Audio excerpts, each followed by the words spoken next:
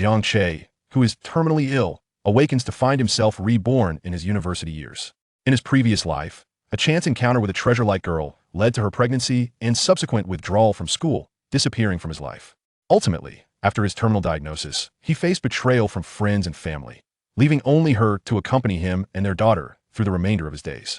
In this life, Jiang Che resolves to amend his past mistakes, stating, "Classmate Chun, I believe residing in the girls' dormitory poses a danger. I have purchased an apartment. Shall we move out and live together?" Chun Wanyu retorts, "Isn't living with you even more perilous?" Jiang Che responds, "Classmate Chun, we are good friends. It is entirely normal for good friends to share a kiss, is it not?" Chun Wanyu remains speechless. Jiang Che continues, "Classmate Chun, I feel our relationship lacks stability. Why not bear me a child to solidify our bond?" Chun Wanyu is left utterly bewildered. Chapter 1. Jiang Che, I thought I would harbor hatred for you. The Central Meteorological Administration predicts that starting tomorrow, a new wave of strong cold air will arrive. This will be the most intense cold snap of the second half of this year. The voice from the radio heralds the arrival of yet another harsh winter. In Jiang City, within the intensive care unit of the municipal hospital, 30-year-old Jiang Che stares blankly at the ceiling above him. This marks the third month since his advanced cancer diagnosis. Reflecting on his experiences over the years, Jiang Che feels as though the world has played an elaborate joke on him.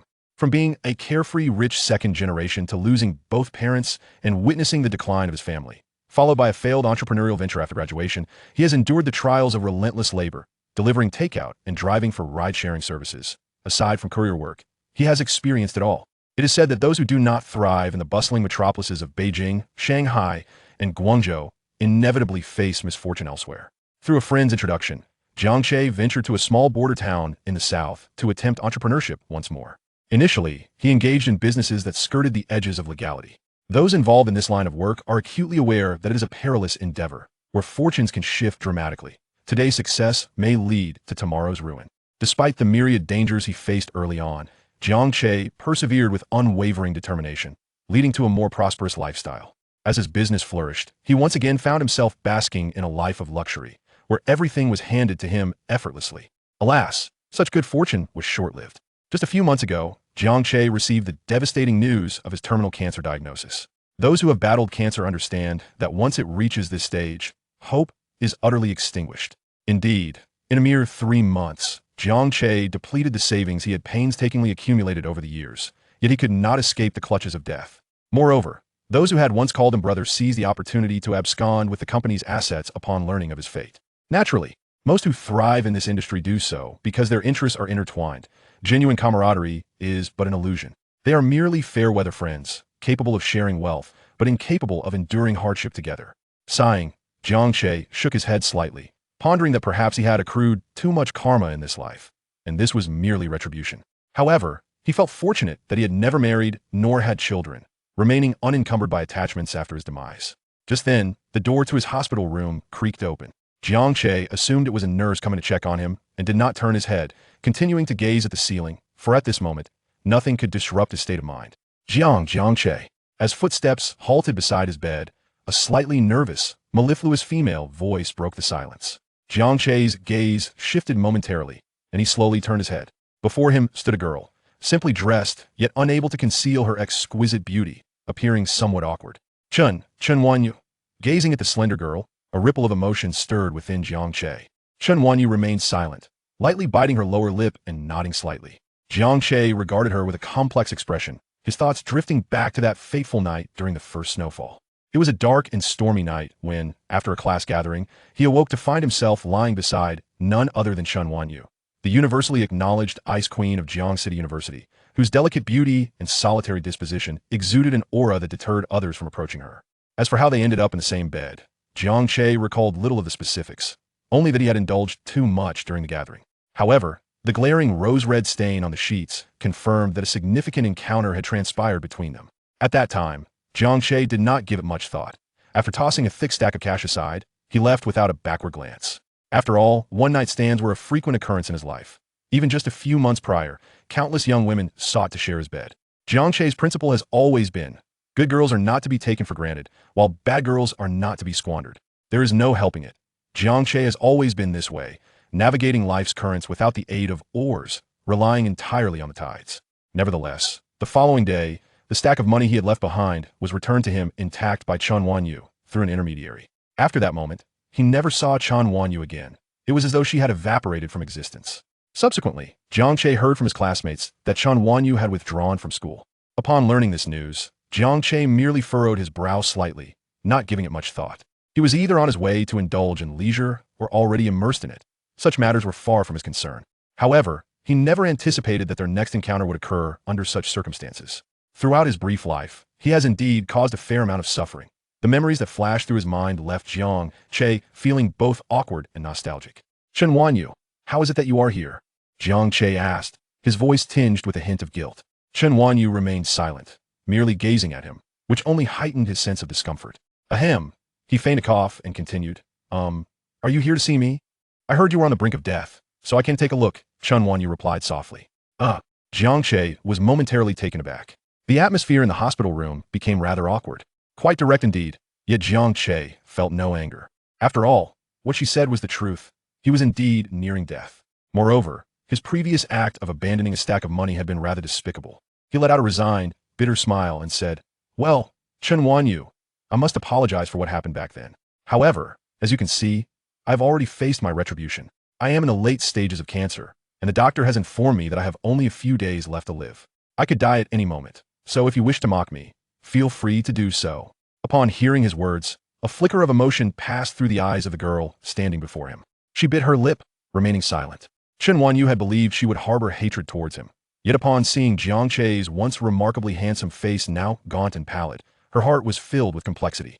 For a time, silence enveloped the hospital room once more, broken only by the rhythmic beeping of the heart monitor. Sigh, perhaps this is indeed retribution. Over the years, he had cycled through countless girlfriends, some heartfelt, some purely physical, and others transactional. He never expected that the one to accompany him in his final days would be Chen Wanyu, the very girl from whom he had taken her innocence, only for her to vanish without a trace, asking for nothing in return. With this thought, Jiang Che felt an even deeper sense of nostalgia. Chen Wanyu, I never imagined we would meet again under such circumstances. If you had arrived a bit earlier, perhaps I could have left you some money. However, I have exhausted all my resources now. Jiang Che spoke with a hint of guilt. Chen Wanyu shook her head and replied, I do not want your money. Upon hearing this, Jiang Che was momentarily stunned, his brow furrowed in confusion. Then why are you here today? Mommy. Just then, a petite figure dashed in from the doorway. Chapter 2, If There is a Next Life, I Will Never Let You Down. Mom? Upon hearing this, Jiang Che turned his gaze. Before him stood a little girl who bore a striking resemblance to Chen Wanyu. Xin, Mommy is here. Chen Wanyu bent down, gently stroking the girl's head, a rare smile gracing her usually serene face. Is this? Chen Wanyu married and had a child? Then why did she come to find me today? Was it merely to witness my misfortune? Yet, if she sought to mock me, why did she bring her child to the hospital? Jiang Che stared in bewilderment at the scene before him, and inexplicably, the more he looked, the more endearing he found the little girl. He felt an overwhelming urge to touch her delicate face. Sensing Jiang Che's confusion, Chen Wanyu stood up and looked at him, while the little girl obediently stood by her side, her large, curious eyes scrutinizing Jiang Che, who lay in a hospital bed, covered in tubes. Chen Wanyu, you're married? Jiang Che asked awkwardly. No. Chen Wanyu shook her head. Huh? Jiang Che was perplexed. Isn't she your daughter? She is. Chen Wanyu affirmed with a nod. This left Jiang Che even more bewildered. No marriage, yet a child? He glanced once more at the exquisite little girl and wondered if. At that moment, Chen Wanyu spoke. She is your daughter. Oh, Jiang Che was momentarily taken aback. The next second, his eyes widened in disbelief. What? You mean she's my daughter? A mix of anxiety and excitement surged through him, accompanied by a profound disbelief. Yes, Chen Wanyu gently nodded, confirming his suspicions. She then looked down at her daughter and said, Yes, she's your daughter. I have a daughter? Jiang Che's heart raced with exhilaration, suddenly understanding why this little girl felt so familiar. It was the undeniable bond of blood. What is her name? Jiang Che turned to the little girl, his eyes filled with affection, his voice trembling with excitement. Chen Wanyu opened her mouth, but upon seeing Jiang Che's eager expression, she corrected herself. Jiang Xin, this life is delightful, a celebration of your existence. Jiang Che, blissfully unaware of Chen Wanyu's subtle change in expression, nodded with a smile. What a lovely name. Noticing Jiang Che's ability to recite the origin of their daughter's name, Chen Wanyu cast him a surprised glance, but refrained from saying more. Instead, She took her daughter's hand and said, Xin called Daddy. Daddy, Daddy, Jiang Xin timidly called out, standing beside her mother. Hearing his daughter utter the word Daddy, Jiang Che felt a sudden warmth in his heart, as if it were melting. Chen Wenyu turned her daughter softly, Xin, go to Daddy. Jiang Xin obediently walked to the bedside, and Jiang Che's emotions settled somewhat. He struggled to lift his right hand and gently caressed his daughter's little face, his voice brimming with love. Come here, my dear daughter, call me again. Daddy, Jiang Xin sweetly repeated. Listening to his daughter's soft voice, Jiang Che's heart swelled with adoration. Is this what it feels like to be a father? The exhilaration surged within him, but the next moment, a pang of sorrow struck him. I have a daughter now, yet I am on the brink of death. In this instant, Jiang Che truly felt that the world had played a cruel joke on him. Anger and despair welled within him. Why didn't I know sooner that I had a daughter?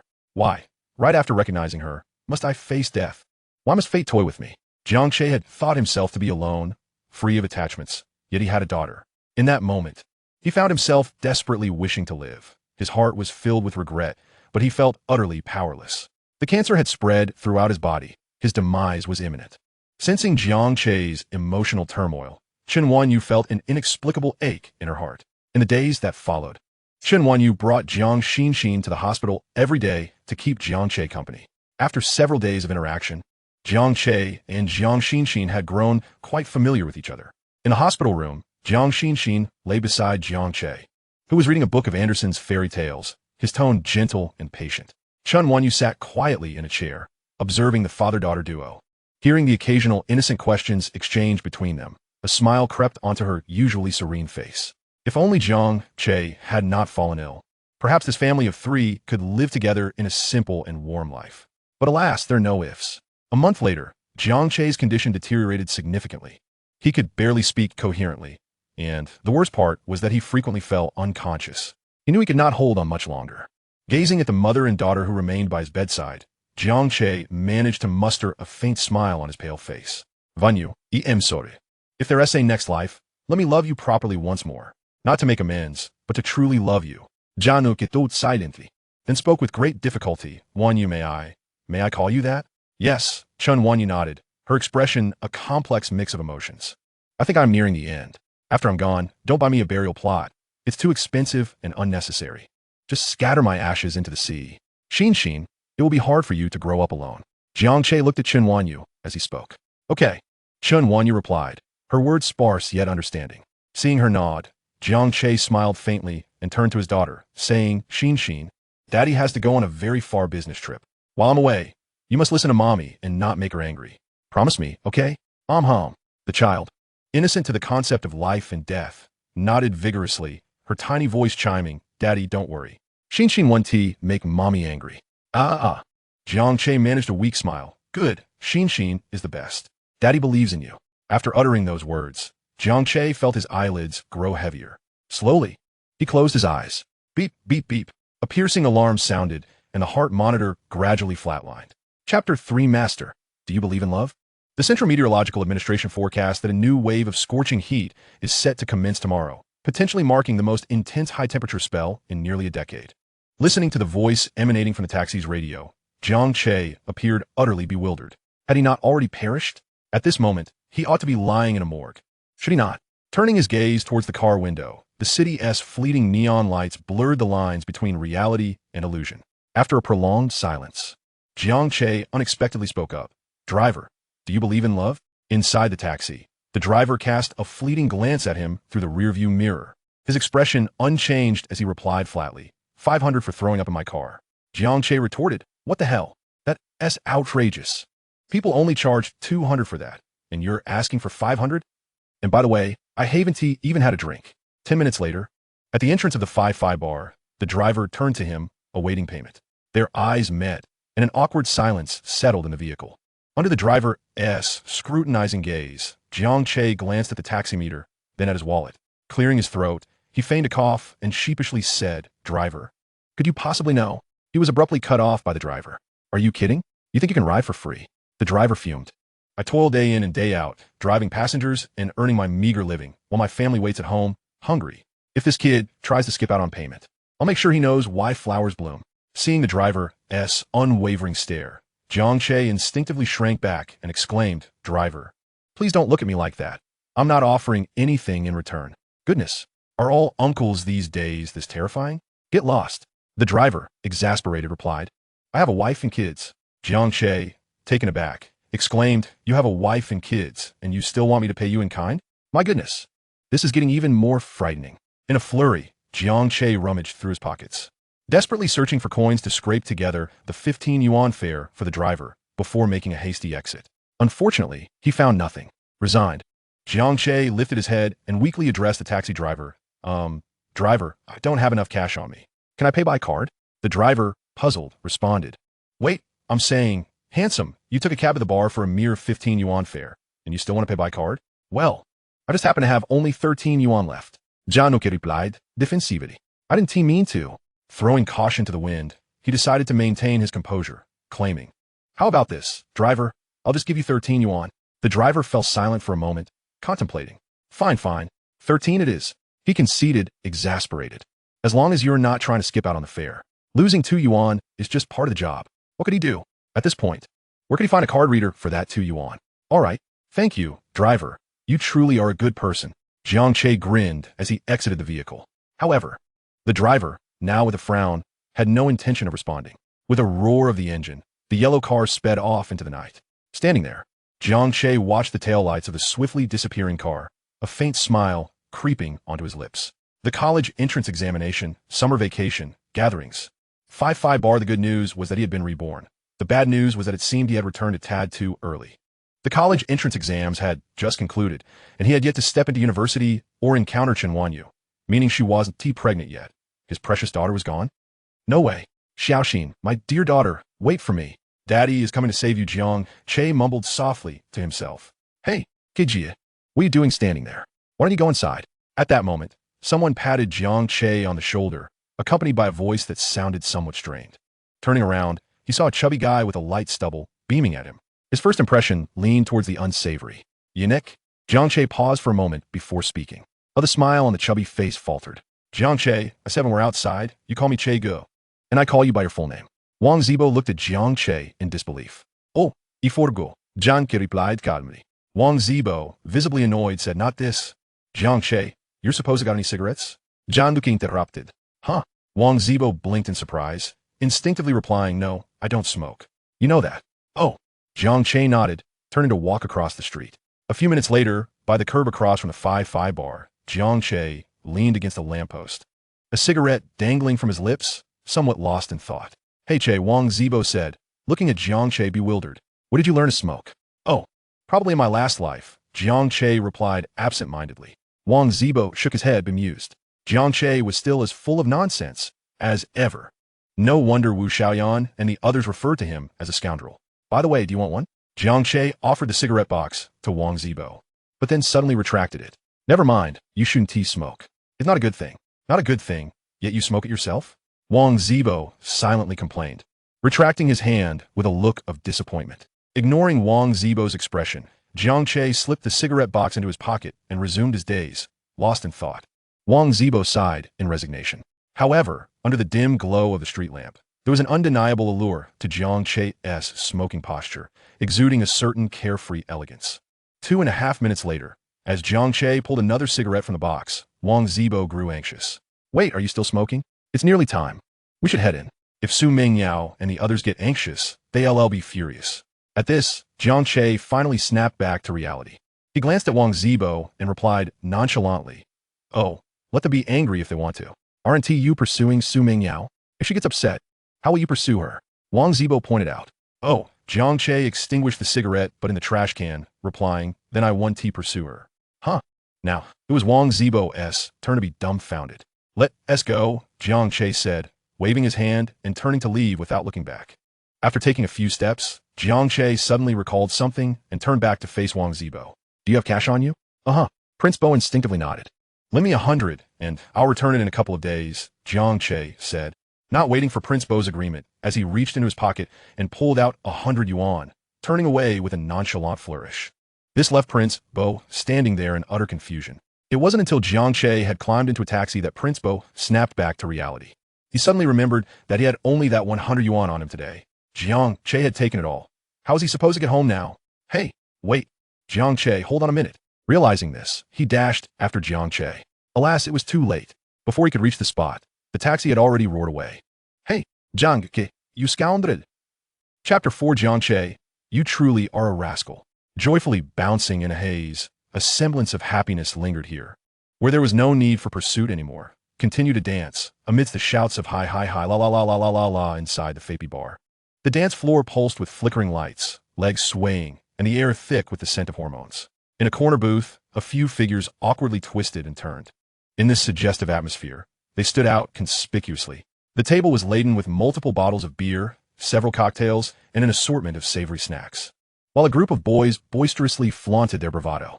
They were clearly a bunch of high school students celebrating their recent exams, their youthful faces radiating a naive foolishness. Hey, Meng Yao, this cocktail is delightfully sweet and sour. It tastes wonderful. And these snacks are quite good too. You should try some. A round-faced girl said to the elegantly made-up girl beside her. The others chimed in, Meng Yao, have some. We're all friends here. No need to be polite. Su Mendia. The class beauty from the third-year class 5 was the epitome of allure among them. Today, she wore a dark-colored dress adorned with white lace around the neckline. Her naturally wavy hair cascading gracefully over her shoulders, while her slender legs were clad in white knee-high socks and finished off with a pair of black Mary Janes, complementing her exquisite features beautifully. Meng Yao, are you hungry? A boy with a center-parted hairstyle approached her, holding a bowl of noodles, and smiled gallantly as he said, This is the noodles I just ordered for you. Please have some. No, thank you. I'm not hungry, Su Meng Yao replied, momentarily taken aback as she glanced at the boy before shaking her head in refusal. Throughout this exchange, her gaze drifted towards the entrance of the bar, clearly distracted. The rejected Chun Feiyu awkwardly touched his nose, but chose not to press further, turning to drink with the other boys instead. There was no display of the entitled rich kid's temper tantrum. After all, with so many people present, Chen Feiyu had to maintain a semblance of dignity. After a while, Su Mingyao's eyes suddenly lit up. Oh my Wang Zibo, you're late. You should take 3 shots as punishment. Yeah, you. Showing up at this hour. We've already had a round. Exactly. It's only fair you take 3 shots first. A chorus of spirited boys, brimming with youthful vigor, cheered. Though somewhat immature and silly, the atmosphere remained lively. I can't believe how hard it was to find this spot. I wandered around for ages, Wang Zibo exclaimed. The bar was dimly lit, and the DJ's music was deafening. He had searched for quite some time before locating the booth for their gathering. Damn it. Drink 3 shots from such large mugs? You must think I'm a fool. That's impossible. As he pondered how to laugh it off, he felt a tap on his shoulder, followed by a clear female voice ringing in his ear. Wang Zibo, startled by the call, he turned to find the class beauty. Su Mingyao. Before he could utter a word, she continued, Why are you here alone? Where's Jiang Che?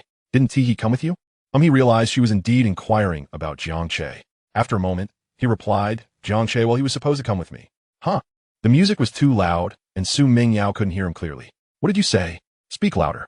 I said I came with Jiang Che, but he suddenly had something to attend to and left. Wang Zibo raised his voice significantly. He left. Su Mingyao's expression shifted as she comprehended, her lovely brows knitting together slightly. Yes, Wang Zibo nodded. Why didn't he tell me? Su Mingyao pressed, her frown deepening. He got a call about something at home and rushed off. He probably forgot to inform you. Wang Zibo lied, noticing her discontent. Damn it, that scoundrel Jiang Che took my money and bolted, and now I'm left to cover for him. Truly a rascal. Upon hearing this, Su Mingyao's expression softened tad, though her delicate brow remained slightly furrowed.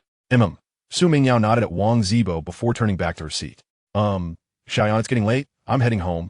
She said to the round-faced girl, Wu Xiaoyan. What? You just got here. Don't leave yet. Wu Xiaoyan, happily gnawing on a savory duck claw, was startled by Su Mingyao's announcement. We've just finished our exams. We should relax a bit longer. Clearly, she was reluctant to depart, especially since the bar snacks were so delectable. It's quite late, and you know my parents don't allow me to stay out too late. If you want to stay longer, I'll head home first, Su Mingyao replied, her brow furrowed. She had only come to this gathering because of Jiang Che. With him absent, she saw no reason to stay. Wu Xiaoyan suddenly noticed a gaze directed at them from a distance. Turning her head, she spotted Wang Zibo looking their way. Wang Zibo, noticing Wu Xiaoyan's look, flashed her a grin. She couldn't help but roll her eyes, but soon understood Su Mingyao's sudden desire to leave. After all, Jiang Che, that scoundrel, was absent. 2.5 minutes later, outside the bar, Wu Xiaoyan watched Su Mingyao, who was busy looking at her phone while walking. Without the bar's lighting to mask it, She could now clearly see that Su Mingyao's expression was not quite pleasant. Mingyao, Wu Xiaoyan couldn't help but call out. Su Mingyao lifted her gaze towards Wu Xiaoyan, noticing her hesitance, and inquired, "What's the matter?" Well, Wu Xiaoyan swallowed hard and replied, "Mingyao, I think you might be getting in too deep." "What do you mean?" "Sumen afroen involutia." "Mingyao, Jiang Che is not a good person. I believe it would be wise for you to tread carefully." Wu Xiaoyan hesitated before speaking up, unwilling to see her dear friend suffer from heartbreak. However, as soon as those words left her lips, Su Mingyao's expression darkened further. Jiang Che was notorious in their class, a well-known playboy at school. How could Su Mingyao possibly be unaware of this? Yet, she found it hard to resist the allure of his striking appearance. Standing at 185 meters tall, with a face resembling the handsome Wu Yinzu, it was no wonder that anyone would be captivated by him. In the throes of youthful infatuation, what girl wouldn't dream of being with a wealthy, handsome gentleman? When Jiang Che had initially approached her with interest, she had felt a flicker of delight. Moreover, Su Mingyao considered herself not lacking in beauty. What if she were that unique person in Jiang Che's eyes? The one who could inspire him to change his ways and treat her differently? Noticing Su Mingyao's silence, which seemed to indicate irritation, Wu Xiaoyan hurriedly attempted to clarify. "Mingyao, what I mean is..." Yet before she could finish, Su Mingyao interrupted her. "You need not explain. I am perfectly aware of the situation. Furthermore, whether Jiang Che is a good person or not bears no relevance to me. It is he who is pursuing me, not the other way around. And I have never claimed to have feelings for him, have I?" Su Mingyao's tone turned somewhat frosty. "Thus, your concerns are entirely unwarranted." Wu Xiaoyan faltered, momentarily at a loss for words. Beep beep. At that moment, a BYD ride-hailing vehicle came to a gentle stop before them. No need for further discussion. The car has arrived. Let's get in. Su Mingyao walked over, opened the door, and took her seat inside. Wu Xiaoyan, witnessing this, opened her mouth slightly, but ultimately chose to remain silent. Chapter 5. Could it be that he's been possessed by some unclean entity? That evening, at 11:30, Binhai Bay Community, Building 3, Unit 3, Apartment 1510. Standing at the entrance, Jiang Che gazed at the somewhat peeling security door, feeling a sudden sense of disorientation, as if he had traversed through time. Well, such feelings were only fitting, considering he had indeed lived another lifetime. Speaking of which, at this hour, his parents should be home, right? A year ago, they had moved from their spacious apartment to this aging community, claiming it was for his convenience as he prepared for the upcoming college entrance examinations. Jiang Che had taken their words at face value. It was only later that he discovered the troubles plaguing their family business had begun around that time, and the apartment had long been mortgaged to cover debts owed to workers. The family's decline seemed to have commenced from that very moment. After his college entrance examinations, he had indulged in a life of excess, continually extracting funds from his parents to indulge in frivolities, while they, in a bid to shield him from worry, acquiesced to his every demand. Meanwhile, his parents tirelessly labored to salvage their factory from impending doom. It wasn't until Jiang Che's second year of college, during a business meeting, that a sudden car accident claimed his parents' lives, propelling him into a world of grief. While he was merrily flirting with girls at a bar, he received a call from the hospital, which he initially dismissed as a scam, continuing his revelry until he received a call from the police station, prompting a hurried rush to the hospital. It was only upon seeing his parents' cold bodies in the morgue that he comprehended the gravity of his naivete. Arranging his parents' funeral, he finally grasped the dire financial situation of his family, drowning in debt. Reflecting on his previous extravagant lifestyle, he felt a pang of guilt for his past irresponsibility. Subsequently, creditors and banks, having heard the news, began to hound him for repayment. With no other option, he was compelled to sell the family factory. Yet even that sale did not suffice to clear all debts, leaving him with a shortfall of approximately $2 million. Fortunately, the creditors, moved by the recent loss of his parents, did not pressure him too harshly, allowing him a decade to repay the debts in installments. Thus, Jiang Che embarked on a frenzied quest to earn money, transforming from an envied rich heir to a beleaguered worker. However, in this world, money was not easily acquired. After 2.5 years of relentless labor, he gazed at his bank account, which barely exceeded 6 figures, and realized that in a society driven by competition, mere labor bore little fruit. To truly amass wealth, one had to embrace the role of a ruthless capitalist. Armed with his meager savings, he ventured into entrepreneurship, only to face inevitable failure, leading to even greater debts. It was only after he braved Fangqinggang that he finally cleared both his family's and his own debts. Now, fate had granted him a second chance. Jiang Che was determined not to allow tragedy to repeat itself. This time, he aimed not only to rescue his parents, but also to save the family factory. And how would he achieve that? Clearly, through money. With 2.5 years remaining until his parents' misfortune, there was still ample time. Having been reborn, Jiang Che was acutely aware of the trends across various industries. Coupled with his experiences in fanfictionaudiobook, navigating the murky waters of legality, he had countless methods to generate wealth. Making money. No one understood it better than Jiang Che. Yet, upon his rebirth, Jiang Che found that his obsession with wealth had diminished. After all, who would remain solely focused on riches after being given a second chance at life? Some things could not be compensated for by money, family, a spouse, a daughter. Jiang Che resolved to find Shan Wanyu ahead of time. In this life, he would harbor no regrets. Shaking his head, he tried to cast aside the chaotic memories of his past life. However, the thought of reuniting with his parents after so long filled him with both excitement and trepidation. He feared that this might all be a mere dream. Taking a deep breath, Jiang Che steadied his emotions, then retrieved his keys and opened the door. As soon as he stepped inside, he heard the familiar voices of his parents in the living room, prompting him to call out joyfully, "Dad, Mom, I'm back." Upon hearing his voice, the couple conversing on the sofa halted abruptly. Their brows, which had been furrowed, momentarily brightened with surprise upon seeing Jiang Che. "Son, what brings you back?" Yi Meiling asked, her tone laced with astonishment. Beside her, Jiang Jiangwo regarded Jiang Che with a look that mirrored his wife's surprise. Hearing his mother's words, Jiang Duque momentarily faltered. Indeed, this was a familiar warmth he had missed. His mother was still the same mother. In an instant, the slight sense of unfamiliarity that Jiang Che had felt vanished completely. He couldn't help but chuckle wryly, saying, "No, Mom, look at how you're phrasing it.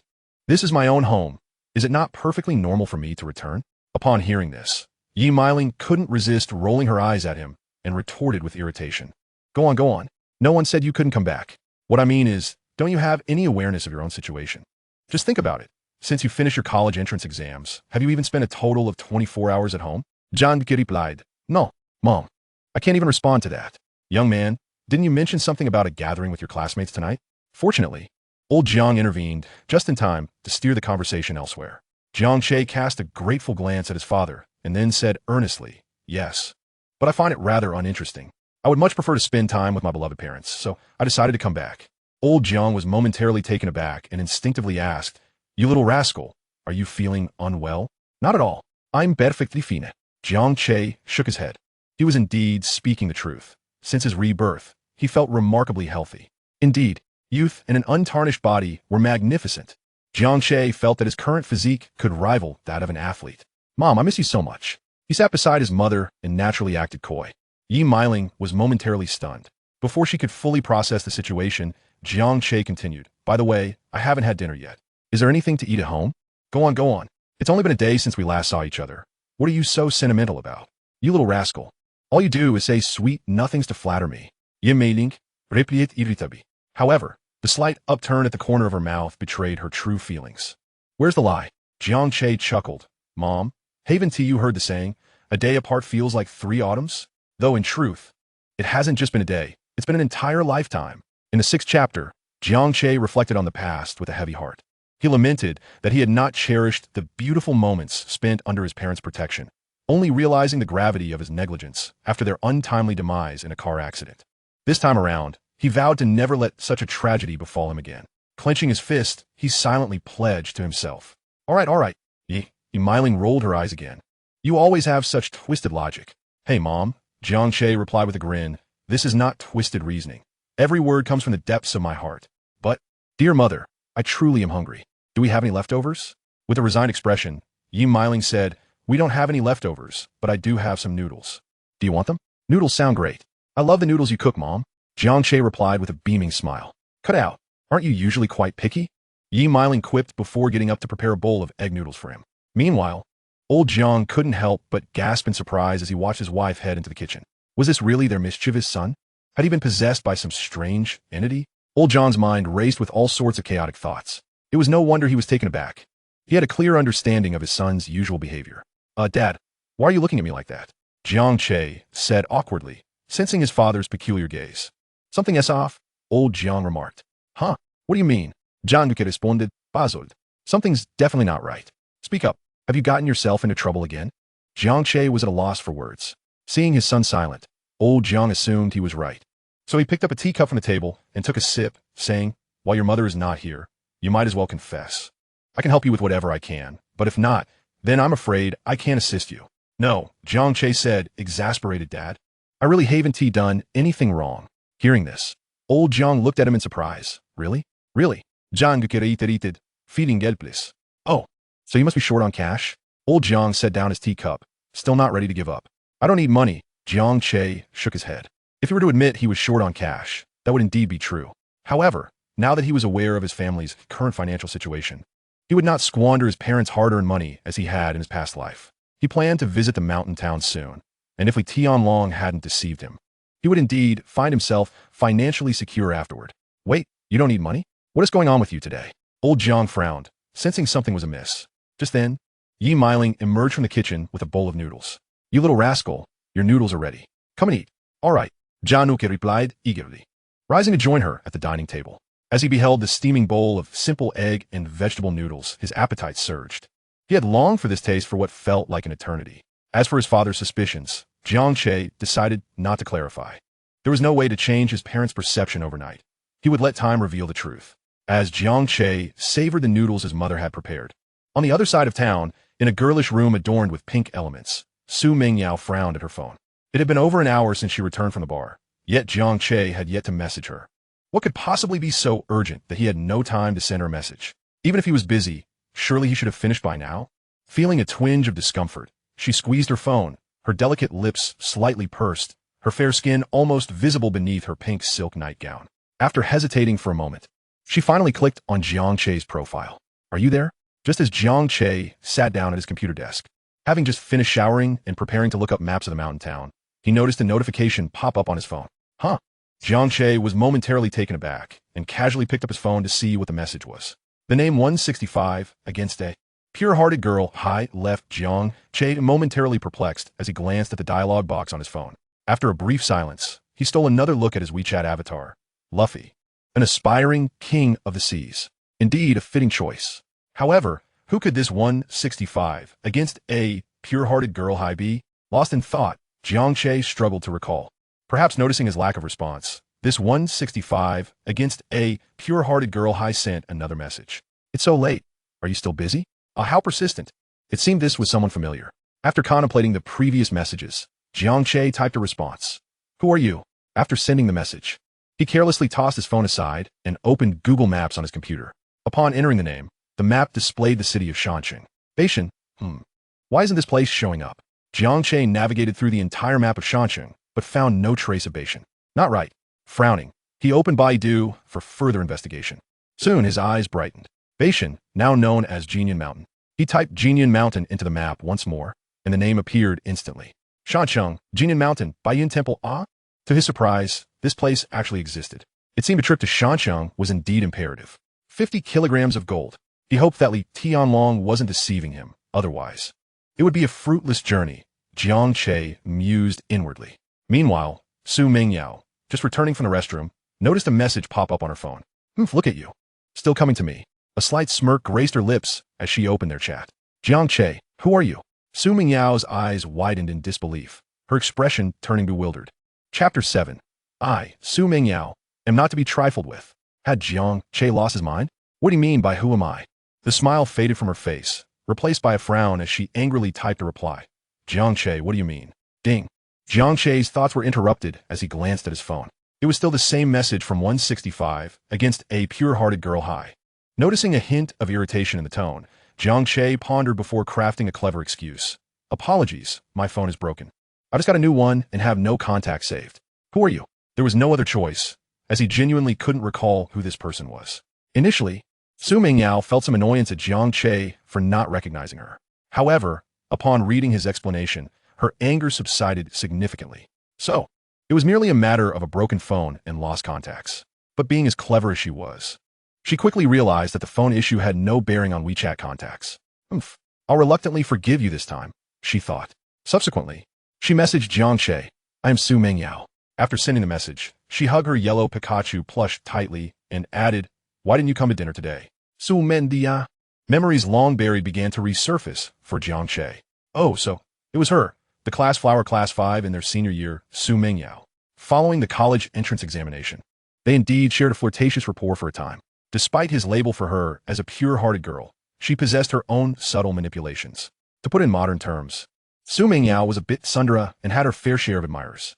Jiang Che was aware of this, as they engaged in a delicate push and pull throughout the summer until the start of university, neither daring to break the stalemate.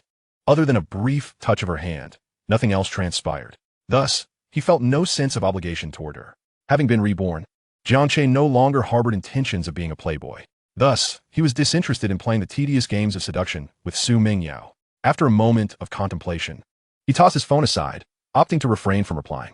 Instead, he focused on booking a flight for the next day to Shancheng, eager to finalize matters. 50 kilograms of gold. Given the current domestic gold price, it should amount to approximately 30 million. 30 million, while not an enormous sum, would alleviate his financial worries for quite some time. Once this matter concluded, Jiang Che planned to wait for university to commence, where he would finally meet his future wife, Chen Wanyu. Indeed, he unashamedly equated her with his future spouse. There was no denying it. His ambition was formidable. However, he wondered if meeting Wanyu early might alter the future's trajectory. What if, heaven forbid, he lost his beloved daughter, Xin? Jiang Che found himself mired in indecision. After considerable contemplation, he resolved to seek out Chen Wanyu beforehand. Having been reborn, he believed the future's course had already begun to shift. Moreover, he was unwilling to wait any longer. If only he knew where Wanyu's hometown was, he would fly there immediately. Reflecting on this, Jiang Che felt a pang of guilt. Having lived 2 lifetimes, he still didn't know where Chen Wanyu's family resided. What a failure. Wanyu, Xin, in this life, I will protect and cherish you both. Jiang Che silently vowed. With parents still alive, a harmonious family, and a loving wife and children, the future appeared bright. As these thoughts filled his mind, a faint smile crept upon Jiang Che's lips. Meanwhile, in Hanlin community, Su Mingyao noticed Jiang Che's prolonged silence in response to her message. Her beautiful brows knitting together once more. What was Jiang Che's intention? Why had he not replied? Her previously improved mood soured instantly. With the college entrance examination behind them, what could possibly keep him so busy that he couldn't even respond? Had something happened to him? Should she call to check on him? No, that wouldn't do. Initially, he was the one who pursued her. If she reached out now, it would seem as though she were chasing him. Furthermore, he had just been in the midst of responding, indicating he was likely unharmed. Suddenly, she recalled his excuse about the broken phone. Wait a minute. That's just a flimsy excuse. He must be doing this on purpose. Su Mingyao grew increasingly irate as her thoughts spiraled. Was Jiang Che playing the game of feigned indifference to provoke her into seeking him out? Absolutely not. Su Mingyao was not the type to be easily manipulated. If he chose to ignore her, she would reciprocate the silence. He harbored the hope that she would take the initiative to reach out. Not a chance. Let us see who could endure the longest. Having resolved this in her mind, Su Mingyao dismissed Jiang Che entirely. She tossed her phone aside to charge and lay down to slumber. The next day, at 10:30 in the morning, sunlight streamed through the white lace curtains. Caressing her face, Jiang Che abruptly opened his eyes, gazing at the tangled poster of Lun above him. Initially bewildered, he soon came to his senses. Goodness, what kind of person decorates their ceiling with posters? Jiang Che felt a surge of embarrassment at his past eccentricity. However, a sigh of relief escaped him, for he had not awakened in the cold, sterile hospital bed filled with tubes. Last night, he had harbored fears of waking up back in his previous life. Fortunately, fate had spared him this time. He had truly been reborn. Turning to the window, he noted the sun already high in the sky. Today promised to be yet another splendid day. A smile graced Jiang Che's lips as he sprang upright from his bed like a carp leaping from the water. He swiftly donned his shirt and exited his room. In the living room, his mother, Yi Meiling, was engrossed in balancing the books. Upon noticing Jiang Che's emergence, she glanced at him and remarked nonchalantly, Well, Jiang Shao, you're awake? Good morning, Mom, Jiang Che replied with a faint smile. Is there breakfast? In response to his mother's teasing, he did not react with anger as he might have in his past life. TCH, it's hardly morning anymore. Just look at the time. It's almost noon. Breakfast? None left, but there are some cold noodles in the thermos. Take it or leave it, Yi Meiling retorted, her tone slightly brusque. Yet Jiang Che understood that she meant no harm. Her manner of speaking was simply her way. Of course, this tone was reserved exclusively for him.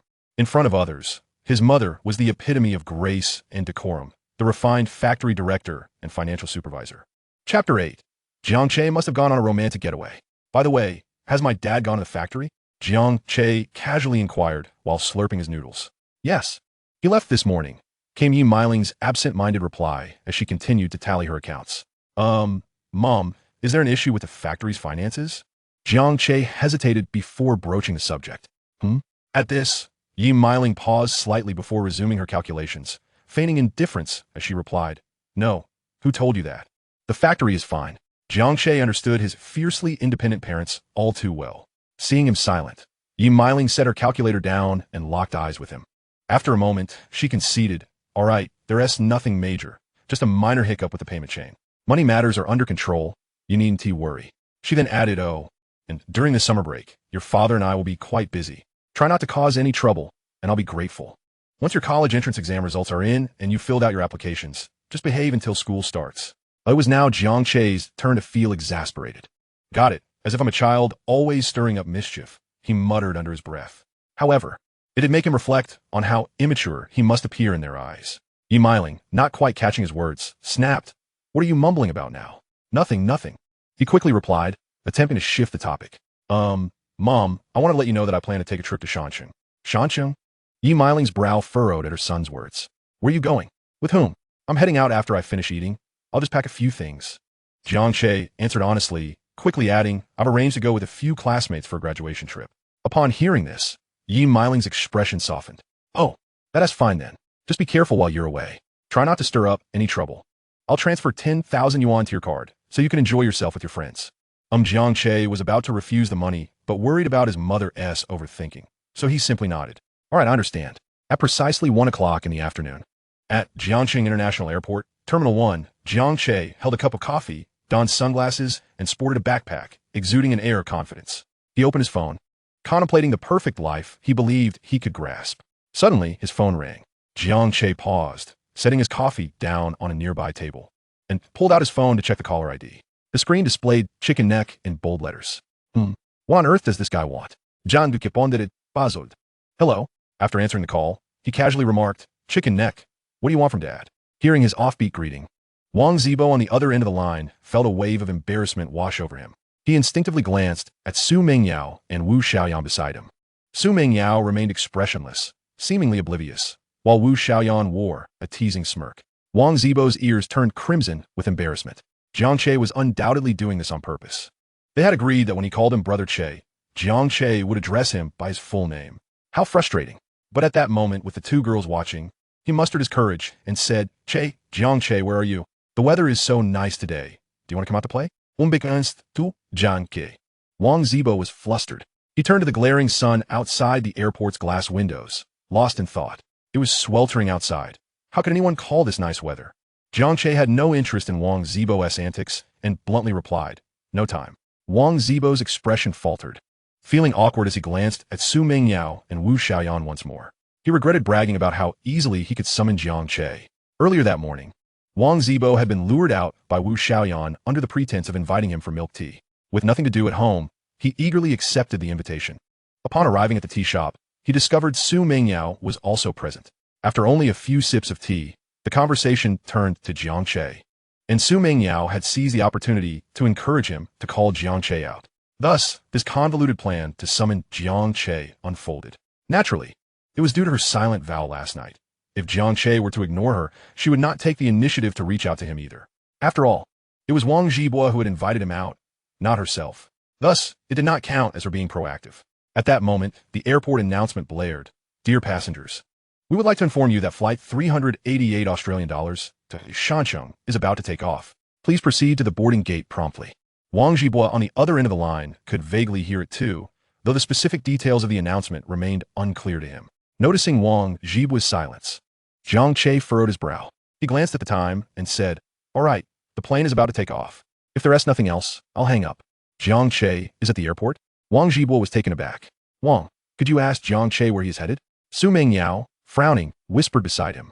Jiang Che, on the other end of the call, seemed to have heard a female voice but did not dwell on it. "Ahem, Jiang Che, you're at the airport? Where are you going?" Wang Zibo inquired. "To find my wife," Jiang Che replied casually. Wang Zibo was left utterly bewildered. Not just him, but Su Mengyao and Wu Xiaoyan beside him felt the same confusion. "I have to go now. I'm boarding," Jiang Che stated, promptly hanging up, uninterested in further conversation with him. Meanwhile, in the milk tea shop, Wang Zibo observed the visibly distressed Su Mengyao in silence. Damn it, Jiang Che is as reckless as ever with his words. I told you, this guy is unreliable. Wu Xiaoyan, having regained her composure, remarked with a smirk. Su Mendia, ignoring her, turned to Wang Zhibua and asked, Wang, do you know where Jiang Che is going? Wang Zhibua shook his head at Su Mingyao's inquiry. How could he possibly know Jiang Che's whereabouts? However, he couldn't shake off the feeling that since last night, something seemed off about Jiang Che, though he couldn't pinpoint what it was. To find his wife, Wu Xiaoyan's thick glasses glinted with realization. She suddenly turned to Su Mingyao and said, Mingyao, Jiang Che must be going to meet his online girlfriend. He is going to meet her in person. Upon hearing this, both Su Mingyao and Wang Zhibua turned to her in unison. I have my reasons. Wu Xiaoyan earnestly reasoned. Just think about it. Jiang Che just said he is going to find his wife, and he is taking a flight. He must be going to meet someone he has been dating online. Su Mingyao's expression darkened further at her certainty, while Wang Zhibua, understanding the gravity of the situation, chose to remain silent. Others may not have known, but given Wang Zhibua's understanding of Jiang Che, it was entirely plausible that he could indeed do something like this. Chapter 9. You bully my wife. And you dare to ask who my father is? Yes, I'm sorry, I didn't mean to. Is saying sorry enough? You little brat. Do you have any idea how much this outfit cost me? 38,000. Pay up. If you don't, no one is leaving today. Jiang Che was waiting in line to board when a loud commotion suddenly erupted in front of him, loud enough to penetrate even his earphones. The situation unfolded abruptly, causing a bottleneck at the boarding gate where people found themselves unable to move forward. That poor girl. What terrible luck for her cup to leak at this moment.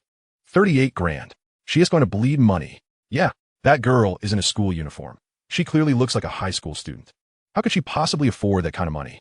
38,000 for a piece of clothing? Is this person out of their mind? Honestly, if you're blocking the boarding gate, you should just let us board, right? I'm in a hurry. This is delaying the flight. Who is going to take responsibility for that? Listening to the crowd's chatter, Jiang Che couldn't help but frown. The airport staff's efficiency was indeed rather low.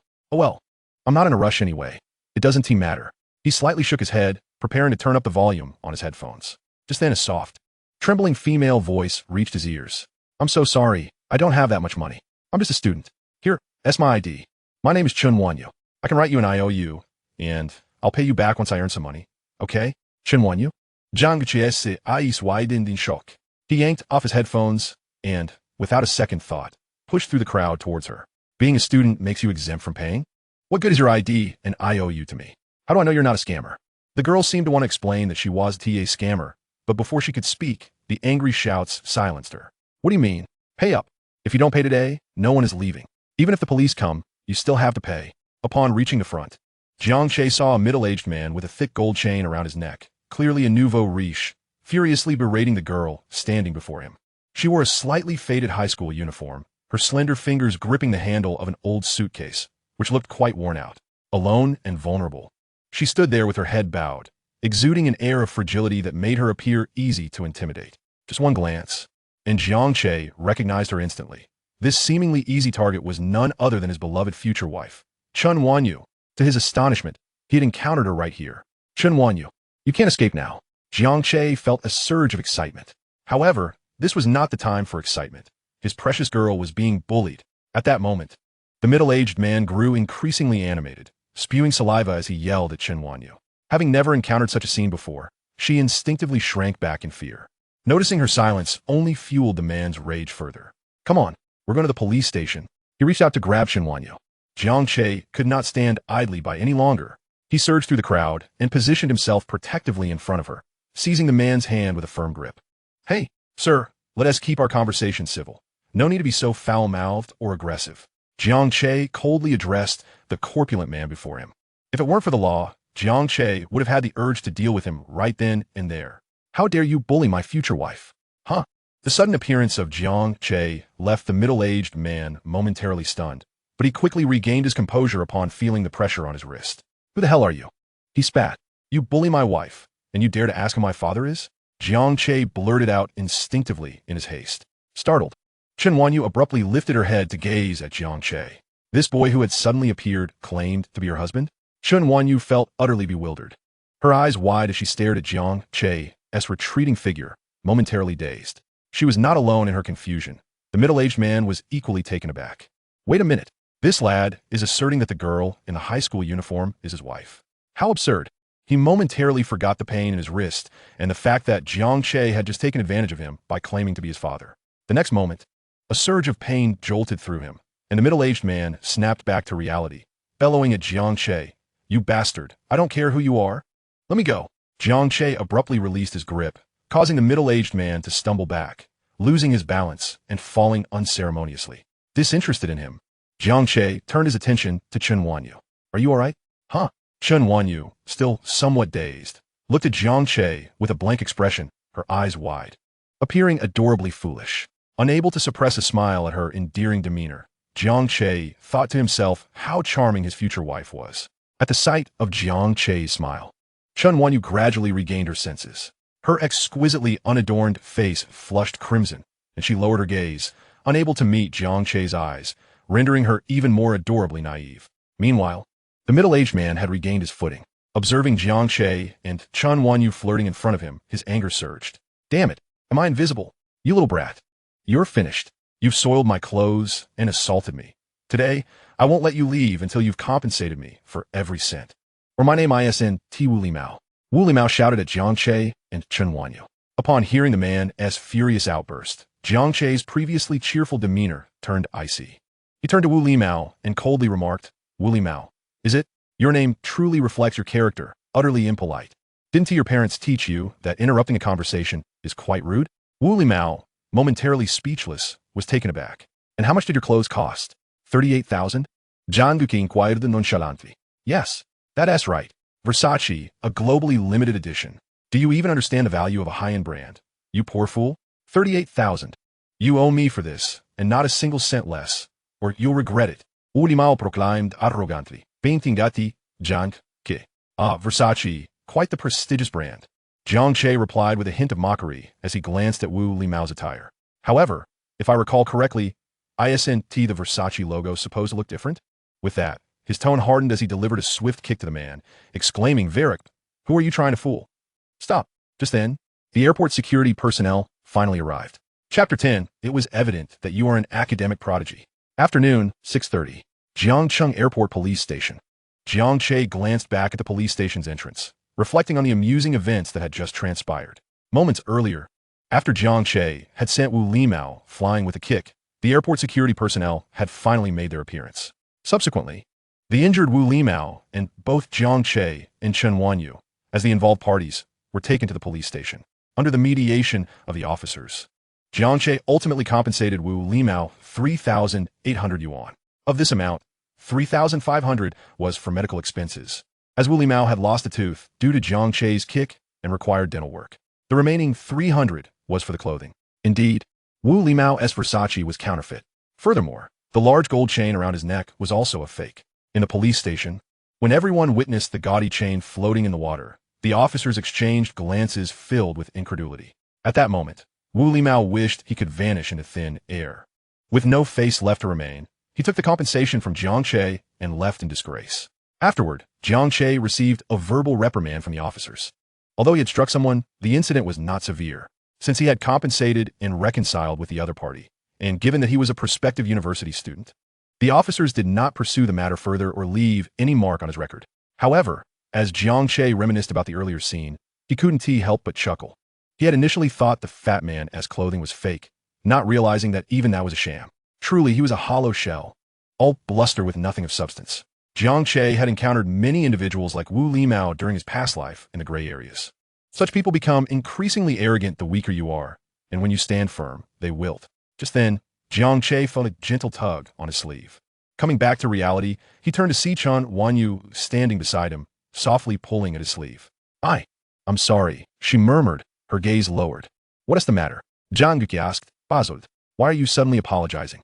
Feeling guilty for causing Jiang Che to miss his flight, and for the 3,800 yuan he had to pay, Chen Wanyu's heart weighed heavily. I don't have the money right now. Can you give me your contact information? I'll pay you back once I have enough," she said earnestly, lifting her gaze to meet Jiang Che's. Jiang Che was momentarily taken aback by her insistence. He then waved his hand dismissively. "No need. This money is not your concern. I was the one who got into a scuffle with that fat man, so the compensation is solely my responsibility." Chen Wanyu shook her head, countering, "Though that may be the case, you were involved because of me, so I must repay you." "Wait a moment," Chen Wanyu said, then opened her somewhat worn suitcase and pulled out a notebook and a pen. Jiang Che watched her actions, bewildered. After a couple of minutes, She handed Jiang Che a neatly written piece of paper. A promissory note? Yes, she nodded seriously. Debtor, Chen Wanyu. ID number, 5002 XXXXXXXXXXXXXX. Lender, Jiang Che. Chen Wanyu, the debtor, owes the lender Jiang Che a total of 3,800 yuan due to personal reasons as of June 20th, 2014. This document serves as proof. Debtor, Chen Wanyu. Contact number, 133X times X times X times 89. Date, June 20th, 2014. The promissory note was drafted in duplicate, with each party retaining a copy, both bearing equal legal weight. Upon reading the content, Jiang Che found himself both amused and bewildered. After a prolonged silence, he finally looked up at Chen Wanyu and remarked, "Not bad. The format is quite standard. It's evident that you are an academic achiever." Chen Wanyu's cheeks flushed slightly. In the final moments of their previous life, Jiang Che gained a semblance of understanding regarding Chen Wanyu's character. He realized that if he were to refuse the promissory note, the girl would be plagued by unease. Thus, he spoke, "Very well, I shall accept the note. However, the amount requires adjustment." With that, he took the pen from Chen Wanyu's hand and altered the sum on the note to 1,900 yuan. "Since I was the one who struck you, it is only fair that I partake in the compensation. Half each, does that not seem reasonable?" Jiang Che regarded Chen Wanyu with a serious demeanor, adding, "By the way, do amend your note as well." He then effortlessly took the other promissory note from her grasp and began to make the necessary modifications. Chen Wanyu stared at the Jiang Che, her mouth slightly agape, yet in the end, she uttered no words. All done, Jiang Che folded the revised note and tucked it into his pocket, then turned to Chen Wanyu and inquired, "What are your plans moving forward?" His query was naturally aimed at discerning where she would be residing. Unfortunately, during their time at the police station, both had learned that although their flight tickets had not been canceled, they had merely been rescheduled for the following day. Thus, flying to Shanxing today was out of the question. Furthermore, due to the circumstances surrounding their delay, the airline would not offer them any compensation for lodging or inconvenience. Jiang Che was unconcerned, as he could return home. However, he remained unaware of Chen Wanyu's living arrangements. Moreover, he was intrigued as to why she had appeared in Jiang City. Earlier, at the police station, he had discovered that Chen Wanyu was not a local. Her identification revealed her residence to be in a place called Beishan Town in Shanxing. It was somewhat embarrassing, given their 2 lifetimes together. This was Jiang Che's first realization that Chen Wanyu hailed from Shanxing. Yet, he pondered, were not the girls from Shanxing supposed to be fiery and spirited, akin to those from the treacherous mountains of Shu? Why did Chen Wanyu seem so delicate and vulnerable, as if easily intimidated? This left Jiang Che in a state of confusion. When Jiang Che posed his question, Chen Wanyu found herself at a loss for words. However, she had already contemplated her lodging for the night during their time at the police station. She intended to spend the night dozing in the airport terminal, awaiting her flight the following day. Unfortunately, her funds were nearly depleted.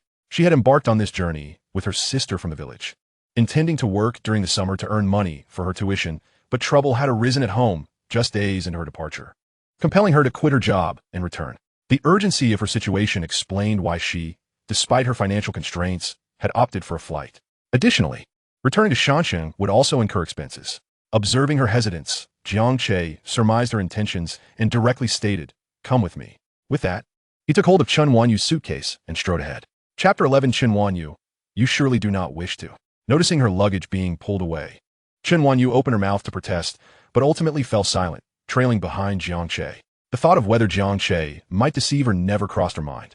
At the police station, she had learned that Jiang Che was also a recent high school graduate, and given that he had just assisted her and was now her creditor, she felt a sense of trust towards him. Besides, she had no money and nothing of value that Jiang Che might wish to swindle. In her heart, she had firmly concluded that Jiang Che was a good person. At that moment, Jiang Che remained oblivious to the fact that he had already earned a good person card from Chen Wanyu. With one suitcase in each hand, he marched forward confidently.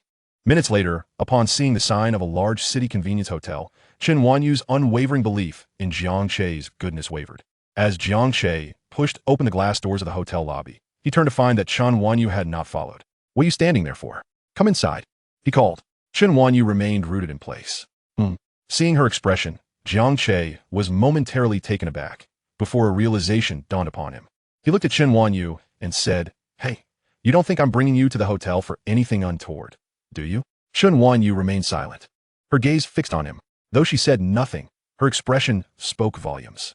No, Chimbanyu. Jiang Che exclaimed, exasperated. If we don't go to the hotel, where are we supposed to stay tonight? Surely you do not expect me to take you to a cyber cafe for an all-nighter? Just as he finished speaking, he noticed Chun Wanyu nodding in agreement. What on earth?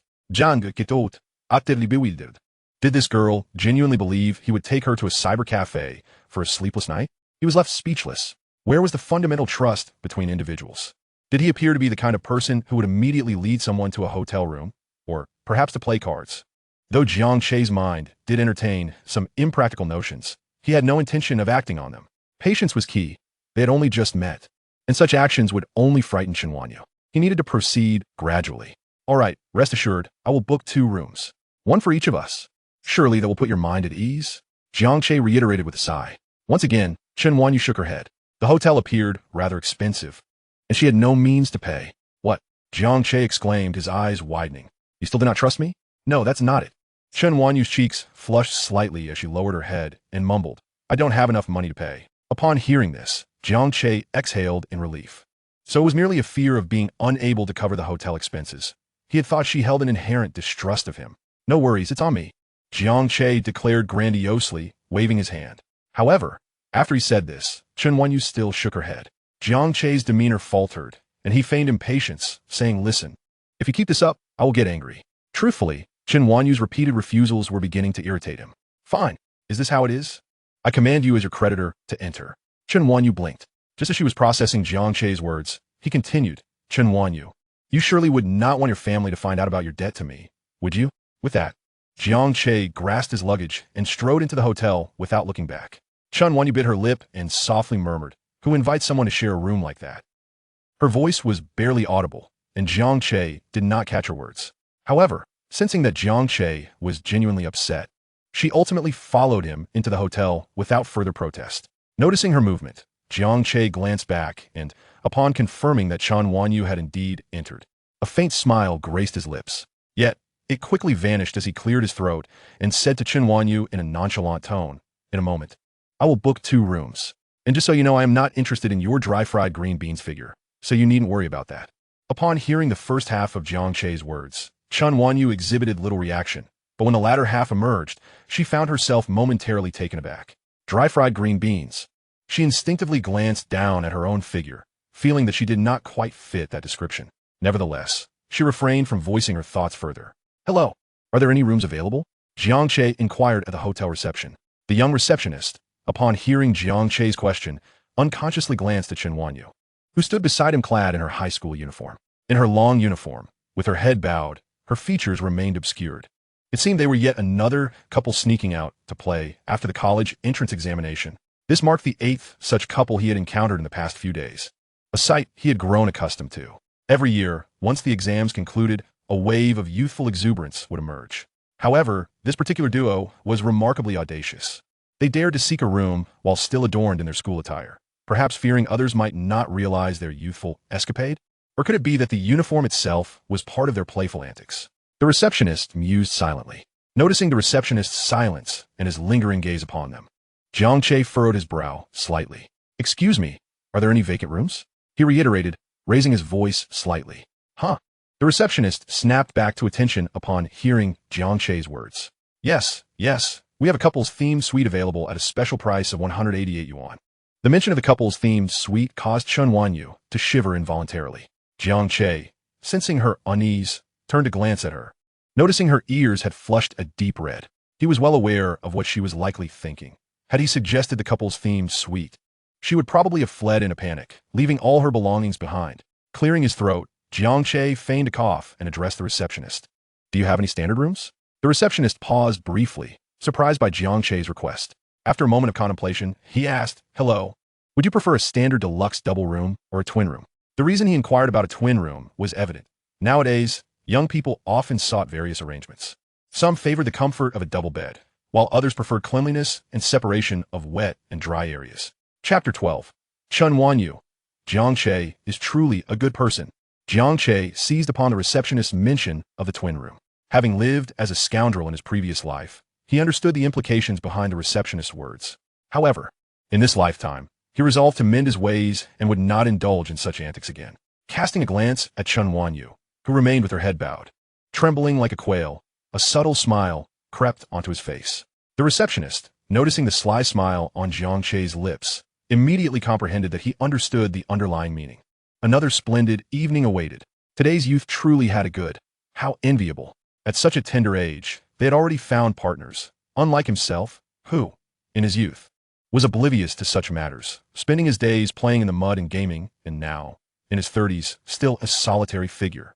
Sighing, he felt a pang of self-pity for 30 seconds.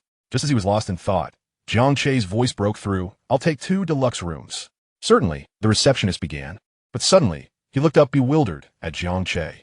"Excuse me, did you just say 1 room or 2? 2 deluxe rooms," Jiang Che replied with a sidelong glance. His tone indifferent.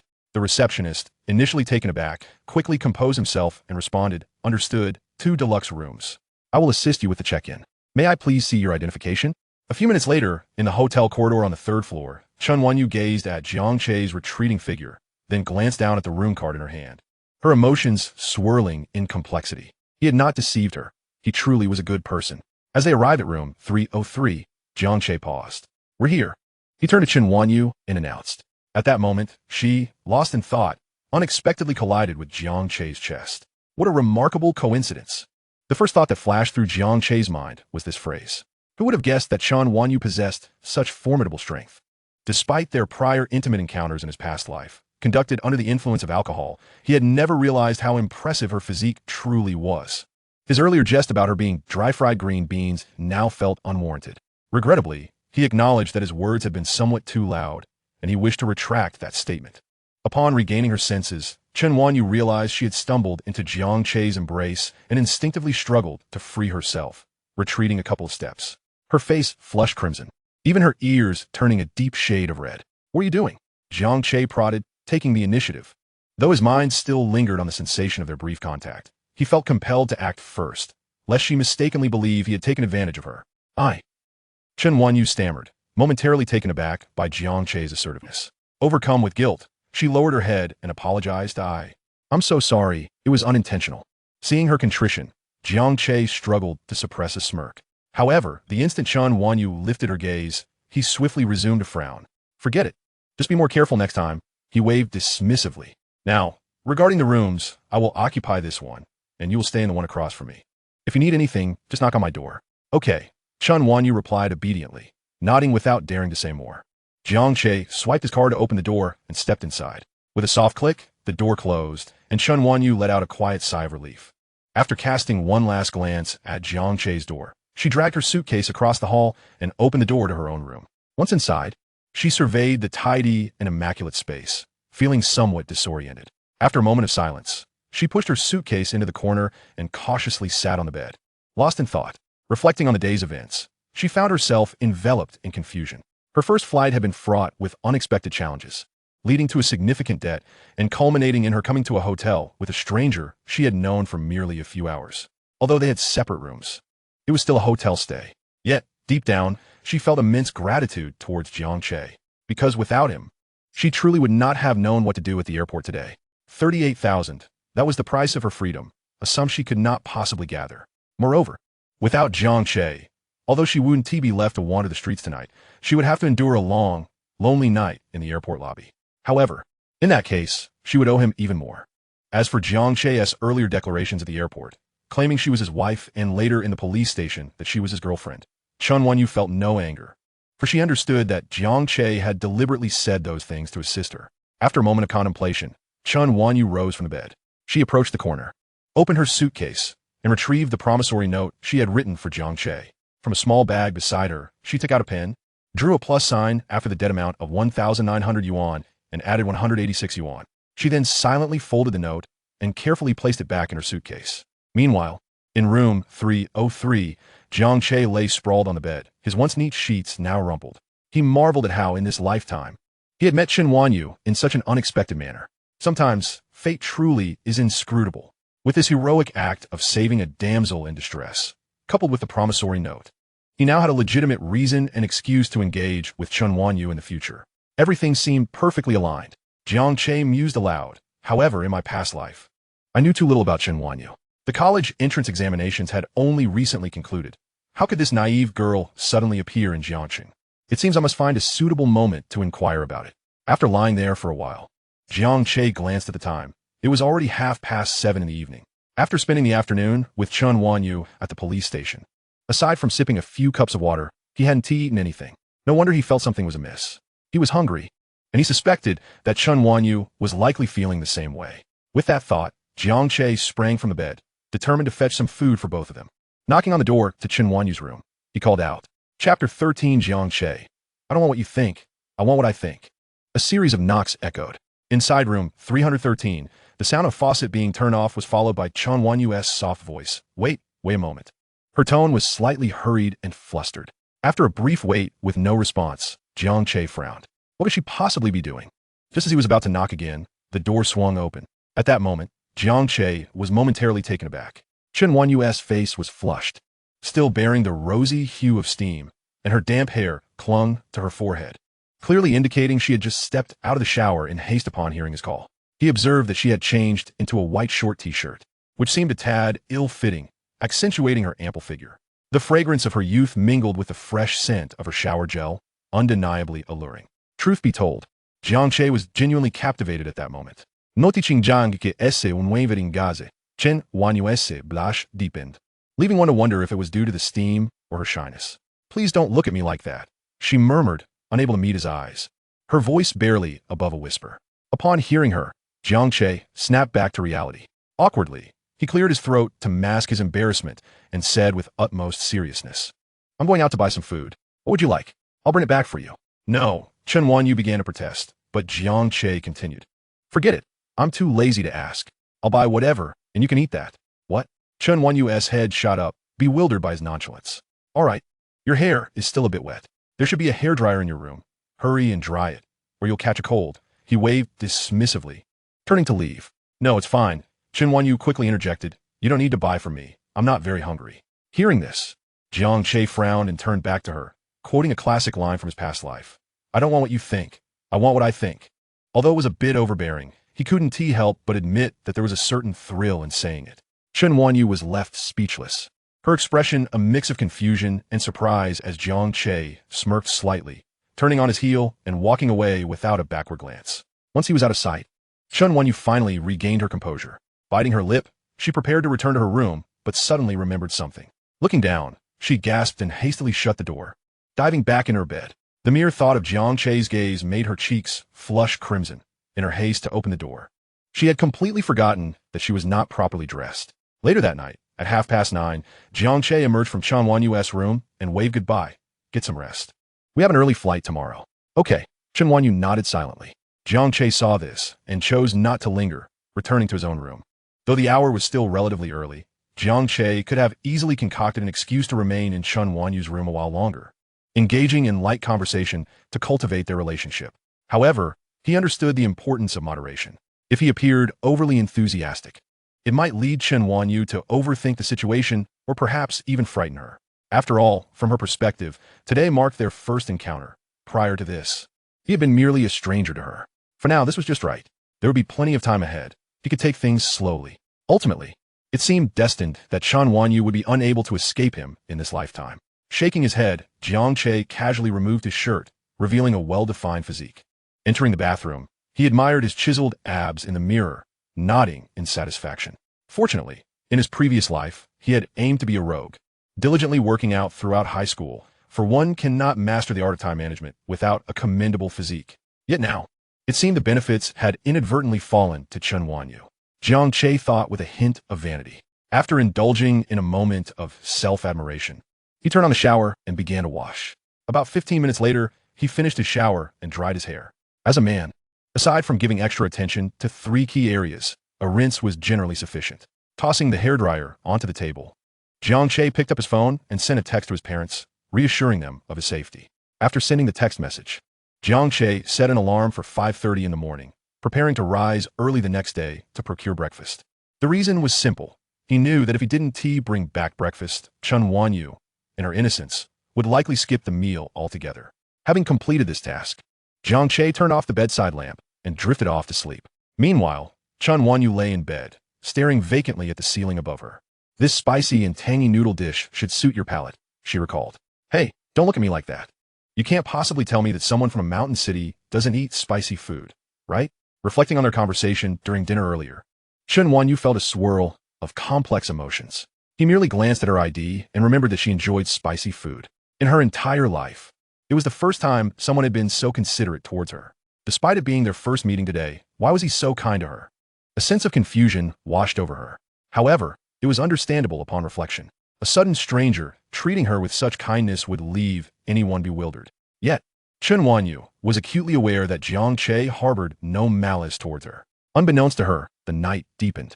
After a tumultuous afternoon, she finally relaxed and gradually succumbed to slumber amidst her swirling thoughts.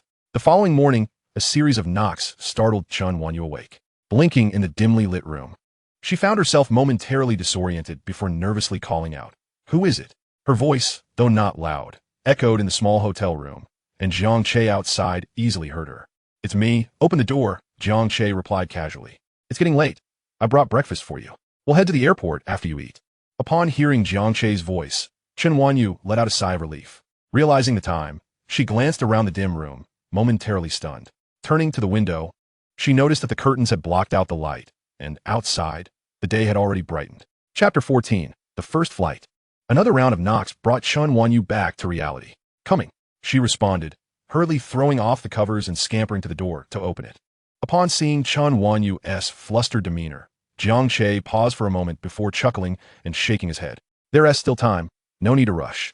At his words, Chen Wanyu's cheeks flushed slightly. She lowered her gaze, unable to meet Jiang Che's eyes. Dressed in the same oversized, short-sleeved uniform from the previous night. Her hair was tousled from just waking up, particularly the stubborn tuft that stood out prominently atop her head. However, perhaps due to her striking beauty, this rebellious strand only added to her charm, making her appear utterly adorable. By 8:30 in the morning, Jiang Che and Chen Wanyu had already boarded the plane bound for the mountain city. The boarding process had been remarkably smooth, devoid of any unexpected events. Whether it was due to their last-minute tickets or the assumption that they were a couple, the airport had conveniently assigned them adjacent seats. Jiang Che silently praised the airport staff for their thoughtfulness, sparing him the trouble of switching seats. At 8:35, the plane's engines roared to life, and Chen Wanyu, seated by the window, clutched her hands tightly, visibly anxious. Jiang Che, who had been studying the route map for Jinyan Mountain, noticed her distress. Turning to glance at her, he observed that her eyes were tightly shut, her once rosy complexion now pale, and her fingers were gripping so fiercely that the knuckles turned white. Suddenly, he recalled that during their time at the police station yesterday, Chen Wanyu had mentioned it was her first flight. Naturally, it was normal for her to feel such tension. With this thought, Jiang Che gently placed his headphones upon her head. Startled by the sudden addition, Chen Wanyu opened her eyes to find Jiang Che's handsome profile beside her. "It's your first flight, isn't it?" he whispered softly, taking her small, clenched hand in his. A shiver ran through Chen Wanyu, and her cheeks flushed a deep crimson. Jiang Che's soothing voice then reached her ears. "Relax, listen to some music, and everything will be just fine." After setting up the music, Jiang Che turned back to his own tasks, not withdrawing his grip on her hand, whether intentionally or not. As the calming melodies filled her ears, Chen Wanyu felt her anxiety dissipate somewhat. Yet, the warmth from Jiang Che's hand reminded her that he was still holding hers. Stealing a glance at him, she found him engrossed in the map, seemingly oblivious to their hand-holding. When Jiang Che caught her gaze, he turned his head towards her, their eyes locking. Pretending to be oblivious, he asked, "Is something wrong?" With his clear, sincere eyes upon her, Chen Wanyu's mouth parted slightly, but she ultimately shook her head, choosing silence. "All right," Jiang Che continued, "then you should rest for a bit. I'll wake you when it's time for lunch." Without waiting for her response, he returned to feigning interest in the map. Indeed, Jiang Che was putting on an act. He had already memorized the route to Jinyan Mountain. Nevertheless, he couldn't help but think that Chen Wanyu's delicate hand was truly soft, and he wished he could hold it forever. At noon, Jiang Che surveyed the empty meal tray before him, smacking his lips in contemplation. Having often heard others rave about the delicious in-flight meals of Chuanyu Airlines, he found it true. The flavors were indeed superior to those of other airlines, especially with the addition of the essential spicy sauce that made one crave more rice. However, while the taste was commendable, the portion sizes left much to be desired. Not only had he barely eaten enough, but he suspected that Chen Wanyu, in her innocence, had also not been satisfied. Pondering this, Jiang Che turned to Chen Wanyu and inquired, "Are you full?" "Huh?" She blinked in surprise. "Full." Instinctively, she nodded, but upon meeting Jiang Che's intense gaze, She reluctantly shook her head, her honesty prevailing. By now, she had acclimated to the airplane environment and no longer felt the intense anxiety she had earlier. However, a hint of restraint still lingered in her demeanor. Okay, Jiang Che acknowledged. Wait here for a moment. Quickly, he summoned a flight attendant. Hello, we didn't quite have enough to eat. Could we have 2 more meals, please? Certainly, please hold on a moment. The flight attendant exhibited no dissatisfaction, her demeanor remarkably cordial. Soon, 2 new meals were delivered. After expressing his gratitude, Jiang Che handed one of the boxes to Chen Wanyu, casually remarking, "Go ahead, you should be able to eat your fill now." Upon hearing this, Chen Wanyu's cheeks flushed slightly, and she softly replied, Thank you." Jiang Che waved his hand dismissively, choosing not to elaborate further. Subsequently, the two began to eat in silence. By 2:30 in the afternoon, as the airplane gently descended, Jiang Che and Chen Wanyu successfully arrived at Jiangbei International Airport in the mountainous city. They found themselves at the T2 terminal, standing by the baggage carousel, where numerous passengers awaited their checked luggage. Jiang Che and Chen Wanyu were among them. "By the way, where are you headed next?" "I'll call for a car to take you," Jiang Che offered. "No, it's all right. You can go on and attend to your matters." Chen Wanyu replied quietly. "I'll just take the bus by myself."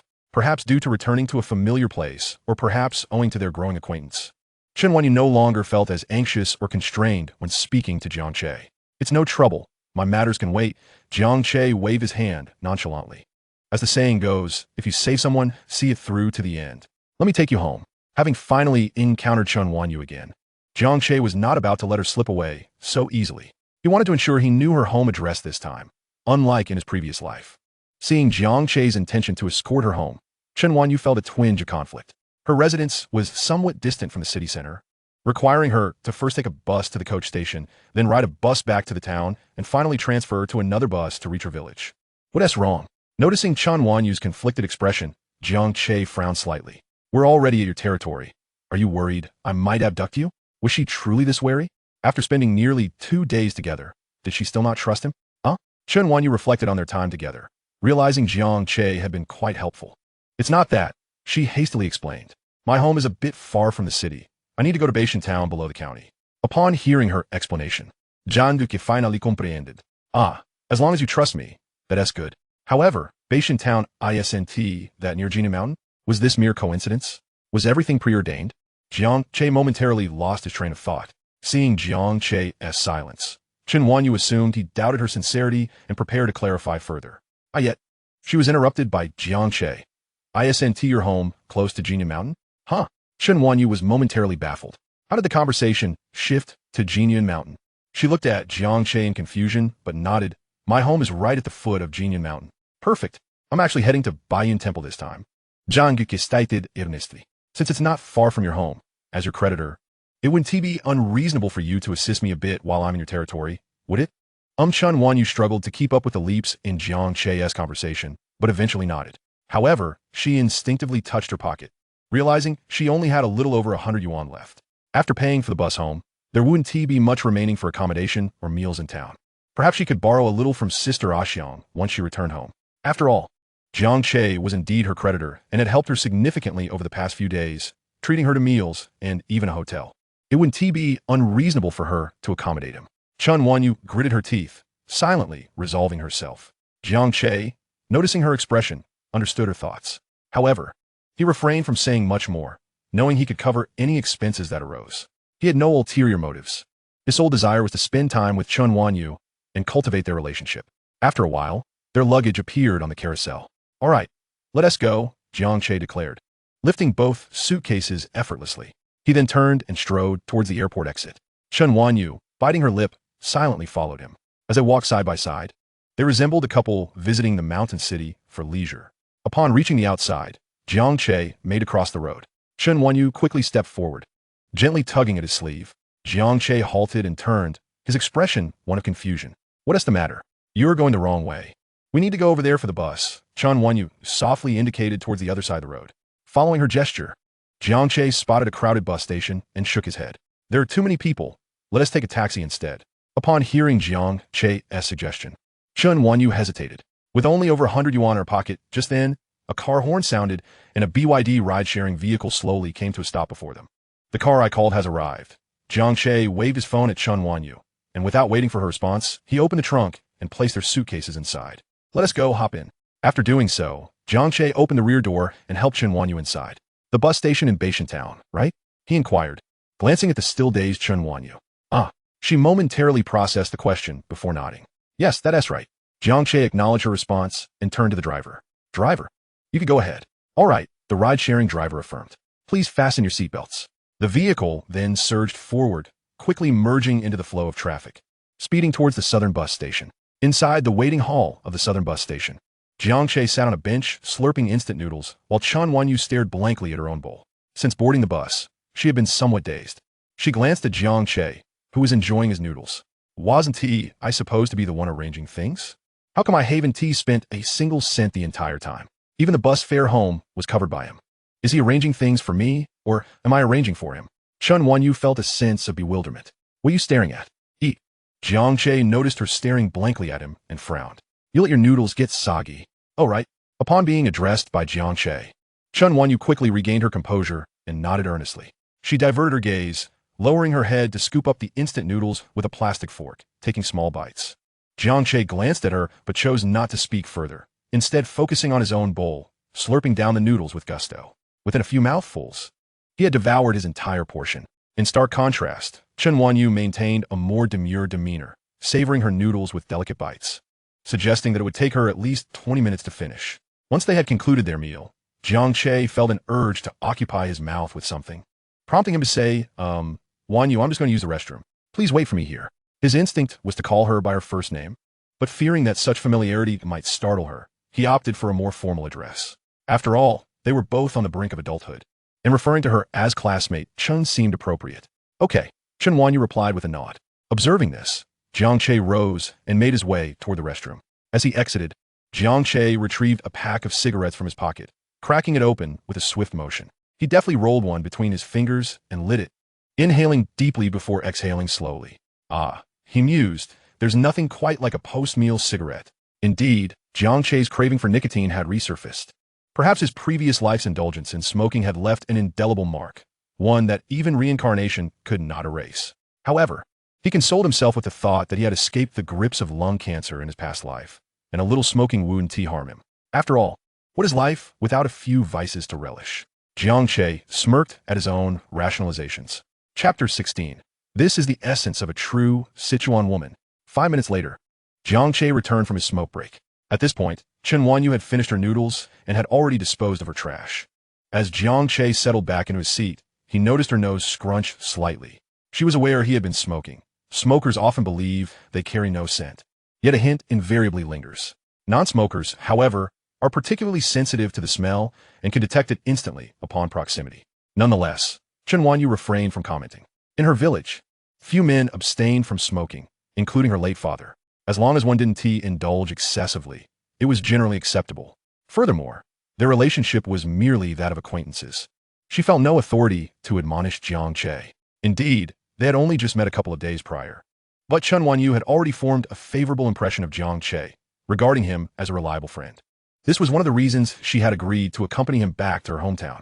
At 6:30 in the evening, after a grueling 2-hour journey, Jiang Che and Chen Wanyu finally arrived at Beishan Town. The route had been fraught with winding mountain roads, and Jiang Che felt a wave of nausea threatening to overwhelm him. Anyone who has ridden on a cramped bus knows that sensation all too well. He observed Chen Wanyu beside him, seemingly unfazed, and shook his head in resignation. Indeed, one's surroundings shape one's character. Here we are, Chen Wanyu announced, glancing at Jiang Che, who appeared somewhat worse for wear. Oh, he nodded in acknowledgement before promptly disembarking. The first thing he did upon stepping off was to extract a cigarette from his pocket and light it. After a deep inhale, he felt the tumult in his stomach begin to subside. Damn it, if I don't have a cigarette to settle my nerves, I might actually embarrass myself. Chen Wanyu followed suit, silently retrieving their luggage from the bus's side compartment and patiently waiting at the curb for Jiang Che. 2.5 minutes later, having extinguished his cigarette and disposed of the butt, Jiang Che approached Chen Wanyu. After finishing the smoke, he felt considerably better, the nausea having dissipated, though a mild dizziness lingered. Are you all right? Chen Wanyu asked softly as he approached, her lips slightly parted in concern. Me fine, Jiang Che waved dismissively, steering the conversation away from his condition. Where do you usually catch the bus back to your village? Right here, she replied, glancing at the bus stop sign behind them. But the last bus has already left for the day. Huh? Jiang Che's brow furrowed at her words. How'll you get back then? I'll just walk. She answered honestly. It's not far from the town to my village. I can make it in about half an hour. Upon hearing this, Jiang Che's frown deepened. Walking for half an hour at this hour, especially with a suitcase in tow, would mean she'd arrive home well after dark. He inquired, Are there any hotels in this town? Yes, at the other end of the market, Chen Wanyu indicated with a gesture. Let us go, Jiang Che instructed. You can take me to the hotel first. Okay. Chen Wanyu nodded in agreement. She had promised to assist Jiang Che upon arriving in her territory, so she thought little of it. After a few minutes of walking, they arrived at a modest hotel. As they entered, the proprietor, who had been snacking at the front desk, perked up at the sight of them.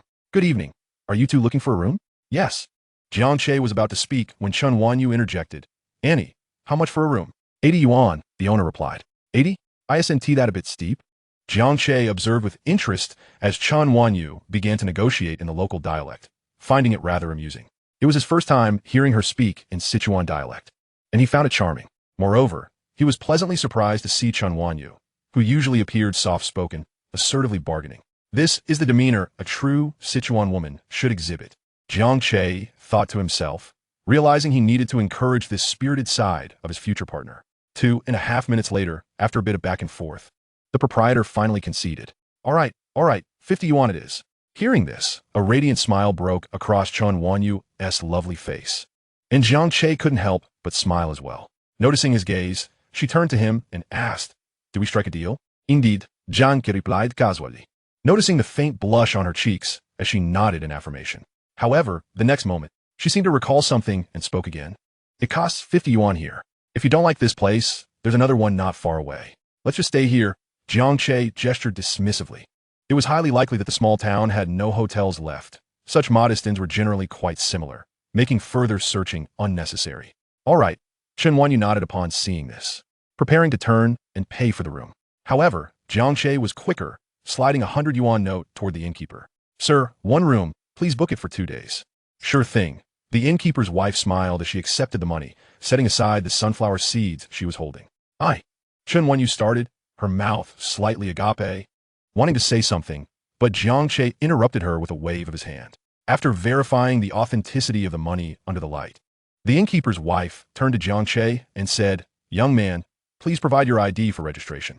All right, Jiang Che nodded, retrieving his ID from his wallet and handing it over.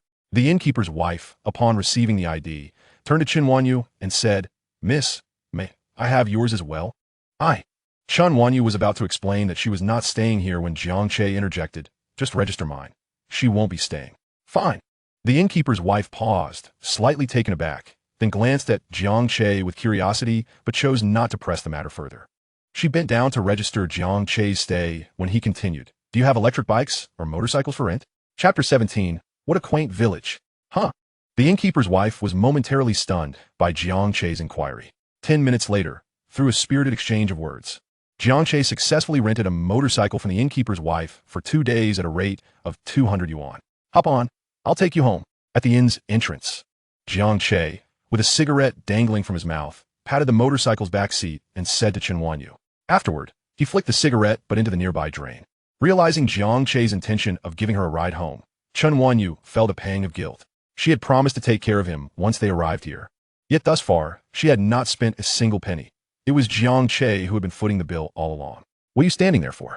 Get on. Jiang Che frowned at Chen Wanyu, who appeared to be in a daze. Oh. Chen Wanyu snapped back to reality, hurriedly nodding her head, grasping her suitcase. She prepared to mount the motorcycle, but was halted by Jiang Che's furrowed brow. Wait a moment. Huh? Chen Wanyu looked perplexed. Why'd he told her to get on only to suddenly tell her to stop? Jiang Che offered no explanation. He steadied the motorcycle and turned to enter the inn. Before long, he emerged, this time with a length of rope in hand. Give me the suitcase. Oh. Under Chen Wanyu's watchful gaze, Jiang Che swiftly secured the suitcase to the motorcycle's rear rack. He clapped his hands together and nodded in satisfaction. All right now, get on. Without further thought, Chen Wanyu obediently took her place on the motorcycle's back seat. With a roar, Jiang Che twisted the key, igniting the engine. Shifting gears and accelerating, the motorcycle surged forward with a thunderous growl. The innkeeper's wife stood at the door, watching with reluctance as her beloved motorcycle receded into the distance. Were it not for the money and the fact that Chen Wanyu was a local, she would have been loath to rent it out to Jiang Che. Due to the considerable size of the suitcase, there was little room left for the two of them, and Chen Wanyu found herself almost pressed against Jiang Che's back. It was summer, and their clothing was quite light. Feeling the soft warmth emanating from behind, Jiang Che felt a subtle smile creeping onto his lips. He silently mused, indeed. This was precisely the effect he intended by not allowing Chen Wanyu to hold onto her suitcase. "Hold on tight. Don't fall off," Jiang Che said with a straight face. "Oh, oh," Chen Wanyu responded softly, her small hands clutching Jiang Che's shirt tightly, her cheeks flushed, though her innocent nature led her to suspect no ulterior motives on his part. "I'm unfamiliar with this route. Please direct me later." "Okay," Chen Wanyu nodded. The summer sun sets later, and though it was nearly 7 o'clock, the sun in the west had yet to fully dip below the horizon. Farmers were still busy in the fields, taking advantage of the last rays of sunlight. The mountain breeze caressed their faces, and the soft, golden glow of the sunset bathed them as they rode along the country road, resembling a picturesque Japanese oil painting. Jiang Che's riding skills were commendably steady. He refrained from sudden stops to take advantage of Chen Wanyu's proximity, for he was Jiang Che, above such unseemly antics. The motorcycle cruised steadily onward. After about 10 minutes, they spotted a village nestled at the foot of the mountain. Wisps of yellow and white smoke rose from the rooftops of each home, presumably from cooking fires preparing dinner. Gazing at the village ahead, Chen Wanyu mentioned it would take about half an hour to walk there, confirming that this was most likely where her family resided. "We're almost there," Jiang Che thought, just as Chen Wanyu's voice reached his ears. "Okay," he replied, gradually slowing the motorcycle. As they were about to enter the village, he reduced speed further, for safety's sake, aware that someone might unexpectedly appear from the alleyways. Native village. As they passed the village sign, Jiang Che blinked in surprise at the straightforwardness of the name. "That's quite a candid name," he murmured to himself. Since they were riding close together, Chen Wanyu naturally caught the words. Her face flushed once more.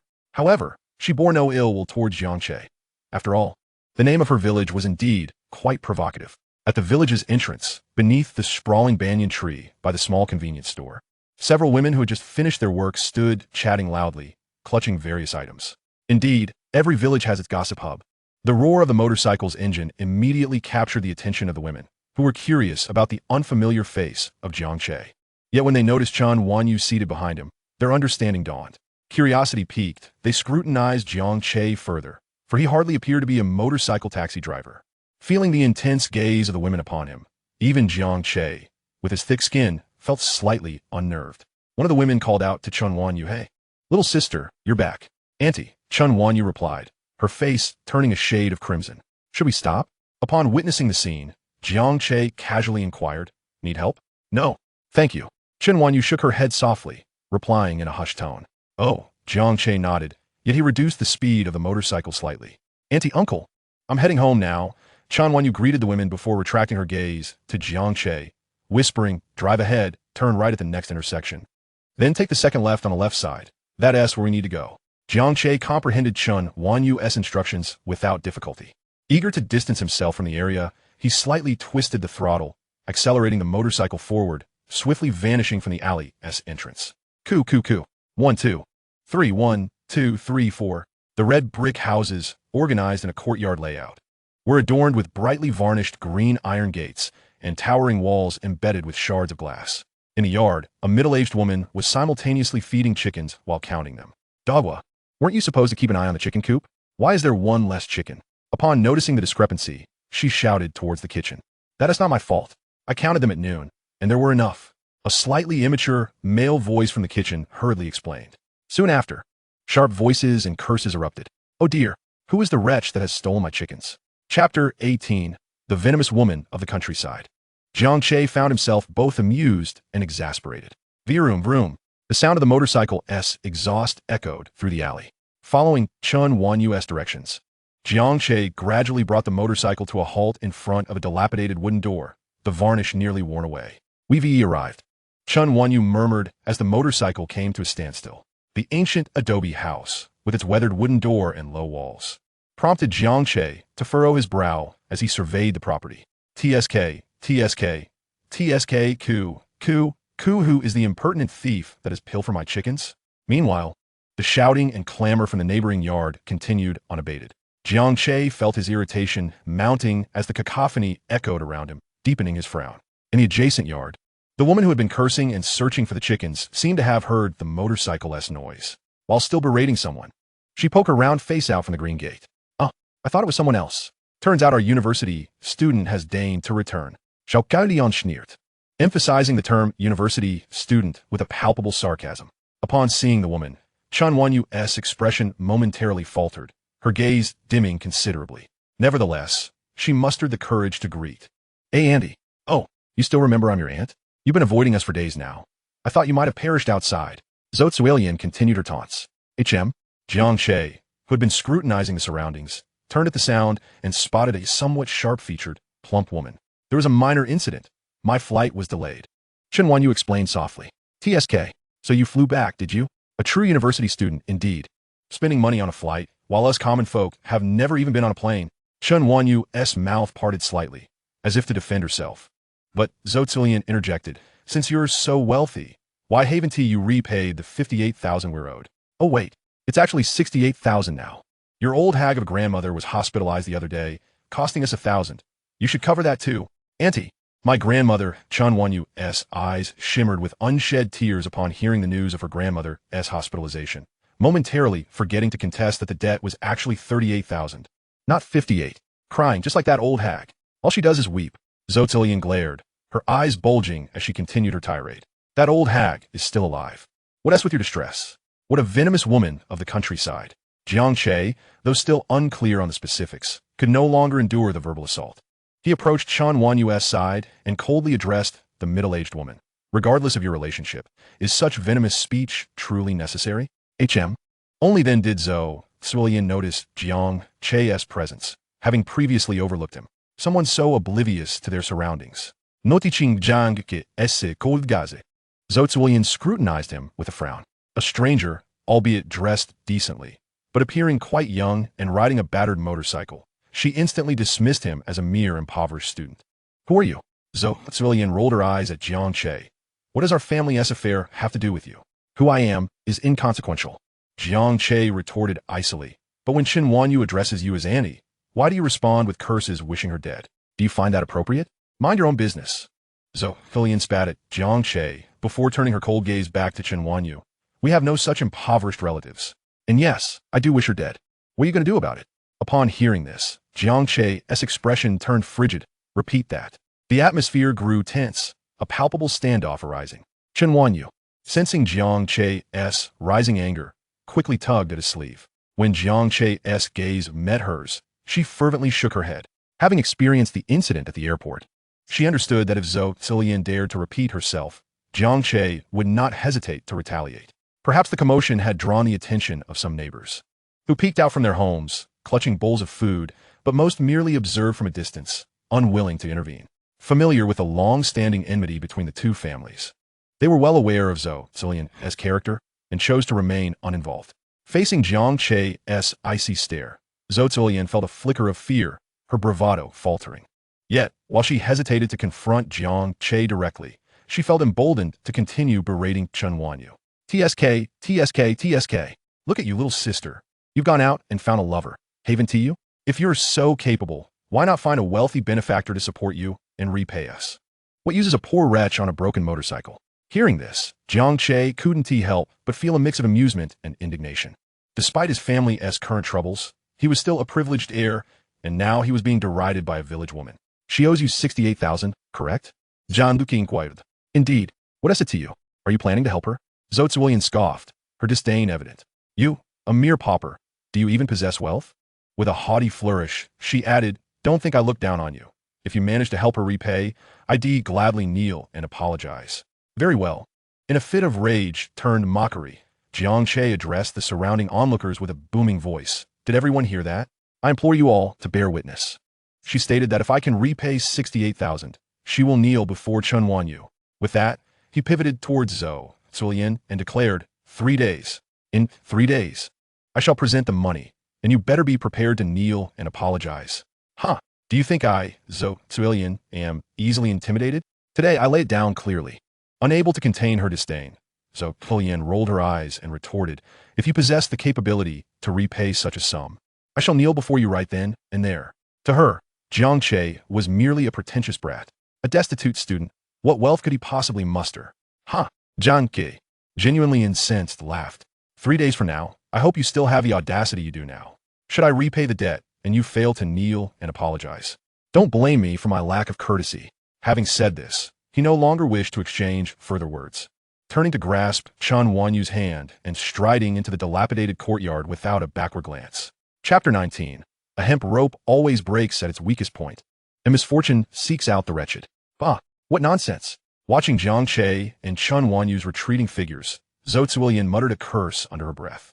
Although she dared not voice it loudly, fearing Jiang Che might return with a slap, she turned to see the neighbors pointing and whispering, and in her frustration, she shouted, "What are you looking at?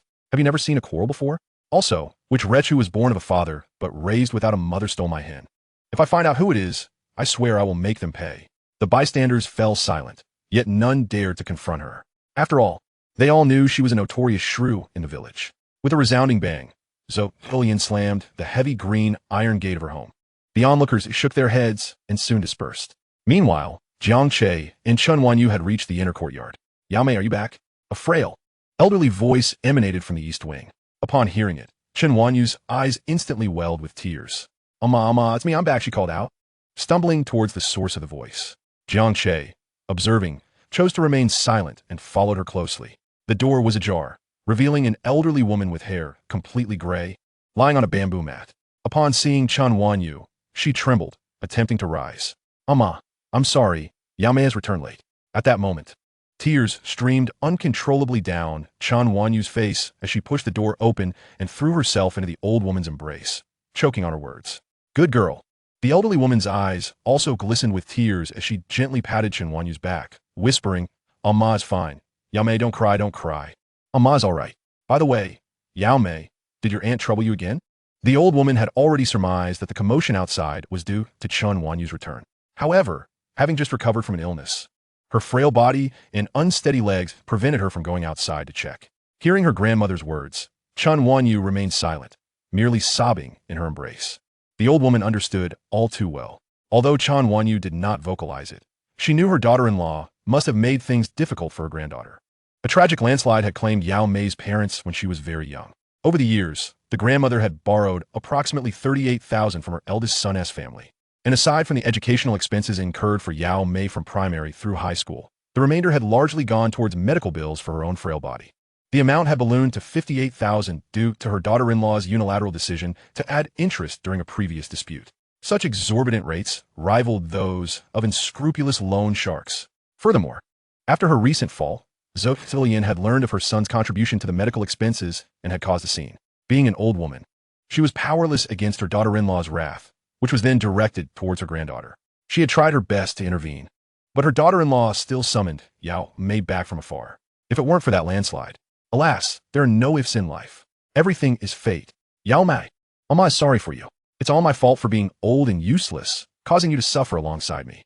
As the old woman spoke, silent tears streamed down her face as well. A hemp rope always breaks at its weakest point, and misfortune seeks out the wretched. In that moment, both the grandmother and granddaughter felt utterly powerless. The only thing they could do was hold each other and weep in silence. Outside, Jiang Che observed this poignant scene without uttering a word, silently retreating to the courtyard. With a snap, he withdrew a cigarette from his pocket, lighting it and taking a deep drag. At that moment, he realized just how much of a scoundrel he had been in his past life. Dropping out of university and raising a daughter alone, one could only imagine the hardships Chen Wanyu had endured during those years. 20 minutes later, the sounds of sobbing within the room gradually subsided. "Yao Mei, I believe I saw someone else return with you just now, did I not?" The old woman suddenly inquired. "Huh?" Upon hearing her grandmother's question, Chen Wanyu remembered Jiang Che was still present. "Amma, please wait a moment," she said, rising hurriedly to head outside. At that moment, Jiang Che stood in the courtyard, gazing blankly at the well, his feet scattered with cigarette butts. Hearing footsteps, he turned around to see Chen Wanyu. Her eyes rimmed with red and traces of tears still lingering at the corners, looking quite pitiful. Seeing her in such a state, his heart ached. "No, I forgot you were still here," she said, guilt written all over her face. "It's all right," Jiang Che replied, shaking his head gently. "I'll go greet your grandmother." Chen Wanyu nodded, and together they made their way towards the room. Upon seeing the two enter, the old woman struggled to rise, and Chen Wanyu hurried to support her. "Amma, this is..." Chen Wanyu wished to introduce Jiang Che to her grandmother, but found herself at a loss for words, as they had only known each other for a couple of days. Classmate? Friend? Hello, Grandma. My name is Jiang Che, and I am Chen Wanyu's classmate. Jiang Che glanced at her and took the lead in introducing himself with a smile. Little Jiang, greetings. The elderly woman said warmly, please sit down. Thank you, Grandma, Jiang Che responded, pulling over a small wooden stool and sitting down without any hint of disdain. The old woman's smile broadened at his gesture. Yao Mai, go to the kitchen and pour a glass of warm water for little Jiang. Understood. Chen Wanyu responded affirmatively, and then rose to fetch some water. The conditions at home are rather modest, dear Xiaojing. I hope you won't mind. The elderly woman spoke softly. Not at all, Grandma, Jiang Che replied with a smile, waving his hand dismissively. We are all ordinary folks. There is no need for pretensions. He then inquired, I heard from Chen, Wanyu, that you have been unwell. Is everything all right with your health? Oh, it's nothing serious. I merely had a little fall, the elderly lady said, shaking her head with a carefree expression. As one ages, such minor ailments become commonplace. It is nothing to fret about. Chapter 20. Winning over Grandma. Winning over half of Chen Wanyu. Hearing the old woman say this, Jiang Che found himself momentarily at a loss for words, merely nodding in silence. He had observed her condition closely. Aside from appearing somewhat fatigued and experiencing difficulty with her legs, her overall spirit seemed quite robust. Nevertheless, to be prudent, he resolved to find an opportunity to persuade Chen Wanyu to take her grandmother for a thorough examination at a hospital in Jiangchen. He contemplated that if the old lady was willing, they could purchase a home later, allowing her to move in with Chen Wanyu in Jiangchen, thus providing her with companionship and care. After all, she had tirelessly raised his future wife, and as Chen Wanyu's grandmother, she was as much as family. Caring for her in her twilight years was a moral obligation he felt deeply.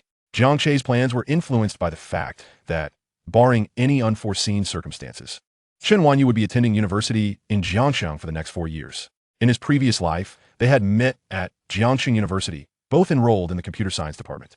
It was also the reason why, after a class gathering in his past life, he had drunkenly taken advantage of the opportunity to misbehave with Chen Wanyu. However, it was fortunate that he had been reborn after the college entrance examination.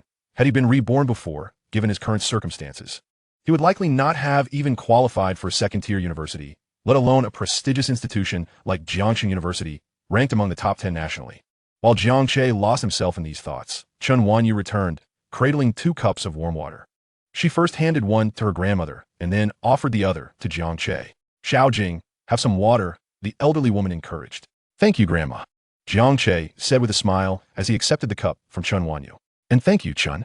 Chen Wanyu's cheeks flushed slightly as she shyly replied, no, it's nothing. After a brief pause, the elderly lady glanced at the clock on the wall and turned to Jiang Che. Xiaojing, you haven't had dinner yet, have you? It's getting late. Please stay and share a meal with us. Oh, no need for that. Jiang Che gently declined, waving his hand. I'll be leaving shortly. How can that be? Chen Xiaohua shook her head. You can't leave without eating first. She then turned to Chen Wanyu and instructed, little sister, there's some cured meat and eggs in the kitchen. Could you cook some noodles? Of course, Grandma. Chen Wanyu nodded and headed to the kitchen. Jiang Che, seeing this, chose not to press the matter further.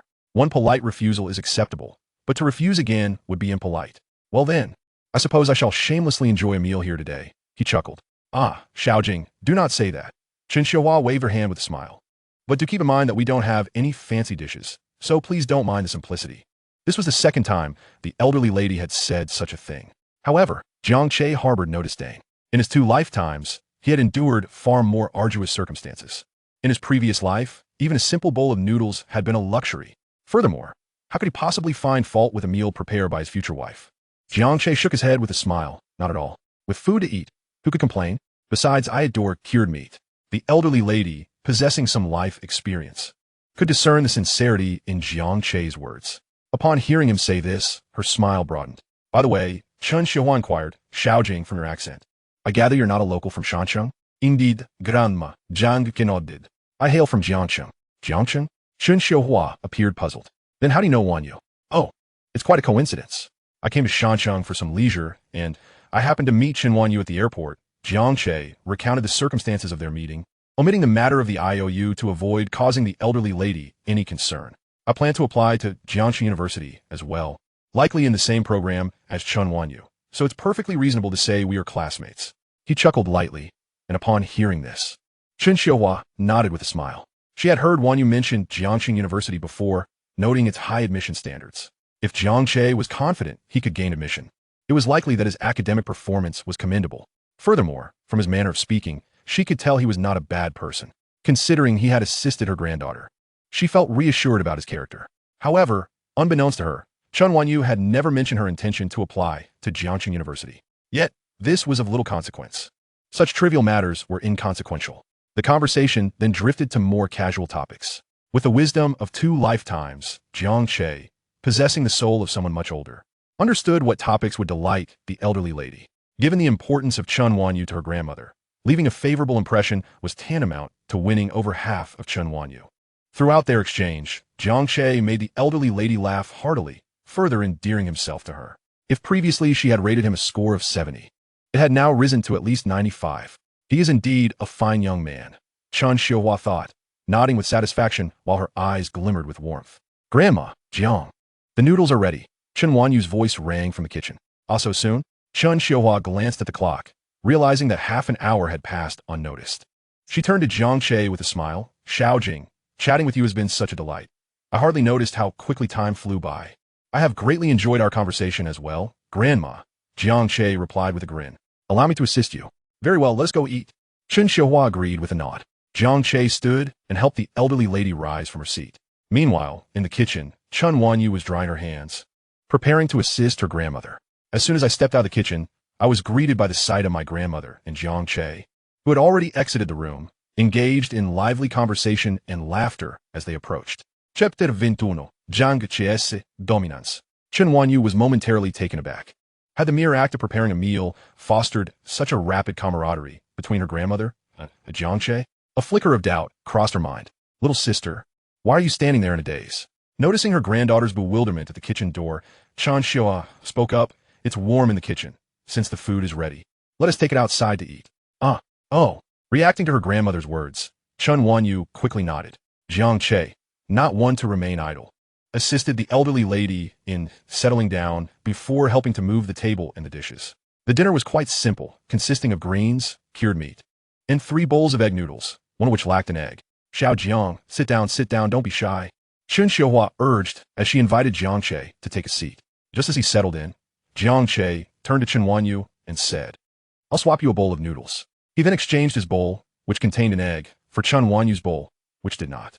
Chen Wanyu opened her mouth to protest, but was interrupted by Jiang Che's assertion, I don't particularly enjoy eating eggs. Upon hearing his words, Chen Wanyu fell silent. If her memory served her correctly, Jiang Che had devoured 2 eggs during breakfast that morning at the hotel. The 3 bowls of noodles only had 2 eggs in total. Not due to her stinginess or intent, but simply because they had only 2 eggs left in the house. All right, Chen Xiuhua interjected with a smile, let us dig in. The noodles will become unappetizing if they sit too long. Xiao Jiang, you love cured meat, so have some more, she added, generously placing a considerable amount of cured meat into Jiang Che's bowl. Thank you, Grandma, Jiang Che replied with a smile. Silly child, why so formal? Chen Xiuhua shook her head, her expression filled with affection. Now, eat up. By the time the meal concluded, it was already 8:30 in the evening, and night had fully descended. After dinner, Jiang Che volunteered to help with the dishes, but was promptly halted by the grandmother and granddaughter duo. As Chen Xiuhua put it, it was inappropriate to make a guest work. Jiang Che, unable to argue against this, relented. The elderly lady, due to her health, soon excused herself to retire to her room after a brief conversation with Jiang Che and Chen Wanyu. Noticing the hour was late, Jiang Che prepared to head back to the town. It's getting late. I'll head back to the inn now. Standing beside the well, with a cigarette dangling from his lips, he called out to Chen Wanyu, who was washing dishes by the faucet not far away. Hearing Jiang Che's intention to leave, Chen Wanyu paused and looked up. I'll come find you in the morning at the town, she suggested after a moment's thought, recalling that Jiang Che planned to visit Baiyun Temple the next day. During their earlier conversation at the dining table, this had been mentioned, and her grandmother had encouraged her to accompany Jiang Che on his outing. No need, Jiang Che waved his hand dismissively. I'll come pick you up tomorrow morning. Knowing Chen Wanyu's character, he assumed she would probably walk to the town, which would take about half an hour. It would be better if he picked her up himself. Moreover, having arrived empty-handed today felt somewhat impolite, so he planned to buy something in town tomorrow morning before returning. Observing Chen Wanyu's silence, Jiang Che fabricated a reason. I might not wake up that early. If you arrive and wake me, I'll come and collect you whenever I'm up. Oh. Chen Wanyu nodded in understanding. All right then, I'll take my leave, Jiang Che concluded, extinguishing his cigarette before turning to depart. Chen Wanyu, noticing this, quickly grabbed a nearby cloth to wipe her hands and rose to see him off. Outside, Jiang Che's feminine motorcycle stood solitary at the entrance. Although Zhou Zuoyan was a troublesome woman, she dared not take the opportunity to vandalize the bike. While not particularly clever, she was not foolish enough to act in a manner that would directly implicate herself in any wrongdoing.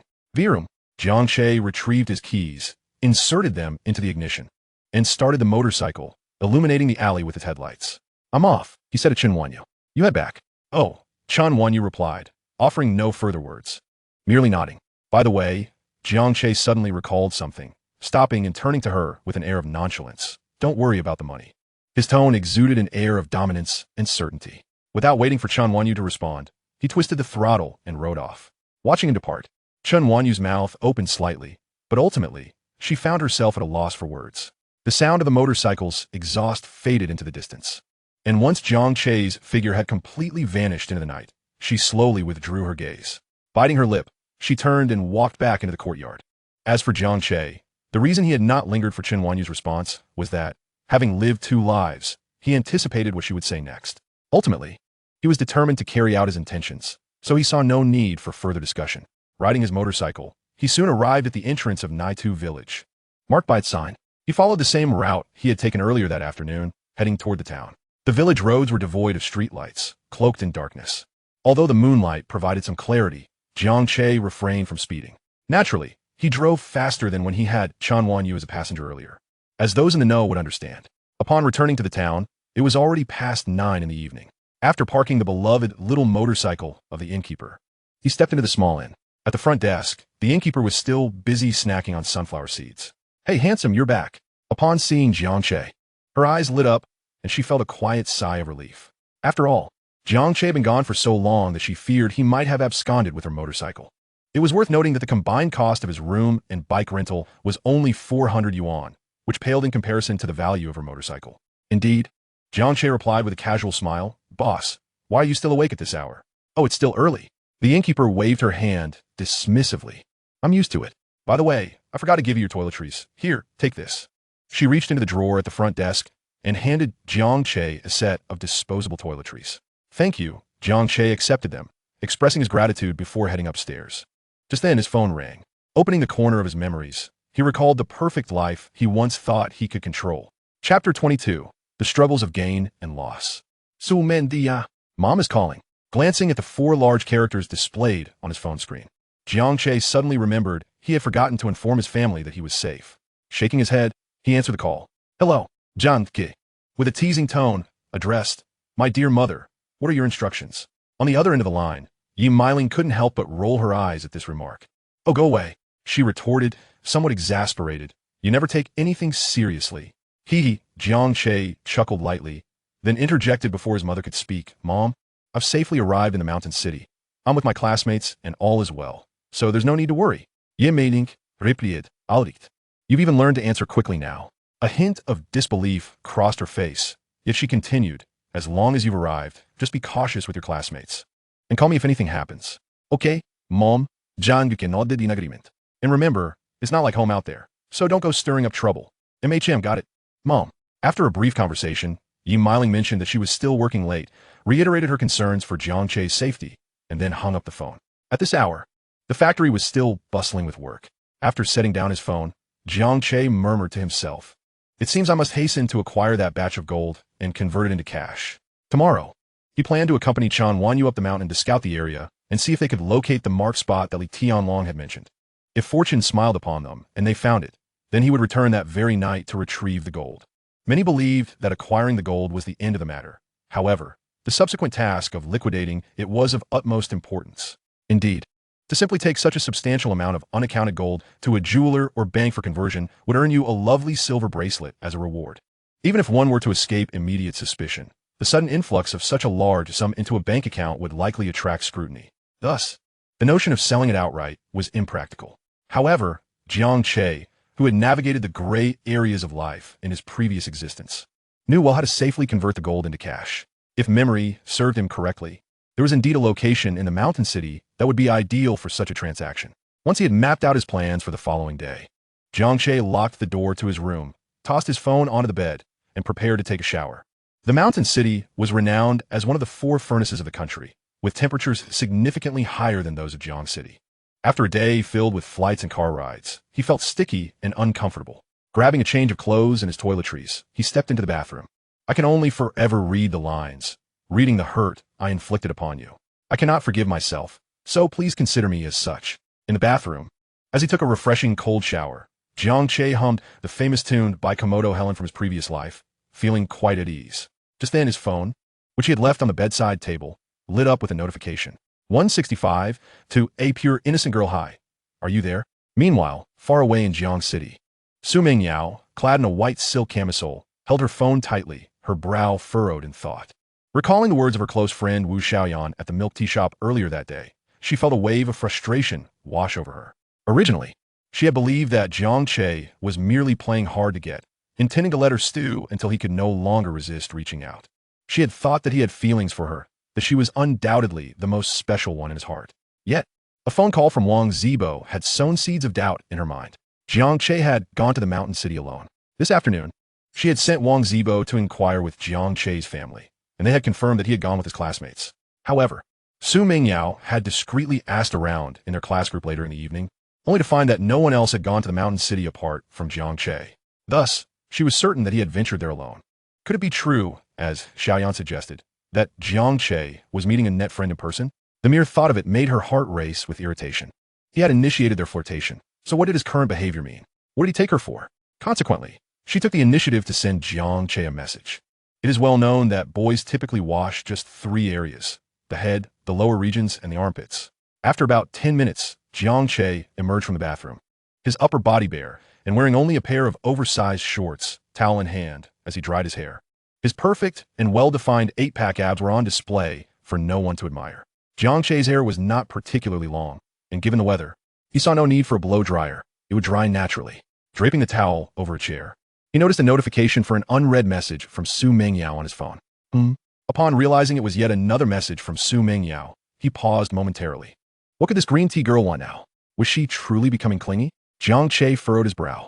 However, reflecting on the typical timeline of his past life, he recalled that during the summer after the college entrance examination, he had indeed been conversing fervently with Su Mingyao, engaging in all sorts of flirtation. Thus, her reaching out to him did not seem entirely out of place. Yet now, having been reborn, he had little interest in entertaining her, especially knowing her true nature as a green tea girl.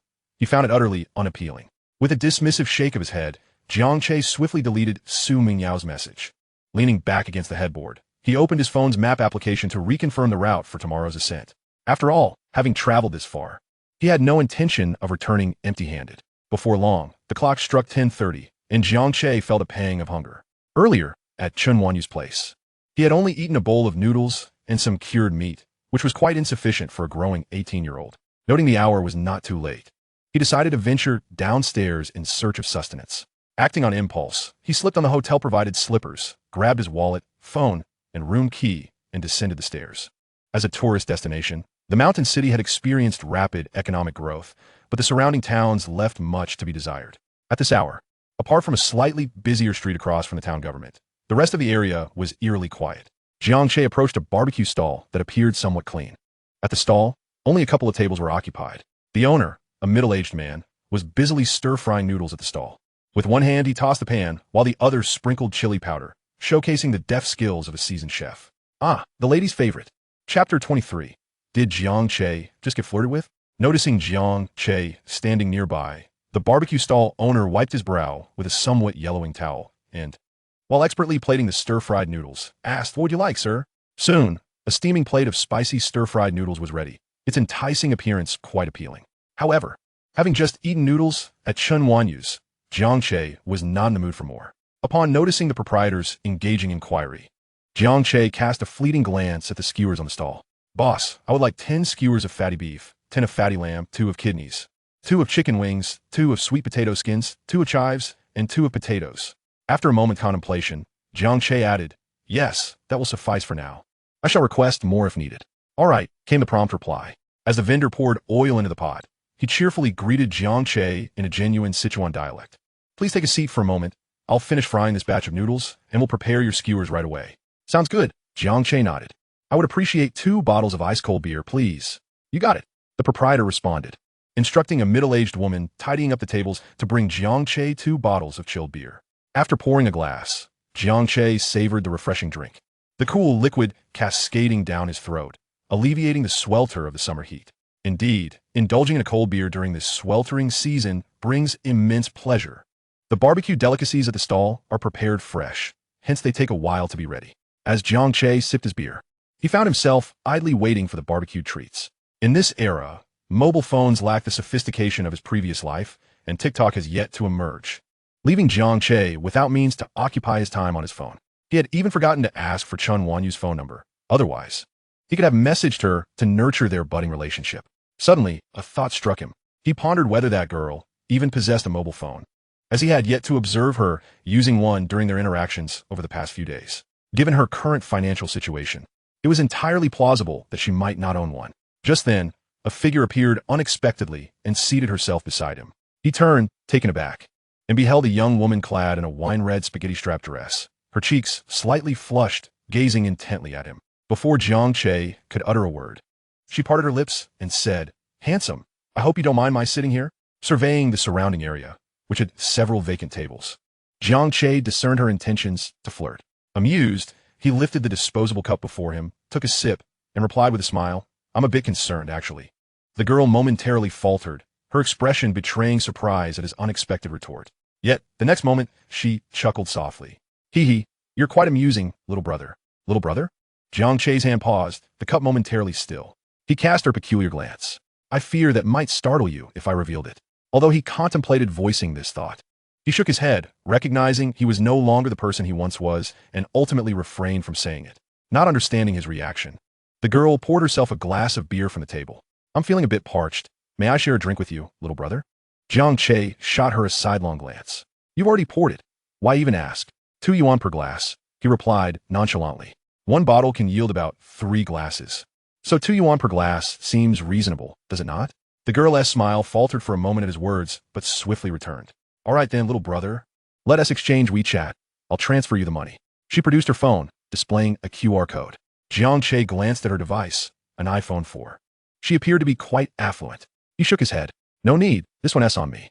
Her expression momentarily faltered again, though she remained unperturbed, smiling as she replied, "Thank you, little brother." Jiang Che, hearing her words, chose not to elaborate further. The girl raised her glass and declared, "Let us formally introduce ourselves. I'm Jiang Che. What is your name, little brother?" Taking a sip of his beer, Jiang Che casually replied, "Jiang Che." He opted not to fabricate a name. It was merely a name, after all, and there was no need for pretense. Jiang Che, Jiang Che echoed, followed by an exaggerated laugh. "Wow, I didn't realize we share the same surname."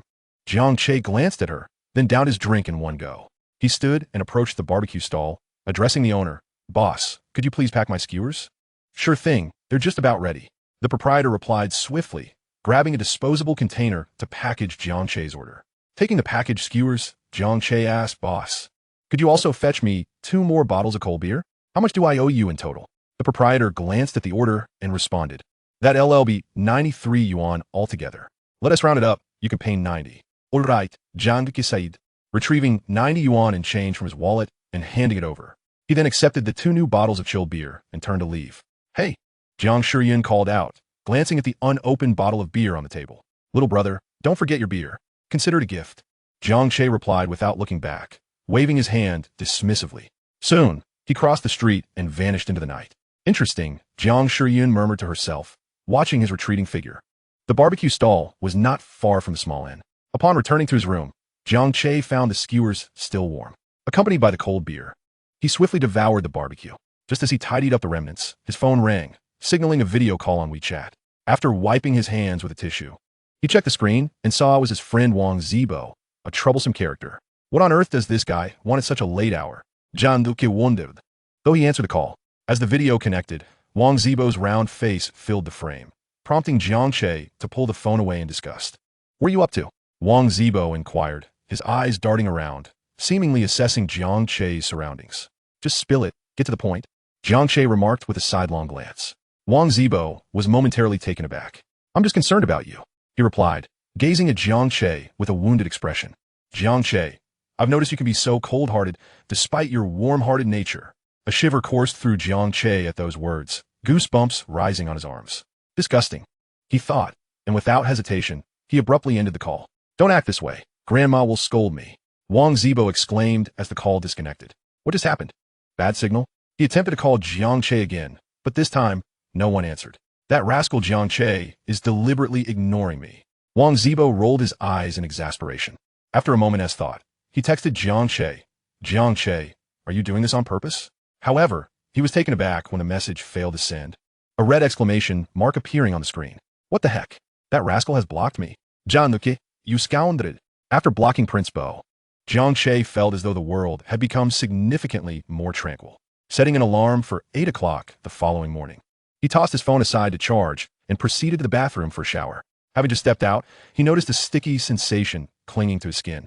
It was inevitable. In this mountainous city, one could work up a sweat after merely a few steps. The next day, around 8:30 in the morning, Jiang Che finished his grooming and stepped out.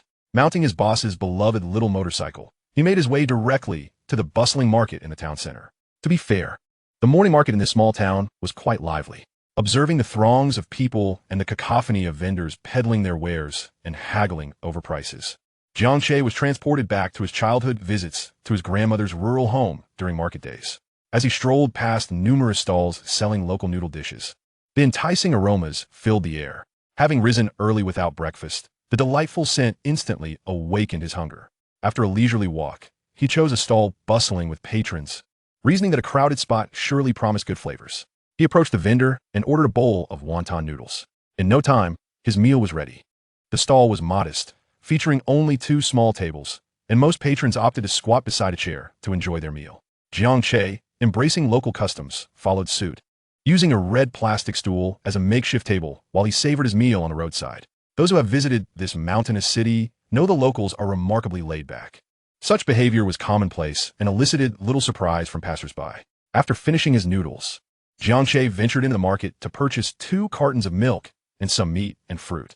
As for vegetables, he refrained, knowing that in rural areas, fresh produce is abundant, and Chen Wanyu's family was no exception. He had observed a variety of greens growing in their yard the previous day. With his errands completed, Jiang Che hopped back on his motorcycle, heading towards Naitu village, where Chen Wanyu resided. Meanwhile, on the other side, Chen Wanyu was having breakfast with her grandmother. Their morning fare was quite simple: sweet potato porridge paired with pickled vegetables. Dear, are you going up the mountain with Xiao Jiang today? Her grandmother inquired. Yes, Chen Wanyu nodded. She had already promised Jiang Che that she would act as his guide for the day. Well then, take your time and enjoy your outing with Xiao Jiang. No need to rush back, Chun Xiao, he advised thoughtfully. Just return around dinner time. I'll prepare some chicken and duck for you both. You can invite Xiao Jiang to stay for a meal.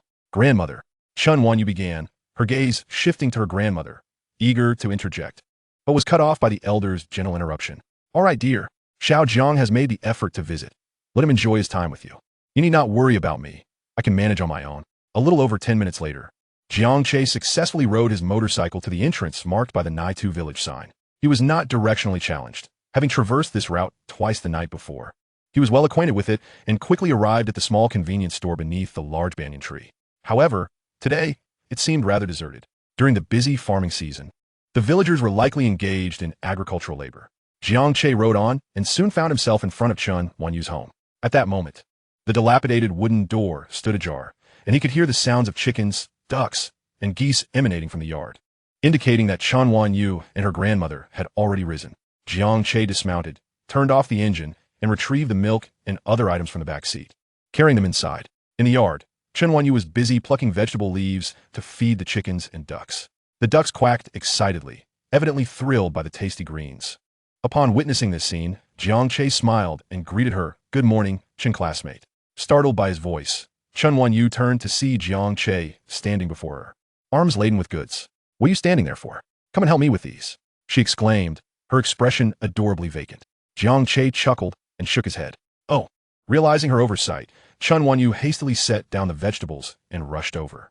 Yet, as she took the items from him, she paused, looking up at Jiang Che. "What's wrong? Why are you looking at me like that?" Noticing her sudden halt, Jiang Che felt a tinge of confusion. "You," Chen Wanyu bit her lip, torn, and confessed, "You've brought too many things. My grandmother will scold me later." Jiang Che was taken aback, realizing the source of her concern. Oh, it's not much at all. He waved his hand dismissively. I'm just staying for dinner tonight. This amount is sufficient for 3 people. Perhaps hearing the commotion, Chen Wanyu's grandmother emerged from the house, leaning on her cane. Xiao Jiang has come. She beamed at Jiang Che, her eyes radiating warmth and affection. Good morning, Grandma. Jiang Che replied cheerfully. Ah, you look quite well today, he observed genuinely, noting that the elderly lady appeared more vibrant than the previous day. Hee. Chen Xiaohe chuckled. Yes, after resting yesterday, I do feel much better today. Suddenly, her gaze fell upon the items in Chen Wanyu and Jiang Che's hands. Without a doubt, these are the groceries Jiang Che had brought. Ah, Xiao Jiang, you came all this way and brought so much, she remarked, turning to her granddaughter with a serious expression. Yao Mei, why didn't you tell Xiao Jiang not to bring anything? Grandma, Chen Wanyu was momentarily at a loss for words, realizing she had forgotten to mention that Jiang Che needn't bring anything. Oh, it's not much, really, Jiang Che quickly interjected. Grandma, please don't scold Wanyu. I insisted on bringing these myself. Seeing Jiang Che come to her granddaughter's defense, Chen Xiaohe refrained from further admonishments, though she still harbored concerns about the expense. Chapter 25. Only the Yuan people shall cross. In the yard, the 3 sat beneath the shade of a tree, chatting casually. Chen Xiaohe couldn't resist bringing up the pile of items once more. Xiao Jiang, you really bought too much. This is quite wasteful. And without a refrigerator, things will spoil if left too long, she added. Noticing the conversation drifting back to his groceries, Jiang Che chuckled with a hint of exasperation. Yet, he bore no ill will towards her concern, understanding that the older generation often lived with simplicity, having grown accustomed to hardship and reluctant to waste. Furthermore, he sensed her desire to spare him unnecessary expenses. All right, Grandma, next time I'll buy less, Jiang Che promised with a smile. Upon hearing this, Chen Xiaohe shot him a stern look. No, Xiao Jiang, next time you mustn't bring anything. When you come to play with your grandmother, that alone brings me great joy. There is no need for gifts, understand? Seeing the elderly woman with a serious expression, Jiang Che could only smile and nod, saying, Understood, Grandma. Once he agreed, the old lady ceased to dwell on the matter, turning to Chen Wanyu and saying, Little sister, why not accompany Xiao Jiang out for a while? Just remember to return in time for dinner. All right, Grandma, Chen Wanyu nodded, removing her apron in preparation to leave with Jiang Che. Jinyun Mountain, historically known as Beishan, is located in the northwest of the mountain city, flanking the eastern bank of the Jialing River. The mountains are shrouded in swirling white clouds, resembling mist and smoke, grandly accumulating and displaying a myriad of atmospheric phenomena. The morning and evening clouds are a riot of colors, vibrant and diverse. The ancients referred to it as Jin, meaning many reds and few whites. Hence the name Jinyun Mountain. Jinyun Mountain is vast, comprising 9 peaks from north to south. Chari Peak, Incense Burner Peak, Lion Peak, Gathering Cloud Peak, Monkey Howl Peak, Lotus Peak, Pagoda Peak, Jade Tip Peak, and Evening Glow Peak. To explore them all in a single day is an impossibility. However, fortunately, Jiang Che and Chen Wanyu planned to visit only the Baiyun Temple on the southeastern slope of Jinyun Mountain today. Riding his motorcycle, Jiang Che brought Chen Wanyu to the foot of the mountain. After parking in a temporary lot supervised by attendants, they began their ascent. Naturally, the presence of attendants indicated that there would be a fee. As a tourist attraction, the mountain was bustling with visitors. Jiang Che found it unsurprising to see many others climbing alongside them, although he was slightly taken aback by the scarcity of tourists when they went out for a late-night snack the previous evening. Noticing Chen Wanyu glancing around, Jiang Che inquired, Have you been here before, classmate Chen? Chen Wanyu, turning to him, gently shook her head and whispered, It requires an entrance fee. Upon hearing this, Jiang Che paused momentarily, but soon grasped her implication. Indeed, the entrance fee to Baiyun Temple is 10 yuan per person. While 10 yuan might not be significant for the average person, for Chen Wanyu, it represented nearly a week's worth of living expenses shared with her grandmother. Yes, you heard correctly. 10 yuan truly suffices for their weekly sustenance. They are a pair of orphans, living frugally without purchasing meat, as their home has ample vegetables, thus making it sufficient. This is precisely why Chen Xiaohua had been nagging Jiang Che about buying such items earlier in the morning. Shaking his head, Jiang Che chose not to pursue the topic further. Let us head to Baiyun Temple first, he said, shouldering his backpack and leading the way. Chen Wanyu silently followed his lead. The mountain air was invigorating. Aside from the fatigue of climbing the stairs, everything else felt pleasant. After about half an hour, they arrived at Baiyun Temple. Having purchased their tickets online in advance, they smoothly entered the temple after verification. The hidden treasure point mentioned by Li Tianlong was not within the temple, but rather beside a steep cliff behind it. However, now that they were here, Jiang Che was in no rush. Having already paid for the tickets, he felt it necessary to explore a bit. Yet after a brief tour, Jiang Che shook his head in disappointment. It was clear that one should not harbor overly high expectations for a temple that had succumbed entirely to commercialization. Inside the temple, apart from a few priests maintaining order, the rest were merely tourists. Offering incense required payment, burning paper required payment, and every few steps brought them to a donation box. Indeed, it seemed that temples and monasteries only catered to those with wealth. Let us go. This place is overly commercialized and lacks anything worthwhile to see. Let us check out the scenery behind, Jiang Che casually remarked to Chen Wanyu. Oh, she nodded. Since her primary purpose today was to accompany Jiang Che, she had no objections. Upon exiting Baiyun Temple, they proceeded directly toward the back mountain. At this point, there were also numerous other visitors who, like Jiang Che and Chen Wanyu, were uninterested in the temple and sought to enjoy the scenery. However, compared to the temple, the crowd was significantly smaller. Let us head over there, Jiang Che said, turning to Chen Wanyu and pointing towards a nearby mountain peak. A small path connected it to another hill. After speaking, he led the way. Chen Wanyu observed the path. It was evident that few had traversed it. Hesitating for a moment, she ultimately decided to follow Jiang Che. Throughout the journey, they spoke little, with Chen Wanyu quietly trailing behind Jiang Che. As time passed, they ventured further away, the Baiyun Temple now a distant memory. All around them, bamboo flourished. Indeed, the area surrounding Baiyun Temple is renowned for its bamboo sea, encompassing approximately 5 acres of bamboo forest, primarily featuring mozo bamboo and nanda bamboo, interspersed with a few varieties such as bitter bamboo, flat bamboo, and striped bamboo. As far as the eye could see, it was a mesmerizing expanse of greenery. At noon, sunlight filtered through the bamboo, casting dappled shadows, while the sounds of insects and birds created a unique tranquility.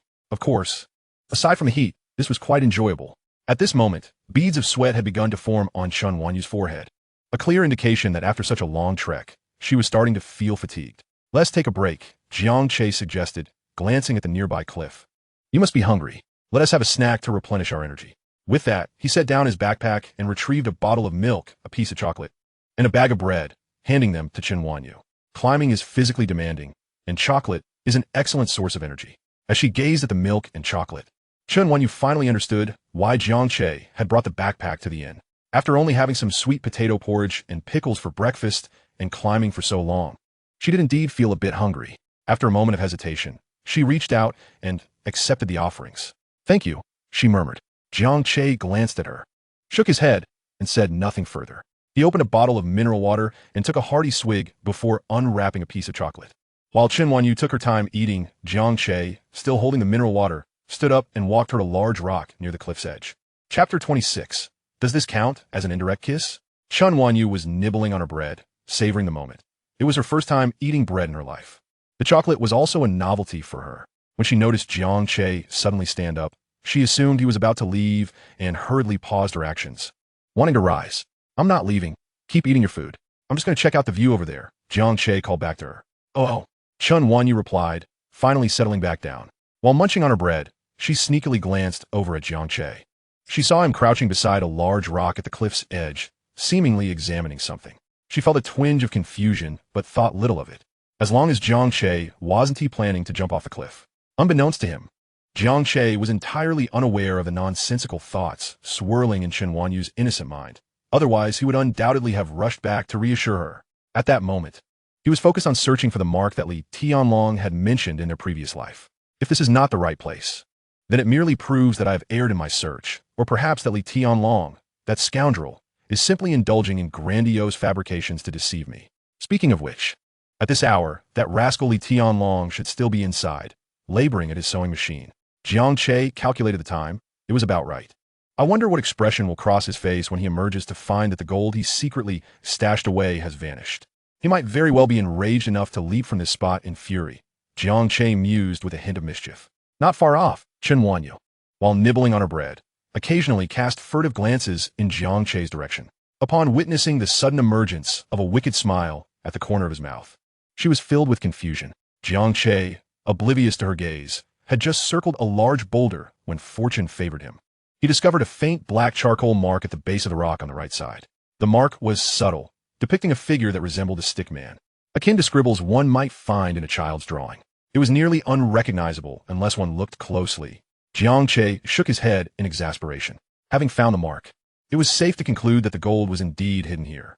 The next step was to return later that evening. Rising to his feet, Jiang Che discreetly made his way back to the base of the bamboo grove. "Why are you looking at me like that?" He frowned, noticing Chen Wanyu's peculiar gaze. "Huh?"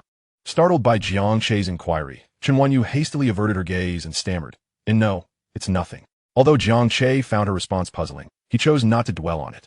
Instead, he shifted the topic. "Let's rest a little longer.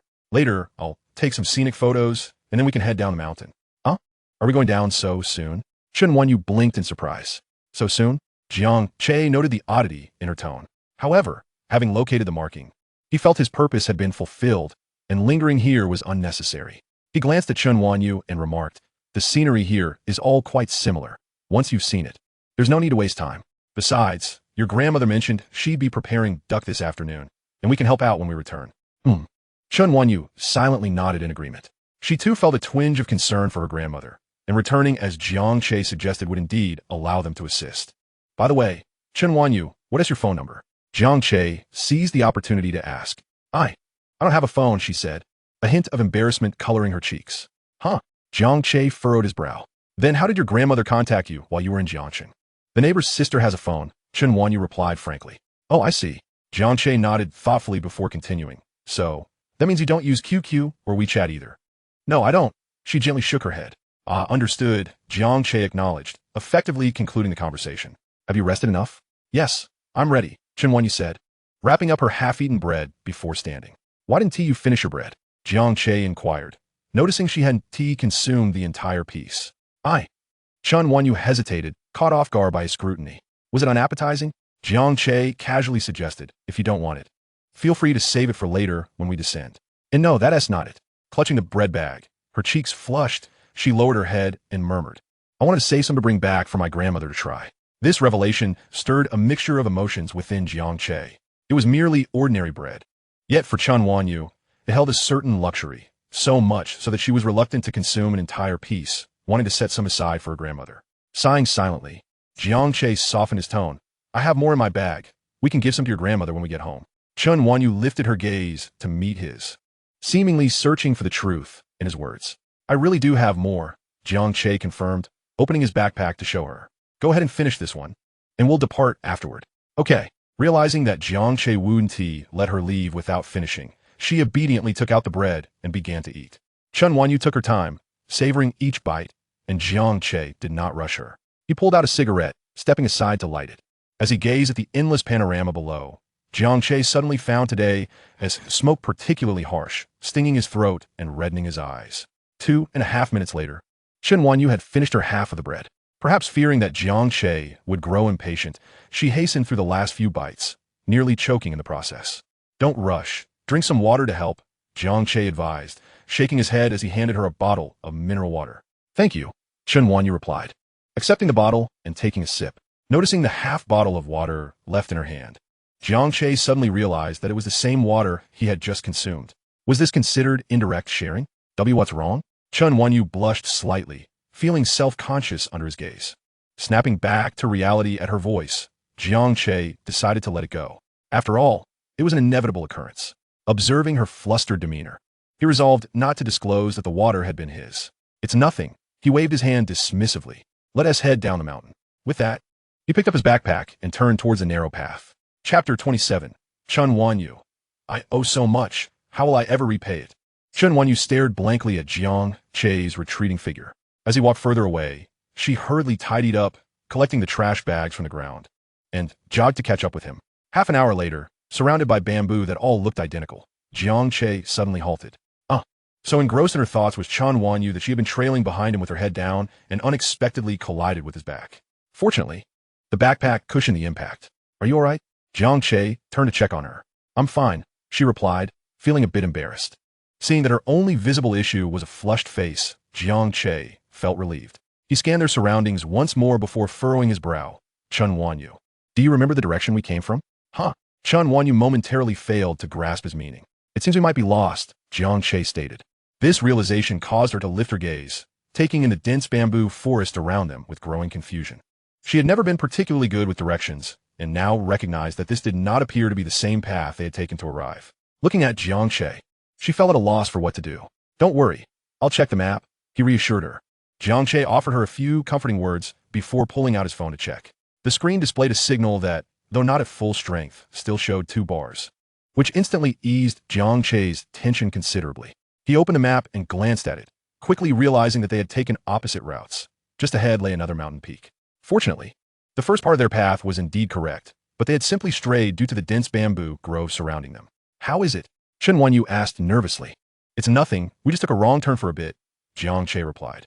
"Let us go, I know how to get back now." With that, he led Chen Wanyu back along the path they had come from, and before long, they found themselves back on the familiar trail. Seeing the well-known scenery, Jiang Che finally felt completely at ease. Over an hour later, the two finally returned to Baiyun Temple. At this point, they were unlikely to encounter any further mishaps. They simply needed to retrace the route they had taken in the morning. Noticing that Chen Wanyu was already drenched in sweat from exhaustion, Jiang Che recalled that there was a shuttle service for tourists at the entrance of the temple, so he guided her in that direction. "Let us take the shuttle down the mountain," Jiang Che suggested. "No, let us skip it," Chen Wanyu replied softly, feeling reluctant at the sight of the ticket price of 20 yuan per person. "It's fine, I'll treat you," Jiang Che said, waving his hand dismissively. Without waiting for Chen Wanyu to respond, he approached the ticket window and purchased 2 adult tickets. Observing this, Chen Wanyu sighed inwardly, realizing how much she owed him and wondering how she would ever repay him, since the shuttle would only depart once enough passengers had gathered. Jiang Che and Chen Wanyu boarded the vehicle to rest for a while. Chen Wanyu kept her head down in silence, lost in her thoughts. Jiang Che assumed she was simply tired and did not dwell on it. After all, they had been hiking for quite some time, and even he felt somewhat fatigued. It was only natural that Chen Wanyu, being a girl, would feel more so. When they arrived back in the village, it was already 4:30 in the afternoon. After parking his motorcycle, Chen Wanyu had already pushed open the weathered wooden door and stepped into the yard. Inside, Chun Xiuhua was boiling water in preparation for slaughtering ducks. Hearing the commotion, she turned to look toward the door. Upon seeing her granddaughter, she expressed surprise. "Oh, you're back so soon?" Before Chen Wanyu could answer, she continued. "Where's your classmate Jiang? Isn't he coming back with you?" "I'm here," Jiang Che chimed in cheerfully as he entered the yard. "Ah, Zhang, I thought you wouldn't come," Chun Xiuhua exclaimed, her face lighting up with a smile. "Of course I'm here. We had an agreement. I'm looking forward to having duck tonight," Jiang Che replied with a grin. "All right, I'm boiling the water now. I'll catch the duck shortly." "Tonight, Jiang. Make sure to eat your fill." "Absolutely. I promise to complete the task." Chen Wanyu interjected. "I'll help catch the ducks." "All right then." Before long, the yard was filled with the sounds of a knife sharpening and the ducks squawking. Later that evening, at 9:30, Jiang Che prepared to ascend the mountain once again.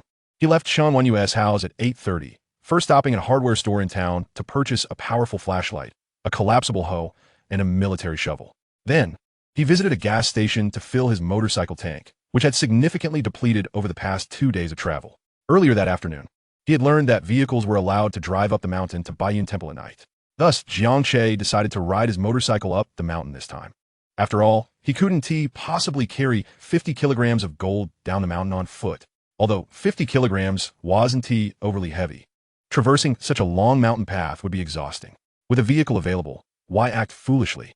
At night, few ventured up the mountain, especially at this hour. Those coming to watch the sunrise would not arrive so early. As Jiang Che rode his motorcycle up, he encountered no one along the way. Even if there had been others, he wouldn't have been concerned, for he had packed his tools securely in his backpack. After about 10 minutes, Jiang Che reached Baiyun Temple. The temple was now closed, and the mountaintop was enveloped in silence, save for the occasional sound of insects and birds. The 2 large red lanterns in front of the temple cast an eerie glow in the night, lending an unsettling air to the scene. However, Jiang Che was not easily intimidated. Not only had he faced life and death before, but having lived through one death, he was no longer afraid of any supernatural entities. Circumventing Baiyun Temple, Jiang Che made his way to the narrow path he had walked earlier that day. This path was only suitable for foot traffic, so he parked his motorcycle off to the side, retrieving the flashlight and military shovel from his backpack. He then proceeded along the path he had traversed with Chen Wanyu earlier. The mountain air was refreshingly cool, and the wind rustled through the trees. Holding the flashlight in one hand to illuminate his way, he wielded the military shovel with the other, striking the underbrush to deter any venomous snakes or insects that might pose a threat. Having walked this route twice already, especially after having taken a wrong turn once, Jiang Che was quite familiar with it. Perhaps due to being alone, his pace was swift. In less than half an hour, he arrived at the spot where he and Chan Wanyu had rested earlier. Ahead lay the marked cliff. After a brief rest, Jiang Che lit a cigarette and then took out the collapsible hoe from his backpack, beginning to dig at the marked location. The mountain was eerily quiet at this late hour, with no one else in sight, especially not at this cliff. Swinging the hoe vigorously, he dug for over 10 minutes before he heard a distinct sound. Ding! Jiang Che's eyes brightened, and he paused his digging. Damn it, Li Tianlong. You buried it so deep. Jiang Che almost suspected the mark was a ruse. However, the sound he heard did not resemble metal clashing. Rather, it sounded like porcelain. Furrowing his brow, Jiang Che tossed aside the hoe and switched to the military shovel, slowing his movements as he resumed digging. After another 10 minutes of careful excavation, the object beneath finally came into view. A picle de vegetable, Jiang Che exclaimed as a ceramic jar emerged from the soil. What on earth? Using a pickled vegetable jar to store gold bars? Is he afraid they'll rust? Jiang Che couldn't help but feel exasperated at Li Tianlong's ingenuity. Unwrapping the tattered cloth sealing the jar, he revealed several golden bars the size of a palm. Jiang Che's eyes sparkled with excitement. Hard work pays off. As long as it's not pickled vegetables, my long journey from Jiangcheng wasn't in vain. A smile crept across his face as he cleared away the remaining dirt. Fully exposing the pickled vegetable jar, Jiang Che exerted himself to hoist the sauerkraut barrel, unbuckling his mountaineering backpack in preparation for transferring the gold bars into his own pack. After all, such a hefty barrel could not possibly fit inside. Noticing a rusted iron box at the bottom of the pit, Jiang Che paused momentarily. He casually retrieved the box, wiping away the yellow mud that coated its surface, revealing signs of rust, yet faintly discernible were the words Danish cookies. John Duque exclaimed, "What in the world? This dog truly possesses talent." As he grumbled, he forcefully pried open the lid of the iron box, discovering a rolled-up painting nestled within. Utilizing a sauerkraut barrel for gold bars and a cookie tin for artwork, surely one could not help but liken him to a legendary figure. However, this Li Tianlong, a rough fellow who had never even attended elementary school, collecting paintings? Did he possess such refined sensibilities? It couldn't possibly be something scandalous, could it? Jiang Che furrowed his brow, musing irritably, but now was not the time for examination. Surrounded by dirt, with his hands also soiled, it would be a pity to ruin any treasure. Shaking his head, he casually closed the iron box and set it aside, then resumed, transferring the gold bars from the barrel into his backpack. Each gold bar, approximately the size of a palm, weighed around a kilogram. Jiang Che extracted a total of 70 or 80 bars, estimating the weight to be around 70 to 80 kilograms. This contradicted Li Tianlong's previous claims, suggesting he had withheld some information. Moreover, in his past life, this rascal had never mentioned anything about a painting. Shaking his head again, Jiang Che observed that the gold bars occupied less than a third of his backpack. After some contemplation, he decided to tuck the cookie tin inside as well. As for the sauerkraut barrel, he had no intention of carrying it down the mountain. Surely, he couldn't lug such a large container all the way. Nevertheless, even if he wouldn't take it with him, he still needed to deal with the barrel. At present, his priority was to refill the pit and restore it to its original state. Yet another laborious task. Fortunately, being young, this task was merely a trivial endeavor given his current physical condition. After spending several minutes, Jiang Che successfully refilled the pit. Observing the conspicuous marks left by the disturbed soil, he ventured a short distance to gather some dry earth, sprinkling it over the surface. After covering it with a layer of dry soil, at first glance, it was difficult to distinguish it from the surrounding earth. However, upon closer inspection, it was still evident that this patch of soil had been disturbed. But that was inconsequential. The rest he would leave to time. After a spell of rain, all traces would vanish without a trace. Moreover, Jiang Che had noted during the day that this area was largely deserted. Had he and Chen Wanyu not come here today, it would have been ages since anyone had set foot in this place. And even if someone were to discover it, it mattered little. There were no surveillance cameras here. And who would suspect that gold lay hidden within? Of course, Li Tianlong was aware of it, but that rascal was still busy in prison. By the time he was released, it would be 5 or 6 years later. At that point, Jiang Che would be in the heavens while Li Tianlong remained below. Even if he revealed that the treasure was taken by Jiang Che, what could he do? Moreover, he would never know. Jiang Che stuffed the telescopic hoe and military shovel into his backpack. Fortunately, he had chosen a high-quality, spacious mountaineering pack. Otherwise, he would have been able to fit so many items. Domestic products truly are durable. Jiang Che mused to himself. After tidying up the surrounding area, he hefted the mountaineering backpack from the ground. Surprisingly, it felt quite heavy, yet still manageable. Clapping his hands together, Jiang Che lifted the sauerkraut barrel and, with a flourish of his sleeves, departed. A short while later, in a hollow on the opposite side of the mountain, Jiang Che gazed at the shattered remains of the sauerkraut barrel before wiping the sweat from his brow with the back of his hand. After a moment's consideration, he tossed the fragments into the nearby stream, ensuring it was thoroughly obliterated beyond recognition, and nodded in satisfaction. As for the telescopic hoe and military shovel, he had already dealt with them on the other side. At this moment, his backpack contained only the gold bars and the painting housed within the cookie tin. "Time to call it a day and get some sleep," Jiang Che muttered under his breath. Upon returning to the small inn, it was already 4:30 in the morning. The glass door of the inn was merely ajar, not locked. The front desk was devoid of the gossiping landlady, which made things easier for him. Jiang Che ascended to his room with the mountaineering pack slung over his shoulder. With a sigh, he casually set the backpack aside and collapsed onto the bed. After a night of labor, even with his current physical prowess, he felt utterly exhausted. Yet all of it was worth it. The gold was finally in his possession. The return journey had been uneventful. He had encountered no one along the way, and everything had gone smoothly. This meant that, aside from himself, no one was aware of the gold bars worth millions concealed within his backpack. After resting for a while, Jiang Che sprang up from the bed. Lighting a cigarette, he began to inspect his treasure. Chapter 29. Could it truly be something scandalous? Jiang Che opened his mountaineering backpack and retrieved a gold bar. Uncertain if there were any cameras in the small inn, he refrained from taking out all the gold bars.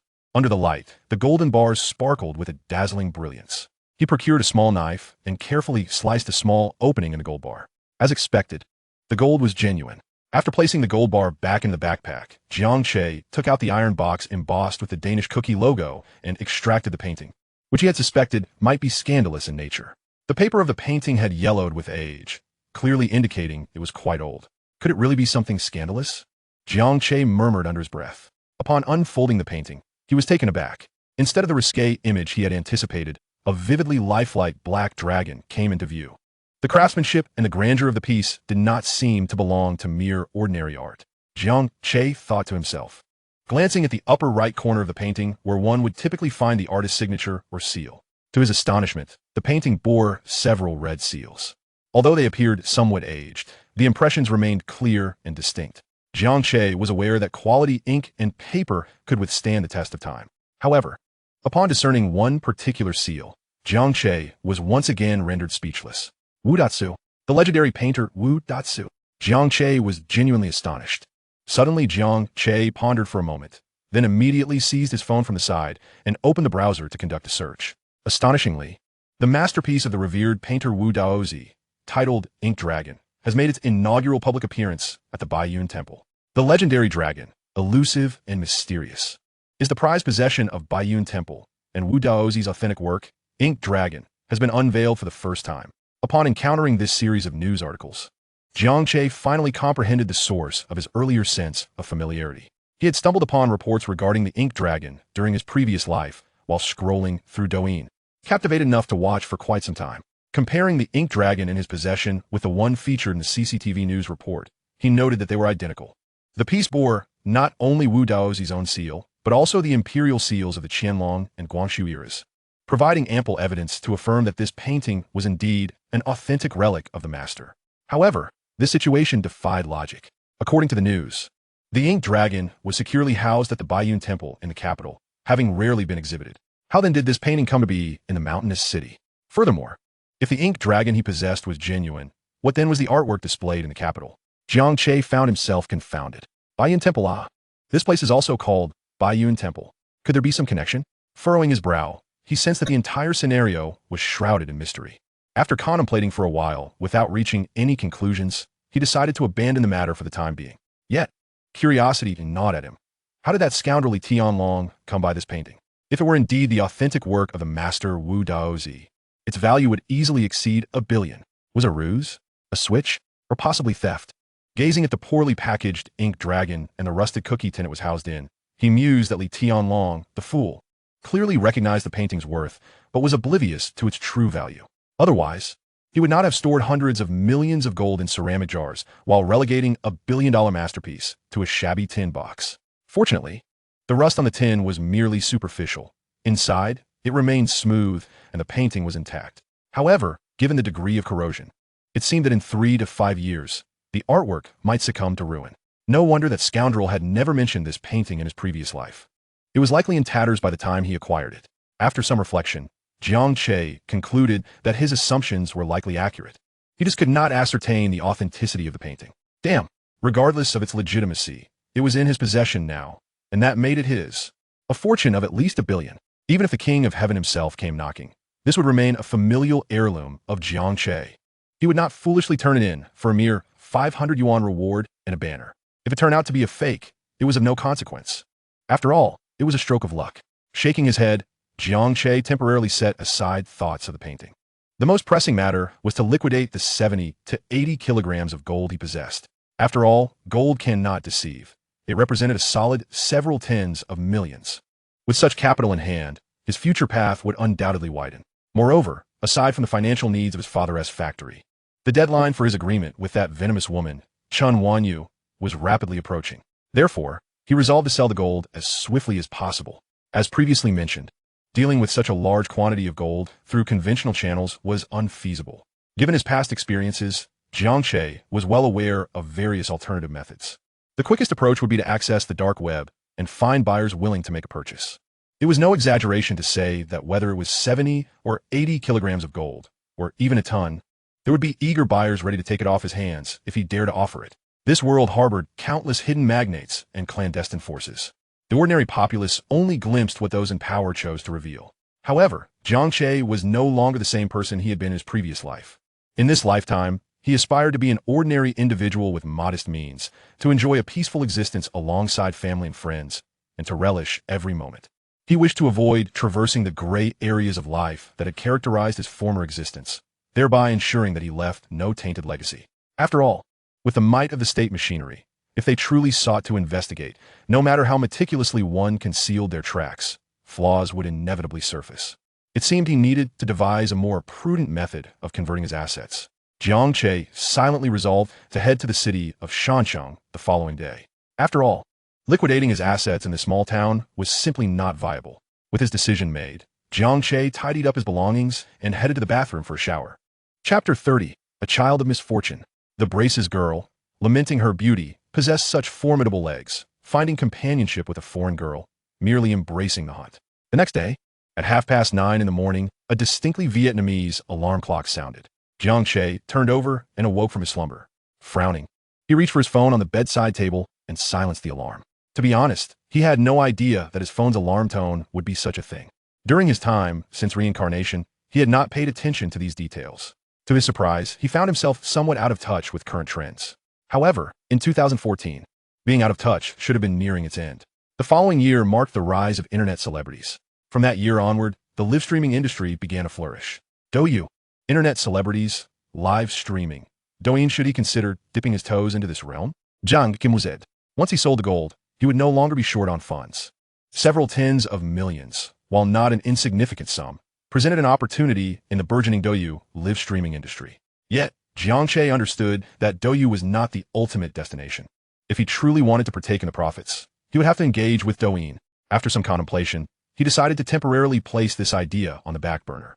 For now, the priority was to rise, brush his teeth, wash his face, and head to the city of Shancheng. At 10 o'clock, Jiang Che finished his morning routine and descended the stairs. At the front desk, the innkeeper was idly watching a drama while snacking on sunflower seeds. Upon seeing Jiang Che with a backpack, she assumed he was checking out and inquired, "Sir, are you checking out?" "No, just stepping out for a bit." After a moment's thought, Jiang Che added, "By the way, could you extend my stay for another 2 days?" As he spoke, he pulled 100 yuan from his wallet and handed it to the innkeeper. "All right." The innkeeper replied cheerfully upon hearing Jiang Che's request to extend his stay, and she proceeded to recommend some interesting local attractions. Jiang Che expressed his gratitude with a smile and, after completing the necessary formalities, stepped outside. He had intended to send a message to Chen Wanyu, but since the girl lacked a mobile phone, he decided against it. After all, he would return by evening or the next day at the latest, and he could always seek her out in the village then. Burdened with such heavy luggage, Jiang Che felt disinclined to take the bus. Instead, he hailed a taxi by the roadside and headed straight for the city center. As for the distance, it was of no concern. Taxis would eagerly come forth when there was money to be made. Meanwhile, in Naitu village, Chen Xiuhua observed her granddaughter Chen Wanyu sweeping the yard and suggested, "My dear, why not take a trip to town and spend some time with Xiao Jiang?" "Grandma, is that really necessary?" Chen Wanyu replied, reflecting on the days spent with Jiang Che, during which he had been the one spending money. She had promised to host him, yet it seemed she was merely imposing on him, which left her feeling somewhat embarrassed. Additionally, she was not entirely at ease leaving her grandmother alone at home. "Come out." Chen Xiuhua waved her hand dismissively. "It would be impolite not to extend our hospitality to someone who has traveled such a distance. Besides, Xiao Jiang knows no one else here. Make sure to show him around a bit, and if you don't venture too far, bring him back for lunch." Considering her grandmother's words, Chen Wanyu realized that other than herself, Jiang Che had no acquaintances in the area, and leaving him alone at a small inn was indeed not ideal. Thus, she nodded in agreement, saying understood.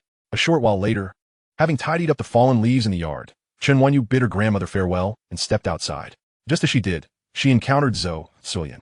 Despite the tensions between their families, Zhou Sulian was still her aunt, and Chen Wanyu felt it necessary to uphold a semblance of decorum. "Aunt," Chen Wanyu greeted her softly. Zhou Sulian shot her a disdainful glance, retorting mockingly, "Oh, so the university student still remembers I'm your aunt. What happened to that arrogant attitude you had yesterday?" "And I." Chen Wanyu began to explain, but seeing the coldness in her expression, she ultimately settled for a simple, "I'm sorry." "TCH," Zhou Sulian scoffed, rolling her eyes. "What a phony." With that, she turned to leave. "Aunt." Chen Wanyu suddenly recalled the events of the previous day and called out to her. "What is it? What do you want now?" Zhou Sulian turned back, her tone impatient. "I." Chen Wanyu bit her lip, hesitating before saying, "Aunt, I will work to save up the money and pay you back gradually." "What?" Zhou Sulian exploded at once. "With your meager earnings? How do you expect to repay me? And yesterday, weren't you all full of bravado, claiming you'd return the money within 3 days and even wanted me to kneel before you? Where's that pathetic boyfriend of yours? Did he run away?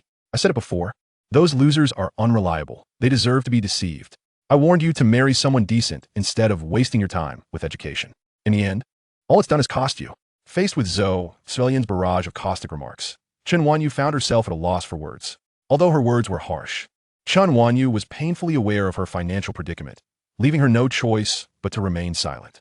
Zhou Sulian, noticing her lack of response, grew even more irate, pointing an accusatory finger at Chen Wanyu's nose. "Today marks the 2nd day. Tomorrow will be the 3rd. I expect to see my money. I don't care how you manage it, steal, rob, or sell something. Just ensure you repay me. If you fail to do so, I won't let this go. It is only right to repay one's debts. Even if it means going to the police, I won't back down." With that, she stormed back into her yard, slamming the heavy green iron gate behind her with a resounding bang that echoed in Chen Wanyu's ears. At that moment, a nearby neighbor approached her, gently patting her shoulder. "Oh dear, don't take what your aunt said to heart. She just has a way with words." Chen Wanyu bit her lip, remaining silent as she shook her head slightly. Her reddened eyes, however, betrayed her distress. "Aunt, I need to head to town now. I'll take my leave," she said softly to the neighbor before turning away quietly. Sighing, the neighbor watched her slender figure retreat, lamenting such a troubled child. Chapter 31. Smiling externally, cursing internally. Around 10:30 in the morning, Chen Wanyu arrived at the small inn where Jiang Che was staying. As she entered, she spotted the proprietress, who was munching on sunflower seeds while watching television at the front desk. If Jiang Che were present, he would undoubtedly inquire whether the proprietress was thirsty. Alas, every time she encountered the proprietress, she was either snacking or preparing to snack. "Aunt," Chen Wanyu approached and greeted her softly. "Hello, are you here for accommodation?" the proprietress instinctively asked upon hearing her voice. However, upon raising her gaze and recognizing Chen Wanyu, she exclaimed in surprise, "Oh, it's you, Mei Lu." "Aunt, I." Chen Wanyu began to speak, but the proprietress continued, "Oh, Mei Lu, you must be here to see that handsome fellow in room 203, right?" Hum. Chen Wanyu nodded. "Ah, that handsome guy has stepped out," the proprietress informed her. "What?" Chen Wanyu was taken aback. "He left around 9 this morning," the proprietress added with a puzzled expression. "He didn't mention anything to you? I thought he was off to find you." "No." Chen Wanyu shook her head. "Jean Luque departed." "But not in search of her. Did he say where he was going?" Chen Wanyu inquired, hoping to ascertain Jiang Che's whereabouts so she could seek him out. "Well, I wouldn't know," the proprietress replied, shaking her head. "He didn't mention it." "Oh." Sensing her disappointment, the proprietress added, "However, he did extend his stay for another 2 days, so he should be back this afternoon. Why not give him a call?" At this, Chen Wanyu fell silent. She didn't own a phone, nor did she have Jiang Che's number. "Thank you, Aunt," she said, shaking her head before turning to leave. "Such a well-behaved girl. the proprietress murmured to herself as she watched Shun Wanyu's departing figure. Meanwhile, Jiang Che was on the highway, not far from the city center. After more than half an hour, the driver gently shook him awake, saying, "Sir, we have arrived." Huh? Jiang Duque blinked, his eyes still clouded with sleep as he began to comprehend his surroundings. "Teacher, we've arrived at the antique street." Upon hearing the driver's words, Jiang Che turned his head to glance out of the window, finally grasping the situation. He had long since grown accustomed to being addressed as Old Master by the driver, as it was a common form of respect among the locals in this mountainous city. "Oh, I see." Jiang Che nodded slightly. "How much do I owe you, sir?" 356 yuan and 80 cents. The driver replied promptly, having anticipated the question. "All right, here is 360. You needn't bother with the change." Jiang Che produced 360 yuan notes from his wallet and handed them over. "Perfect." The driver beamed with delight. "Thank you, young man. You truly are a good person." "There's no need for thanks," Jiang Che responded with a casual wave of his hand, then opened the car door and stepped out. Antique Street, as its name suggests, is a place dedicated to the sale of antiquities and artworks. Naturally, where there are people, there exists a complex world, and where there is complexity, one finds a mix of the genuine and the counterfeit. The antiques and artworks here are no exception. They range from authentic masterpieces to blatant forgeries. Humans are intricate beings, driven by various interests, capable of any action when motivated by profit. Thus, in this marketplace, one must rely on their discernment to differentiate between the real and the fake. Once a purchase is made, if one finds themselves deceived, it is but a reflection of their own lack of vigilance. However, Jiang Che's intention was not to sell the ink dragon painting. He had come to acquire antiques. Indeed, you heard that correctly. Jiang Che had come with the purpose of purchasing antiques. "Boss, how much of this yuan dynasty blue and white porcelain?" Jiang Duque inquired, pointing at a palm-sized blue and white vase in a shop called Qingxi Pavilion at the entrance of Antique Street. The shopkeeper, a corpulent and somewhat greasy middle-aged man, reacted with exaggerated enthusiasm upon hearing Jiang Che's question. "My goodness, what do you have, my friend? You've chosen our shop's most treasured item. Allow me to tell you, the design is grand and imposing. The painting technique is masterful, and the blue and white hues are rich and profound. This yuan blue and white porcelain absolutely originates from the official kills of Jingdezhan." The shopkeeper rambled on, saliva flying as he extolled the virtues of the piece. Jiang Che found him rather tiresome, so he furrowed his brow and interrupted. "Enough, boss. Just give me a price." 500,000. The shopkeeper blurted out. Jiang Che remained silent, regarding him with a calm demeanor. The shopkeeper felt uneasy under Jiang Che's steady gaze, forcing a somewhat awkward smile. "How about you suggest a number, teacher?" "Drop a zero," Jiang Che replied with a sidelong glance, his expression unchanging. The shopkeeper's face lit up with a hint of joy at this suggestion, but before he could respond, Jiang Che continued, 50. The shopkeeper's eyes widened in disbelief. "What? Is that really how you drop a zero?" Yet, confronted with Jiang Che's serious expression, his demeanor quickly deflated. "Teacher, that's not how bargaining works. Please, add a bit more. It's tough running a small business." Jiang Che, somewhat taken aback, regarded the shopkeeper with surprise. A familiar phrase echoed in his mind. "What's overpriced?" This has been the price for years. Sometimes, one ought to reflect on their own circumstances. Shaking his head, Jiang Che responded flatly, 50. "One last time. Will you sell or not?" The shopkeeper, at a loss for words, eventually capitulated. Jiang Che secured the yuan blue and white porcelain for the paltry sum of 50 yuan. And at Jiang Che's insistence, the shopkeeper generously included a wooden box for packaging. "Take care, teacher. Come again." The shopkeeper's face, which had contorted into a smile, belied the turmoil within, for his inner thoughts could only be described as, what a nightmare. 18 Steps, a renowned commercial attraction mimicking ancient towns in the mountain city, was Jiang Che's next destination. After leaving the antique street, he took a taxi directly to this locale. The streets of 18 Steps were bustling with activity, alive with a vibrant crowd. Although the concept of social media hotspot was not yet widespread in 2014, as he observed the tall, statuesque female tourists and various aspiring models striking poses for photos, he couldn't help but sense a burgeoning trend. However, his purpose here was not to admire long legs.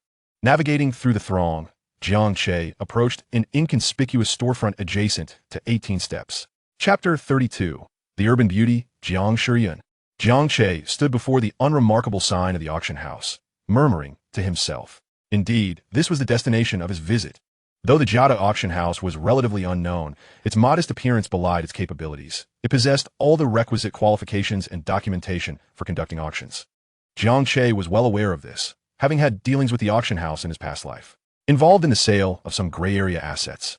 He had even conducted a covert investigation into the establishment, discovering nothing particularly alarming, which only served to highlight the depths of its operations. To operate such an auction house in China required considerable legal maneuvering, something not easily accomplished by an ordinary individual. Moreover, the crucial point was that this auction house never inquired into the provenance of auctioned items. They could facilitate exchanges of goods and assets without concern for their origins. They could assist with any item, any documentation, everything could be arranged. Thus, the depths of the seemingly innocuous Jia de auction house were quite profound. Today, Jiang Che's visit was motivated by his desire to appear more above board in this life. Taking a deep breath, he clutched the antique yuan blue and white porcelain and entered the auction house. "Good day, sir. How may I assist you?" A woman clad in professional attire approached the front desk with a smile. Before Jiang Che could respond, he heard her voice exclaim in surprise, "Oh, it's you." Taken aback, he looked at the woman, dressed in her professional outfit with black stockings, a flicker of confusion in his eyes. "It's me, handsome young man. We met the night before last." Noticing Jiang Che's bewilderment, the woman pointed to herself, the barbecue stall. "Don't you remember me?" "Oh, Jiang Shiyun," he finally recalled, his recognition dawning. He raised his eyes to appraise the woman before him. Unlike that night, Jiang Shiyun today wore delicate makeup, her hair styled in a neat bun atop her head. At first glance, one might struggle to connect this refined professional beauty with the sultry figure he had encountered previously. As he studied Jiang Shiyun, he extended his right hand with a smile. "Miss Jiang, it's a pleasure to see you again." "Good day, Mr. Jiang," she said, extending her right hand to shake hands with Jiang Che, a smile gracing her lips. Perhaps due to the nature of her work, Jiang Shiyun refrained from playfully addressing Jiang Che as handsome guy this time. After their hands parted, she curiously inquired, "By the way, Mr. Jiang, what brings you to our auction house today?" "Oh, I have an item I wish to auction," Jiang Che replied. "Mr. Jiang has something to auction?" Jiang Shiyun exclaimed, her expression a mix of surprise and curiosity as she gazed at him. Indeed, Jiang Che nodded, though he offered no further explanation. After all, the matter he wished to address required the presence of the branch manager of the auction house. It is worth noting that the Jiangcheng branch of the auction house is merely a subsidiary. The main office resides in the capital. Jiang Che, due to his past experiences, had previously interacted with Luo Mingyi, the manager here, and was well acquainted with his character and habits. "Miss Jiang, could you kindly introduce me to your manager, Mr. Luo Mingyi?" "Excuse me? Mr. Jiang, you know our Mr. Luo?" "Yes, we have met once before," Jiang Che replied. Upon hearing this, Jiang Shiyun's curiosity about Jiang Che deepened. However, noticing that he did not wish to elaborate, she nodded and said, "Very well, Mr. Jiang. Please wait a moment while I consult with Mr. Luo." "Thank you for your assistance, Miss Jiang." Jiang Che nodded in appreciation. Subsequently, Jiang Shiyun summoned the front desk staff to escort Jiang Che to the reception room, while she herself went to inform Luo Mingyi. "Mr. Jiang, please enjoy some tea." "Thank you." In the reception room, Jiang Che accepted the tea from the front desk attendant with a smile of gratitude. "No need for thanks, it is my duty," the attendant replied with a polite smile before respectfully exiting the room. After her departure, Jiang Che took a sip of the tea. "Ah," he mused to himself. "It truly lives up to the reputation of the auction house.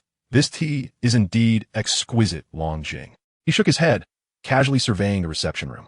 The decor was quite ordinary, akin to that of any typical company-esque reception area, yet the painting adorning the wall captured Jiang Che's interest. It was not that he recognized it as a valuable antique. Rather, he simply found it to possess an impressive appearance. As he idly gazed at the artwork, Jiang Shiyun did not keep him waiting long. Within a short span of time, there came a series of knocks, followed by the creak of the door as it swung open. A young man, clad in a sharply tailored suit and wearing gold-rimmed glasses, entered. He appeared to be in his late 20s, and Jiang Shiyun quietly followed behind him. Without a doubt, this young man was Luo Mingyi. Turning to assess Luo Mingyi, Jiang Che noted the differences from when he had known him in his previous life.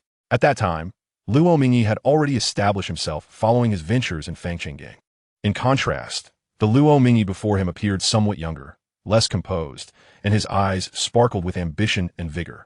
"I apologize for keeping you waiting, Mr. Jiang," Luo Mingyi said, striding towards Jiang Che with an expression of sincere regret.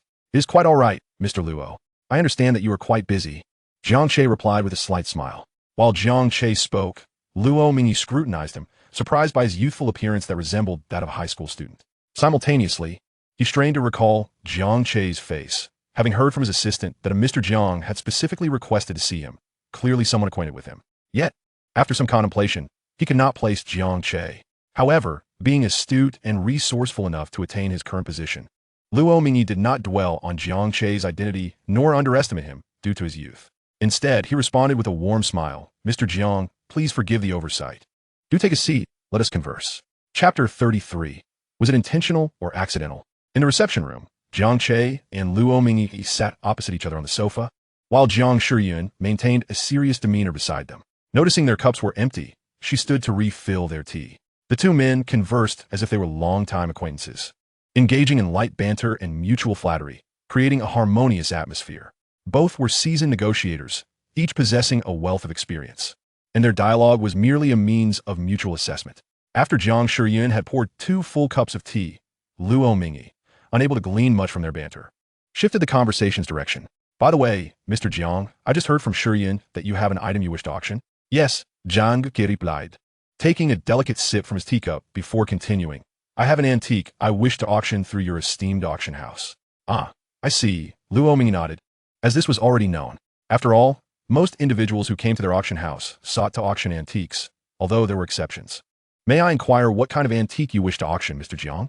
He asked casually, lifting his teacup for a sip. Well, Jiang Che began, placing a box on the table and retrieving a blue and white porcelain vase from within. Oh, a Yuan dynasty blue and white porcelain? Upon seeing Jiang Che produce the vase, Luo Mingyi's eyes lit up. He set down his teacup, preparing to examine the item closely. For exquisite Yuan blue and white porcelain was indeed rare. Since taking charge of the Jiangcheng branch, he had only auctioned a few pieces. However, his expression abruptly shifted. Wait, Luo Mingyi's brow furrowed as he looked up at Jiang Che, his demeanor now serious. Mr. Jiang, this Yuan blue and white porcelain seems somewhat suspect. Jiang Che remained silent, calmly observing him. Sensing his choice of words might have been inappropriate, Luo Mingyi added, Mr. Jiang, I mean no offense, but may I ask if this piece has been appraised by an expert? No, Jiang Che replied flatly. That, Luo Mingyi was momentarily at a loss for words.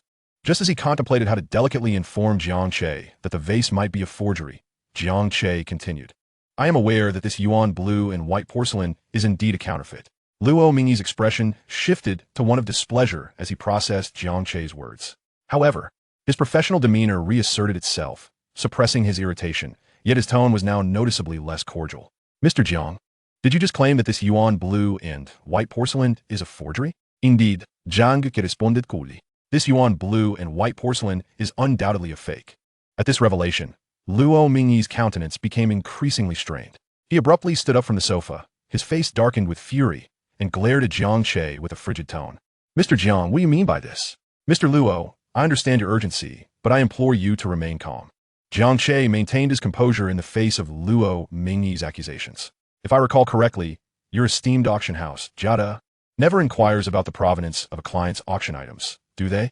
Upon hearing this, Luo Mingyi's expression darkened further. Indeed, as Jiang Che had stated, Jada Auction House typically refrained from questioning the origins of the items brought by clients. However, they could not allow Jiang Che to mock them with a counterfeit Yuan Qingwa. Mr. Jiang, what exactly is your intention? If I have offended you in any way, or if you find me displeasing and have come here to ridicule me, please say so directly. Though I am not a significant figure, I would accept any terms you propose. At this point, Luo Mingyi had completely lost his patience, his tone icy as he regarded Jiang Che. The atmosphere in the reception room grew tense and charged. Beside them, Jiang Shiyun was utterly bewildered. What had transpired so suddenly? Furthermore, what was Jiang Che's purpose in bringing a fake Yuan Qingwa for auction? Was it intentional or merely an accident? Had she truly offended him, as Mr. Luo suggested, prompting Jiang Che to create trouble? Observing Jiang Che's calm demeanor on the sofa, Jiang Shiyun found herself at a loss. Mr. Luo is joking. I hold no grievances against him. On the contrary, I highly regard Mr. Luo's capabilities. My intention in coming here was genuinely to discuss business with your auction house. Jiang Che smiled faintly, his expression serene. Upon hearing this, Luo Mingyi was rendered speechless. Had it not been for his ingrained professionalism urging him to remain composed, he would have summoned security to expel Jiang Che. Taking a deep breath, Luo Mingyi sat down and addressed him with a decidedly unfriendly tone. Mr. Jiang, is this how business is conducted? Jiang Che merely chuckled and did not respond, instead turning to Jiang Shiyun. Miss Jiang, the tea has grown weak. Would you kindly assist in brewing another pot? Huh? Jiang Shiyun was taken aback by Jiang Che's sudden address, glancing towards her superior, Luo Mingyi.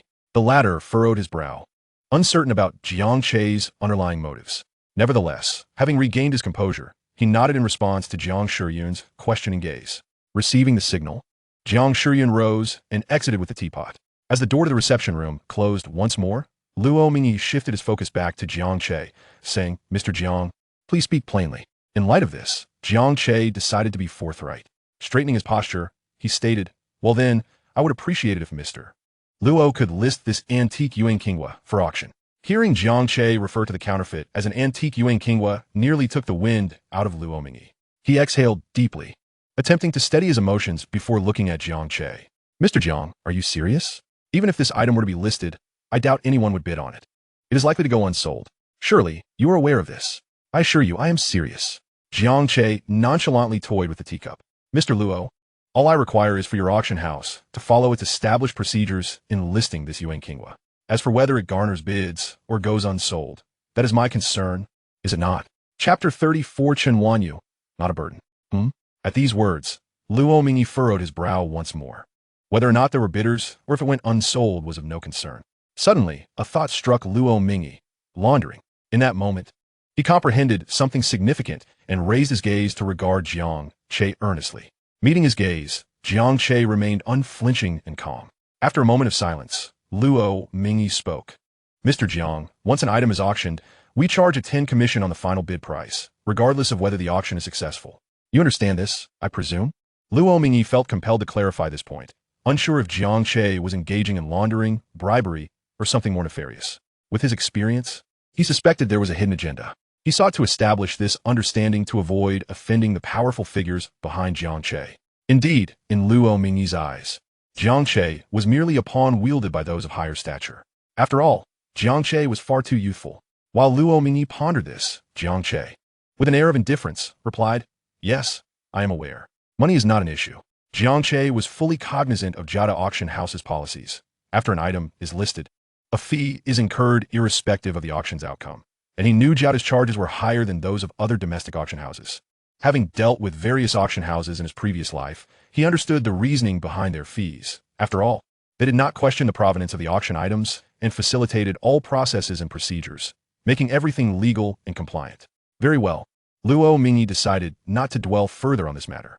"Mr. Jiang, we will draft a contract shortly, and you will leave the yuan." He hesitated. The term Yuan King was stuck in his throat and opted for a more neutral phrasing.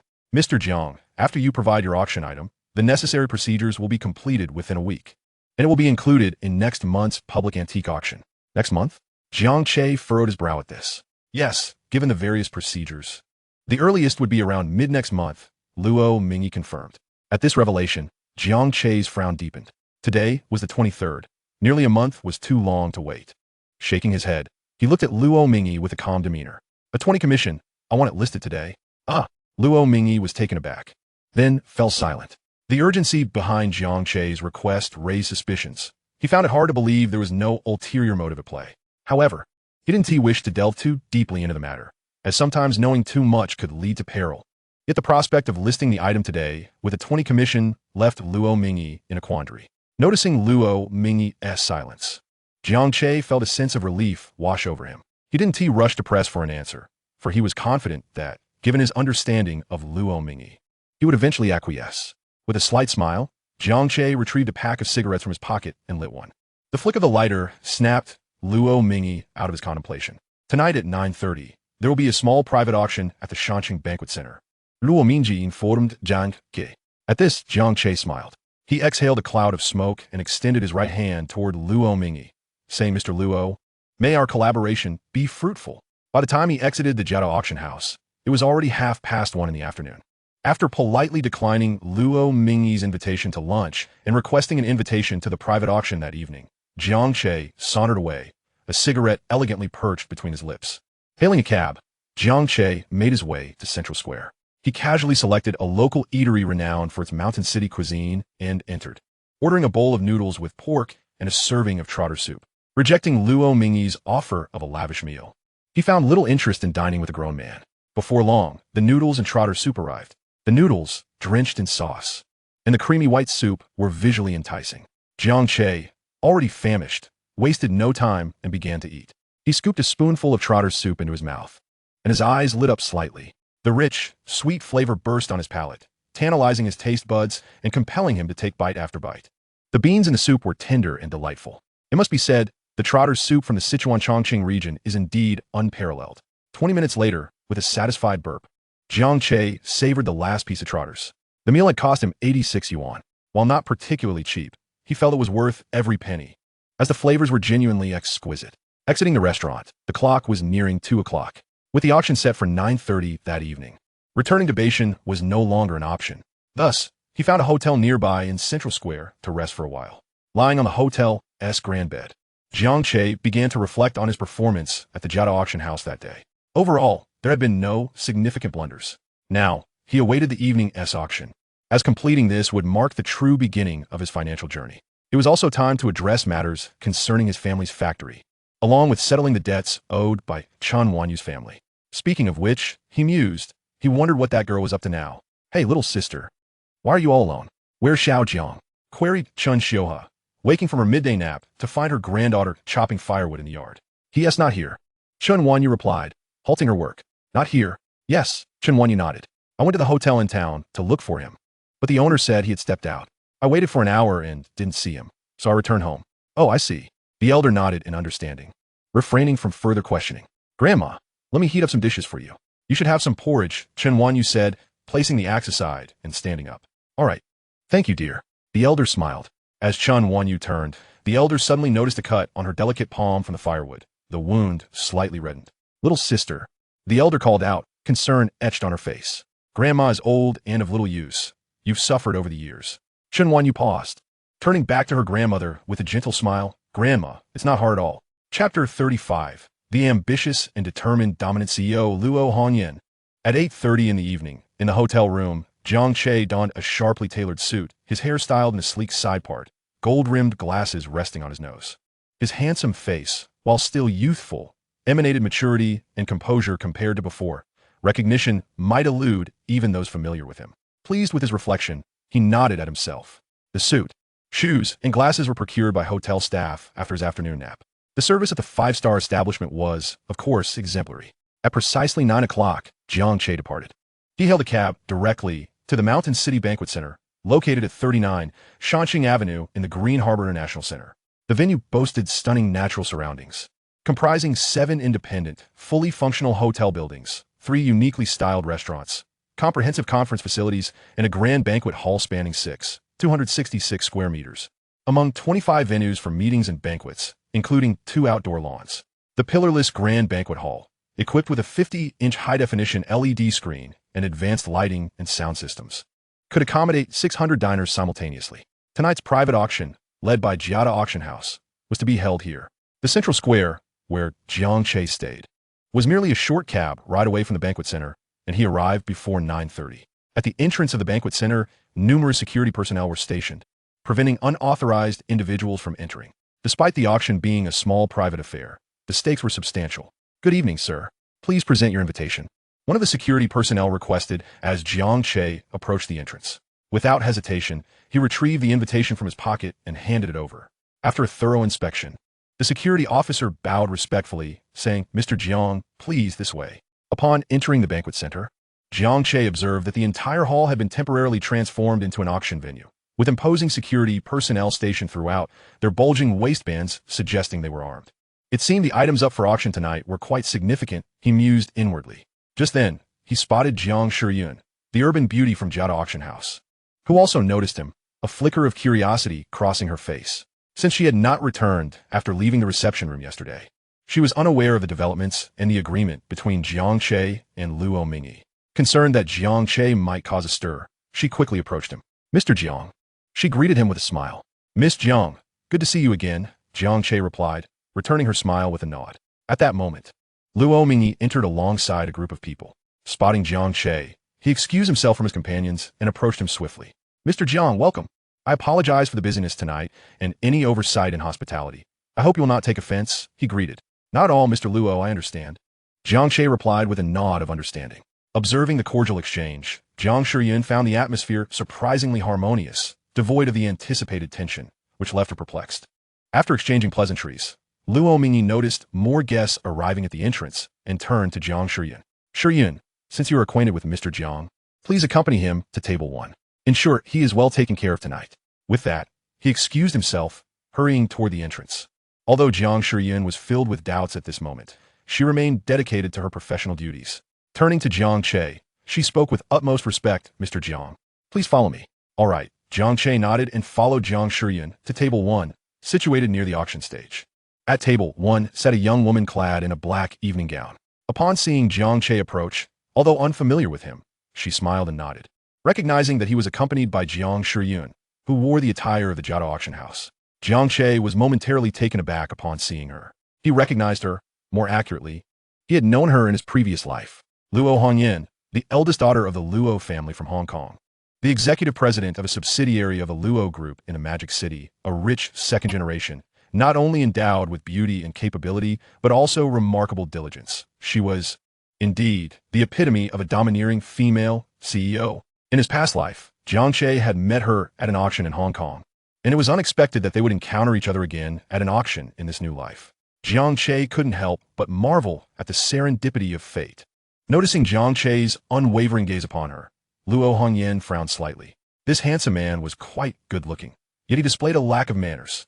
She silently criticized him in her mind before turning away, no longer regarding Jiang Che. Realizing he had been staring, Jiang Che suddenly felt a pang of embarrassment for his rudeness. However, he was not overly concerned. As for Luo Hongyan, if his memory served him correctly, her fate in the future appeared rather tragic. Shaking his head, he redirected his attention to Jiang Che, who was busy pouring tea for herself, and said, Miss Jiang, please continue with your tasks. I can manage here on my own. Startled by Jiang Che's words, Jiang Che paused for a moment. Then, as if recalling something, she glanced at Luo Hongyan across the table, and then back at Jiang Che. Nodding, she replied, very well, Mr. Jiang. I will attend to my duties. If you require anything, feel free to call for me. Yes, go ahead, Jiang Che affirmed with a nod. After Jiang Che departed, Jiang Che took a sip from the teacup on the table and addressed Luo Hongyan. Miss Luo, it must be quite a distance from the magic city to here. Luo Hongyan's eyes widened slightly in surprise. This impolite, handsome man actually recognized her? Just as she pondered this, Jiang Che's voice reached her ears again. Your cousin should be returning to the country soon, right? Excuse me? Confused by Jiang Che's seemingly nonsensical words, Luo Hongyan was momentarily at a loss. What did he mean? Cousin, returning to the country. He must be referring to Luo Tianyi, but did he actually know him? Luo Hongyan turned to face Jiang Che, about to speak, when several familiar faces approached table 1, prompting her to swallow her questions silently. As time passed, the banquet hall began to fill with an array of elegantly dressed elites engaging in conversation.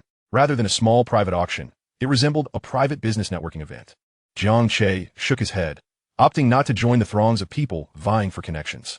Instead, he sat at the table, quietly sipping tea, embodying a serene observer of the unfolding spectacle. Of course, his solitary demeanor did not escape the notice of others, except for Luo Hongyan. Though she engaged with those around her, her gaze frequently drifted toward Jiang Che, noting his disinterest in mingling and his preference for solitude. This only deepened her curiosity about him. However, with so many people around, she found no opportunity to probe further. Nightfall arrived, and the clock struck 9:30. The auction commenced officially. The earlier conversations faded as everyone returned to their seats, rendering the hall eerily quiet.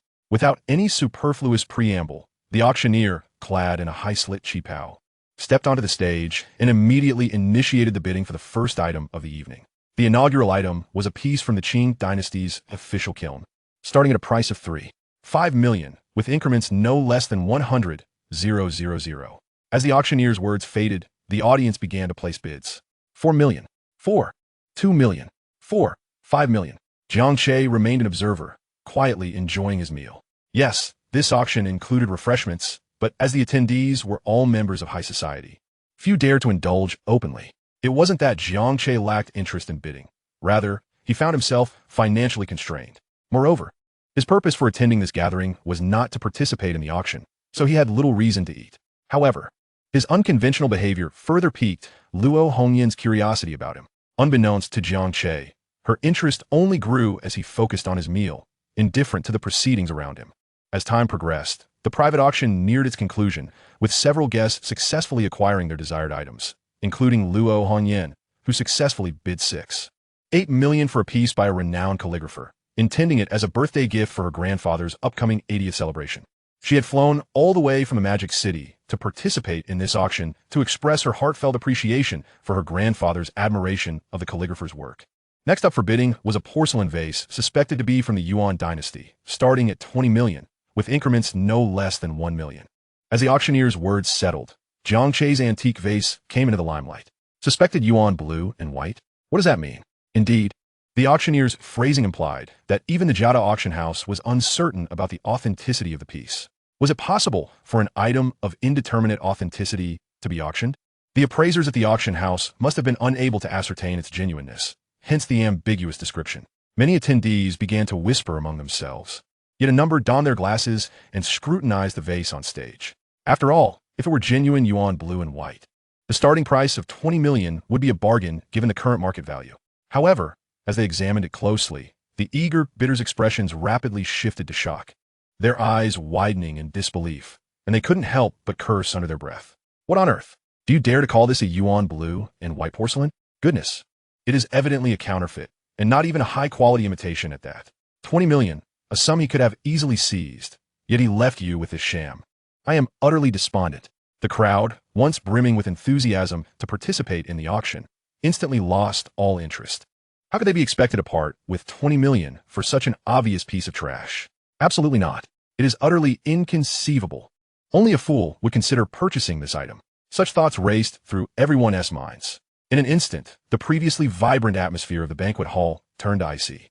No one showed any inclination to raise their paddles and bid.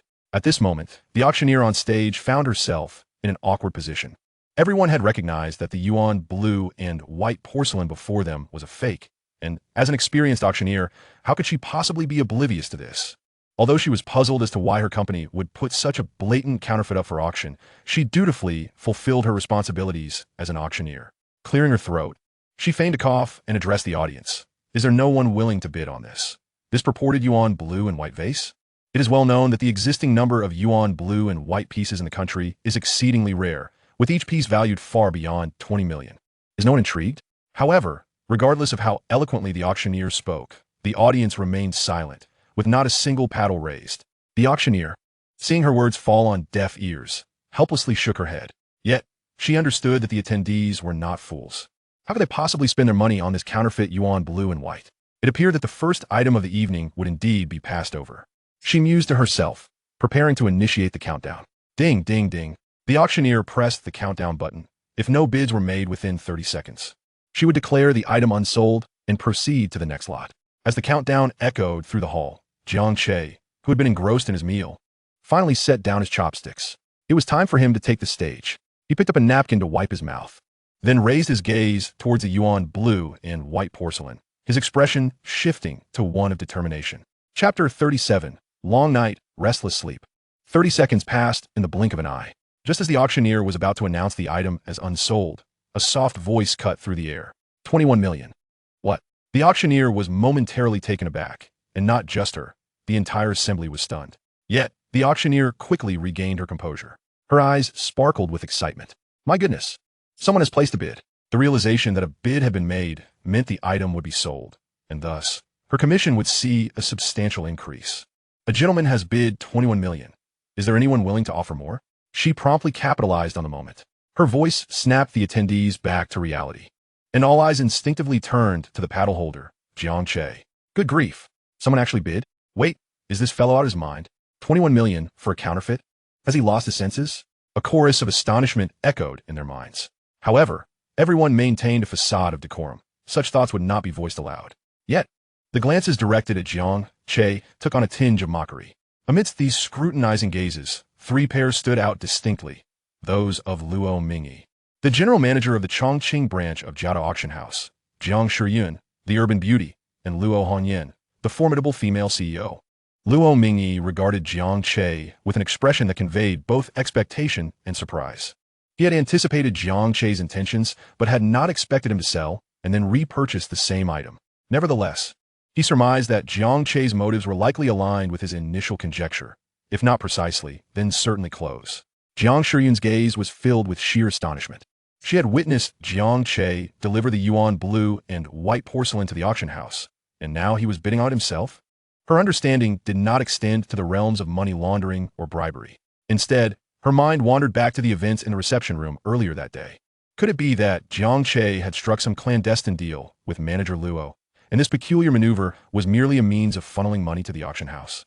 As for Luo Hongyan, her expression was a complex blend of curiosity, intrigue, and a hint of yearning. She had observed Jiang Che's performance throughout the evening. Initially, she found him somewhat handsome, yet lacking in decorum. However, his subsequent remarks left her perplexed, prompting her to watch him closely. While others mingled and engaged in conversation, he sipped tea. While the crowd fervently bid, he flaunted his meal. Now, when everyone deemed the yuan blue and white porcelain an outright fake, Jiang Che had bid 21 million for it. Truly, he was a man shrouded in mystery. You have successfully captured my attention, Jiang Che. Unfazed by the scrutiny, Jiang Che maintained his composure, his expression calm and unflustered. Others may mock my eccentricity, yet I find amusement in their inability to see through my facade. To date, my plan has progressed remarkably well. 21 million, first call, 21 million, second call, 21 million, third call sold, with the auctioneer's voice and hammer falling simultaneously.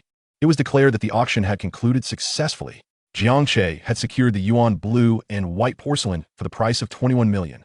The initial bidding price of 20 million had been set by Jiang Che himself, and the 21 million bid was likewise his. It was not that he wished to bid higher. Rather, he had miscalculated. He had previously thought that gold would be priced around 300 to 400 per gram. But upon checking today, he discovered that the current domestic gold price was a mere 260 per gram, with just over 80 kilograms of gold in his possession. He realized it was only worth 21 million. Damn it, a miscalculation. He had hoped for some of 30 million, but found that while the gold quantity had increased, the cash flow had diminished. Of course, Jiang Che could choose to hold onto the gold until prices rose again. However, after all this time, and with his current financial needs, holding on was not an option. Thus, it is evident why the final auction price for this exquisite piece of yuan blue and white porcelain reached an astonishing 21 million. It is worth noting that this sum does not reflect the total amount Jiang Che will ultimately receive. After deducting the 20 commission from the China Guardian auction house, along with various handling fees, Jiang Che is likely to net approximately 16 million. Alas, this falls nearly half short of the anticipated 30 million. A thought that leaves Jiang Che feeling somewhat resigned. Yet, upon further reflection, he realizes that this gold was, in essence, a fortunate find. Hence, the 16 million is akin to a windfall, a reason for joy rather than lamentation. As for Li Tianlong, who is Li Tianlong? Jianu que professes ignorancia, claiming he has neither seen nor heard of him. Later that evening, at 11:30, the auction had long since concluded.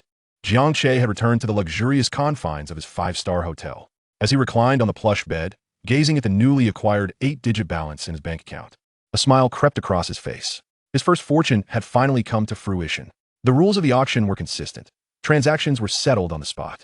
The Guardian auction house accepted either cash or assets of equivalent value, allowing Jiang Che to promptly exchange the 70-odd kilograms of gold, successfully completing the transaction. Recalling the meaningful glance that Luo Mingyi cast in his direction as the auction concluded, Jiang Che couldn't help but chuckle. It seemed this fellow genuinely believed himself to be some sort of influential figure's right-hand man, even waiving the fees associated with the auction for Jiang Che. This society is indeed a vast web of connections, where business thrives on the principle that the more acquaintances one has, the more avenues one can explore. Jiang Che, of course, saw no reason to decline such generosity. After all, several 100,000, nearly 1 million, is not to be overlooked. Reaching into his pocket, Jiang Che extracted a slip of paper inscribed with a phone number and a luxurious, gilded business card. The paper was discreetly slipped into his palm by Jiang Shiyun as the auction concluded. Her private number hinting at an invitation for him to reach out should he require assistance. Translated, it signified, "The long night stretches on, unable to sleep. Care for a game of poker?" Chapter 38. Am I going mad? I merely glanced at you twice, and now you expect me to foot the bill. Jiang Shiyun possesses a certain charm. From their initial meeting, she had begun to flirt with him, and now she was being quite forthright. Jiang Che was acutely aware that dialing this number would undoubtedly lead to an exhilarating game of poker that very night. However, Jiang Shiyun had miscalculated. Had she encountered the former Jiang Che, he might have indulged in a delightful one-night affair. Alas, she was faced with the current Jiang Che. Shaking his head, he casually discarded the note. turning his attention to the opulent business card. This card had been thrust into his hands by Luo Hongyan just before he departed, and its unexpected arrival had surprised him, though he thought little of it. Just the name Luo Hongyan and a phone number adorned the card, indicating it was indeed her personal card. Did this woman also wish to engage him in a thrilling game of landlord? Jiang Che pondered. Though he knew from his past life that Luo Hongyan was anything but superficial, it seemed that his dashing looks and charming demeanor had captivated her. Sometimes being exceedingly handsome can be quite the burden. Chen Wanyu, do you have any inkling of how many temptations I have turned down for you? Jiang Che mused to himself, though it was merely a jest. With his first fortune secured, he felt considerably more relaxed compared to when he first returned to life. One-night stands and poker games were no longer on the agenda. In this lifetime, Jiang Che could have but one woman, Chen Wanyu. He would not allow the regrets of his past life to repeat themselves. How could he justify the second chance bestowed upon him by the heavens? The memories of the cherished moments spent with Chen Wanyu and the love for his beloved daughter, Xin. Speaking of his precious daughter, he longed for her. In this life, he vowed to protect both her and her mother. Clenching his fist, Jiang Che silently swore, Xin, wait for your father. Once I secure your mother, we shall reunite. Soon. As he opened his clenched fist, he noticed that Luo Hongyan's gilded business card had become crumpled in his grasp. Shaking his head, he tossed the card aside and prepared for a refreshing shower, eager for a good night's sleep. Tomorrow, he would complete the final step of his plan and then return to the town to find his wife. I wonder what that silly Chen Wanyu is up to at this hour. She must be asleep by now, he thought as he stepped into the bathroom. Meanwhile, in Nayatu village, Chen Wanyu lay on her bed, staring at the mosquito net above, lost in thought. Usually, she would have drifted off to sleep by now, but tonight, sleep eluded her. It was the fault of a man she had known for only a brief time, Jiang Che, though their acquaintance was short. She felt he was genuinely a good person, treating her with a kindness she had never experienced from anyone other than her grandmother. She had gone to town to seek Jiang Che that afternoon around 2 o'clock, but the shopkeeper informed her that he had not yet returned. She waited quietly in town until dusk fell, but Jiang Che still did not appear. This left her feeling anxious and concerned, not because she feared he would not return to Shansheng, but rather because she worried something might have happened to him. The mountains surrounding Bum Mountain were treacherous, and Jiang Che was unfamiliar with the area if he ventured out alone and encountered danger. Chen Wanyu shuddered at the thought. She regretted not going to find Jiang Che sooner. She recalled the shopkeeper's words. He had just left not long before she arrived. With this realization, self-recrimination bubbled within her. At 2:30 in the morning, Chen Wanyu remained wide awake, her mind consumed with worry for Jiang Che. She resolved to rise early the next morning, prepare porridge for her grandmother, and then venture into town once more to search for Jiang Che. If she still could not find him, she would consider reporting him missing. Meanwhile, at a lively bar pulsating with frenetic DJ beats, Jiang Che observed Luo Hongyan across the table, downing drink after drink with a bewildered expression. What on earth is she thinking? Did she summon me here just to witness her indulge in her own revelry? Time rewound to just before midnight. Jiang Che had just emerged from the shower when he received a call from an unfamiliar number. Although he felt a twinge of confusion, he answered the phone. On the other end, the caller introduced herself as Luo Hongyan and invited him out for a drink. Naturally, Jiang Che declined her invitation. After muttering a curse under his breath, he abruptly hung up, intending to return to sleep. However, barely an hour had passed before the incessant ringing of his phone jolted him awake once more. Glancing at the somewhat familiar number, Jiang Che hung up without a second thought. Yet, just as he laid back down, his phone rang again within 2 minutes. Luo Hongyan, are you out of your mind? Jiang Che shouted into the phone, his irritation palpable. Still groggy from sleep, he offered no courtesy to the person on the other end. After a prolonged silence, a meek voice finally responded, I apologize, sir. I'm a staff member at XX Bar. This lady has had too much to drink and has no money on her. She asked us to call you to come settle her tab. At this, Jiang Che fell silent. What the hell? Lady, we've only just met. I merely glanced at you a couple of times, and now you expect me to pay your bill? In their past life, the two had indeed shared a brief encounter, but they were hardly friends, just two acquaintances at best. However, he couldn't help but feel a twinge of empathy for the unfortunate fate that awaited her in the future, a fate that mirrored his own past. This was precisely why he had warned her at the auction that night. Yet, he never imagined his good intentions would lead to being entangled with this woman. Damn it! Had he known this would happen, he would have kept his mouth shut. Jiang Che found himself utterly speechless. Sir, are you still there? The voice on the other end timidly inquired. Not dead yet. Jiang Che retorted tartly. The caller seemed momentarily taken aback, clearly intimidated by his tone. After a brief pause, Jiang Che asked, what is the address of your bar? Central Plaza, number 38, XX bar, the voice quickly replied upon hearing his question.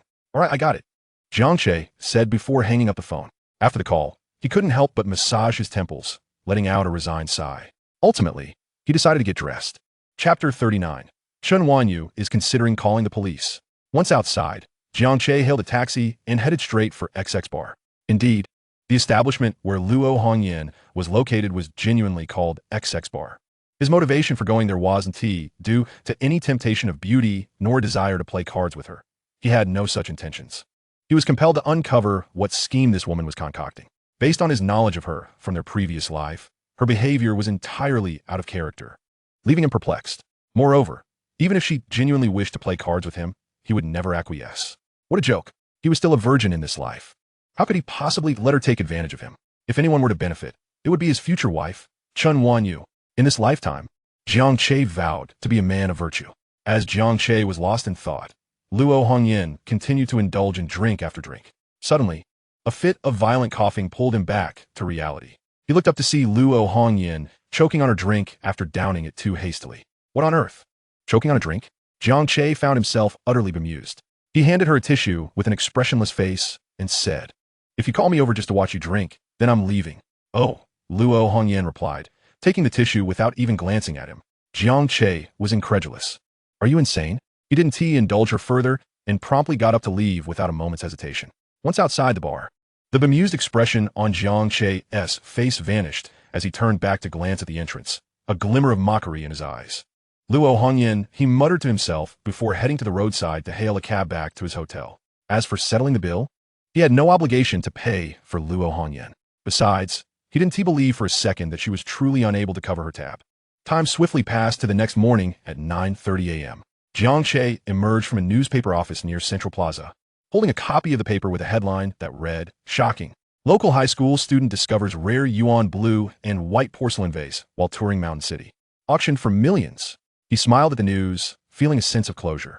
Folding the newspaper and placing it in his backpack, he flagged down another taxi.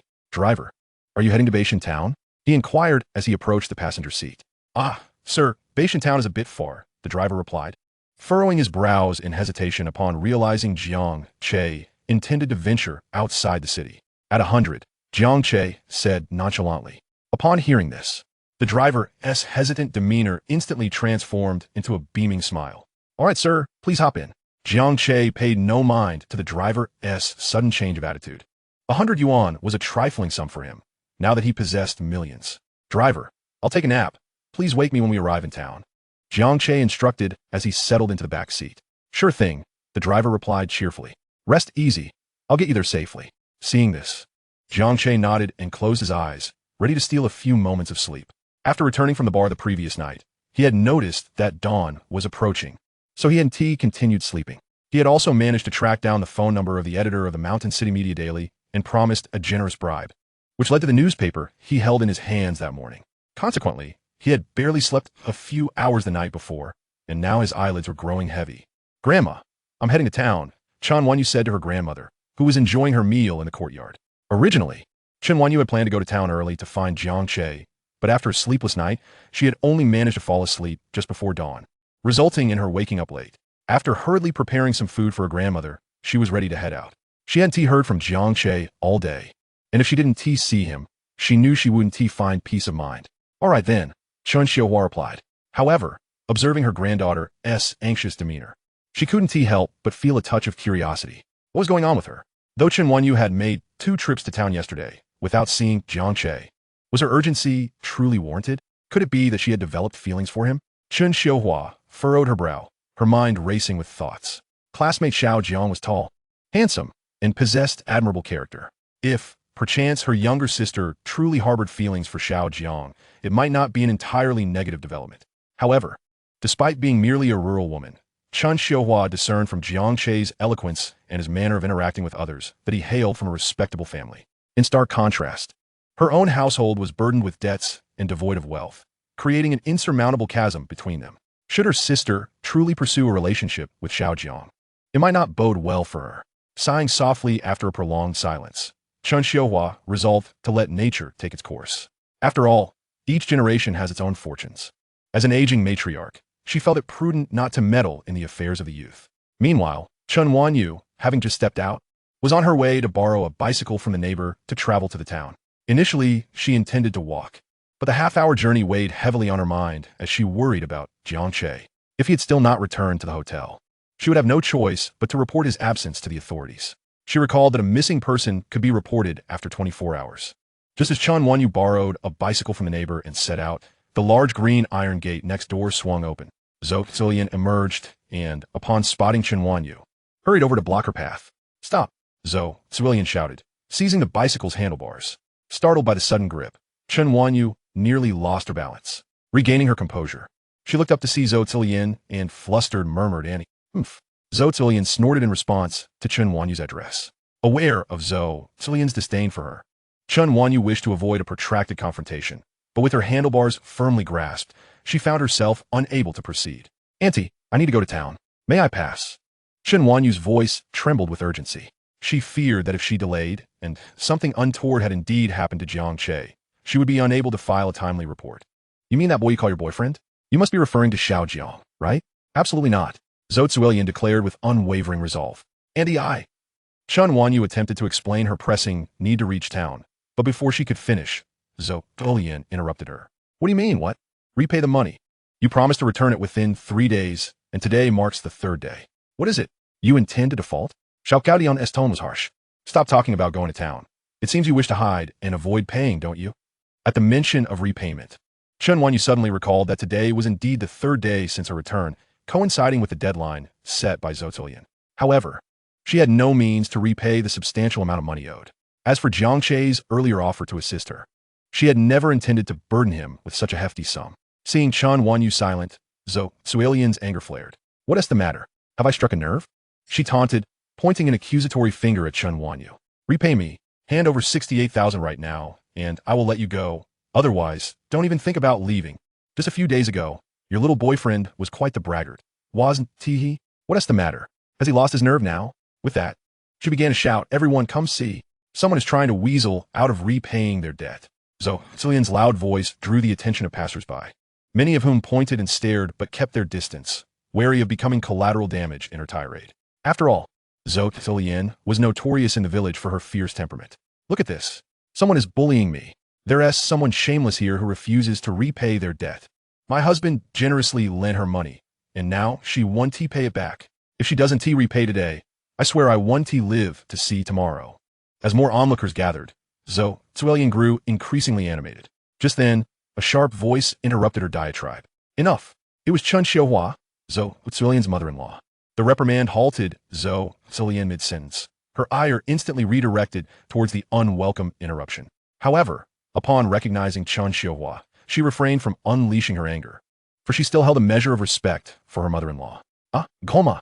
Chen Wanyu exclaimed, her eyes reddening as she fought back tears upon seeing her grandmother approach. "Dear, it's all right," Chen Xiaohua said, her expression filled with concern as she gently patted the back of her granddaughter's hand. She then turned to her daughter-in-law, her face stern. "The money was borrowed by me, and it was I who covered the medical expenses. What do you mean by troubling your niece? As an elder, do you find it appropriate to bully your own kin?" "Oof. What do you mean I'm bullying her? The 3-day repayment was not my decree. It was your niece's boyfriend who said it." Xiao Gaodian retorted defiantly. Boyfriend?" Chen Xiaohua paused, taken aback by the mention of her granddaughter's supposed romantic involvement. "Mother, let me tell you, you didn't see it that day, but that boy was quite arrogant. He disrespected me as an elder, not only cursing at me, but also demanding that 68,000 be returned within 3 days, and insisted that I apologize to your niece. Can you believe that? He thought I would kneel before him." Zhou Zilian continued, her words tumbling out in a flurry. "I've always said that your niece should marry the son of the butcher from town. They have a decent family background and would always have pork to eat, which is something many would envy. What is the point of education if she ends up marrying anyway? Besides, you must keep an eye on her. That boy doesn't seem trustworthy. I worry she might be taken advantage of. And then where'd she go to cry?" As Zhou Zuilian's accusations grew more absurd, Chen Xiaohua could no longer contain her frustration. "Zhou Zuilian, be quiet." With that rebuke, Zhou Zuilian fell silent, her words cut short. Chen Xiaohua chose to ignore her and turned her attention back to her granddaughter. "Dear, it's not what you think," Chen Wanyu said softly, biting her lip as her eyes glistened with unshed tears. "I understand," Chen Xiaohua replied, tenderly caressing Chen Wanyu's cheek. "Now, About what your aunt said regarding your boyfriend. She must be referring to classmate Xiao Jiang, correct? Yes, Chen Wanyu nodded. Chen Wanyu nodded and briefly recounted the events of that day to her grandmother. Upon hearing her tale, Chen Xiuhua's expression grew increasingly grim. Although her eldest daughter-in-law had always been somewhat unreasonable and sharp-tongued, Chen Xiuhua had tolerated it. However, now that she had fallen ill, nearly facing death, and required hospitalization with expenses to be meticulously accounted for, her heart truly ached. After so many years, this time, Chen Xiuhua felt genuinely disheartened. She turned to her eldest daughter-in-law, Zhou Lian, saying, "For all these years, you have looked down upon my youngest daughter, who has lost her parents. It's one thing to disdain her, but it was I who lent her 38,000 for her education. A couple of years ago, you insisted on adding interest, demanding 58,000, which I reluctantly accepted. Now, you want to include the 10,000 in medical expenses that my eldest son contributed? I raised him from infancy. Now that I am ill, you want to treat this as a debt I owe you? Are you satisfied only if I die sooner? I ask you, is this your own idea, or what does it come from my son? If it is his wish, then I shall fulfill it and take poison to end my life, so I do not become a burden to him." Upon hearing her grandmother's words about taking poison, Chen Wanyu, who had been standing nearby with tears streaming down her face, bit her lip and tugged at her grandmother's sleeve, shaking her head in protest. The sight of her granddaughter, who appeared fragile yet stubbornly fearful of her grandmother's reckless words, filled the old woman with deep sorrow, and her own tears began to flow uncontrollably. Chapter 41. Jiang Che. The wicked woman is bullying my wife again, is she? As Chen Wanyu and her grandmother wept in each other's embrace, Zhou Lian could not help but reveal a hint of disdain. Yet, due to her mother-in-law's recent barrage of questions, she dared not speak out. After all, the matter of the 10,000 yuan medical fee was not her husband's idea, but rather her own imposition upon Chen Wanyu. She had indeed considered that the old woman was a burden and thought it might be better if she passed away sooner. However, in front of so many witnesses, she could not dare to voice such thoughts. Chen Xiuhua was, after all, her mother-in-law, and if she were to push the old woman to the brink of taking poison, she would be the subject of scorn in the village. Although she was indifferent to such opinions, she feared her husband would react violently upon learning of her actions. The atmosphere became tense and cold as those around began to understand the situation. Every single onlooker felt that Zhou Lian's behavior was utterly excessive. Treating her mother-in-law this way, what would stop her children from emulating her? And what of her poor niece, orphaned from a young age, having endured a life of hardship by her grandmother's side? Now she had to face bullying from her aunt daily. What a pitiful child. The whispers of discontent reached Zhou Lian's ears, but she felt no guilt. If there was blame to be placed, it was upon Chen Wanyu. Had it not been for her, the old woman would not have borrowed 38,000 from her family. Now that the old woman was nearing death, how could she repay the debt? Though the money was borrowed by the old woman, Chen Wanyu had also benefited from it. So, what was wrong with asking her to repay it? Paying back a debt is a matter of course. Previously, she had lent the money out of goodwill. She merely sought to reclaim what was rightfully hers. Why should she be at fault? These people spoke lightly, for the money was not theirs. If the situation were to happen to them, they would likely speak even more harshly than she did. Thus, Zhou Lian remained resolute in her belief that she was in the right. Only others could be wrong. Just then, the sound of a car horn echoed from the end of the alley. Following the direction of the sound, a taxi painted in a garish shade of yellow came into view. The vehicle approached slowly, stopping at the green iron gate, and then the door swung open, revealing a figure stepping out. Who else could it be but Jiang Che? Upon returning to town, Jiang Che had initially planned to rest at a small inn. But remembering that today was the date set for Chen Wanyu's aunt to demand repayment, he feared she would trouble Chen Wanyu. So he instructed the driver to take him to the bank first to withdraw cash, and then to the village. To his dismay, despite his haste, this wicked woman had still come to harass Chen Wanyu. Seeing the two weeping women before the wicked woman ignited his fury. So, the wicked woman is bullying my wife again? Jiang Che pressed through the crowd towards Zhou Lian. Slap. The sound of a sharp slap echoed. Caught off guard, Zhou Lian stood momentarily dazed, staring blankly at Jiang Che, unable to process what had just happened. The crowd, which had previously been observing the commotion, now looked on with curiosity at Jiang Che's sudden intervention. Did I just get slapped? Zhou Lian finally came to her senses after a moment and exclaimed, "Ah, you little beast, how dare you hit me?" Ignoring her, Jiang Che turned to Chen Wanyu and her grandmother. "Grandma, are you both all right?" he inquired. Seeing that Jiang Che paid her no mind, Zhou Lian erupted with rage. "You hit me? You dare to hit me? You little beast, I will fight you." She lunged at Jiang Che, claws bared. "Stop it. Zhou Lian, have you had enough?" Chen Xiuhua, the first to react, rushed in front of Jiang Che to block her from attacking. However, in her frenzied state, Zhou Zillian charged forward like a bull, causing Chen Xiuhua to stumble backward, nearly losing her balance. Jiang Che, quick on his feet, caught her and, in one swift motion, delivered a powerful kick to Zhou Zillian. All of this transpired in the blink of an eye, leaving those around still reeling from the sudden turn of events. Zhou Zillian was sent flying, landing like a deflated ball. Ouch, ouch! Jiang Che's furious kick had some force behind it, and Zhou Zillian rolled on the ground for several moments before lying there like a defeated dog, unable to rise. Grandma, are you okay? Jiang Che turned to Chen Wanyu's grandmother once more, concerned. And no, I'm fine, Chen Xiuhua stammered, still in shock. After regaining her composure, she looked at her daughter-in-law, sprawled on the ground like a lifeless dog, and asked with concern, Is she all right?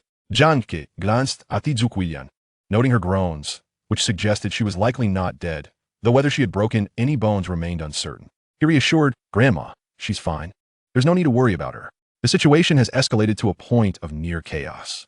Although Chen Xiuhua felt that Jiang Che was being somewhat impulsive, she understood that his actions were motivated by concern for her, and thus she held no intention of reproaching him.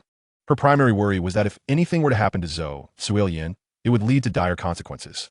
If things went awry, Jiang Che could potentially face imprisonment, which would irreparably ruin his life. She dreaded witnessing such a fate. After a moment's contemplation, Chen Xiuhua hastily instructed her younger sister, Chen Wanyu, hurry, go check on your aunt. All right, Chen Wanyu responded, having now regained her senses. She rushed forward to assess Zhou Zillian's condition, only to be halted by Jiang Che's voice. Wait, don't go over there, I'll handle it. With a frown, Jiang Che turned and made his way towards Zhou Zillian.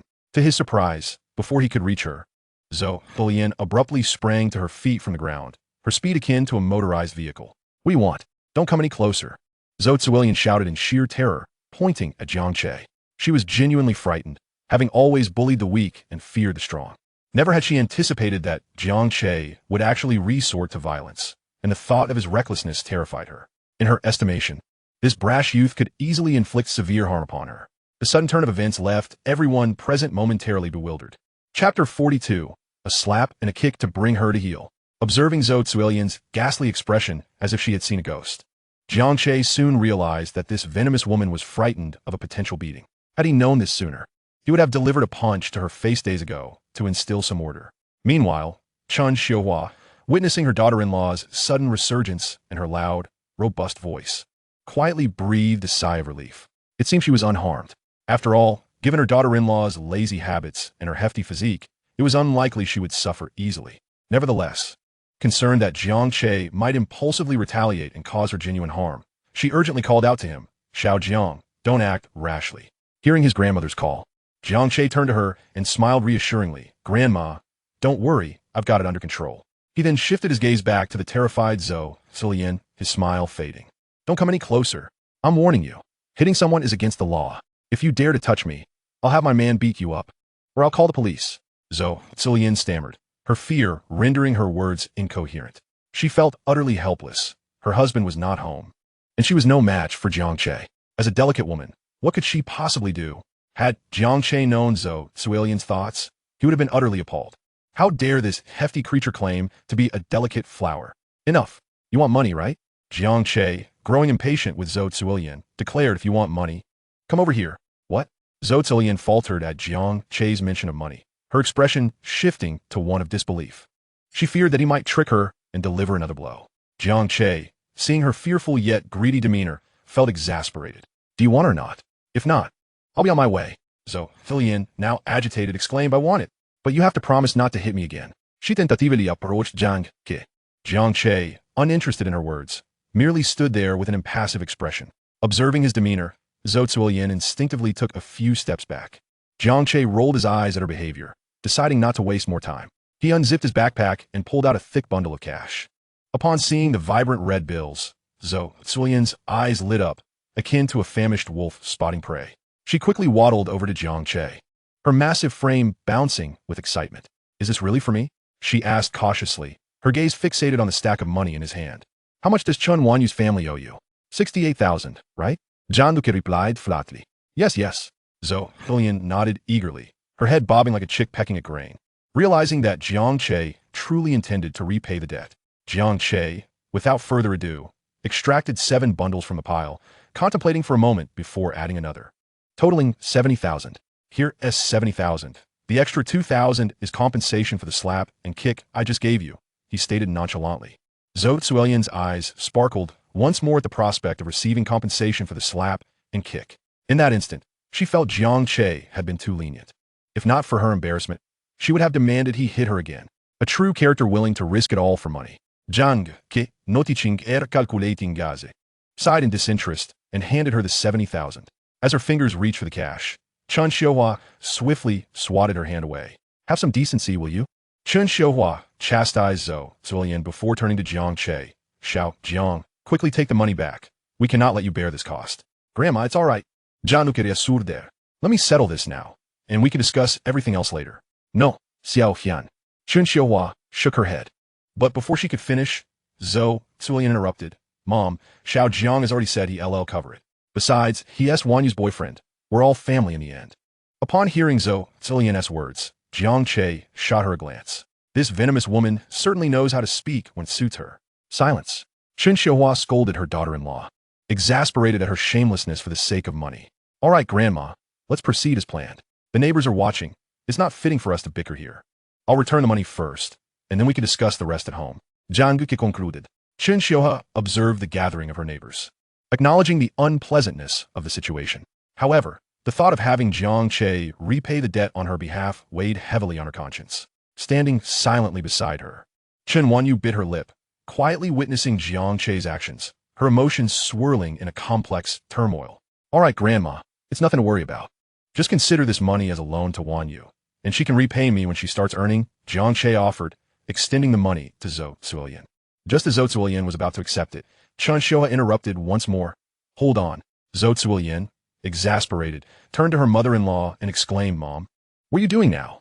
Do you really think it's appropriate to take 70,000 from the Dalong family? She cast a sideways glance at Chen Xiuhua before addressing Jiang Che, saying, just give her 50,000, all right? Upon hearing Chen Wanyu's grandmother's words, Jiang Che paused, momentarily perplexed. Although he was unsure of the circumstances, he nodded in agreement. Okay, Grandma. The realization that her expected 70,000 had now dwindled to 50,000, 2,000 less than she anticipated, left Zhou Zuilian seething. Wait, Mom, what do you mean by that? Chen Xiuhua shot her a cold glance and retorted. Don't you know what I mean? You initially borrowed 38,000 from her. 50,000 is already generous. Zhou Zuilian protested. That's not fair. We agreed on 58,000, of which 38 was the principal and 20,000 was interest. How can it change now? Even if you don't give me 70,000, you must give me 60,000. That 2,000 was what Jiang Che promised to compensate me. Unwilling to engage in further argument, Chen Xiuhua turned to Jiang Che and instructed, Jiang Che, give her 60,000. All right, Jiang Che replied without hesitation, as 1,000 was inconsequential to him at this point. He then withdrew a bundle of bills and handed the remaining sum to Zhou Zuilian. Although she was reluctant, Zhou Zuilian had no choice but to accept it. Just as she reached out for the money, Chen Xiuhua interjected once again. Wait a moment. Zhou Zuilian, now thoroughly exasperated, rolled her eyes and snapped. What do you want now, old lady? You need to write me a receipt before I hand over the money. Chen Xiuhua stated without acknowledging her daughter-in-law's annoyance. Zhou Zuilian retorted, Mom, this is excessive. I'm your daughter-in-law. How can you not trust me? Indeed, I don't trust you, Chen Xiuhua replied calmly. You know what kind of person you are. Zhou Zuilian opened her mouth, seemingly ready to argue, but ultimately fell silent. After about 10 minutes, she returned with a receipt, pressing her red stamp onto the paper. Chen Xiuhua examined the document meticulously before nodding at Jiang Che. Jiang Che, please give her the money. Sure, Jiang Che said lightly, unfazed by the 6,000, knowing that resolving the matter was what truly mattered. Upon receiving the funds, Zhou Zuilian felt considerably lighter, even though it was 1,000 less than she had hoped. She was grateful to have the money back, especially considering how long she might have waited for the grandmother and granddaughter duo to repay it without Jiang Che's assistance. Perhaps sensing Jiang Che's affluence, her demeanor toward Chen Wanyu softened significantly. She even invited Chen Wanyu to bring Jiang Che over for dinner that evening, a proposal that Chen Xiuhua promptly declined without hesitation. Zhou Zuilian left without displaying any anger, swaying her hips as she departed. Once she was gone, the yard fell into a tranquil silence with just the three remaining. Jiang Che, Chen Xiuhua said hesitantly, thank you for today. About this money, we could discuss it later. She was interrupted by Jiang Che, who waved his hand dismissively. It's no trouble at all, Grandma. We can talk about the money later. There's no rush. Well, Jiang Che, perhaps you should call your parents and inform them, and then we can draft an IOU, Chen Xiu suggested, grappling with her conscience. Although Jiang Che was financially secure, she worried that he might have to ask his family for the money and how they might react. Sensing her unease, Jiang Che reassured her, "Don't worry, Grandma. This money is my own earnings, not something my family provided. I'm not in a hurry. Chen Wanyu can repay me slowly once she starts working." Turning to the quiet Chen Wanyu, Jiang Che remarked, "It's only 60,000. I'm sure you'll be able to earn that once you graduate and start working. Right? Huh?" Chen Wanyu was taken aback by the sudden attention, but after a moment, she nodded earnestly. Jiang Che smiled and said to Chen Xiuha, "See? It's all settled. Wanyu will repay me in due time. Now let's not dwell on that. Grandma, is there anything to eat at home? I haven't had lunch yet, and I'm quite hungry," he said, lightening the mood. With that, the matter of money was momentarily set aside. However, both the grandmother and granddaughter quietly registered Jiang Che's goodwill in their hearts. In the afternoon, at 2:30, after the elders' nap, Chen Wanyu accompanied Jiang Che as they strolled by a small creek outside the village. A gentle breeze whisked away the heat, and Jiang Che found a shaded patch of grass to sit upon. Chen Wanyu joined him silently, hugging her knees, gazing absently at the flowing water, lost in her thoughts. Jiang Che plucked a tuft of foxtail grass and chewed on it, savoring the sweet, grassy flavor that reminded him of his childhood visits to his grandmother's rural home. As he reclined with his hands behind his head, the afternoon sun filtered through the leaves, casting dappled shadows. The sound of cicadas filled the air, and he suddenly felt a profound sense of tranquility. Perhaps it was the fatigue from the past few days, or the soothing breeze by the creek. But before he knew it, Jiang Che had drifted off to sleep. As the steady rhythm of his breathing reached her ears, Chen Wanyu's gaze sharpened. She turned to admire Jiang Che's handsome profile, and, after a prolonged silence, softly murmured, "Thank you." Jiang Che, now truly asleep, remained oblivious to her words. As time passed, the sun began its descent in the sky. The once dappled sunlight, shielded by the tree's shade, now poured through the treetops, casting its warm glow upon Jiang Che's face. Perhaps sensing the discomfort, Jiang Che furrowed his brows, even in slumber. Observing this, Chen Wanyu shifted her position, inching closer to him. After a moment's deliberation, she raised her delicate hands above his forehead, effectively shielding him from the harsh rays. Chapter 44. The Setting Sun, Afterglow, and the Young Maiden.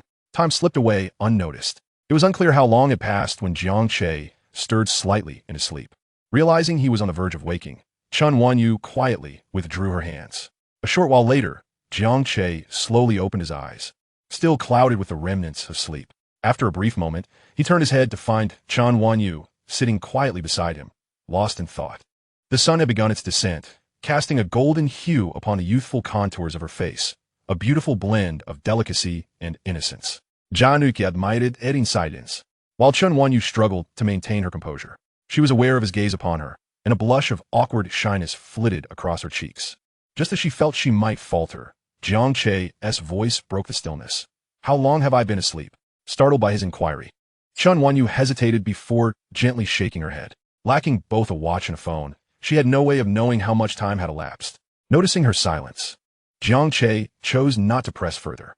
He took out his phone and discovered it was already 5:30 in the afternoon. Unbeknownst to him, he had slept for nearly 3 hours, while Chen Wanyu had silently kept him company all that time. "Hey, Chen, I'd like to ask you something." Jiang Che suddenly spoke after putting his phone away. Chen Wanyu turned to face him upon hearing her name. "Are you still interested in working a summer job in Jiang City?" he inquired. At the mention of a summer job, her eyes brightened momentarily before dimming again. She yearned to earn some money for tuition and to gradually repay the over 60,000 yuan she owed Jiang Che. Yet, she was deeply concerned about her grandmother being alone at home. With her grandmother's recent sudden illness, she had been unable to return in time. If anything were to happen to her grandmother, she could hardly fathom how to cope. Noticing her hesitation, Jiang Che continued, "I have a childhood friend whose family runs a small supermarket. They are currently looking for a summer worker. If you wish to give it a try, I can arrange it for you." As he spoke, far away in Jiang City, Wang Zibo suddenly sneezed. "Achoo, caught a cold?" he mused, pausing his frantic typing to rub his nose. Could it be the air conditioning in the internet cafe is too cold? Damn it, I want to sit near that vent again. He lamented, wondering what Jiang Che was doing in the mountains. Playing games alone was hardly enjoyable. As he reflected, a wave of nostalgia washed over him for the days spent duo queuing with Jiang Che. Welcome to League of Legends. The game's familiar sounds jolted him back, and he hurriedly donned his headset, shouting, "Hey, let go of that Yasuo. Let me play. I'm a pro with Yasuo." As for Jiang Che, he was oblivious to his friend's musings. Before long, the horizon was adorned with vibrant, fiery clouds, painting the rural sky in hues far more splendid than those of the city. Jiang Che pondered about returning to the countryside in his old age, buying a piece of land, and building a house with a courtyard where he could tend to flowers and gaze at the sky. Such a life seemed idyllic. Glancing at Chen Wanyu beside him, he realized that her presence made any place feel perfect. "Chun, would you like to go?" he asked, shifting his gaze back to the fiery clouds, his tone serene. Chen Wanyu found herself torn, desiring to go, but equally anxious about her grandmother. Sensing her inner conflict, Jiang Che said, "There's no rush to decide. I plan to return to Jiang City the day after tomorrow. Take your time to think it over tonight, and let me know tomorrow." "All right, it's getting late, and I'm hungry. Let us head back to prepare dinner," Jiang Che declared, rising and brushing off his trousers as he walked toward the village. Chen Wanyu watched him leave, biting her lips softly, before silently following in his wake. In summer, the days are long and the nights short, especially in rural areas where darkness descends slowly. By 7:30 in the evening, the sky had begun to dim, yet traces of twilight still lingered. In Chen Wanyu's yard, a small table and 3 stools awaited, ready for their evening meal. The kitchen was stifling, and once the sun had fully set, the yard would be much cooler, making it the perfect spot for dinner. The meal was simple: a meat dish, a vegetable dish, and a seaweed egg drop soup. Jiang Che showed no sign of disdain, savoring the meal with gusto, finishing 2 large bowls of rice. Even if it had been unpalatable, he would have remained silent. After all, it was prepared by his future wife's hands. He would dare not complain. By 8:30, the 3 had finished their dinner and were sitting in the yard, enjoying the cool evening air. "Little Jiang, there are no more buses to the town at this hour. Why don't you just stay the night?" Chun Xiuhua suggested, glancing at the now darkened sky. Jiang Che was taken aback by Chen Wanyu's grandmother's suggestion. He glanced at Chen Wanyu and then at the modest 2-room house, one for the grandmother and one for Chen Wanyu. If he stayed, he would inevitably have to share a room with Chen Wanyu, which could be inconvenient. It wouldn't be appropriate for him to share a room with her, although he would have liked that. After contemplating, Jiang Che politely declined. "Grandma, it's all right. I'll just call a taxi on my phone to go back to the town. At this hour, I doubt any taxi would be willing to come." The elderly woman furrowed her brow. "Oh, it's no trouble. The village isn't far from the town. I can walk back." Jiang Che reassured her with a wave of his hand. "That is too far to walk," she protested, shaking her head. At that moment, Chen Wanyu, who had been silent until now, spoke up. "Grandma, I can borrow a bicycle from the neighbor." The elderly woman's eyes lit up at this suggestion. "Good idea. My dear, go borrow a bicycle for little Jiang to ride back to the town. He can return it tomorrow after he wakes up, and you both can have lunch together before going out again." Understanding that young people enjoy sleeping in, she didn't insist on Jiang Che arriving early. "Sounds good." Chen Wanyu nodded and got up to borrow the bike. Jiang Che smiled as he watched the 2 of them organize his plans for the next day, but he made no further comments. Chapter 45. Grandmother, you are mistaken. What I seek is not merely the presence of Yao Meyer, but the essence of her being. Little Jiang, I truly appreciate everything you have done today. After Chen Wanyu departed, the elderly woman spoke earnestly and solemnly to Jiang Che. Seeing her broach the subject once more, Jiang Che felt a tinge of exasperation. "Grandmother, I believe I've already expressed my gratitude earlier. Besides, we agreed that Wanyu would repay me for this sum, so there's truly no need for such formality." The elderly woman shook her head, gazing intently at Jiang Che. "It is not the same. No amount of thanks can adequately convey the depth of my gratitude towards you. 60,000 yuan may not be a substantial sum for you, little Jiang, but for Yao Meyer and me, it represents a considerable burden, a weight we struggle to bear. Had it not been for your assistance today, I shudder to think of the predicament we would have faced." At her heartfelt words, Jiang Che found himself momentarily at a loss for words. Observing his silence, perhaps the elderly woman had long suppressed her feelings without an outlet, she continued to speak. "Yao Meyer has endured much hardship. She lost her parents in a tragic accident when she was very young, leaving her devoid of paternal and maternal love. Throughout her childhood, she was often bullied at school, labeled as an orphaned wild child. Though she never shared these experiences with me, I am acutely aware of her struggles. I have been unable to compensate for her lack of parental affection, and as a rural grandmother, I lack the means to provide her with a better economic foundation.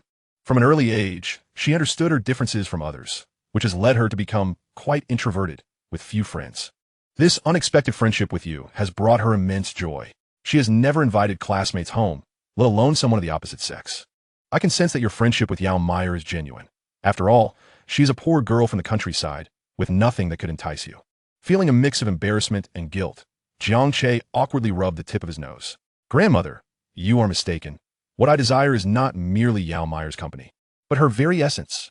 This thought remained unuttered, for he feared that voicing it would provoke the elderly woman into an exaggerated reaction. Little Jiang, I know you possess a kind heart. Therefore, even without the matter of the 60,000 yuan, I am truly grateful that you have befriended Yao Meyer. The elderly woman continued her rambling, while Jiang Che listened quietly. The pair had endured considerable hardships over the years, particularly Chen Wanyu. Her current reserved demeanor largely stemmed from the scars of her childhood. In his previous life, Jiang Che had been oblivious to these struggles, but now, understanding her plight filled him with genuine sorrow. Chen Wanyu had suffered greatly, and, after dropping out of university due to an unplanned pregnancy, she had worked tirelessly to raise her daughter alone. The hardships she faced were indeed unfathomable. Ah, how I regret my past self. Jiang Du Kitot, wishing he could chastise himself. Little Jiang, may I entrust you with a request? The elderly woman suddenly spoke up. Of course, grandmother, Jiang Che replied with a nod. Well, she began, contemplating her words. Yao Meyer's character has significant flaws. Sometimes I worry that if something were to happen to me, leaving her all alone, she might succumb to despair. Could I ask you to guide her, to help her foster a more cheerful disposition? Certainly. Jiang Duque responded earnestly, nodding in agreement. Little Jiang, an old person like me tends to ramble. I hope you do not mind, the elderly woman said, a hint of embarrassment crossing her face. Not at all, Jiang Che assured her, shaking his head. I completely understand your feelings. However, do not overthink it. You have done an admirable job raising Wanyu all these years, playing both mother and father. The future is long, and everything will improve. Listening to Jiang Che's comforting words, the elderly woman smiled. Thank you, little Jiang. By the way, grandmother, Jiang Che seized the opportunity to share his thoughts about bringing Chen Wanyu to Jiang City. I have a classmate whose family owns a supermarket, and they are currently in need of staff. Wanyu mentioned she wanted to find a summer job. Upon hearing this, the elderly woman nodded in approval. She was supportive of Chen Wanyu joining Jiang Che in Jiang City. It was not that she wished to exploit Wanyu for financial gain, but rather, she was acutely aware of her own frail condition, realizing that she could no longer provide substantial economic support. She hoped that Wanyu could strive for greater independence and experience life in a larger city, allowing her to become more outgoing. The thought of leaving her granddaughter behind, potentially despondent after her passing, weighed heavily on her heart. After a moment of serious contemplation, she looked at Jiang Che and asked little Jiang, would this arrangement cause any inconvenience for your classmate? Not at all, Jiang Che reassured her, waving his hand dismissively. That classmate is a childhood friend. Our families are quite close. I am well aware that they are in need of help, so there's no concern about causing any trouble. Besides, Wanyu is diligent. Having her as an employee would surely bring joy to my friend S family. The elderly woman chuckled at Jiang Che's words. Just then, a sound of bicycle wheels echoed from the entrance, followed by Chen Wanyu entering, pushing her bicycle. Yao Meyer, you're back. The elderly woman greeted her granddaughter. Why were you gone for so long? Grandmother, Chen Wanyu replied honestly, the neighbor was not home, so I borrowed from Sister Axiang at the east end of the village. The village was quite large, with Chen Wanyu living on the west side and Sister Axiang's home situated to the east, making the distance considerable. Oh, I see. The elderly woman nodded. Come, sit down and have some water. Take a moment to rest. Chapter 46. There's a love that is called letting go. All right, grandmother. Chen Wanyu nodded and parked her bicycle at the entrance before joining them. Jiang Che poured her a glass of water and handed it to her. Thank you. Chen Wanyu murmured softly, taking small sips from the glass. After a brief respite, as Jiang Che noted that time was slipping away and the elderly woman needed to rest, he discreetly prepared to leave. Grandmother, it's getting late. I must return to town now. I'll come by tomorrow for a meal, he said with a smile. That's wonderful, little Jiang. Your visits bring me great joy. I hope you can come every day, Chen Xiuhua replied, smiling in agreement. Haha, very well, grandmother. I shall take my leave now. Please rest early, Jiang Che replied cheerfully. Be cautious on your way, Chen Xiuhua gently admonished. Today, after conversing extensively with Jiang Che, she felt a considerable alleviation of the emotions she had suppressed over the years. Moreover, through the events of the day and her observations over the past few days, her satisfaction with Jiang Che's character had only deepened. However, her approval of Jiang Che did not compel her to desire a relationship between him and her granddaughter. As she had previously stated, the disparity in their family backgrounds was too significant. Should they pursue a relationship, it might not bode well for Chen Wanyu. After all, when it came to matters of marriage, it involved two families, and thus, she chose to remain uninvolved in the youthful affairs. Nonetheless, she genuinely cherished Jiang Che, viewing him as one of her own, and naturally hoped for their continued interactions. Yao Mei, see off Xiao Jiang, Chen Xiaohua instructed her granddaughter. Okay. Chen Wanyu nodded and stepped out of the courtyard with Jiang Che. Following her grandmother's directive, she accompanied Jiang Che to the mouth of the alley. All right, this is where we part ways, Jiang Che said as he halted and glanced back at the dark alley devoid of streetlights before addressing Chen Wanyu. Oh, Chen Wanyu nodded, her feet rooted to the spot. Jiang Che observed her, understanding that she wanted to watch him leave first. What a silly girl. Shaking his head, he said nothing further, mounted his bicycle, and rode off towards the village entrance. Chen Wanyu stood there, lost in thought, until Jiang Che's figure faded into the darkness. With a soft sigh, she turned and walked back into the alley. Creak, creak. The sound of the old wooden door echoed as Chen Wanyu closed it behind her, returning to the courtyard. At that moment, Chen Xiaohua had not retreated to her room, but was instead waiting for Chen Wanyu in the courtyard. Upon entering, Chen Wanyu was taken aback to see her grandmother still there. Grandma, let me boil some hot water for you to soak your feet, she offered. Chen Xiaohua waved her hand. Not just yet.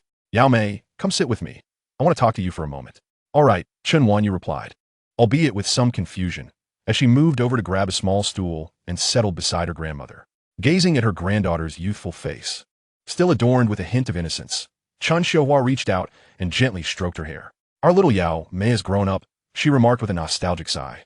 Just a decade ago, you were a tiny thing, barely reaching my thigh, and now, in the blink of an eye, you're taller than me. Upon hearing her grandmother's words, Chen Wanyu's gaze flickered as memories of her childhood surfaced. Back then, her grandmother would often comfort her in the same manner whenever she felt wronged. Despite the hardships they faced, Chen Wanyu felt invincible as long as her grandmother was by her side. It had been true then, and it remained true now. She shifted closer to Chen Xiaohua, leaning against her, as she had in her younger years. Yao Mei, the day after tomorrow, you should go to Jiang City with Xiao Jiang, Chen Xiaohua suddenly said softly. Chen Wanyu's thoughts were interrupted, and she looked up to meet her grandmother's gaze, her eyes reflecting confusion. Tonight, Xiao Jiang mentioned he found you a summer job in Jiang City, Chen Xiaohua clarified. Upon hearing this, Chen Wanyu fell silent. Yao Mei, I'm getting older, and I may not have long left, Chen Xiaohua said, her voice tinged with a gentle sadness. Chen Wanyu quickly looked up, shaking her head. Her lips parted as if to speak, but in the end, no words escaped her.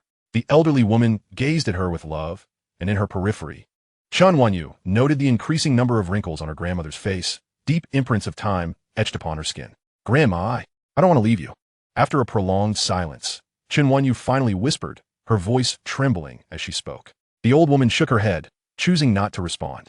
Having lived to this age, she had come to terms with the cycle of life, yet her greatest concern remained for Chen Wanyu.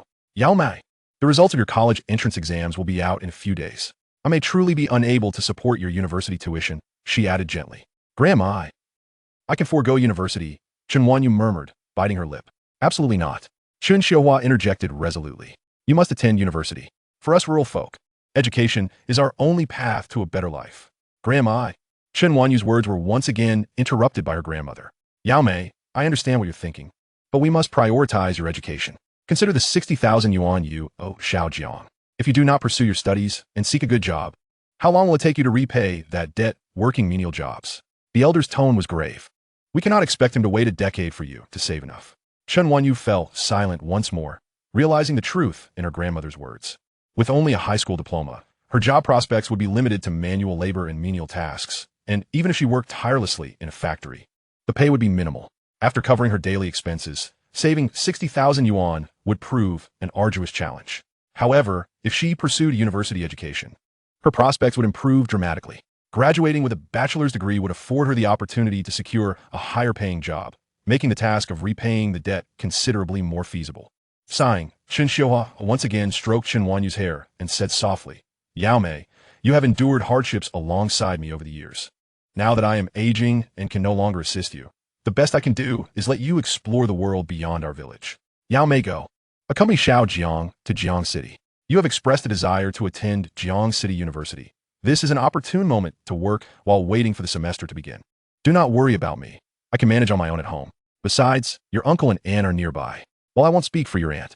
Your uncle is my own flesh and blood. He would not turn a blind eye to me, lest he be scorned by the villagers. So, have no worries. After Chen Xiuhua finished speaking, both fell into a contemplative silence. The stillness enveloped the night, and the only sounds in the courtyard were the chirping of insects and the distant calls of birds. At 12:30 that night, in her room, Chen Wanyu lay on her bed, reflecting on her grandmother's words, and once again found herself unable to sleep, curled up in a ball.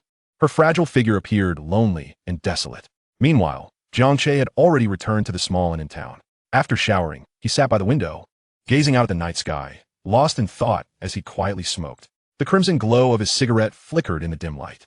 In truth, he had intended to suggest that Chen Wanyu's grandmother accompany them to Jiang City. He could easily rent an apartment for the two of them or even purchase a home for their stay, as his current financial situation afforded him that capability. Until the very end, he refrained from bringing it up. After the farce of Zhou Zulian demanding her debts that afternoon, Jiang Che understood clearly that even if he did raise the issue, the elderly lady would not acquiesce. Despite her seemingly amicable demeanor, her inherent character was resolute and obstinate. Otherwise, she would not have single-handedly raised Chen Wanyu to adulthood at her advanced age. If she truly lacked the financial means to support Chen Wanyu's education, she likely would not even consider borrowing the mere tens of thousands from her eldest son. Similarly, Chen Wanyu, though appearing delicate and easily intimidated, had perfectly inherited her grandmother's tenacity. Otherwise, she would not have dropped out of school and vanished in her previous life, ultimately giving birth to and raising her daughter in solitude, all the while never contemplating reaching out to Jiang Che. Sighing softly, Jiang Che extinguished his cigarette in a nearby ashtray. So be it. First, he would take Chen Wanyu to Jiang City, and, as for the elderly lady, he would find an opportunity later to bring her to Jiang City to reunite with Chen Wanyu. Shaking his head, Jiang Che made his decision and turned alive back down for some sleep. The following morning, before heading out, Jiang Che once again approached the hotel proprietress to extend his stay for another day. The proprietress was overjoyed, beaming as she swiftly processed the extension. Once that was settled, Jiang Che ventured to the market to purchase some beef, pork, and other provisions before hastily cycling towards a native village. Approximately 20 minutes later, Jiang Che arrived at Chen Wanyu's home. The wooden gate to the courtyard stood ajar, and, as before, Chen Wanyu was tidying up the fallen leaf in the yard. The elderly lady sat in a lounge chair, gazing fondly at her granddaughter. Ding ling ling. Upon hearing the commotion at the gate, the elderly lady rose and greeted Jiang Che with a smile, saying, "Ah, Xiao Jiang, you've come." It was evident that her spirits were quite high at that moment.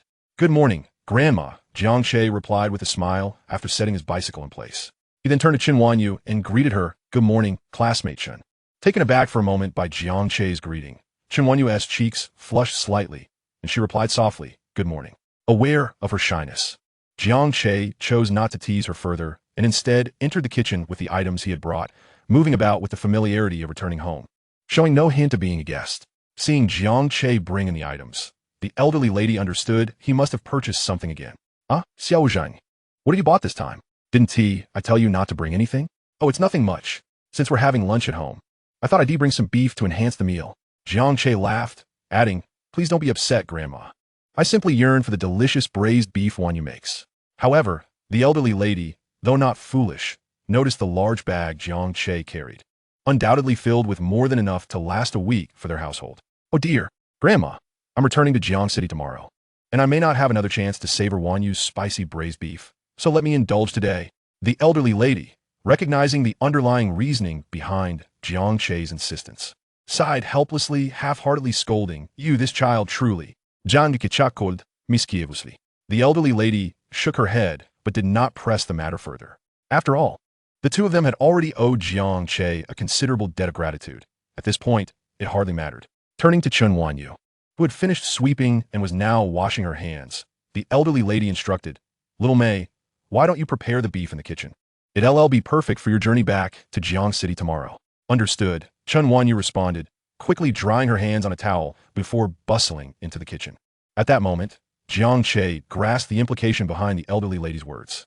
It was clear that Chen Wanyu had consented to accompany him back to Jiang City for summer work. He glanced at the elderly lady, surmising that she must have persuaded Chen Wanyu after he left the previous night. Noticing Jiang Che's gaze, the elderly lady smiled and said, "Little May has agreed to go to Jiang City. However," she continued, "Jiang City is quite distant, and with the mountains and rivers separating us, It might be hard for her to return. In this unfamiliar place, you, Xiao Jiang, will be her only friend. I must trouble you to look after her for me. All right?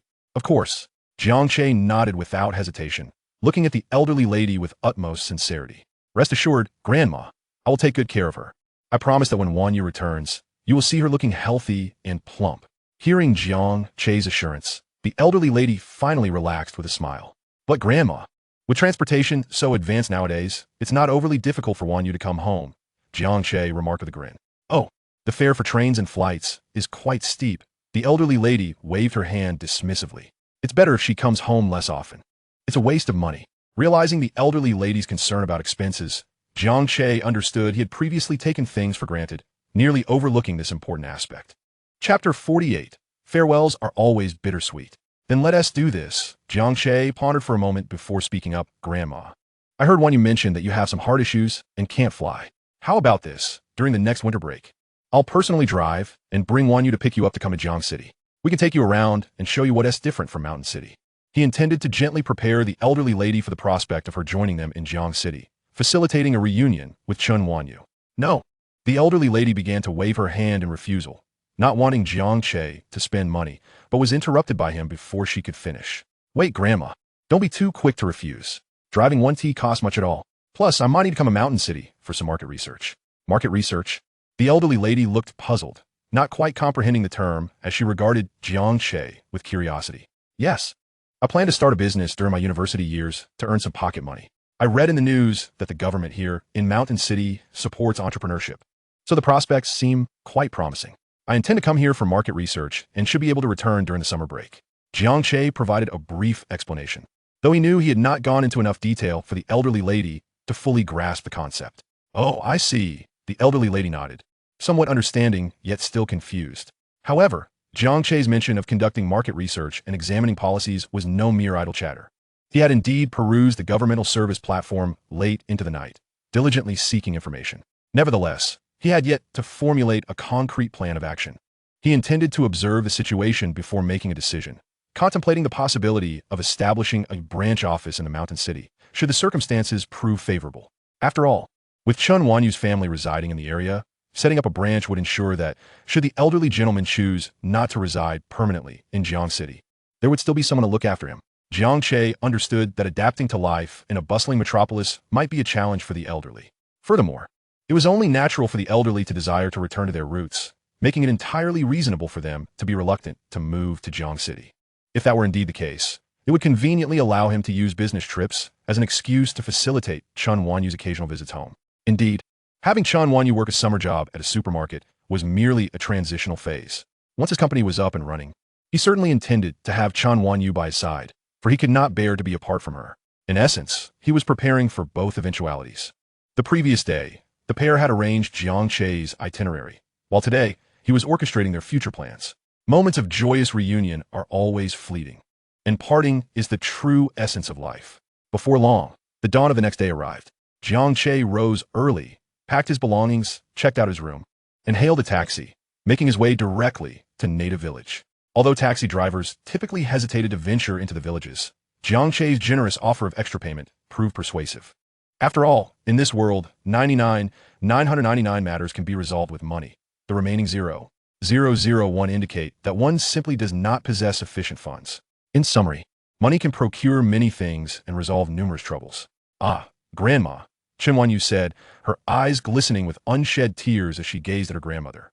The last time she had accompanied Sister Xiang from the village for a summer job, the feeling of reluctance had not been so profound. Perhaps having nearly lost her grandmother had intensified her emotions this time. Chun Wanyu felt an overwhelming sense of concern for her grandmother being left alone at home. She did not wish to leave. All right, my dear, the elderly woman said, affectionately ruffling Chun Wanyu's hair. Don't worry, Grandma will be just fine. Hurry along now, and don't keep the taxi driver waiting. In truth, the elderly lady was also reluctant to see Chun Wanyu depart. However, she understood that she could not be selfish. She had aged, while Chun Wanyu's life was just beginning, with a long road ahead. She needed to experience life for herself. After all, if one day she were to leave this world, her granddaughter would need to rely on herself. Shaking her head, the elderly woman turned to Jiang Che and said, Xiao Jiang, I entrust my dear granddaughter to you. Please take good care of her. Of course, Grandma, Jiang Che nodded. Rest assured, I will look after her well. With me around, she'll be just fine. Though the elderly lady had expressed this sentiment countless times before, Jiang Che felt no impatience, for he understood it to be a testament to her deep affection for her granddaughter. Very well, the elderly woman said, smiling at both Jiang Che and her granddaughter. All right. Xiao Jiang, my dear, you may go now. Okay, Jiang Che replied, saying no more as he turned to open the car door and stepped inside. Chen Wanyu, witnessing this, felt a profound sense of reluctance, but knew she had to depart. Driver, let's get going, she said as she settled into her seat. Understood, the taxi driver replied, starting the engine. With a roar, the car's engine came to life, and they slowly drove towards the mouth of the alley. Chen Wanyu glanced back through the window at her grandmother, standing at the gate, her eyes already red, biting her lip as silent tears fell. Partings always evoke a deep sense of sadness. Jiang Che recognized that Chen Wanyu was heartbroken, yet he was at a loss for words of comfort. All he could do was quietly pull a tissue from his pocket and hand it to her. Thank you, Chen Wanyu murmured, accepting the tissue, her voice thick with emotion. The car quickly departed the alley, and as she turned to look back, her grandmother's figure gradually faded from view, becoming a distant blur. Chen Wanyu sat quietly, her head bowed, clutching the tissue, her expression unreadable. The car soon reached the village's entrance, and the village receded into the distance, dwindling into a mere speck before vanishing entirely. The journey to the airport was marked by Chen Wanyu's silence. Jiang Che realized this was not a sustainable state of affairs, so he spoke up. Don't be too sad. Let's plan a return trip in a while. Upon hearing Jiang Che's words, Chen Wanyu's previously dim eyes brightened slightly. She lifted her gaze to meet his, her eyes brimming with hope. How about during the National Day holiday? She suggested. It won't be long after school starts. Jiang Che had initially intended to mention the winter break, but seeing the glimmer of hope in Chen Wanyu's eyes made him soften his stance and agree. Yes, indeed. Chen Wanyu nodded silently, the spark of hope rekindled in her gaze. Jiang Che's promise might just become the motivation she needed to persevere in the days ahead. The taxi soon merged onto the expressway, racing towards the heart of the mountain city. After more than 2 hours, they arrived at the Mountain City International Airport. This was the same place they had returned to before, and Jiang Che expertly guided Chen Wanyu through security. This time, there were no unexpected hurdles, and the pair boarded the flight smoothly. Chapter 49. Chen Wanyu. I feel like a useless person. Shortly after takeoff, the airplane ascended as scheduled. Having gained experience from the previous flight, Chen Wanyu was not as frightened this time. She gazed out the window at the blue sky and white clouds, lost in thought. Understanding her distress, Jiang Che refrained from interrupting her, allowing her the time to process her emotions. By the time they boarded, it was nearly noon.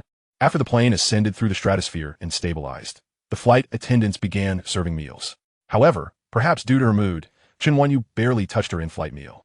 In the afternoon, at 2:30 p.m., the airplane landed smoothly at Jiang City International Airport. Returning to this somewhat familiar, yet entirely strange city left Chen Wanyu feeling a sense of melancholy. Let's go. I'll take you to the hotel to check in. And tomorrow we can look for a place to rent, Jiang Che said, pulling his suitcase as he headed toward the airport exit. Chen Wanyu remained silent, trailing behind him with her somewhat worn suitcase. Outside the airport, the taxi drop-off area was bustling with people waiting for rides. Fortunately, the crowd ensured that taxis were plentiful. After a few minutes of waiting, it was finally their turn. Once inside the vehicle, Jiang Che instructed the driver to take them to a convenient hotel near his community. It wasn't that Jiang Che didn't want to treat Chen Wanyu to a more luxurious 5-star hotel. He simply feared the price might overwhelm her.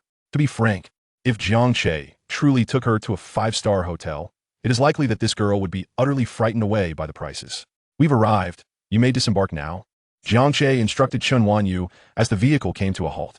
Oh, Chen Wanyu nodded, hurrying to exit the car. Initially, she intended to assist in retrieving their suitcases from the trunk, but Jiang Che stopped her. No need, I'll handle it. Seeing this, Chen Wanyu obediently stood to the side, waiting for Jiang Che. After he retrieved both their suitcases, he paid the driver before leading Chen Wanyu into the hotel. Welcome. Upon their approach, the front desk attendant immediately stood up with a smile and inquired, Are you two here for accommodation? Yes, please book a room with a king-size bed, Jiang Che affirmed, turning to Chen Wanyu and asking, May I have your ID? Oh sure. Chen Wanyu nodded, rummaging through her small backpack to produce her identification and hand it to Jiang Che. After receiving the ID, Jiang Che passed it to the front desk. Please book it for 2 days. Sir, I will need your ID as well, the front desk attendant mentioned, noticing that only Chen Wanyu's ID had been presented. I won't be staying. She will. Very well, please hold on. With Jiang Che's response, the attendant ceased further inquiries, accepting the ID with a nod and proceeding with the check-in process. A king-size room, room number 303, for 2 days with a deposit of 200. That will be a total of 598 yuan. Will you be paying in cash or by card? In cash, Jiang Che replied casually. The day he assisted Chen Wanyu's family with their debts, he had withdrawn a substantial amount of 100,000 yuan in cash, and there was still a considerable sum remaining. At that moment, Chen Wanyu gently tugged at Jiang Che's sleeve, her expression somewhat confused. What's the matter? He asked. I'll pay, she stammered, pulling out a small fabric wallet from her bag, preparing to offer payment. Where did you get the money? Jiang Che inquired, taken aback. My grandma gave it to me, Chen Wanyu replied quietly. Before leaving home that day, her grandmother had given her 1,000 yuan, so she indeed had some funds on her. Oh, I see. Jiang Che understood. It was likely that her grandmother had provided her with pocket money for meals, knowing she was coming to work over the summer and would not receive her wages immediately. However, he was well aware that the sum given by her grandmother was not substantial, considering Chen Wanyu's family circumstances. Thus, he could not allow her to pay. No need. The money your grandmother gave you should be saved for food. I will take care of this, Jiang Che insisted, pulling out 600 yuan from his wallet and handing it to the front desk attendant. Chen Wanyu's hand, clutching her small wallet, froze in midair. Before she could retrieve any money, Jiang Che had already settled the bill. She stammered, her mouth slightly agape, staring at Jiang Che, at a loss for words. When she was with Jiang Che, she felt as though she was utterly useless. Sir, here is your 600 yuan, and 2 yuan in change. The deposit will be refunded upon checkout. The front desk attendant completed the check-in process and handed Jiang Che 2 1 yuan coins from the cash drawer. Jiang Che casually accepted the coins and remarked, by the way, I'll leave my suitcase here for a moment. I will be down shortly. Certainly, sir. Feel free to place it wherever you'd like, the attendant responded. Jiang Che nodded, saying nothing further, and turned to grab Chen Wanyu's suitcase. Let's go upstairs to drop off the luggage. Chen Wanyu remained silent, her gaze filled with a myriad of emotions as she watched Jiang Che. She felt increasingly indebted to him. Come along. Jiang Che had already reached the elevator and, noticing that Chen Wanyu was still standing there in a daze, frowned. Oh, right. Chen Wanyu bit her lip and obediently walked to his side. Click. At the entrance of room 303, Jiang Che opened the door.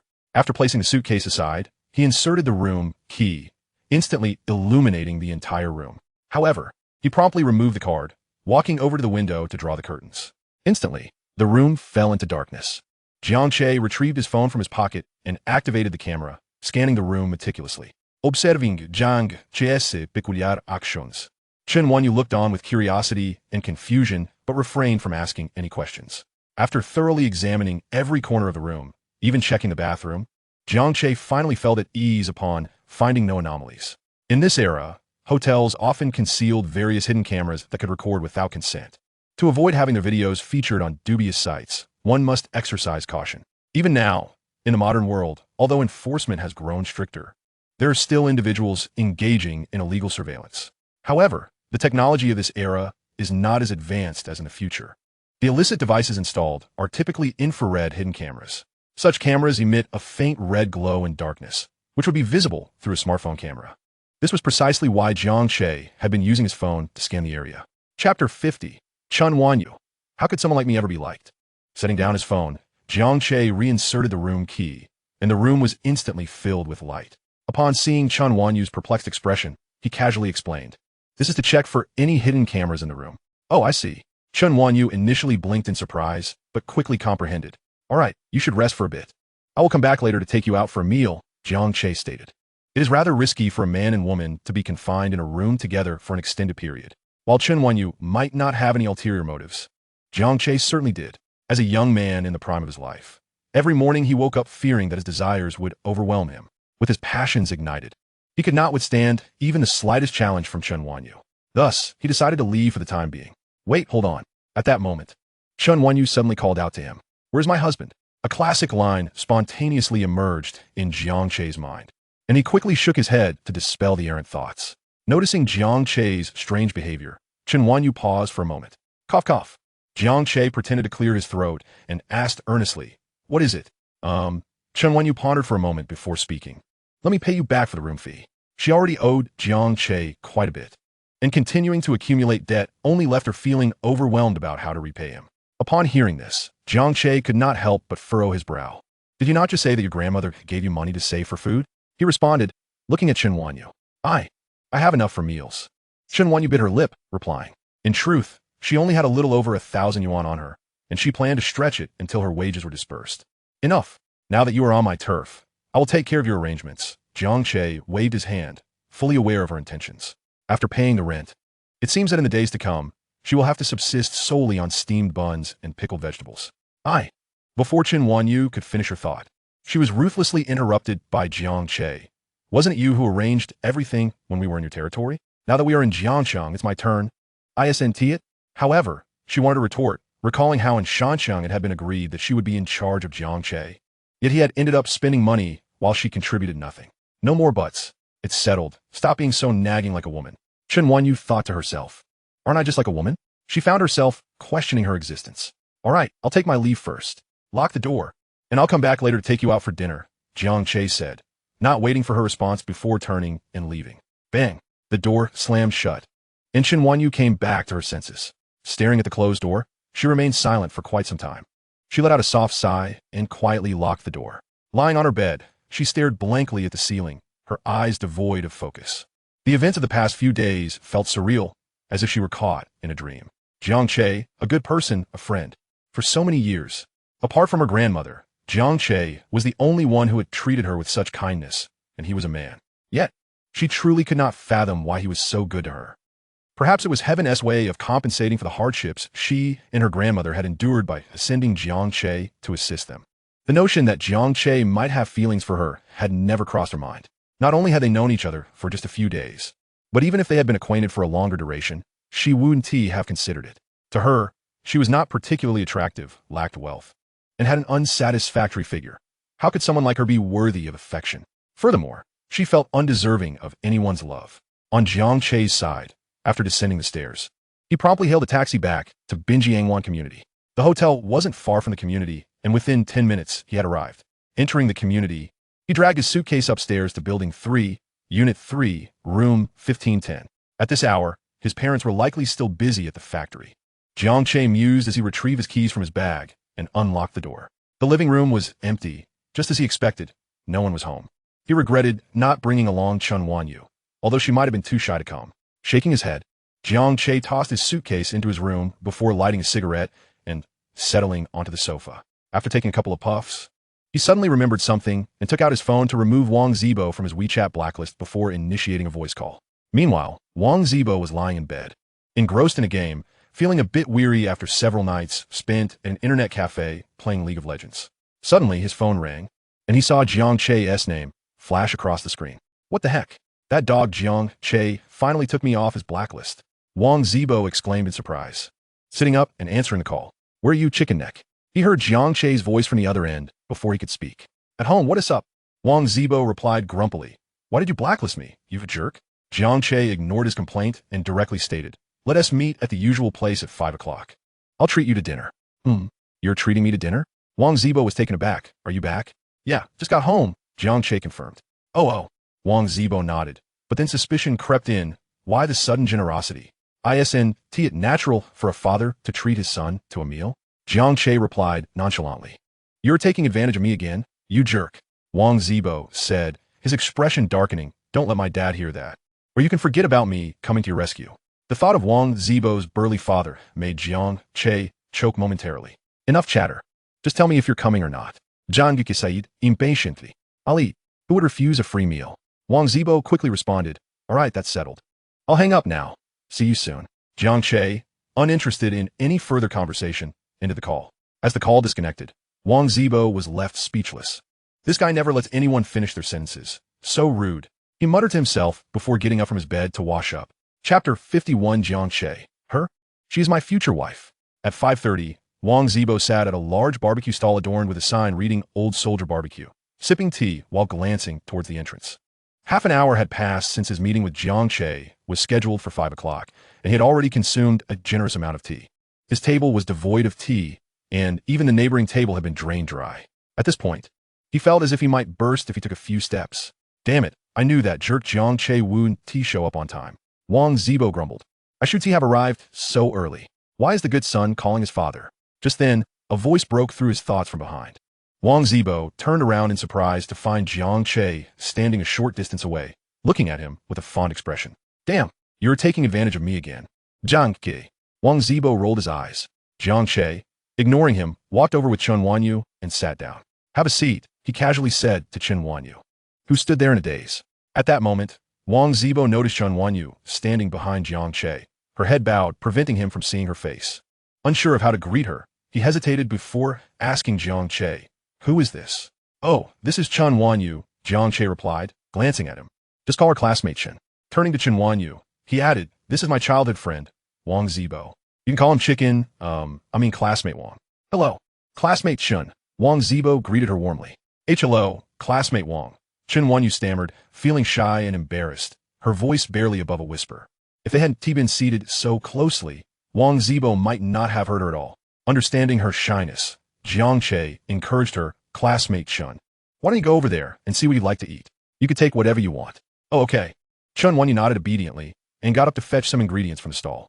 Once she had walked away, Wang Zibo leaned closer to Jiang Che and asked Jiang Dog, what is going on? Which class is this classmate Chen from? Why do I feel like I've never seen her at school? Jiang Go. Jiang Che paused for a moment, then disdainfully pushed Wang Zibo's round face away. He chose not to respond to Wang Zibo's inquiry, instead retrieving a cigarette from his pocket and lighting it. Exhaling a smoke ring with an air of nonchalance, he finally spoke. She doesn't attend our school. What? She's not from Jiangchang High? Wang Zibo, somewhat bewildered, asked. Then how do you two know each other? Jiang Che cast a sidelong glance at him and replied coolly. Do you live by the sea? Why are you asking so many questions? Wang Zibo felt momentarily stifled and couldn't help but pout, muttering, I'm just curious. That is all. The great literary figure Lu Sun once said, curiosity killed the cat. Haven't you heard that? Jiang Che replied casually, was that really Lu Sun? Wang Zibo, a bit confused, asked, oh, if not Lu Sun, then it must be Zhou Shuren. Jiang Che exhaled another puff of smoke, unconcerned. Upon hearing this, Wang Zibo fell silent for a moment, then looked at Jiang Che with a mournful expression. Aren't those two the same person? What do you know? Jiang Che retorted sharply, glaring at him. This is adult business. Stay out of it. Damn it. This scoundrel is taking advantage of himself. He can't survive a day without exploiting his own benefits. Sooner or later, he'll slip up in front of my dad, and I can't wait to see how he handles it. Wang Zibo silently mocked in his heart. However, he decided not to dwell on the matter with Jiang Che, knowing he wouldn't win the argument. As Wang Zibo picked up the teacup in front of him, intending to take a sip, he hesitated and set it down again, redirecting the topic. By the way, what are you doing over in Shanshan? Oh, looking for a wife. Didn't I tell you? Jiang Che replied, nonchalantly. Wang Zibo was utterly speechless. Damn it, do you ever speak a word truth? Just as he finished speaking, a thought struck him, and he instinctively glanced towards Chen Wanyu, who was selecting barbecue. In the next moment, his eyes widened in shock as he looked at Jiang Che. No way, Chen, could you be the online girlfriend you want to see in Shanshan? At these words, Jiang Che frowned involuntarily. What online girlfriend? Wang Zibo couldn't help but furrow his brow and said, isn't that what you said? Jiang Che was at a loss for words. This guy thought that his mention of looking for a wife meant meeting an online love interest. Jiang Che glanced at the Chen Wanyu, who was engaged in conversation with a barbecue vendor, and shook his head. She is not my online girlfriend. What? Now it was Wang Zibo's turn to be confused. Then who is she? She? Jiang Che turned to face his good friend with utmost seriousness. She is my future wife. Upon hearing Jiang Che's declaration, Wang Zibo's eyes widened, his mouth agape in disbelief as he stared at Jiang Che. What on earth? Jiang Che was suddenly asserting that this newly appeared Chen was his future wife. The enormity of this revelation left Wang Zibo momentarily unable to process it. At that moment, Chen Wanyu returned after placing her order. Noticing Wang Zibo staring wide-eyed at Jiang Che, looking somewhat foolish, she felt puzzled but didn't inquire further. All set? Jiang Che extinguished his cigarette in the ashtray and turned to Chen Wanyu, saying, well, barbecue doesn't cook that quickly. Let us sit down and have some tea first. Okay. Chen Wanyu nodded and obediently took a seat. Meanwhile, Wang Zibo snapped back to reality, glancing between Jiang Che and Chen Wanyu. Was he dreaming? Slap. He instinctively slapped his own face. The crisp sound drew the attention of Jiang Che and Chen Wanyu, who both looked at him in surprise. Ugh. Wang Zibo inhaled sharply, feeling his face flush as he realized both Jiang Che and Chen Wanyu were staring at him.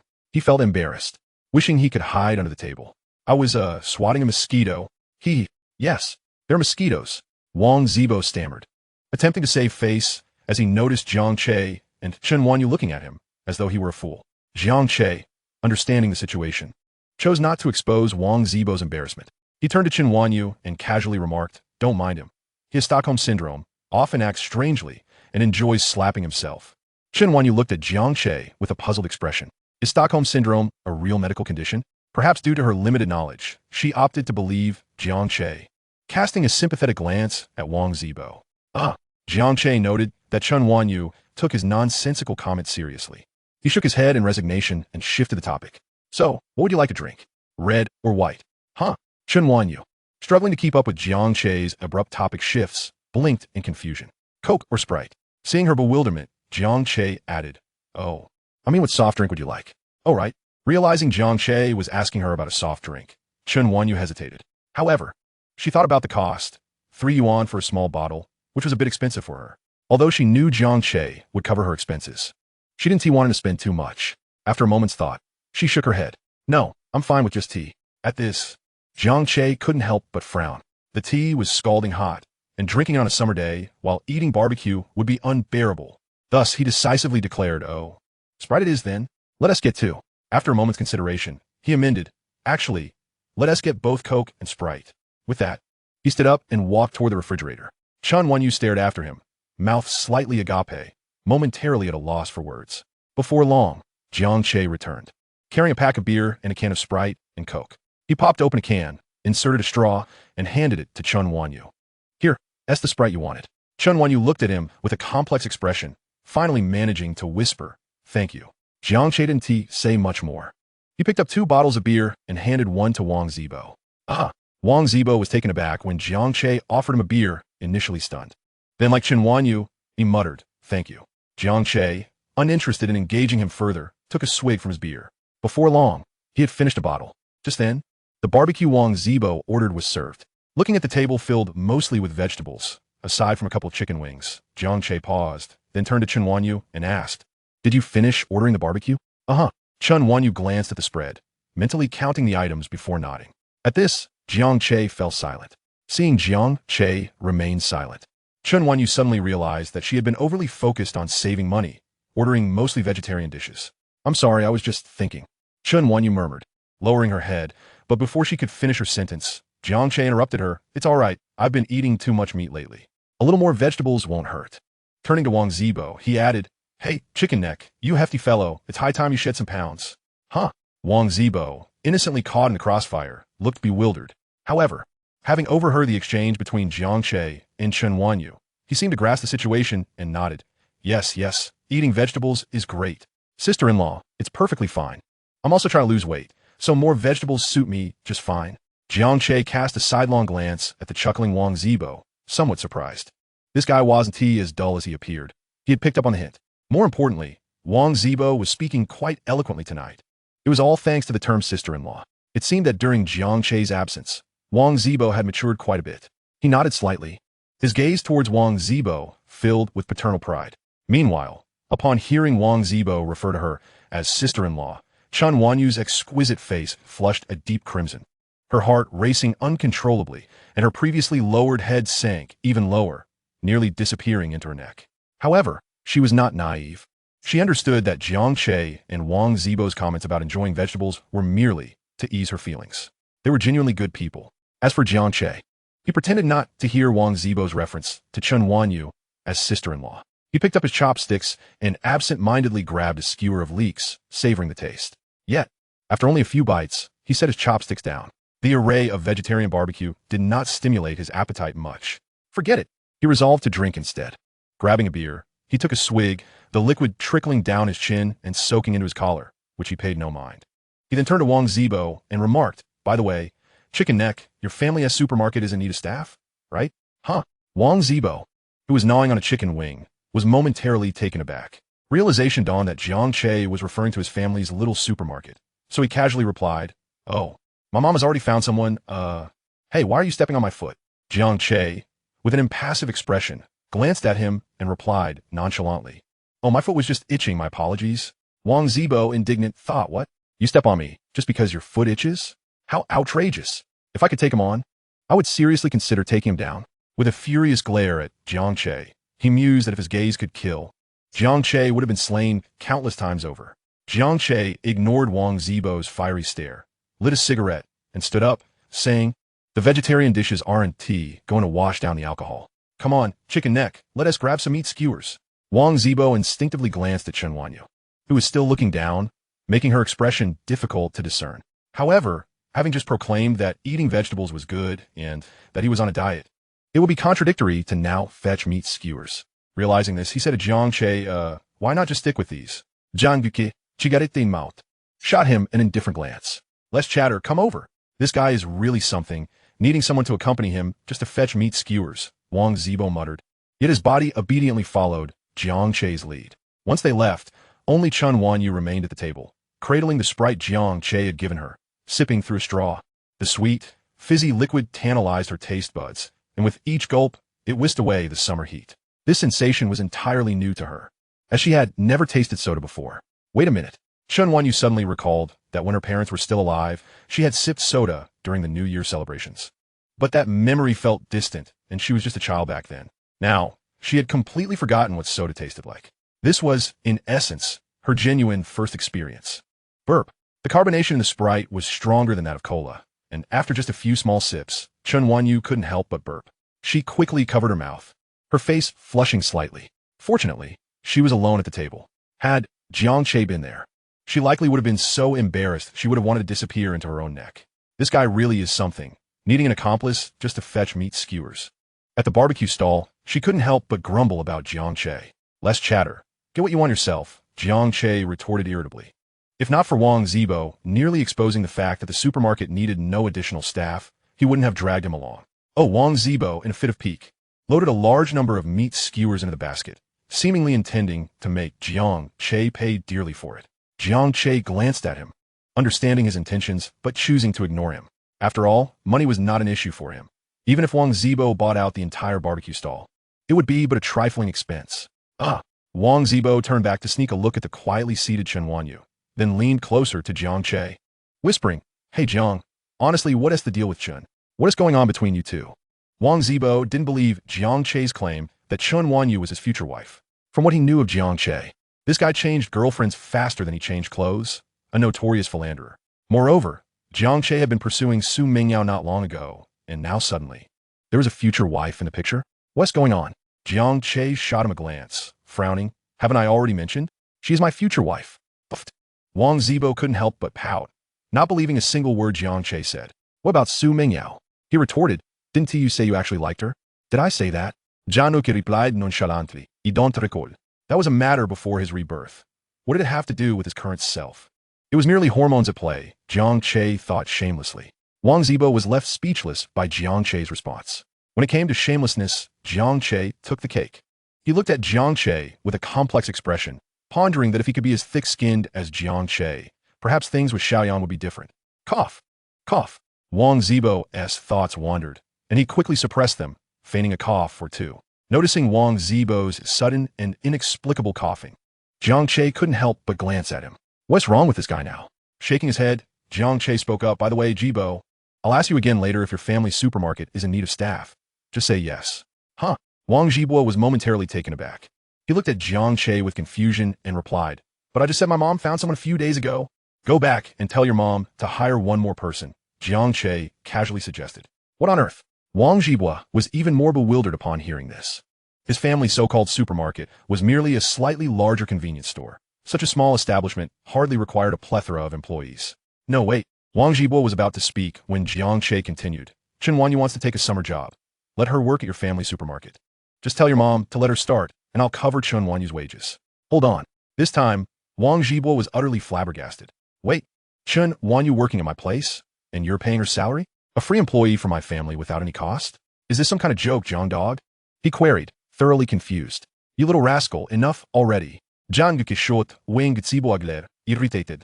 One moment it's Jiang Dog, the next it's old Jiang. Do you believe I one-T smack you? Puffed. Wang Zibo pursed his lips. If you dare say that in front of my dad, I'll consider you impressive. Jiang Che rolled his eyes in exasperation, thinking how foolish Wang Zibo must be. Enough chatter. Just go back and tell your mom what I said. Fine. I'll tell her. Wang Zibo pondered for a moment before responding. Anyway, My family gets a free labor without any expense. My mom should agree to that. However, I know that if I mention this to her, she probably won't let you pay the wages. Right, Jiang Che nodded. Make sure to tell Auntie that I'll cover the salary. Otherwise, this matter is off. Wang Ji will pause. Got it. But what exactly is your relationship with Chen Wanyu? He asked, curious. You're helping her find a summer job and covering her wages. Dude, Haven Tea, I said it 100 times already? Jiang Che, uninterested in further discussion, turned to hand the basket of skewers they had to the owner. Boss, please grill these for us. Without waiting for Wang Jibua, he turned and walked back to their seats. They had been gone for quite some time, and, at that moment, Chen Wanyu was quietly sitting at the table, lost in thought. Upon seeing Jiang Che sit down, her gaze finally regained focus. Jiang Che noticed that the vegetable skewers on the table were the same as when they had just picked up the meat skewers, and he couldn't help but frown. Why aren't you eating? I was waiting for you guys, Chen Wanyu replied softly. Oh, you don't need to wait for us. I just ordered a bunch of meat skewers. Make sure to eat plenty later, Jiang Che nodded, then waved his hand dismissively. Chen Wanyu shook her head and remained silent. Jiang Che realized that this naive girl was not easily swayed, so he decided not to press the matter further. At that moment, Wang Jibor returned, and Jiang Che looked at him and spoke directly. Chapter 54. What caliber is Su Mingyao to be compared with Chen Wanyu? Hey, Yibo. Didn't you just say your family's supermarket needed help? As soon as Wang Jibwa sat down, Jiang Che asked, go back and ask Annie if Chen Wanyu can come help. Upon hearing this, Chen Wanyu, who had been quietly sitting with her head down, suddenly looked up at Jiang Che. As she lifted her head, her exquisitely beautiful visage was abruptly exposed to Wang Jibwa's eyes. He widened his eyes in astonishment. Wow, Chen Wanyu is actually this stunning. Wang Jibwa was genuinely taken aback.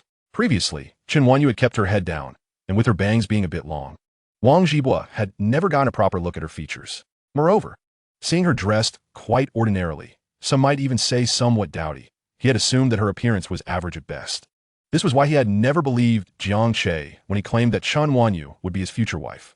After all, he knew Jiang Che's ex-girlfriends, all of whom were exceptionally beautiful, and Jiang Che was far from desperate. However, he never expected Chen Wanyu to be this gorgeous. Her unadorned face was simply breathtaking. Comparing her to the school beauty Su Mingyao, she was certainly not inferior. Wait, Su Mingyao wore makeup, while Chen Wanyu appeared completely natural. Thus, it could be concluded that Su Mingyao's looks paled in comparison, though Chen Wanyu's lovely face appeared slightly youthful without makeup. It was precisely this softness that evoked an instinctive protective urge within one's heart. Goodness, no wonder Jiang Dog stopped pursuing Su Mingyao. If it were him, he wouldn't chase her either. In comparison, this Chen Wanyu was the ethereal dream of boys everywhere. Jiang Dog had truly struck gold this time. Wang Jibwa thought to himself, and at the same time, a twinge of concern for Chen Wanyu began to surface in his heart. After all, Jiang Che was a notorious scoundrel. If he were to break up with her later, Chen Wanyu, with her gentle and delicate demeanor, would undoubtedly be heartbroken. Wang Jibwa reflected, but he couldn't say much. Jiang Che was a childhood friend, his brother. Even though Jiang Che had his flaws, he still stood by him. At worst, he would find an opportunity to have a serious talk with Jiang Che, urging him to treat Chen Wanyu better so that when the inevitable breakup happened, it wouldn't be as painful for her. It was that he wished ill upon Jiang Che or cursed him to break up with Chen Wanyu. Rather, having grown up together, he understood Jiang Che's character all too well. Sighing inwardly, Wang Jibwa's gaze toward Chen Wanyu shifted from astonishment to sympathy. He felt a sense of pity for his good friend Jiang Che, as encountering a scoundrel like him was a trial for Chen Wanyu. However, what Wang Jibwa did not realize was that the Jiang Che he knew was merely the version from his past life, while the Jiang Che standing before him now was a completely transformed individual. The two were not to be conflated. At that moment, Chen Wanyu also sensed Wang Jibwa's gaze and, feeling his persistent stare upon her, hurriedly lowered her head. Yet, Chen Wanyu did not feel anger. Though Wang Jibwa was looking at her, his gaze did not seem to carry any malice. Instead, it appeared complex, perhaps a mix of sympathy, regret, and apology. Chen Wanyu was momentarily puzzled, her heart filled with questions. Was Jiang Che's friend having another episode? Stockholm Syndrome, she remembered Jiang Che mentioning earlier. At such a tender age, to be afflicted with such an unusual ailment, one cannot help but feel a twinge of sympathy for Jiang Che. Reflecting on this, Chen Wanyu's heart stirred with a flicker of compassion for her friend. Meanwhile, Jiang Che, having pulled a cigarette from his pocket and ignited it, noticed that Wang Zibo was not responding as he had before. Instead, he wore a dazed expression, fixated on Chen Wanyu. This prompted Jiang Che to frown in irritation. What on earth is this fool doing, staring at my future wife? Casting a glance towards Chen Wanyu, he observed that she was looking down, seemingly oblivious to the attention. Unable to restrain himself, he kicked Wang Zibo lightly. Hey, what are you daydreaming about? I'm talking to you. Jiang Che exclaimed, annoyance lacing his tone. Wang Zibo, jolted back to reality by the kick, recognized that his prolonged gaze at Chen Wanyu was somewhat impolite. He fervently hoped that Jiang Che would not misconstrue his intentions towards Chen. He truly harbored no such feelings. Aware that Chen Wanyu was in a relationship with Jiang Che, he would never stoop so low as to create trouble. After all, one must adhere to the fundamental principles of friendship. One does not covet a friend partner. Though he was a typical young man who appreciated beauty, it was hardly reasonable to fall for every attractive girl he encountered, let alone one who belonged to Jiang Che. Wang Zibo, while yearning, was not desperate. Moreover, he indeed had a girl he fancied. Huh? Yes, indeed. With this thought, Wang Zibo hastily spoke up. Chun, I just heard Jiang Che mention that you're looking for a summer job, right? Coincidentally, our family's small supermarket is in need of a cashier. I'll mention it to my mother tonight. And how about you come by tomorrow for a trial? Upon hearing Wang Zibo address her, Chen Wanyu lifted her head once more.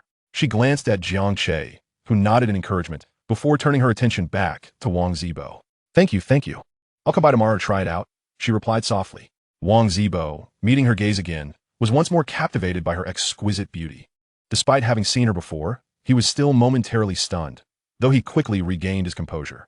All right, he nodded. I'll mention it to my mother tonight. And you can come with Jiang Che tomorrow morning. Since Jiang Che treated us today, I'll treat you both to lunch tomorrow. No, that is not necessary. Chen Wanyu began, wanting to refuse, as it seemed inappropriate for her to accept a meal while working. However, Jiang Che preemptively agreed. Well then, it's settled. You're treating us tomorrow at noon. Jiang Che affirmed to Wang Zibo, with no hint of politeness. Absolutely, a mere trifle. Wang Zibo responded, patting his chest. It's also a way to welcome you, Chun, into the Jiang family. Chen Wanyu, oblivious to the underlying implications in Wang Zibo's words, merely expressed her gratitude with a soft thank you. Jiang Che, however, caught the nuance and cast a knowing glance at Wang Zibo, appreciating his friend's eloquence. Yet, he remained silent, savoring a sip of his beer. Before long, the skewers they had ordered were ready, and as they indulged in the grilled delicacies, casual conversation flowed between Jiang Che and Wang Zibo, while Chen Wanyu quietly listened, choosing not to interject. Perhaps buoyed by the prospect of employment, her spirits visibly lifted, and she indulged in the skewers Jiang Che offered her. Due to Chen Wanyu's presence, both Jiang Che and Wang Zibo moderated their drinking, merely finishing the case of beer Jiang Che had brought. By 9:30 in the evening, their gathering concluded. After agreeing to meet the following morning, Wang Zibo discreetly departed, leaving only Chen Wanyu and Jiang Che behind. Boss, the bill, please. How much do I owe? Jiang Che inquired, lighting the last cigarette from his pack as he stood to address the still busy barbecue shop owner. A case of beer, 2 bottles of drinks, and skewers. The owner glanced at the receipt before replying, that LLB 308 yuan. How about we round it down? Jiang Che casually suggested. Sure. We can round it down, the owner replied, momentarily taken aback, but acquiescing readily. All right, rounding down means 38 yuan. Here, S40. Keep the change, Jiang Che declared, causing the owner to look momentarily dumbfounded. Wait, is that how you round it? Seeing the owner's bewildered expression, Jiang Che chuckled. Just kidding. Here, S300 yuan. He pulled 3 crisp bills from his wallet and handed them over. Upon seeing this, the owner's face brightened. Thank you. Come again. Definitely. Next time, throw in a couple more bottles for me. Jiang Che quipped, his spirits high. Absolutely no problem. Just give me a heads up next time, and I'll add a few extra drinks and skewers for you. The barbecue shop owner replied cheerfully. With that, Jiang Che turned to leave, taking Chen Wanyu along. Though the sweltering heat of the day had dissipated, the night in Jiang City remained warm, with sporadic breezes only serving to heighten the discomfort. On the sidewalk, Jiang Che strode forward confidently, while Chen Wanyu trailed behind him like a shadow. As they walked, Jiang Che suddenly halted, causing Chen Wanyu, who had been dutifully following with her head down, to bump into his back. She gasped, her body instinctively swaying backward, just before she might have stumbled. A firm hand grasped her wrist, preventing her from falling awkwardly. Why are you walking with your head down? Aren't you watching where you're going? Jiang Che's voice rang in her ears. Hearing him, Chen Wanyu felt her cheeks flush. I'm sorry, I didn't mean to. Once she regained her balance, She took a step back and whispered to Jiang Che. I know you didn't mean it, Jiang Che replied, shaking his head. But really, you should walk alongside me instead of trailing behind. Why keep your head down? Are you expecting to find money on the ground? As he spoke, he glanced down at the pavement. At this, Chen Wanyu felt her face grow even warmer, her gaze fixed downward, unable to meet Jiang Che's eyes. All right, you're not my follower. Come up beside me, Jiang Che asserted, recognizing her shyness, and turned to walk forward. Chen Wanyu complied quietly, moving to walk beside him. Noticing that she still had her head down, Jiang Che added, and don't keep your head down. It's not good for your posture. He paused, leaving his sentence hanging in the air. Chen Wanyu, puzzled, tilted her head to look at him, waiting for his next words. Jiang Che initially intended to remark on the lack of development, but upon recalling the astonishing scale he witnessed that day at the hotel, he changed his words. Keeping your head down like this isn't good for your health. Oh, Chen Wanyu replied thoughtfully, nodding gently after he finished speaking. The vehicles on the road sped past, while the city's neon lights shimmered restlessly beneath the night sky. The two walked side by side, their shadows elongated by the streetlights. The barbecue stall wasn't too far from the convenient hotel where Chen Wanyu was staying. After a brief walk of 10 minutes, they spotted the large sign atop the hotel. We're here, Jiang Che announced as he halted at the entrance. Chen Wanyu nodded in agreement. You should go up now. Rest early tonight. I'll come by to pick you up for work at the supermarket tomorrow, Jiang Che suggested. Okay, Chen Wanyu responded quietly, still merely nodding. Januke understood their nature. She was not one to speak much, so he refrained from saying more. Changing her character would not be an overnight endeavor. Shaking his head, Jiang Che said, all right then, let's leave it at that. With that, he turned it apart. As he prepared to leave, Chen Wanyu found her mouth slightly agape, an inexplicable emptiness settling in her heart, prompting her to suggest, would you like to come up for a bit? Immediately regretting her words, she felt a sense of embarrassment wash over her. Uncertain of why she had spoken up. Would you like me to come up? Jiang Che paused, turning back to look at her in surprise. Realizing Jiang Che's gaze was upon her, Chen Wanyu suddenly became aware of the implications of her invitation.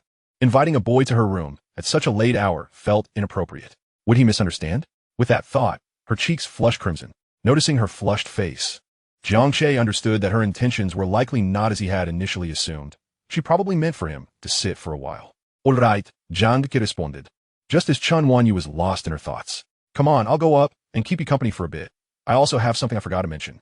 Upon hearing this, Chen Wanyu raised her head, only to discover Jiang Che had already entered the hotel. Chapter 56, A Bit Guilty. Chen Wanyu feels a thrill of excitement watching Jiang Che's retreating figure. Chen Wanyu's mouth opened slightly, as if she wanted to say something, but ultimately, she remained silent and followed him quietly. The hotel front desk had changed staff. The young lady they had seen earlier was replaced by a young man. Good evening. The young man greeted with a smile as Jiang Che and Chen Wanyu walked in. Good evening, Jiang Che replied with a smile, leading Chen Wanyu towards the elevator. Chen Wanyu felt a hint of embarrassment, her face tinged with red. For some reason, she felt a sense of guilt, as if she had engaged in something scandalous with Jiang Che and was caught. Next to the elevator, Jiang Che observed Chen Wanyu, whose eyes flickered nervously, appearing to be filled with guilt. Chen Wanyu. Startled by Jiang Che calling her, Chen Wanyu jumped slightly. Are you all right? Not feeling well? Jiang Che inquired. And no, I'm fine, she stammered, her face growing even redder. Jiang Che, however, was not convinced by her words and found himself puzzled by her thoughts. Ding! At that moment, the elevator arrived. Click! At the door of room 303, Chen Wanyu retrieved her room card from her pocket and opened the door. Jiang Che stepped inside without hesitation. The room's arrangement was just as it had been when Jiang Che visited earlier that afternoon. Everything was neatly organized, with Chen Wanyu's suitcase quietly positioned at the foot of the bed. Only the slight wrinkles in the bedspread indicated that someone had rested there, presumably during Chen Wanyu's afternoon nap. Jiang Che settled into a chair nearby, wishing to smoke, but upon checking his pockets, he realized he had just finished his last cigarette and had yet to purchase more. Here, have some water, Chen Wanyu said, handing him a cup. Jiang Che bowed, slightly taken aback by the hotel-branded cup. It was common knowledge that the hotel's kettle and cups were not to be used, as one could never be certain of the previous guest's actions. Many reportedly used them for unsavory purposes.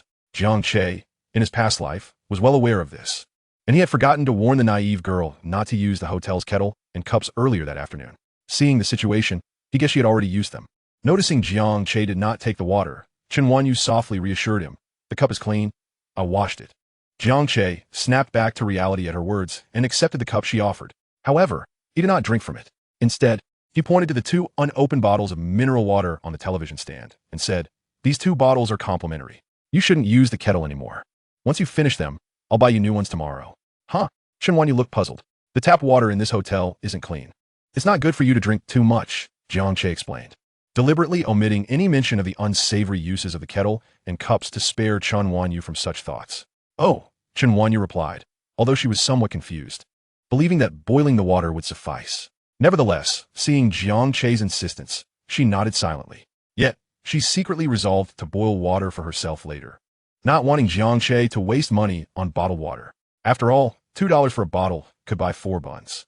Jiang Che, sensinker tofts, adopted a serious demeanor and reiterated, "I'm serious. Do not use that cup or kettle again, and don't even think about sneaking a use when I'm not around, understood?" Chen Wanyu's face flushed slightly, her hands clasped together, feeling both guilty and embarrassed. "I'm talking to you. Did you hear me?" "Why, yes, I heard," Chen Wanyu replied. Although she felt Jiang Che was overreacting, she obediently nodded, knowing he would never harm her. Seeing that Chen Wanyu had genuinely absorbed his words, Jiang Che's expression softened considerably.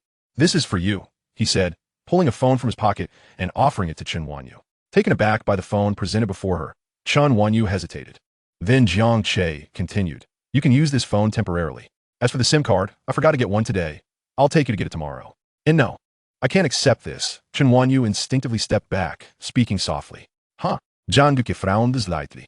"Why not? Take it." "I can't." Chen Wanyu protested, her urgency evident as she stammered, "It's too valuable. I can't accept it." In recent days, Jiang Che had already extended his assistance to her in numerous ways, leaving her indebted to him for a considerable sum. The fact that Jiang Che intended to gift her such an expensive phone only added to her anxiety. Observing her discomfort, Jiang Che remarked with exasperation, "What is so precious about it? This phone is merely an old device I replaced. It holds no value." Jiang Che was not being deceitful. Indeed, this phone was one he had unearthed from his room that afternoon, a former device he had intended for Chen Wanyu, but had forgotten to give her earlier. It wasn't that Jiang Che was reluctant to purchase a new phone for Chen Wanyu. He simply understood that, given her disposition, she would undoubtedly refuse such a gift. Yet, gazing at the seemingly new phone, Chen Wanyu harbored doubts about Jiang Che's words.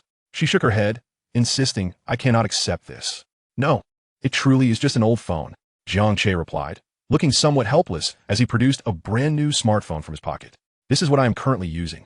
A flicker of skepticism crossed Chen Wanyu's gaze as she regarded him. "Hey, what kind of look is that? You don't think I went out of my way to buy a new phone just to give you this old one, do you? Please, I'm not that idle." Upon hearing Jiang Che's words, Chen Wanyu's cheeks flushed slightly, for she had indeed entertained that very thought. "This phone is genuinely just an old one I no longer used. Left to gather dust at home. And since I noticed you had no phone, making it difficult to contact your grandmother, I decided to offer it to you." "Chen Wanyu, you wouldn't want to be constantly borrowing someone else's phone just to reach your grandmother, would you?" Jiang Che continued, hastily correcting his phrasing to avoid sounding too formal. Chen Wanyu felt a stirring in her heart at the mention of having a phone to contact her grandmother. "All right, enough with the chatter. Take it." Noticing her wavering resolve, Jiang Che stoked the flames of persuasion further. "I'll just take it to the recycling center for a stainless steel basin." Chapter 57. Chen Wanyu, are we friends? Moments later. After Jiang Che had thoroughly engaged Chen Wanyu with a blend of emotional appeals and logical reasoning, complemented by his silver tongue, she finally acquiesced to accept his second-hand phone. However, as she held a new IOU in her hand, Jiang Che found himself both amused and exasperated. Yes, this IOU was one that Chen Wanyu had just rewritten for him. Loan agreement. Borrower. Chen Wanyu ID number 5002 XXXXXXXXXXXXXX lender. Jiang Che, due to personal circumstances. The borrower Chen Wanyu owes the lender Jiang Che a total of 63,498 yuan. This document is hereby established. Borrower Chen Wanyu contact number 133X*X*X*89 date. June 26, 2014. This agreement is made in duplicate, with each party retaining one copy, both holding equal legal validity. The contents of this IOU were similar to the previous one, except the amount had escalated from the original figure to over 60,000. As for how this new sum was derived, Jiang Che was quite perplexed. He knew that 58,000 was for settling debts for Chen Wanyu's family, and 1,009 was to compensate that rude individual, but he was at a loss for the rest. "Wait, Chen Wanyu, this amount seems incorrect, doesn't it?" He furrowed his brow as he addressed her. "Shouldn't you only owe me a little over 50,000? How did it become over 60,000? Yes, that's right. Upon hearing Jiang Che's inquiry, Chen Wanyu explained, the previous compensation was 1,009, hotel accommodation was 168. And then there's the 60,000 for Auntie debt, along with the airfare and hotel expenses. As Chen Wanyu counted on her fingers, Jiang Che found himself momentarily speechless. So, this girl meticulously remembered every penny she spent. No wonder the amount had ballooned to over 60,000. Oh, I forgot to include the phone's cost, she suddenly realized, reaching for a pen to amend the IOU. Jiang Che hastily interrupted. All right, no need to calculate further. The phone is a gift, no charge. He promptly folded the IOU and tucked it into his pocket. Seeing him do so, Chen Wanyu reluctantly halted her actions. Observing her biting her lip in discontent, Jiang Che felt a wave of helplessness wash over him. This girl insisted on meticulously accounting for every single cent. Chen Wanyu, are we friends? Huh? Jiang Che's sudden question caught her off guard. Uh-huh. After a moment, she looked at Jiang Che's handsome face and nodded earnestly. If we are friends, then why do you keep tallying everything so meticulously? Jiang Lukikwiriad bewildered. Is it typical for friends to divide every meal and drink so scrupulously? I suspect you don't genuinely consider me a friend. At his final words, Jiang Che's tone grew slightly more intense. Chen Wanyu fell silent, contemplating his words. Had she truly erred? She began to question whether her actions were misguided, for she had never had friends throughout her life, and thus was uncertain about the boundaries of friendship. She merely felt that Jiang Che had aided her immensely and wished to avoid imposing on him. Yes, I'm sorry. Chen Wanyu mumbled, her gaze lowered, her voice barely a whisper. Upon witnessing her pitiful expression, Jiang Che felt his heart soften. It was impossible to remain angry at her in such a state. All right, enough with the apologies, Jiang Che sighed, shaking his head. Friends do not need to be this formal. Chen Wanyu glanced up at him and nodded silently. Jiang Che, at a loss for further words, resigned himself to the notion of indulging his partner. By the way, are you managing while living here? In an effort to lighten the mood, Jiang Che shifted the conversation. Chen Wanyu nodded gently. The room was far more spacious than her own, and the bed was larger too. The only drawback was the absence of her grandmother, leaving her alone. How about this?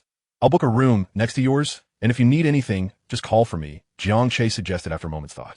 After all, Chen Wanyu was only 18, and it was perfectly reasonable for a young girl to feel insecure in an unfamiliar environment. Since Jiang Che wasn't short on funds, booking an additional room was hardly a burden. No, that's unnecessary, Chen Wanyu quickly replied. That would be an extra expense. Just then, Jiang Che's phone rang. He glanced at the screen and saw it was his mother calling. He gestured to Chen Wanyu and stepped aside to answer. Hello, mother. What instructions do you have for me? Jiang Che smiled as he spoke into his phone. Hey, you little rascal. Weren't you supposed to come back today? Why haven't I seen you? The voice of Jiang Che's mother, Yi Meiling, resonated through the device. Oh, I've already returned. I'm out with friends. I'll be back shortly. Just as Jiang Che was about to say he would return soon, he suddenly glanced at Chen Wanyu, who was sitting dumbly by the bed, and amended his statement. Actually, I may not come back tonight. I'm staying at a friend's place. You and Dad needn't wait up for me. Upon hearing this, Yi Meiling was momentarily speechless. After just returning from the mountain city, her son had dashed out again, and she found herself at a loss for words. However, she had grown accustomed to his ways and was quite open-minded. As long as he didn't cause trouble while out, she was content. Noticing the silence on the other end, Jiang Che assumed his mother was upset, so he quickly added, Mom, I haven't had your cooking in days. I'll come back for dinner tomorrow night, okay? Well, young Master Jiang, with such a busy schedule, how dare you even think of us? Yi Meiling retorted sarcastically, pouting slightly. You might as well just live outside. Why bother coming back? And weren't you the one who said my cooking was terrible, that even the filth outside tastes better? No, Mom, that's a baseless accusation. Jiang Che protested. I never said that. It was Dad who said it. He couldn't help but defend himself.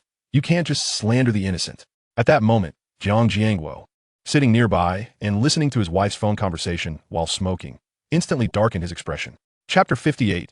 Either I sleep on the floor or I share the bed with you. The choice is yours. What the hell? What did I ever say that? Jiang Jiangwo snatched the phone from his wife's hand and roared, You little brat. You better not come back.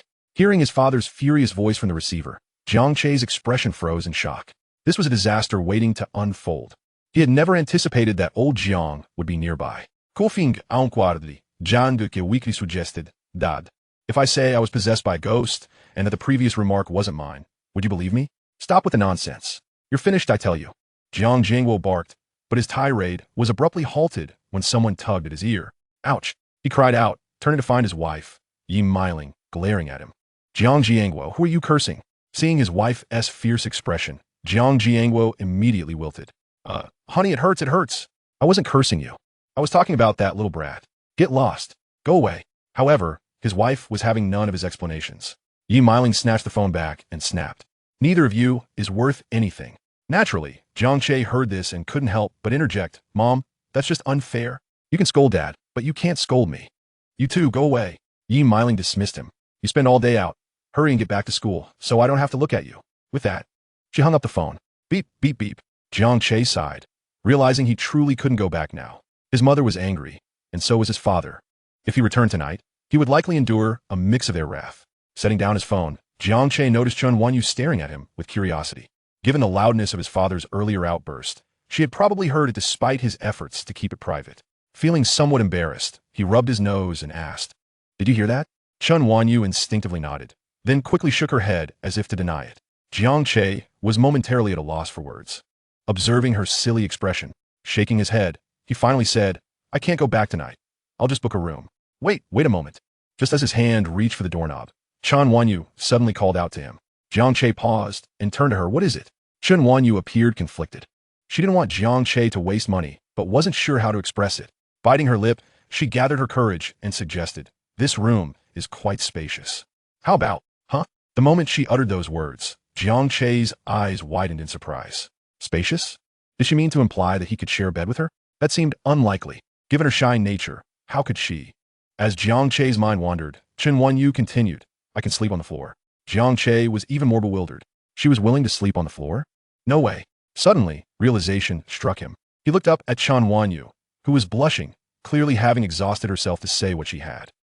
Chun, did you mean? Jiang che tentativa di probid. The room is big enough for two. You can sleep in the bed while I sleep on the floor, Chun Wanyu stammered. Her cheeks flushed. We could just open another room. No need to waste money. Jiang che finally understood. He had been overthinking it. He figured Chun Wanyu would never take the initiative. Shaking his head, he replied, Sleeping on the floor is out of the question. It's too dirty. I'll book another room. No. Chun Wanyu shook her head, insisting, It's fine. We can just lay down some blankets. A room would cost nearly $200. She really didn't want Jiang Che to spend that much. Observing her stubborn yet frugal demeanor, Jiang Che paused for a moment. How could he let such a wonderful opportunity for close interaction with Chun Wanyu slip away? All right, then we'll share the bed. What? Upon hearing Jiang Che's words, Chun Wanyu's head snapped up in shock. No, what I meant was, we'll just share this room. Jiang Che quickly clarified, seeing her terrified expression. But I'll sleep on the floor, and you take the bed. Hearing this, Chun Wanyu finally breathed a sigh of relief. She could accept sharing a room, but the thought of sleeping in the same bed with Jiang Che was. I'll sleep on the floor, she murmured softly. No need, Jiang Che asserted, looking at her directly. Either I sleep on the floor, or I share the bed with you. The choice is yours. Chun Wanyu. Share the bed? She initially stared wide-eyed at Jiang Che, and then her small face flushed a deep crimson. Even the nape of her neck took on a rosy hue. Ultimately, Chun Wanyu capitulated. Although she genuinely regarded Jiang Che as a friend, the prospect of sharing a bed with him was a notion she found difficult to accept. After all, there are distinctions between genders, and Chun Wanyu was no longer a child. She was acutely aware of this fact. A few minutes later, Jiang Che sat on the floor where Chun Wanyu had neatly spread her bedding, looking at her as he inquired, Shall you shower first? Or shall I? Huh? Chun Wanyu was momentarily taken aback, only to find her cheeks once again suffused with color. Indeed, a shower was necessary. She cast a glance at the frosted glass bathroom door. The room was small, and since the bathroom was within it, that meant she would have to shower in front of Jiang Che. She hadn't thought much of it earlier, but now that the reality had set in, she felt a twinge of regret. However, she pondered, was it too late to have Jiang Che book another room? What? Jiang Che looked at her and said nonchalantly, In this sweltering weather, if you don't shower, I will. Upon hearing this, Chun Wanyu gritted her teeth and quietly replied, I'll go first. Chapter 59. Chun Wanyu. If you want something, should I resist? Seeing that Chun Wanyu decided to shower first, Jiang Che did not press her further. He nodded and said, All right, you go ahead. Chun Wanyu bit her crimson lip, adopting the demeanor of a valiant warrior as she approached the TV cabinet and opened her suitcase. Her suitcase was stuffed to the brim. However, aside from a few articles of clothing, it mainly contained textbooks. Despite the college entrance examination being behind her, Chen Wanyu still carried those high school books, occasionally pulling them out to review during her free time.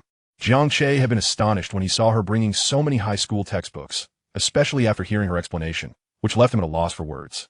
The world of academic achievers was truly difficult for an ordinary person to comprehend.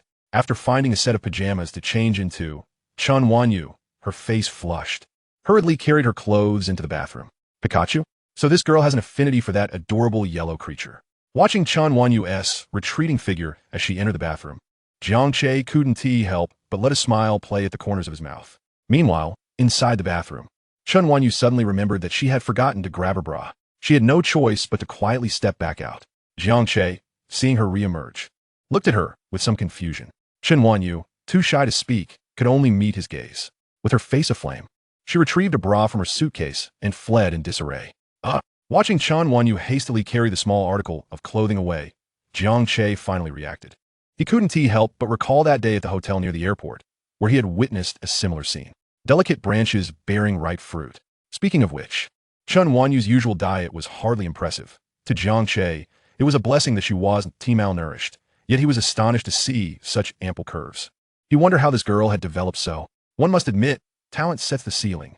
Sometimes, the concept of talent defies logic. But perhaps this was for the best. At least he wouldn't have to worry about his beloved daughter going hungry in the future. And well, he doubted he would be hungry either. Jiang Che mused himself. In the bathroom, Chen Wanyu was already blushing furiously. It was her first time spending such private moments with a boy. And a shower in front of him, albeit through frosted glass, felt oddly unsettling. 20 minutes later, Chen Wanyu emerged from the bathroom. Her exquisitely delicate face still tinged with a rosy hue. Whether from embarrassment or the stifling heat of the bathroom, she could not tell. I am done, she murmured. Not daring to glance in Jiang Che's direction, she scurried back to bed in her slippers, burrowing under the covers, with only a tuft of hair peeking out. Jiang Che found her behavior both amusing and perplexing. It was as if she expected him to do something to her. If he truly intended to do anything, could a mere blanket stand in his way? How naive. Shaking his head, Jiang Che stood up from the floor and walked straight towards Chen Wanyu. Sensing his approach, Chen Wanyu's heart began to race with a sudden sense of panic. Thump, thump, thump, thump. Her heart raced faster as Jiang Che drew nearer. What was he going to do? What should she do? If he desired something, would she resist? But she was no match for him. Chen Wanyu recalled that day at the airport when Jiang Che had effortlessly kicked a hefty man away. Someone save me, she thought, feeling a wave of despair. As Jiang Che approached, her mind spiraled into chaos. Under the covers, she tightly shut her eyes, akin to a lamb awaiting its fate. Suddenly, the footsteps halted. Chen Wanyu could sense Jiang Che standing at the edge of the bed. Her tightly shut eyelids began to flutter, a sign of her mounting tension. Without any forewarning, the blanket that had been covering her head was lifted by a large hand. Just when despair threatened to engulf her, Jiang Che's voice rang in her ear. Why did you dive under the covers without drying your hair? Get up and dry your hair before you sleep. Huh? Chen Wanyu's trembling eyelashes froze in place, her eyes widening as she stared at Jiang Che before her. Seeing her astonished and somewhat dazed expression, Jiang Che couldn't help but twitch the corner of his mouth. Did she really think he was the kind of person who would act on such thoughts? He pouted and said, "What are you doing? If you don't want to catch a cold, hurry up and get up. I'll fetch the hairdryer to help you." With that, he turned and headed to retrieve the hairdryer from the bathroom. At that moment, Chen Wanyu was still somewhat dazed, her gaze fixed on Jiang Che's retreating figure, appearing rather silly and innocent. When Jiang Che returned with the hairdryer, she remained in a state of stupor. Jiang Che, unable to contain himself, remarked, "What are you daydreaming about? Quickly get up and dry your hair." At his words, Chen Wanyu snapped back to reality. In the next instant, her face turned crimson, even her ears flushed a deep shade, clearly overwhelmed with embarrassment. The thoughts she had just entertained made her wish she could vanish into the floor beneath her. How mortifying!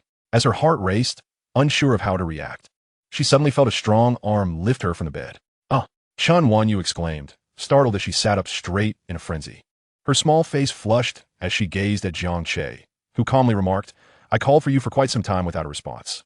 So I had no choice but to take matters into my own hands and pull you up. Don't overthink it. I assure you, I meant no offense."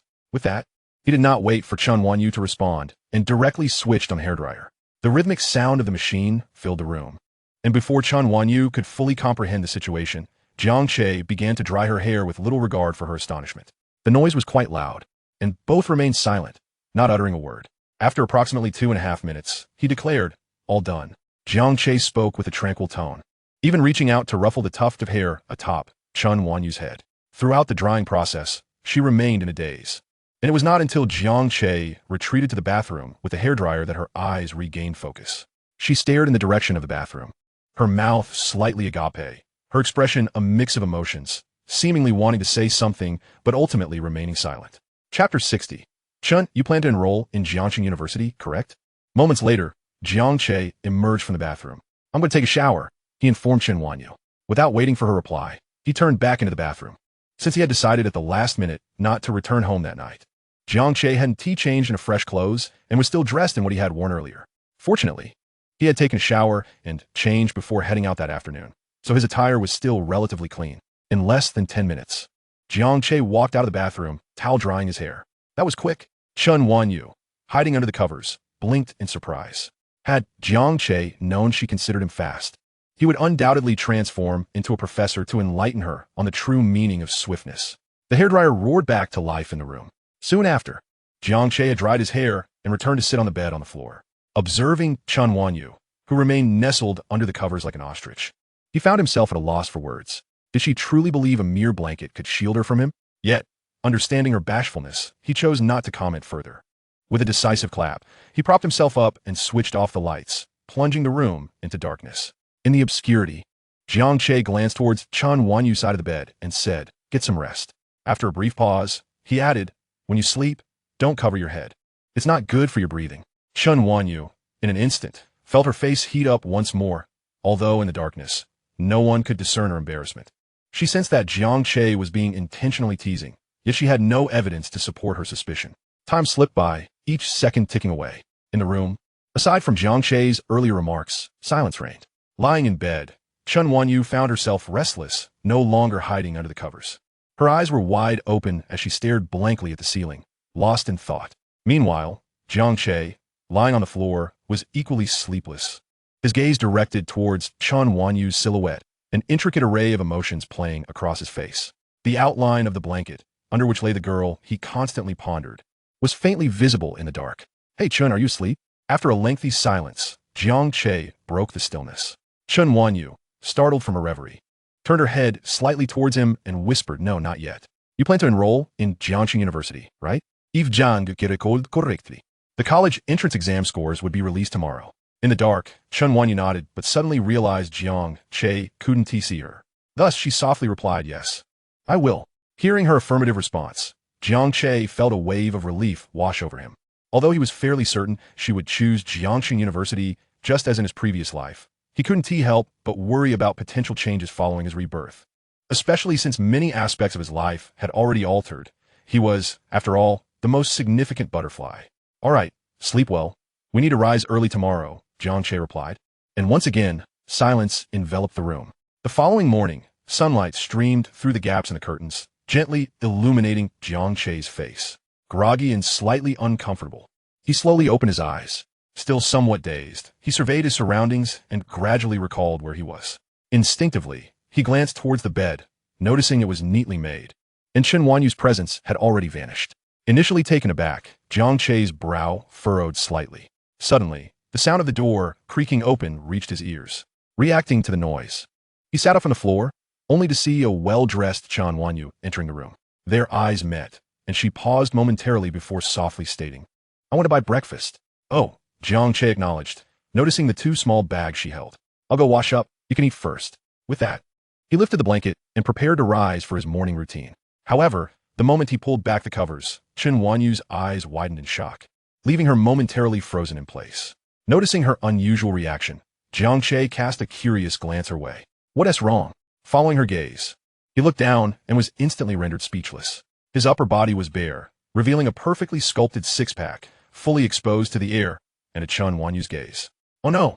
Jiang Che suddenly realized the predicament he was in. He typically preferred to sleep without a shirt, and in a drowsy haze last night, he had removed it, forgetting entirely upon waking. In a flash, Chun Wanyu swiftly turned and fled the room, the door slamming shut behind her. Was that necessary?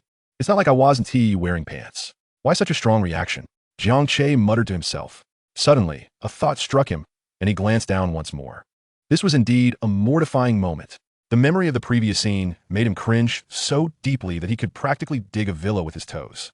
However, he reasoned that he couldn't entirely blame himself. Some things were beyond one's control, and not everything could be swayed by human will. Half an hour later, Jiang Che and Chen Wanyu sat across from each other in the room, sharing breakfast. Jiang Che quietly peeled an egg, while Chen Wanyu took small bites of her steam bun. They both tacitly avoided mentioning the earlier incident, yet the atmosphere remained somewhat awkward. Realizing that this silence was untenable, Jiang Che felt compelled to enlighten Chen Wanyu with some knowledge. Clearing his throat, he pretended to cough lightly before speaking. Chen classmate, you must have studied biology in high school, right? Jiang Che's sudden inquiry caught Chen Wanyu off guard, and she looked up at him, her eyes filled with confusion, unsure of the meaning behind his unexpected question. Nevertheless, she nodded honestly, as biology was indeed a compulsory subject in high school. Well, since you study biology, you should understand that I didn't mean it intentionally. You grasp my meaning, don't you? Jiang Che said earnestly while gazing at her. At that moment, Chen Wanyu suddenly realized the reason behind Jiang Che's abrupt question. Chapter 61. Xiao Che, your girlfriend is truly beautiful. At 9:30 in the morning, Jiang Che guided Chen Wanyu to a supermarket named One Stop Supermarket, the small store owned by Wang Zibo's family. The name appeared rather flamboyant and intriguing. Speaking of which, there was a story behind this supermarket's name. Long ago, Jiang Che had been quite curious about it. During their childhood, he found the name to be quite imposing and even asked Wang Zibo why his family's supermarket bore such a name. At that time, Wang Zibo stammered, unable to articulate a coherent explanation. A bit older, Jiang Che inquired again, and after much hesitation, Wang Zibo finally revealed that his father had encountered a dragon in his youth and had been served by one, thus naming the supermarket One Stop Supermarket. Upon hearing this answer, Jiang Che was left speechless for a long while. Damn, truly deserving of the title of the most robust man in Jiangcheng. That's impressive. Inside the supermarket, Wang Zibo had arrived early, waiting at the checkout counter, indulging in a green-tongue popsicle with a rather cheeky expression. Ah, this is bliss, he murmured contentedly, relishing the cool treat on a hot summer day. Just then, he spotted Jiang Che and Chen Wanyu standing at the entrance. Excitedly, he called out to them and hurried out of the supermarket. As he walked, his excess flesh jiggled comically, along with the popsicle in his hand, creating a rather amusing sight. Chica, good morning. You guys are here. Wang Zibo greeted Jiang Che and then turned to Chen Wanyu, who was standing quietly beside him, and smiled. Good morning, Chen classmate. Perhaps in a good mood, or maybe out of deference to Chen Wanyu's presence, he surprisingly refrained from calling Jiang Che John Dog today. Why you? Hello, Chen Wanyu responded softly out of courtesy upon receiving Wang Zibo's greeting. Ah, chicken neck, where's your mother? Jiang Che nodded and inquired. Oh, my mom is in the warehouse behind the supermarket checking inventory.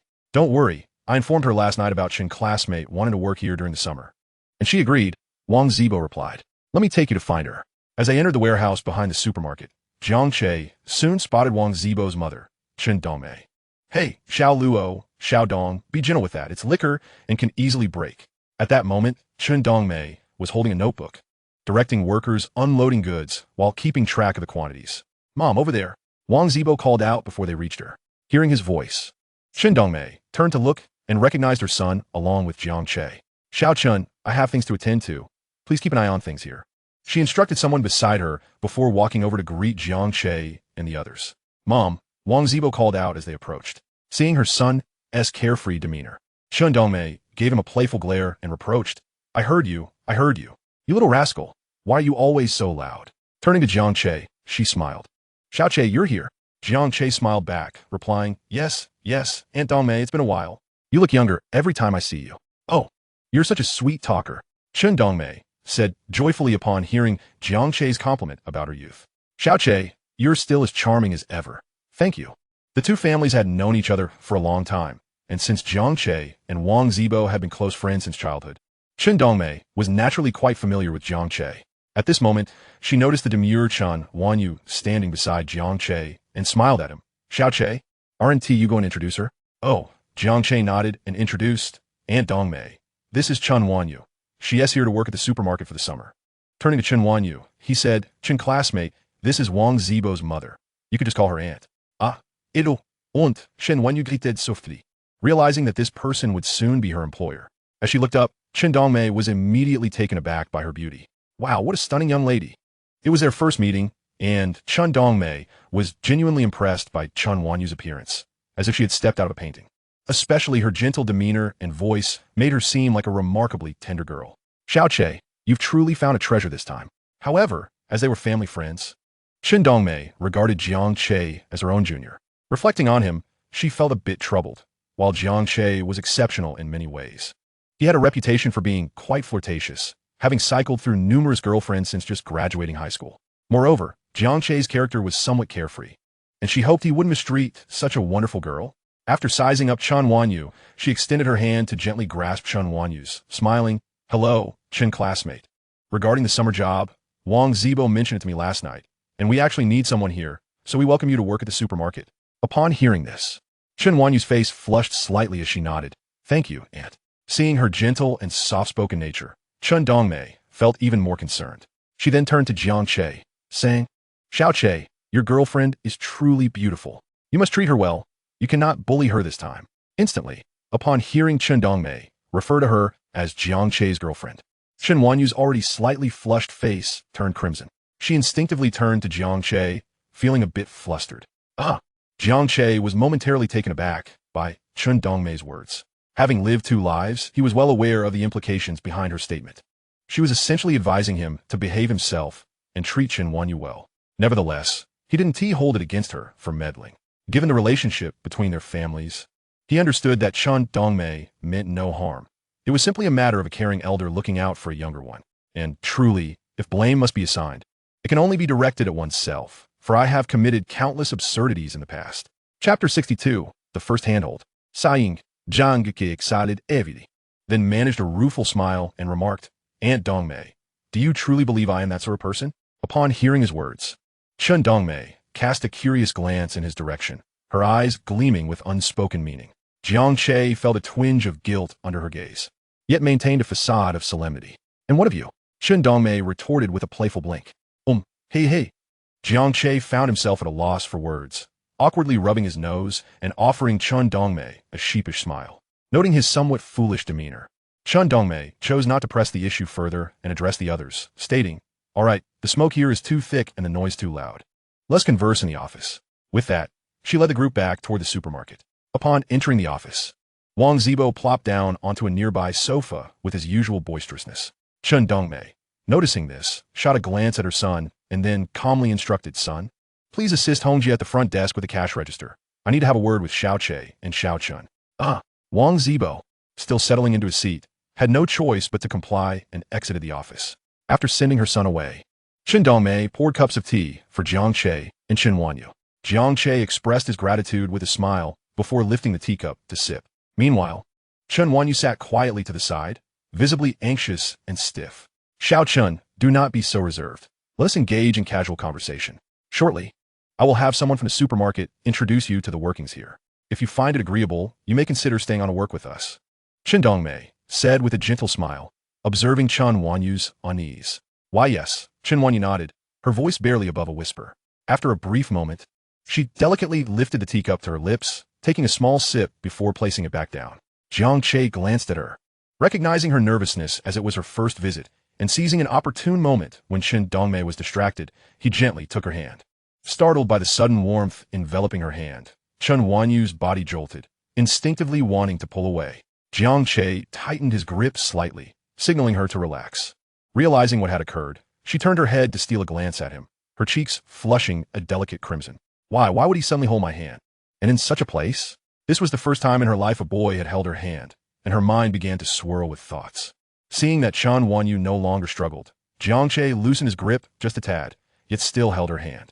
Strangely, as she felt the warmth radiating from his palm, her tension began to dissipate. However, the blush on her cheeks remained, stubbornly refusing to fade, though the stifling heat of the day made it difficult to discern its true cause. In the midst of her contemplations, Chen Dongmei suddenly addressed Jiang Che, saying, "Xiao Che, Zibo has mentioned your intentions to me, but I must express my disagreement." Jiang Che furrowed his brow, eager to explain. But Chen Dongmei shook her head and continued, "Since I am responsible for the people here, the funds will naturally come from me. You should save your pocket money for yourself. This matter is settled. Otherwise, I shall take offense." Upon hearing this, Jiang Che found himself momentarily speechless. He wished to assert that he had sufficient funds, yet faced with Chen Dongmei's resolute demeanor, He could only resign himself to silence. By 10:30 in the morning, at the entrance of the Long Dragon supermarket, Jiang Che stood with a cigarette dangling from his lips, glancing towards the cash register where Chen Wanyu was diligently learning the ropes from a cashier named Hongjia. She was wholly absorbed in her task, taking notes with a pen and a small notepad. Observing her earnestness, Jiang Che shook his head, thinking how adorably serious she appeared, a stark contrast to her usual demeanor. Indeed, in the realm of scholars, only study prevails. Exhaling the last puff of smoke, the pale blue haze gradually dissipated into the air. Jiang Che extinguished the cigarette in a nearby trash can and called out to Wang Zibo, who was seated nearby, sucking on a lollipop and engrossed in a game on his phone. "Let us go. Accompany me to a place." "Huh?" Wang Zibo blinked in surprise, looking up at Jiang Che. "Where are we going?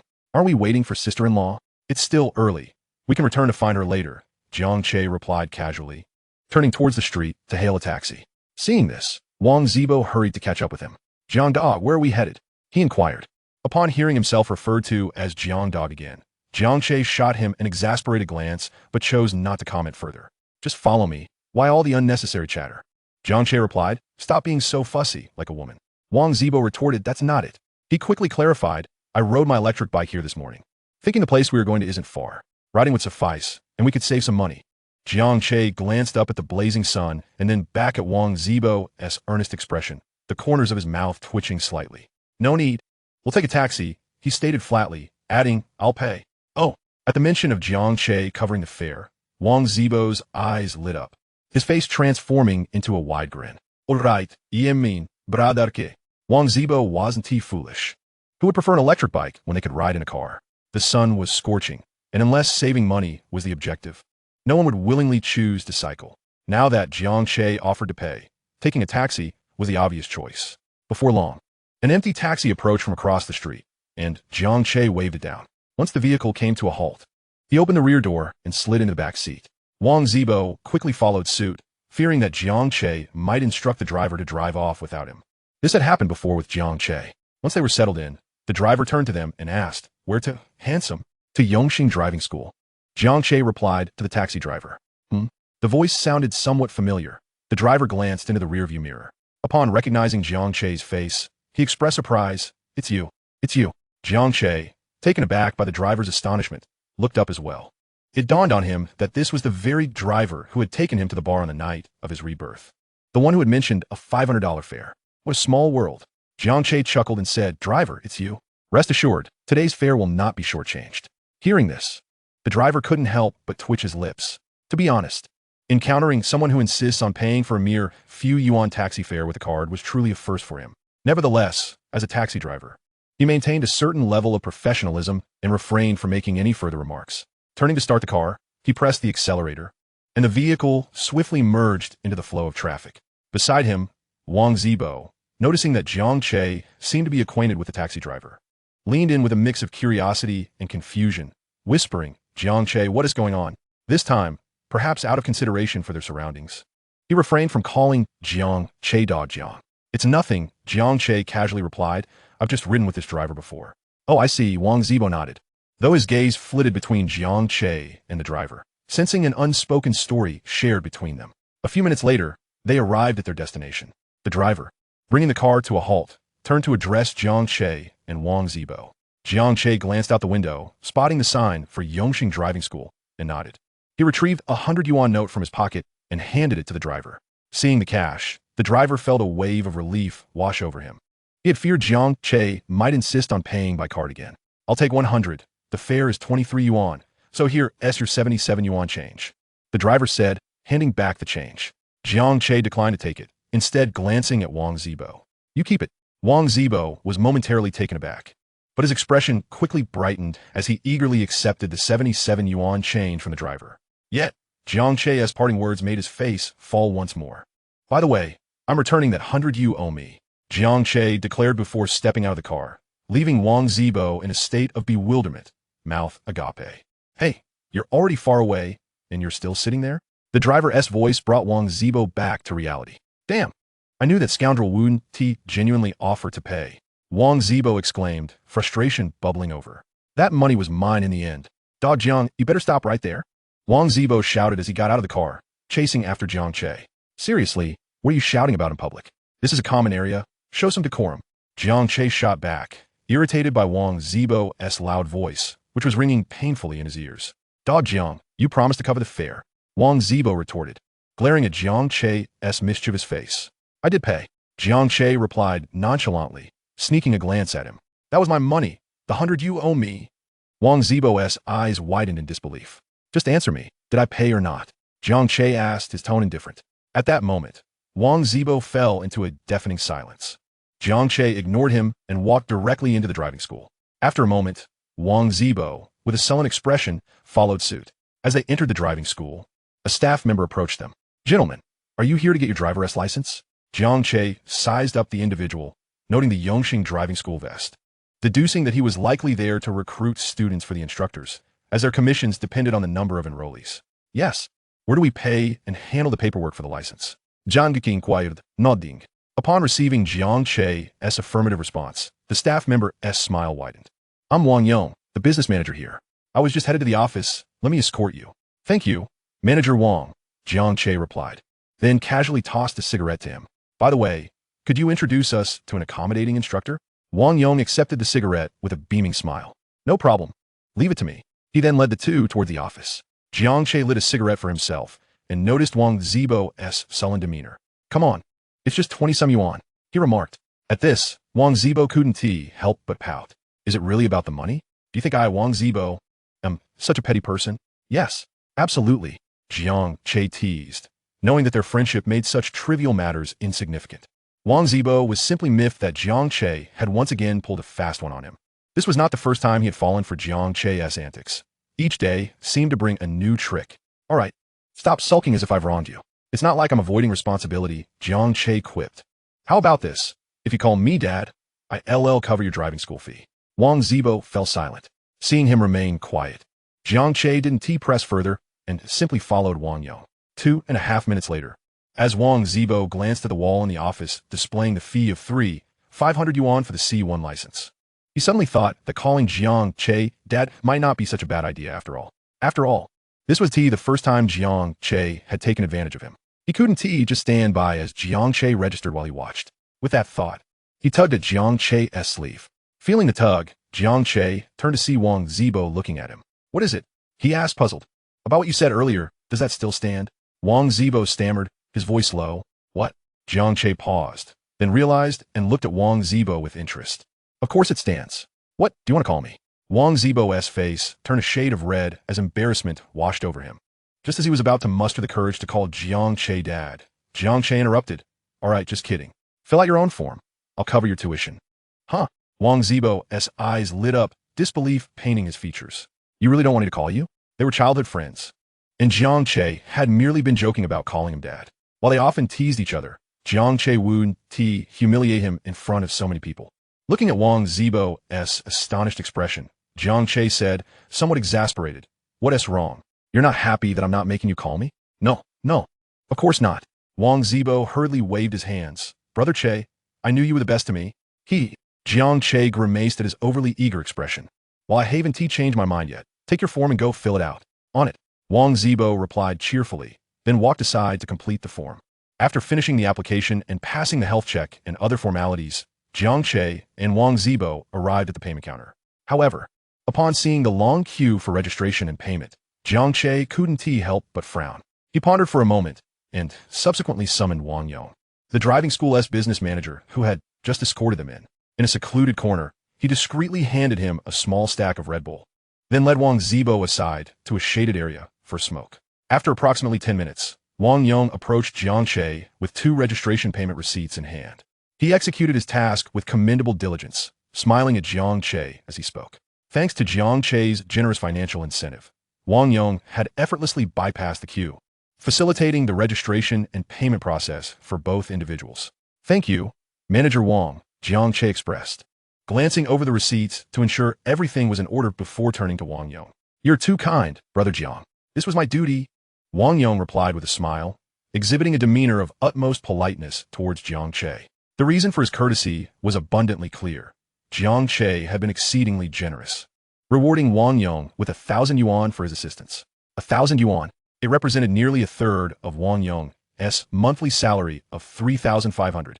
How could he not be respectful towards Jiang Che, the benefactor? A few minutes later, after confirming that all procedures were completed and under Wang Yong's amiable guidance, Jiang Che and Wang Zibo selected their instructor, Luo Mingho. Luo was a portly man, yet he appeared to be quite affable. Under the influence of Jiang Che's offering of a pack of cigarettes and 2 cans of Red Bull, he became even more genial, beaming at Jiang Che and Wang Zibo as he said, "We are fully booked today. How about you two come by tomorrow morning at 9? I'll personally guide you in your driving practice." Upon finishing, he seemed to recall something and added discreetly, "Tomorrow morning, I have only scheduled the 2 of you, so you'll have ample time to practice." Jiang Che discerned the instructor's implication and nodded. "All right, Coach Luo, see you tomorrow morning." Having made the arrangements for 9 o'clock, Jiang Che then departed the driving school with Wang Zibo. At the curb outside Yongxing Driving School, Wang Zibo gazed at the registration receipt in his hand, realizing that Jiang Che had indeed covered the 3 to 4,000 yuan fee. A wave of gratitude washed over him. "Che-gu," Wang Zibo called out, turning to Jiang Che, who was waiting for a taxi while smoking. "What is up?" Jiang Che replied, exhaling a smoke ring and casting a sidelong glance at him. "I finally understand why people say that same-sex relationships are true love. Heterosexual relationships are merely for procreation," Wang Zibo remarked with a complex expression. Jiang Che, momentarily forgetting about his cigarette, frowned at Wang Zibo. The latter continued, "Che-gu, how about you break up with Sister Wanyu and we get together?" Jiang Che's lips twitched involuntarily, and his expression darkened instantly. He inhaled sharply from a cigarette and glared at Wang Zibo. "Get lost. I'm not dabbling in that. I'll go find your mom and demand a refund for your driving school fees. I consider you a brother, and you dare to think of sleeping with me. Damn it, how revolting." Just then, an empty taxi pulled up, and without a backward glance, Jiang Che hopped in, instructing the driver to depart. "Hey, I was just trying to lighten the mood," Wang Zibo exclaimed, momentarily stunned by Jiang Che's reaction. It wasn't until the taxi had disappeared from view that he finally processed the situation. "Damn it, I haven't even gotten in the car yet." Januke, Yuraskad. More than half an hour later, Wang Zibo returned to the supermarket, only to find it was already 12:30. The reason for his delay was that after Jiang Che left, he had waited a long time for an available taxi. "Son, what are you doing here?" Chen Dongmei inquired, noticing her son enter the supermarket in silence. Xiao Che and Chun Tong went to lunch. "Didn't you go with them?" "They left." "Yes." Chen Dongmei confirmed. "They departed about 10 minutes ago." "I thought you were with them." The supermarket did not provide meals, so lunch had to be dealt with externally. Initially, Chen Dongmei had intended to take Chen Wanyu out for lunch since Jiang Che was absent. However, upon seeing her son return, she decided to let the youth go together instead. Little did she know that her son, Wang Zibo, had also been left behind by Jiang Che. At the mention of this, Wang Zibo's lips twitched in irritation. "What together? I just got back." Meanwhile, at the snack street a few minutes away from the supermarket, Jiang Che and Chen Wanyu were seated face-to-face in a Shaxian restaurant. A short while earlier, when Jiang Che returned, it coincided with the end of the workday at the supermarket. Upon seeing Jiang Che, Chen Wanyu approached him sweetly. "What would you like to eat?" Jiang Che inquired. "Anything is fine," Chen Wanyu replied softly. "Choose one. Congee, noodles, or rice," Jiang Che prompted. After contemplating for a moment, Chen Wanyu said, "I would like to have wontons, if that is okay." "Wontons?" Jiang Che initially hesitated, but quickly realized she was referring to chow shou, a name for wontons used in her hometown.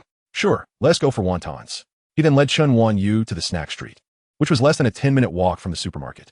Originally, he planned to take Chen Wanyu to a Fujin wonton shop that he remembered was quite good. However, after discovering the shop was closed, he settled for the Shaxian restaurant, which also served wontons, albeit not as delectable as the Fujin version. Yet, this was of little consequence to Chen Wanyu, who was accustomed to dousing her food in a generous amount of chili oil. Chapter 65, Terrifying Indeed. No wonder she is a spicy girl from the mountain city. As expected, when the wontons were served, Chen Wanyu promptly poured nearly half a bottle of chili oil into her bowl.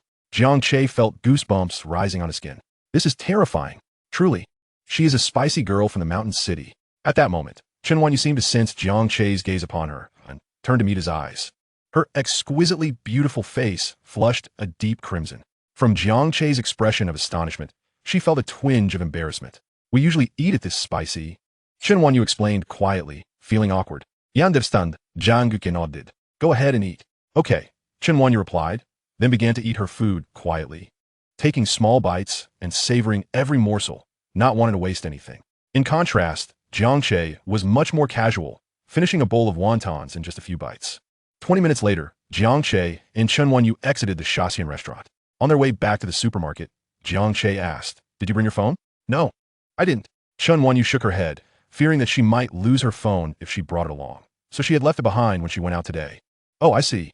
Jiang Che nodded in response, having purchased a SIM card for Chen Wanyu with the intention of assisting her in setting it up. Since she had not brought her phone, he decided he would wait until he returned her to the hotel in the evening to address it. Before long, the two of them walked back to the supermarket. "All right, you can start your shift now. I will come by to find you during dinner," Jiang Che said as he watched Chen Wanyu at the entrance of the supermarket. The supermarket's working hours were from 9 in the morning until 10:30 at night, with only an hour off for lunch and dinner, leaving no time for a midday break. It was already nearly 1 in the afternoon, and Chen Wanyu would soon be starting her shift. Jiang Che realized that staying there was of no use, so he planned to look at some apartments, as it was not ideal for Chen Wanyu to remain in a hotel indefinitely. Seeing Chen Wanyu gazing at him, her lips slightly parted as if she wished to speak, but hesitated, Jiang Che surmised what she might be wanting to say and interjected. "I'm going to check out some apartments. If I find one that suits, I will rent it. After all, living in a hotel continuously incurs expenses, doesn't it?" "I'll go with you," Chen Wanyu replied after a moment of contemplation. It felt inappropriate to let Jiang Che search for a place on his own, especially since it was somewhere she would be residing. "No need. Just focus on your job." Jiang Che waved his hand dismissively. "It's your first day at work, and if you take leave right away, what will others think? You wouldn't want to leave a poor impression on your boss, would you?" Chen Wanyu recognized that Jiang Che was correct, yet she still felt uneasy about him running around alone to find an apartment. "All right then, I'll just let you handle it," she conceded, seeing the determination on his face. "I promised your grandmother I would take good care of you, so don't feel any burden. Once you start earning, you can repay me," Jiang Che reassured her. Upon hearing this, Chen Wanyu found herself at a loss for words. "All right, your shift has begun. You should head in," Jiang Che said, glancing at the time. "Oh," Chen Wanyu nodded silently before turning and walking into the supermarket. Jiang Che watched her frail silhouette, shaking his head gently. He then turned and hailed a taxi, departing from the scene. At the supermarket checkout, Chen Wanyu gazed thoughtfully in the direction Jiang Che had left, her expression somewhat complex. "Hey Wanyu, what is wrong?" The cashier, known as Hongjia, noticed Chen Wanyu's sudden distraction and waved a hand in front of her. "Nothing, I'm fine," Chen Wanyu quickly replied, coming back to her senses. Hearing this, Hongjia furrowed her brow slightly. Though she was curious, she chose not to press further, as Chen Wanyu was someone the owner had specifically asked her to look after. "All right then, let us continue with this morning's tasks. The barcode for this item is right here, see? Hanlin Community. Mr. Jiang, what do you think of this 2-bedroom apartment?" The real estate agent from Lianjia said to Jiang Che. "This apartment has been newly renovated for less than 6 months, and all the furniture and appliances are brand new. The landlord originally prepared it as a wedding gift for his son, but due to a last-minute increase in the bride's dowry, the wedding was called off. And now it's available for rent. If you decide to rent it, you can move in right away without needing to buy anything." Jiang Che inspected the apartment, confirming that the furnishings were indeed, as the agent had described, entirely new. The materials used for the renovation were also of high quality, not the shoddy type often seen in substandard properties. He nodded slightly in acknowledgement. Seeing Jiang Che's interest, the agent hastily added, "The rent for this apartment is currently only 3,800 yuan a month, which I believe is quite reasonable." 3,800? Jiang Che frowned at the mention of the price. "Yes, Mr. Jiang, this price might seem a bit high for an older apartment in this area, but since everything in this one is brand new and the landlord has never lived in it, the price is justified," the agent hurriedly explained, sensing Jiang Che's hesitation. He had not made a sale in several days, and with his performance metrics not met this month, he was eager to make this deal happen. "Mr. Jiang, how about this? If you are genuinely interested in renting, I can call the landlord now and negotiate a lower price." With a determined expression, Chen Xiangdong was about to dial when Jiang Che interrupted him. "Wait." Chen Xiangdong hesitated, looking somewhat awkward as he asked, "What is it, Mr. Jiang?" He thought to himself, "Could this deal be slipping through my fingers?" At that moment, Jiang Che spoke in a calm tone, "Just ask the landlord if the apartment is for sale." "Huh?" Chen Xiangdong was taken aback for a moment, then stared at Jiang Che in astonishment. "Mr. Jiang, are you saying you want to buy this apartment?" His surprise was understandable. Jiang Che had initially expressed interest in renting, and given his youthful appearance, he seemed like just a university student. Now, hearing that Jiang Che wished to purchase the apartment outright was truly astonishing. "Yes," Jiang Che confirmed with a nod. "Just help me inquire whether the landlord is willing to sell this apartment. If so, I will buy it directly." At this point, Chun Xiangdong still found it hard to believe Jiang Che's words. Huh? Jiang Che frowned slightly, his displeasure evident. What is the matter? Is this something manager Chun cannot handle? Or do you think I cannot afford this apartment? Caught off guard by his bluntness, Chun Xiangdong felt embarrassed. No, Mr. Jiang, just a moment. I'll call the landlord to ask if the apartment is for sale. With that, he quickly moved aside to dial the landlord's number. Jiang Che, seeing that he was in communication with the landlord, took his time and stepped out onto the balcony. Situated on the 16th floor, this apartment was perfectly positioned at the center of the community, essentially the crown jewel of the complex. Standing on the balcony, he could take in the entirety of the scenic view below. As a new first-tier city, Jiang City South real estate prices had begun to rise, though they were still not as exorbitant as in Beijing, Shanghai, Guangzhou, or Shenzhen. Given its prime location, Hanlin Community was undoubtedly desirable, which justified the rental price of 3,800 yuan for a two-bedroom apartment. However, the rent did seem somewhat inflated. It likely reflected the brand-new renovations and furnishings, as a standard rental price would typically range between 2,500 and 3,000 yuan. Meanwhile, Chun Xiangdong had almost finished his conversation with the landlord. He approached Jiang Che, covering his phone and whispering, "Mr. Jiang, the landlord said the apartment is indeed for sale, but the price is 3 million yuan. 3 million? Upon hearing this, Jiang Che furrowed his brow. This two-bedroom apartment, approximately 80 square meters, was listed at 3 million yuan, translating to a price of just over 16,000 yuan per square meter. According to Jiang Che's knowledge, the average price in Hanlin Community hovered around 13,000 yuan, indicating that the landlord had likely factored in the cost of renovations. Nevertheless, 3 million seemed somewhat inflated. While the apartment's decor was indeed commendable and had never been occupied, it was still a second-hand property, and second-hand properties ought to reflect their status. Jiang Che's wealth was not a mere windfall. He had earned it through diligence. Although he was affluent, he had no intention of becoming a fool in this transaction. With that thought, he shook his head and stated firmly a firm price of 1 million. 1 million? Chun Xiangdong, the agent, calculated in his mind. At this rate, the price per square meter will be approximately 13,750 yuan. Given the current market conditions, this price could be deemed reasonable, perhaps even slightly higher than average. The difference likely constituted a premium Jiang Che was willing to pay for the apartment's renovations. All right, Mr. Jiang, please hold on while I speak to the landlord, Chun Xiangdong replied, stepping aside to make a call. This time, it was swift. Within a minute, he returned with an awkward expression. Mr. Jiang, the landlord feels that 1 million is too low. Would you consider increasing your offer? Jiang Che immediately shook his head in refusal. The price stands at 1 million.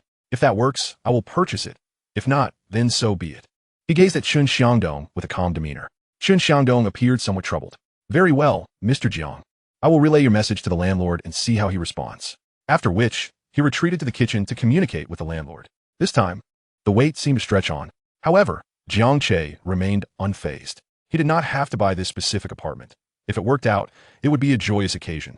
But if not, it was of no consequence.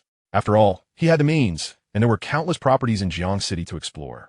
Moreover, had it not been for the concern of startling Chun Wanyu with his affluence, he would have outright purchased a spacious flat or villa. This modest two-bedroom unit was likely to be more palatable for Chun Wanyu. He could simply tell her it was a rental, charging her a nominal fee of 200 yuan monthly, thereby easing her mind. This could very well be considered their first home together, right? Indeed, Jiang Che said. The current property prices in Jiang City had yet to reach their zenith. Had it not been for his disdain for lengthy cycles and other plans in mind, investing in real estate would indeed be a surefire venture. Jiang Che glanced up, noticing that the voices from the kitchen had risen considerably, as if a quarrel was about to ensue. It seemed this apartment was destined to elude him. He shook his head slightly, yet did not dwell on it. Reaching into his pocket, Jiang Che pulled out a cigarette, placing it between his lips. Just as he was about to light it, he recalled that he was in someone else's home, and smoking might not be the most courteous act. He promptly returned the cigarette to its case. Coincidentally, at that moment, Chun Xiangdong concluded his call and approached Jiang Che with a beaming smile. Mr. Jiang, I am pleased to report that the landlord has agreed. Jiang Che paused, surprised. The landlord has consented? Indeed, Mr. Jiang, the landlord has accepted the price of 1 million, Chun Xiangdong confirmed, nodding.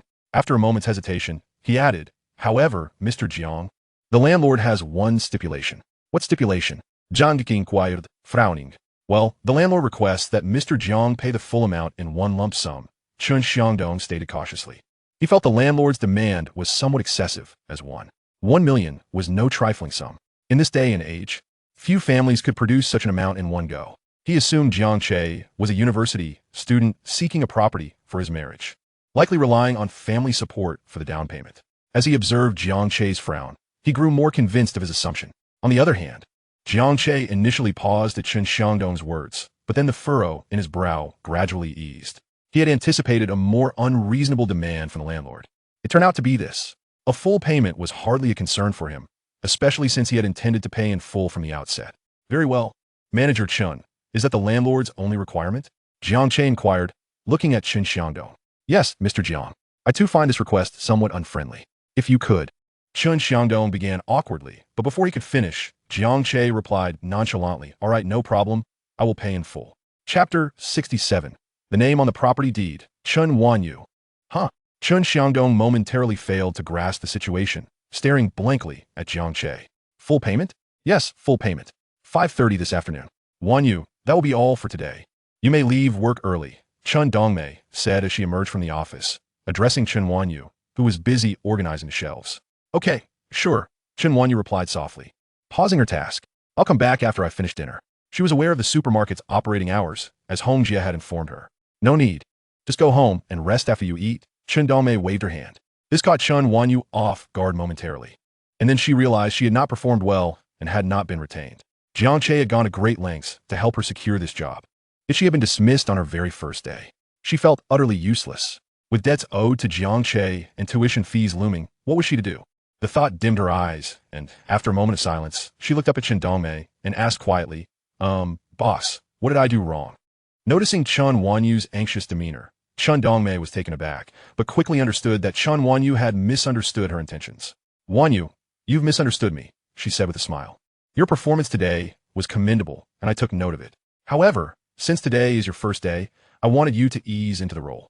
Otherwise, that rascal Jiang Che might accuse me of exploiting you. Besides, with the college entrance exam results released today, I know you haven't had time to check. So, let Jiang Che help you look up your scores, relax a bit, and you don't need to come to the supermarket today. Just come back tomorrow morning. Upon hearing Chen Dongmei's words, Chen Wanyu's initially tense demeanor began to relax. So she wasn't being terminated. That was a relief. As for the exam results, if Chen Dongmei hadn't mentioned it, she might have nearly forgotten. Although Jiang Che had brought it up the night before, she felt somewhat confident about her performance. Having estimated her scores after the exams, she should, hopefully, be able to gain admission to Jiang City University. However, the exact score still needs to be verified. To check the results, one must use a telephone or a computer. She has a mobile phone that Jiang Che provided, but it lacks a SIM card. As for a computer, she does not own one, which leaves her with no choice but to visit an internet cafe. Having never stepped foot in such a place before, she resolves to find a public telephone booth to make her inquiry. There is indeed a phone in the supermarket, yet no one suggested that she use it, and she felt too shy to ask. Her character is such that she would rather inconvenience herself than impose on others, which is precisely why she has felt indebted to Jiang Che for all his assistance, constantly worrying that she might never be able to repay him. All right, off you go, Chen Dongmei said, noticing that Chen Wanyu seemed somewhat lost in thought. She gently ruffled Chen Wanyu's hair and smiled. First, have something to eat. Then check your college entrance exam scores. Tomorrow, Auntie eagerly awaits your good news. It was this affectionate gesture from Chen Dongmei that snapped Chen Wanyu back to reality. Meeting Chen Dongmei's compassionate gaze, her cheeks involuntarily flushed, her eyes brimming with shyness. Yet, in the next moment, a shadow of gloom clouded her expression. This simple act reminded her of her grandmother far away in the mountain city, who adored ruffling her hair just the same. A twinge of sadness filled her heart as she softly murmured, "Thank you, Auntie." Initially, she intended to say thank you, boss, but reconsidered, realizing it was after hours. And since Chen Dongmei had always referred to herself as Auntie, she followed suit. Fortunately, Chen Dongmei understood her nature. Otherwise, addressing her as old aunt would have been quite inappropriate. MHM. Chen Dongmei nodded with a smile. Go on. Chen Wanyu chose not to say anything further, gathered her belongings, and turned to leave. Watching her retreating figure, Chen Dongmei fell into a contemplative state. She had caught a glimpse of the fleeting despondency in Chen Wanyu's eyes moments ago. Although she was unaware of the cause of Chen Wanyu's distress, she felt it improper to pry, for it was a matter of personal concern. Nevertheless, she genuinely appreciated the young lady's gentle disposition. Such meekness might render her susceptible to being bullied by that rascal Jiang Che. Sighing, She hoped that Jiang Che would mature soon and cease his foolish antics, for it would truly be a shame to see such a wonderful girl taken advantage of. At the entrance of a supermarket, Chen Wanyu still donned a slightly faded high school uniform from the morning, although the supermarket provided work attire. It being her first day of employment, and the absence of a fitting size meant she would have to wait for the new stock to arrive tomorrow, as Chun Dongmei had already arranged for it. With the summer days stretching long and nights short, the sun had yet to set. It merely hung low in the sky, casting a warm glow rather than the previous harshness. Chun Wanyu stood at the doorway, recalling Jiang Che's words about visiting her during dinner. However, the street outside was bustling with pedestrians and vehicles, yet Jiang Che was nowhere to be seen. After glancing back at the supermarket entrance, she quietly took a step aside to await his arrival. Meanwhile, Jiang Che had just exited the housing management center, a document pouch in hand. He glanced at his phone, realizing it was already 5:40 p.m. The supermarket had long since closed for the dinner break, and he wondered if Chun Wanyu, in her naivety, had forgotten to eat and was simply waiting for him. Had I known, I would have told her not to wait for me, he mused, shaking his head. The reason for his tardiness lay in the paperwork he had to finalize. Thanks to his financial persuasion, he managed to complete the transfer of ownership just before the housing management center closed. As of now, the 80-square-meter two-bedroom apartment in Hamlin Community officially belonged to Chen Wanyu. Indeed, Jiang Che had arranged for the agency to transfer the property to her name. As for how the transfer occurred without Chen Wanyu's presence, it was because her ID was in Jiang Che's possession. He had borrowed it earlier that day, claiming it was needed for a copy at the supermarket, and promised to help her with the paperwork. At 6 p.m., the sun had dipped even lower, yet the sky remained bright. Chen Wanyu had been waiting at the street corner opposite the supermarket for nearly half an hour, lacking a mobile phone or a watch to check the time. She estimated she had been waiting long enough. Her expression remained tranquil, devoid of any impatience. Yet, she decided it was time to leave. She wished to find a public telephone booth to check her exam scores and perhaps call her grandmother. As she turned to leave, a magnetic voice suddenly resonated in her ear. "Beautiful lady, where are you headed?"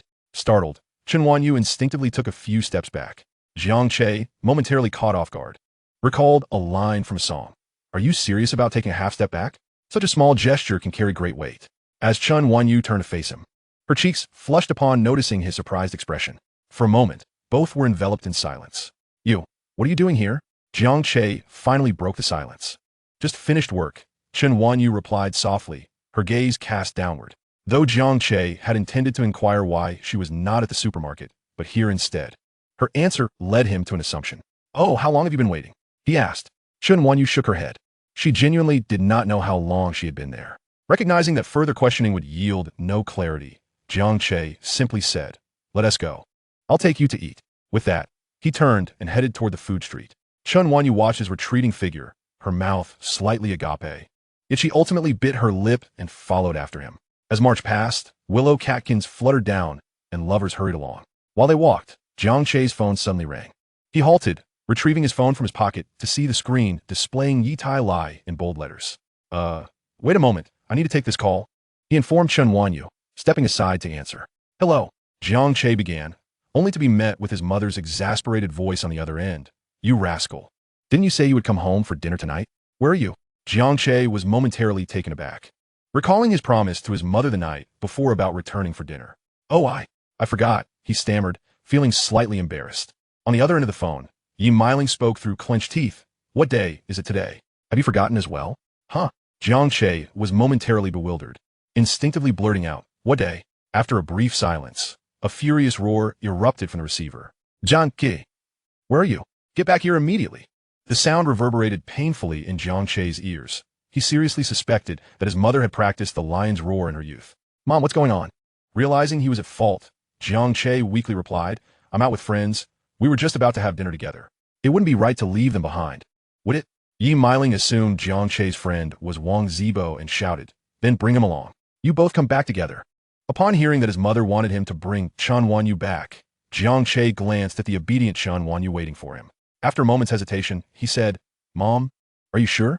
Isn't that a bit inappropriate?" "What is inappropriate?" Yi Meiling retorted, her face dark with anger. "You have 20 minutes. Just 20 minutes.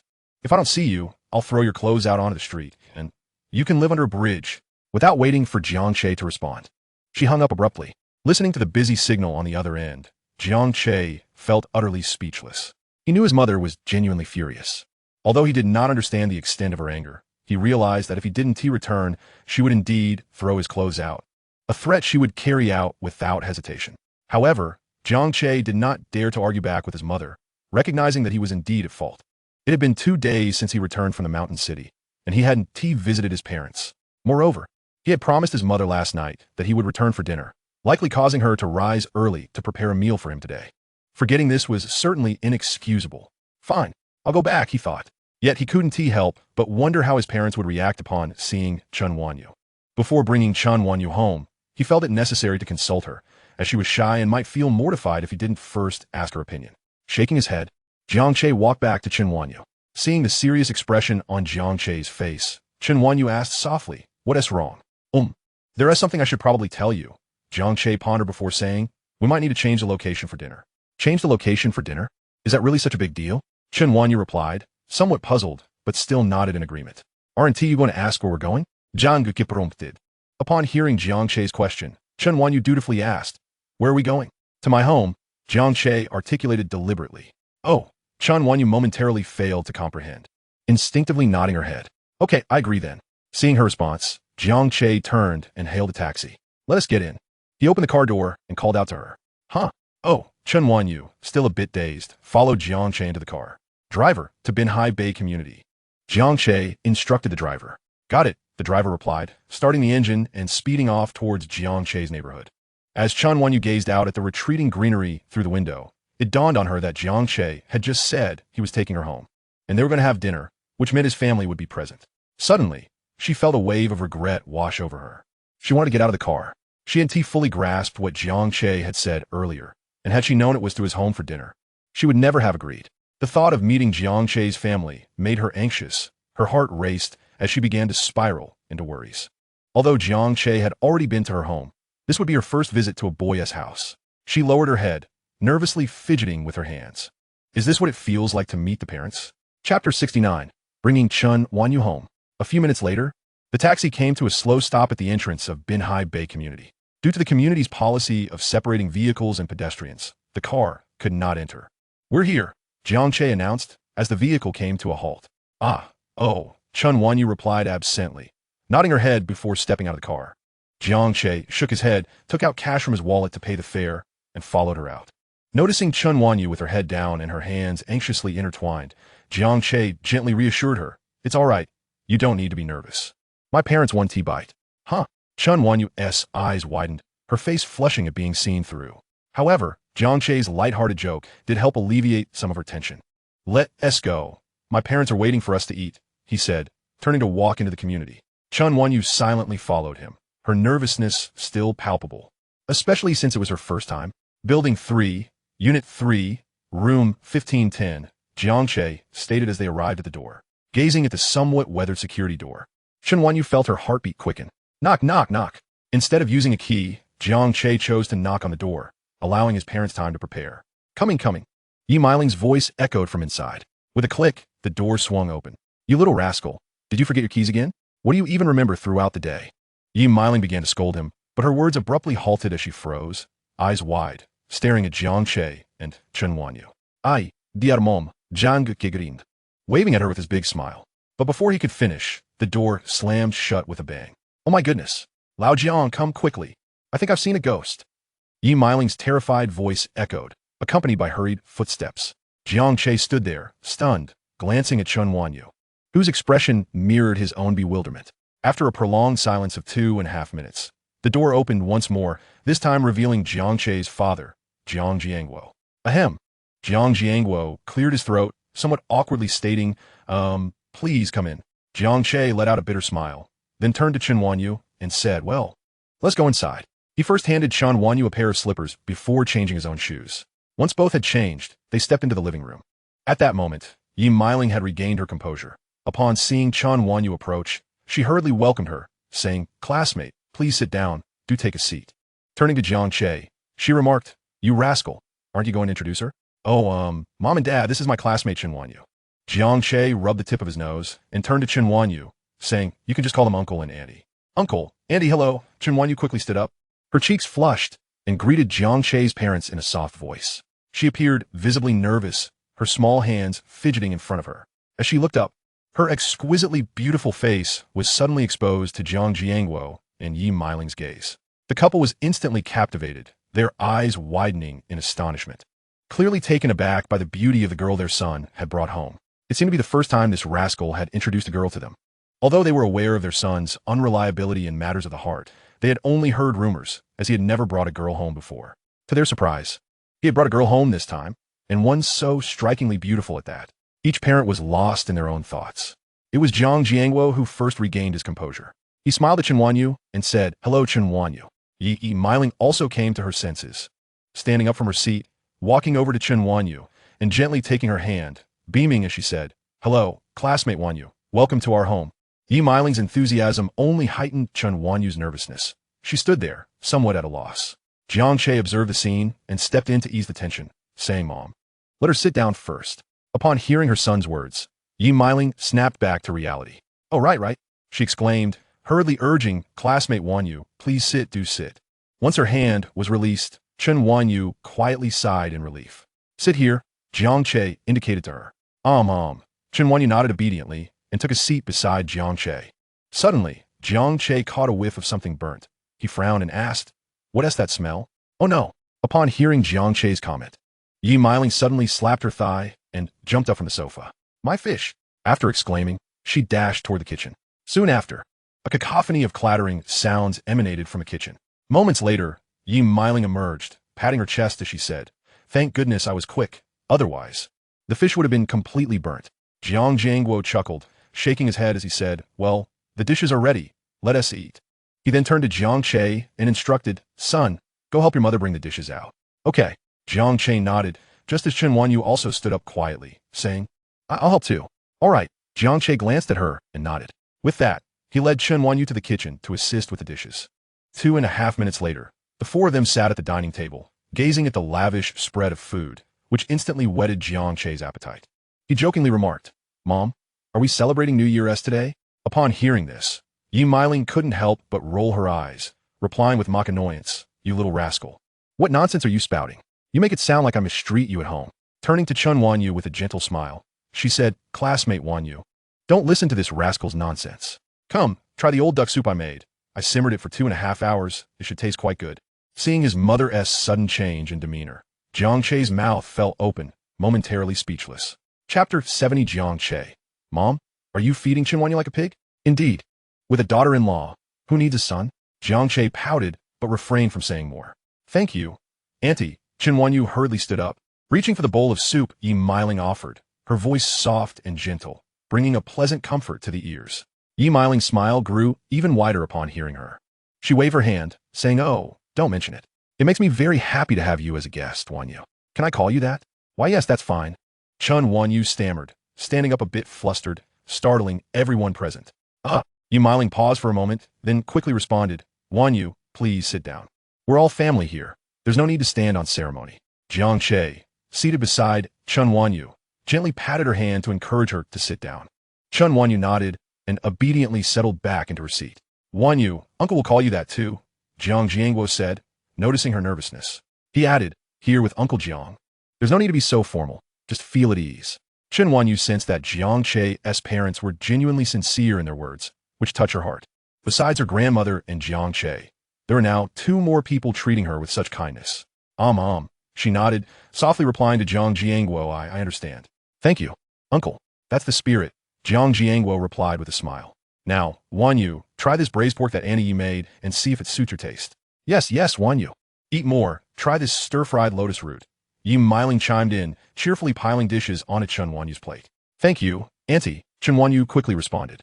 Before long, Chen Wanyu's bowl was piled high with food, resembling a small mountain. Yet Yi Miling continued to add more dishes to her plate. "Auntie, that's too much, it's enough." "I have enough," Chen Wanyu insisted. "Oh, this is just the beginning. You're too thin. Eat more." Yi Miling waved her hand dismissively. This is how one stays healthy. Realizing she was about to reveal her true feelings, Yi Miling suddenly stopped herself mid-sentence. Looking at the mound of food in her bowl, Chen Wanyu found herself at a loss for words, instinctively glancing towards Jiang Che for assistance. At that moment, Jiang Che felt a twinge of jealousy as he looked at his own empty bowl, unable to suppress a pout. However, Aware that Chen Wanyu was shy and that she was, after all, his future wife, he spoke up, "No, Mom, you're treating her like a pig." His words caught Yi Miling off guard. The next moment, she shot him a fierce glare, exclaiming, "You brat, go away with your nonsense. All you do is spout ridiculous things." Beside him, Jiang Jiangguo chimed in with his wife, casting a glance at Jiang Che. "You little rascal, if you remain silent, no one will take you for a mute." "That's not it," Jiang Che retorted, pouting slightly. "Mom and Dad, look at Chin's bowl. It's overflowing with food, while mine is utterly bare. Why does no one notice me?" Yi Miling glanced at her son's bowl before responding nonchalantly. "So what? Don't you have hands? At your age, do you still need us to serve you food?" Isn't that a bit shameful? Upon hearing his mother's words, Jiang Che couldn't help but protest. "I'm a grown man. What about Chun? We're the same age." "Humph." Yi Miling shot him a disdainful look and replied, "What are you barking about? What level do you think you are to compare yourself to Chun?" Jiang Che was momentarily taken aback by his mother's remarks. He turned to his father, Jiang Jiangguo, and said, "Dad, look at your wife. She's bullying your son. Aren't you going to do something about it?" Suddenly called upon, Jiang Jiangguo set down his soup bowl and, with a calm demeanor, responded, "Then, shall I bully her son too?" His mouth agape in shock. Meanwhile, Chen Wanyu, observing Jiang Che's predicament, couldn't suppress a slight smirk, feeling oddly less tense than at the beginning. Sensing Chen Wanyu's change in demeanor, Jiang Che glanced her way. Their eyes met, and she froze for a moment before hastily suppressing her smile, lowering her gaze to her bowl, unwilling to hold his gaze. Yet, Jiang Che had already caught sight of the amusement playing at her lips. This silly girl. In an attempt to assist her, he ended up being ridiculed by her. "Just wait until I surpass you in the supermarket." However, thanks to Jiang Che's diversion, the atmosphere at the dinner table became considerably lighter. At least Chen Wanyu was no longer as anxious as she had been when she first arrived. By 8:30 in the evening, Jiang Che and Chen Wanyu had finished their dinner and returned to the sofa. In the kitchen, Yi Miling donned an apron while washing the dishes, and Jiang Jiangguo was busy washing fruit, creating a scene of domestic bliss. After the meal, Chen Wanyu intended to help with the dishes, but Yi Miling firmly ushered her away, declaring, "What kind of guest washes dishes, especially on her first visit? It's absolutely out of the question." Though Chen Wanyu wanted to protest, Jiang Che pulled her away. Watching Jiang Che's parents busy in the kitchen while she sat idly on the sofa made Chen Wanyu feel somewhat uneasy. Jiang Che, noticing her discomfort, reassured her. "It's fine, let them do it. They're just happy together." Chen Wanyu, puzzled by his words, remained silent, while Jiang Che refrained from elaborating. He couldn't risk scaring her off by revealing that his parents were already viewing her as a future daughter-in-law, relishing the thought. "By the way, the Gaokao results can be checked today. You haven't looked yet, have you?" Realizing that Chen Wanyu had been busy working and didn't have her phone, so she likely hadn't checked her scores yet. He continued, "Give me your exam admission ticket. I'll check your scores for you." "Okay," Chen Wanyu nodded, retrieving her admission ticket from her pocket and handing it to Jiang Che. The ticket bore her photograph, and upon glancing at it, Jiang Che was momentarily taken aback, instinctively looking back at Chen Wanyu. He couldn't recognize her youthful face with her shoulder-length hair. Noticing Jiang Che's astonished expression, Chen Wanyu's cheeks flushed crimson as she whispered, "This was taken when I had short hair." Chapter 71. Gentle and virtuous, the perfect choice for a daughter-in-law. Seeing her blush, Jiang Che was momentarily entranced. He had always known Chen Wanyu was beautiful, but he had never truly looked at her closely. Even during their previous encounter, he had been too intoxicated to appreciate her fully. Having returned to life anew, their acquaintance had deepened. Jiang Che realized that even though Chen Wanyu's face still bore a hint of youthful innocence, the beauty that crowned Jiang City's top flower was beginning to shine through, particularly her exquisite facial structure, a testament to divine craftsmanship. Beauty is seen in the bone, not the skin. At this moment, he truly understood the meaning of this phrase. As Jiang Che continued to gaze at her, Chen Wanyu felt a flutter of anxiety, her heart racing like a startled deer. Her face transitioned from a soft blush to a vivid crimson, with even her neck exposed beneath her summer uniform, tinged with pink. She bowed her head, nearly burying her face in her chest. Jiang Che, witnessing this, feared she might suffocate in her own shyness. Ahem, Jiang Che feigned cough, retracting his gaze. Let me check your scores now."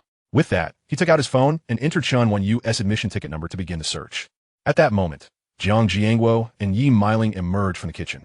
Upon seeing their son engrossed in his phone, while Chen Wanyu remained silent with her head down, Yi Miling sensed an unusual atmosphere and set down the fruit platter.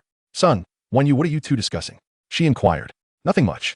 I'm just checking her Gaokao scores. Jiang Che replied casually while continuing to input Chun one U.S. admission ticket number. Hearing this, Yi Miling's irritation flared. Oh, so you finally remembered what day it is today, huh? What? Jiang Che, having sent the message, looked up at his mother, puzzled. It seemed he hadn't absorbed a word of her previous admonitions. Yi Miling's lips twitched in annoyance. Had it not been for Chun one U.S. presence, she would have seized the feather duster from the TV cabinet to remind Jiang Che who truly held authority in the household. Jiang Jiangwo, noticing his wife gearing up for a verbal onslaught, quickly interjected, "So son, how did one you do? What's her score?" Jiang Che shook his phone. "I just sent the message. I haven't received a reply yet. I'll check mine while I'm at it." "Wait, you don't need to check yours." Jiang Jiangwo interrupted him. "Huh?" Jiang Che paused, looking up at his father, ready to speak when Jiang Jiangwo continued. "Your Gaokao scores. Your mother and I already checked for you today." "Oh." Jiang Che set his phone down and casually asked, "What's the score?" Truth be told, Jiang Che was already aware of his scores, having completed his exams during his previous life. Assuming nothing had changed, his scores should mirror those of his past. Certainly, it is not inconceivable that some butterfly effect might have led to a change in scores. After all, he has been reborn. Even if someone informed him that dragons exist in this world, he would readily believe it. Moreover, who could forget that Prince Bo's father was once served by dragon? A score of 688 is quite close to your previous prediction. It appears that Jiangqing University should be within reach. Jiang Jiangwo spoke with an air of calmness. During lunchtime at the factory, the couple had utilized Jiang Che's examination permit to check his results. Upon discovering that he had scored 688, they were overwhelmed with excitement in the office, nearly rewarding Jiang Che with a younger brother on the spot. It took them over half an hour to regain their composure. Consequently, even before the afternoon shift had ended, the couple returned early from the factory to the market to buy ingredients, intending to treat Jiang Che to a splendid meal, which explains the lavish spread awaiting him that evening. As for the unexpected arrival of Chun Wanyu, it was a delightful surprise for the couple. To be frank, Jiang Jiangwo was genuinely pleased that Jiang Che had achieved a score of 688, considering his son's rather reckless demeanor and the absurd antics he had indulged in throughout high school. Under such circumstances, for Jiang Che to gain admission to a top-tier university in the country, Jiang Jiangwo could not help but reflect on the world's inherent unfairness. Perhaps the ancestral graves of the Jiang family had indeed emitted smoke. He had even contemplated returning to pay respects to his ancestors. "Oh, that's fine." Upon hearing his father's words, Jiang Che nodded, picked up a skewer, and pierced a piece of apple, speaking in a nonchalant tone. 688. Exactly the same as my previous score. It seems that the butterfly did not flap its wings. Jiang Gukim was inwardly, observing his son's casual demeanor and tranquil expression. Jiang Jiangwo felt an inexplicable urge to give him a couple of good slaps. Damn it, he is even more pretentious than I am. Beside them, Chen Wanyu also felt a surge of joy upon hearing Jiang Che's score. Yi Miling handed a piece of fruit to Chen Wanyu and said, "Wanyu, have some fruit. Don't be nervous. You'll know your score soon." Thank you, Auntie," Chen Wanyu replied softly, accepting the fruit. In truth, she was not particularly anxious, as she had an inkling of her expected score. During the end of the exams, some classmates had compared answers, and she had roughly checked them over. Ding ding. Just then, Jiang Che's cell phone chimed with a text message notification.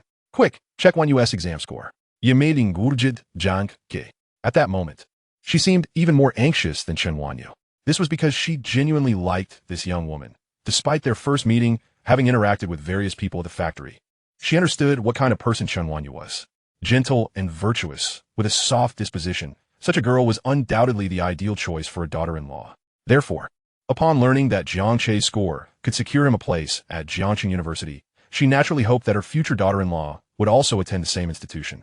Allowing the two to share a campus, and with her occasional assistance, securing a daughter-in-law seemed all but assured. Under his mother's urging, Jiang Che opened the text message. Chapter 72. Sister? Mom, that is not a phrase to be tossed about, he exclaimed, stunned upon reading the message. Hey, why are you spacing out? How many points did you get? Yi Miling asked, her urgency palpable. 728, 8th in the province, Jiang Che announced, looking up at his mother. Yi Miling's eyes widened in disbelief as she gazed at her son. 8th? You can see for yourself, Jiang Che replied, handing his phone to his mother. Yi Miling took the phone and began to read, her excitement rendering her unable to sit still. 728. My heavens, you truly scored 728. Higher than that little rascal, Jiang Che. Wanyu, you're amazing, Yi Miling exclaimed, grasping Chun Wanyu's hand with exhilaration. her reaction surpassing even that of Jiang Che's results. No way. Suddenly, she leaped to her feet, declaring, I must call your aunties to boast about this. At this point, Jiang Che could no longer endure the spectacle and said helplessly, Mom, come to your senses. You have no daughter. I am your son. Upon hearing Jiang Che's words, Yi Meiling paused momentarily, then shot him a glare. You talk too much. I may not have a daughter, but that doesn't prevent me from considering Wan Yu as one. What's wrong with that? Caught off guard by his mother's assertion, Jiang Che momentarily found himself at a loss for words. Although Wan Yu and I just met, I feel a strong connection with her. How about, Wan Yu, you become my mother? Please, that's not appropriate. Jiang Che interjected, alarmed. I don't want my wife to turn into my sister. Just as he was about to interrupt his mother, she continued, Wan Yu, why don't you consider becoming my daughter-in-law? As soon as Yi Meiling uttered those words, Jiang Che's retort was swallowed back down. Meanwhile, Chen Wan Yu's face turned a deep shade of crimson. She stared wide-eyed, momentarily at a loss for words. Even Jiang Jiangwo, who had been leisurely sipping tea on the side, was now dumbfounded, gazing at his wife in astonishment, unfazed by the shocked expressions around her. Yi Meiling continued to hold Chen Wan Yu's hand, saying, Wan Yu, I truly like you. Look, you and Jiang Che are of the same age. You're both young. Feelings can be nurtured, and I genuinely believe you two should give it a try. By the time you graduate from university, you could even obtain your marriage certificate. Your uncle and I would gladly purchase a home for you both. Seeing his mother's increasingly outrageous remarks, Jiang Che realized that if he didn't step in soon, discussions of children would soon arise. Observing Chen Wan Yu's blushing visage, he felt compelled to intervene before she became too flustered. Wait, Mom, what are you rambling about? I'm not shameless. Wan Yu still has her dignity, Jiang Che asserted. Of course, while he voiced such objections, internally he was elated. Well done, Mom. You are undoubtedly the best wingwoman tonight. I give you a thumbs up. He rejoiced inwardly. Yet, on the surface, he maintained a serious facade. Wan Yu, please don't mind my mother's wild speculations. He had abandoned pretense and now addressed Chen Wan Yu directly by her name. Hey, you little rascal. Hearing her son's words, Yi Meiling intended to retort, but was interrupted by Jiang Jiangwo, who had regained his composure. Meiling, let us not meddle in the affairs of the young. They should be allowed to navigate their own paths. His intention was not due to any disfavor towards Chen Wan Yu. Rather, he recognized the girl as evident shyness and confusion. If his wife continued, he feared that this promising daughter-in-law might be frightened away. Upon hearing her husband's words and the subtle glances he cast her way, Yi Meiling realized that perhaps she had been a tad too hasty, prompting her to silently close her mouth. For a moment, an awkward silence enveloped the group, creating a somewhat uncomfortable atmosphere. Jiang Che, sensing the tension, took it upon himself to shift the conversation, saying, Wan Yu, congratulations. A score of 728, 8th in the province, far superior to mine. Indeed, Wan Yu, your score is truly remarkable. I initially thought Jiang Che's score was impressive, but yours surpasses it, chimed in Jiang Jiangwo, unable to contain himself. Absolutely, absolutely, Wan Yu. Your score is indeed much better than that rascal Jiang Che's, Yi Meiling echoed in agreement. At that moment, Chen Wan Yu snapped out of a reverie, having been momentarily taken aback by Jiang Che's mother's astonishing remarks. Yet, the blush on her cheeks lingered stubbornly. Hearing the praises directed at her, she felt a wave of shyness wash over her and replied softly, and no, not really. Jiang Che is quite impressive as well. Her modesty was genuine. She truly believed Jiang Che was exceptional. She recalled his earlier assertion that the money he used to help her family pay off debts was earned through his own efforts. In her eyes, Jiang Che's ability to earn money while achieving such high marks rendered him far more accomplished than herself. Aside from her slightly superior score, she felt she had little else to boast about. Wan Yu, you are being too humble. That brat Jiang Che is nowhere near your level. Ye Meiling intergested. Jiang Jiangwo nodded in agreement, affirming his wife's sentiment. The couple's remarks left Jiang Che feeling somewhat exasperated. However, upon reflection, he understood. Given his past indiscretions, how could he expect their perception of him to be any different? Without a stroke of luck and a dash of cleverness, he might very well have been viewed as a worthless, aimless rich kid in their eyes. Jiang Che shook his head, choosing not to elaborate further. He remained silent, while Chen Wan Yu, however, felt compelled to defend him. Uncle Annie, it's not like that. Jiang Che is truly remarkable, yet. Her words were swiftly interrupted by Yi Meiling. All right, Wan Yu, there's no need to sing his praises. I know exactly what kind of person he is. I gave birth to him, after all. Taken aback by this statement, Chen Wan Yu found herself momentarily at a loss for words. Her mouth opened slightly, eager to respond. but Jiang Che gently grasped her hand to silence her. He shook his head subtly, signaling that there was no need for further discussion. The impressions his parents held of him were deeply ingrained, not easily altered by mere words. Better to take things slow and address it gradually. After all, he couldn't very well tell them he had been reborn. He was no longer the same Jiang Che they once knew. Shaking his head, he redirected the conversation, saying, "By the way, 1U, 728 points, 8th in the province.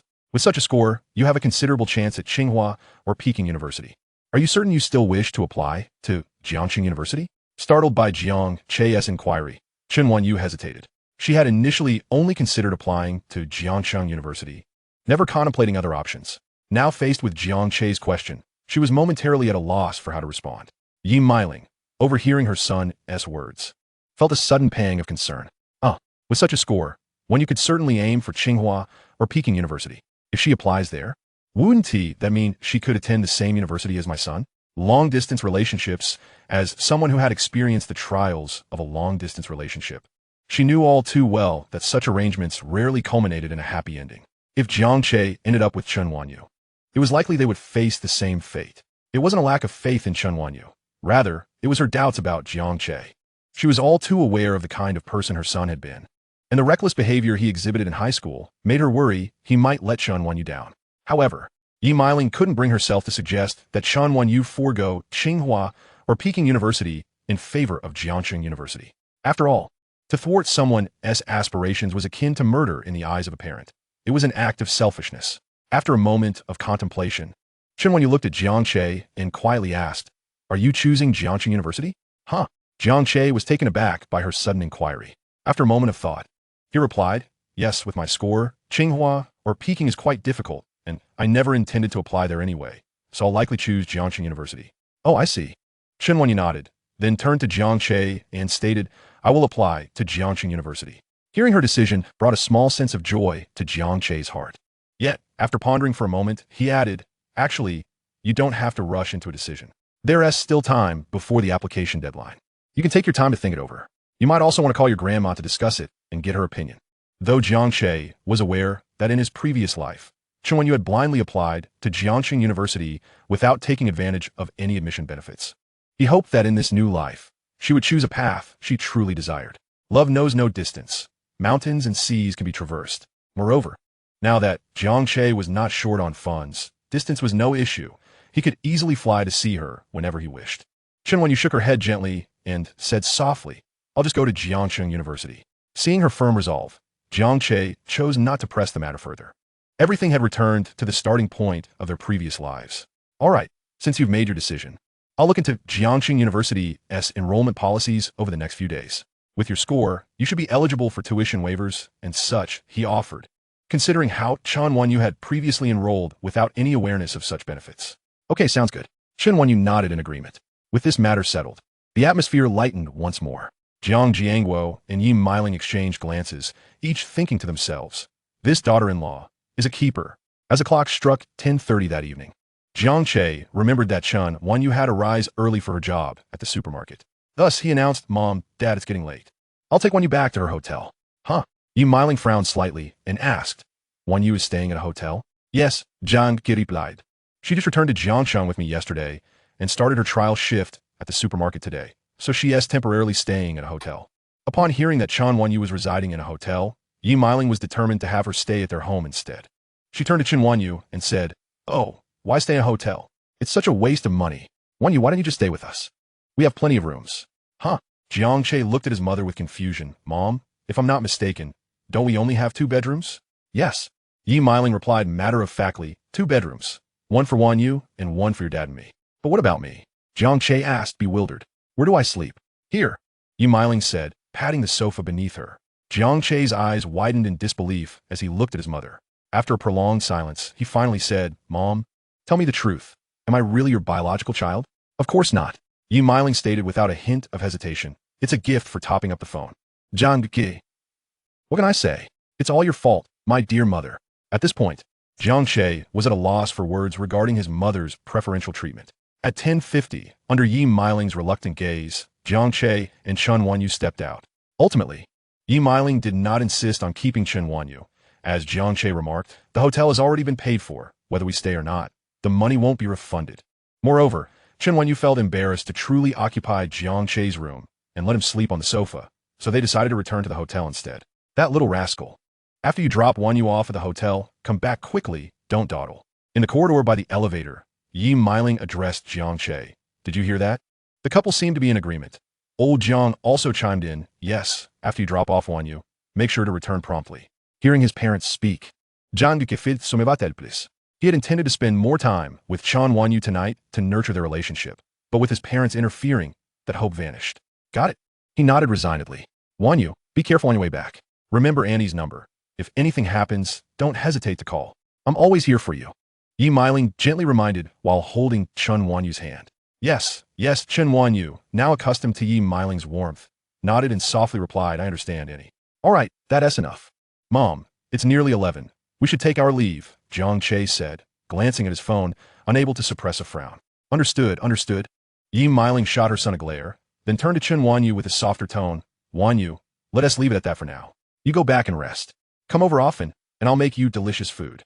Jiang Che was already used to his mother's abrupt changes in demeanor, merely rolling his eyes without further comment as he headed to the elevator and pressed the button. Thank you, Annie. Chen Wenyu nodded. Goodbye, uncle. Goodbye, Annie. With that, she quietly moved to Jiang Che's side. Ding! The elevator arrived at the 15th floor, and the doors opened.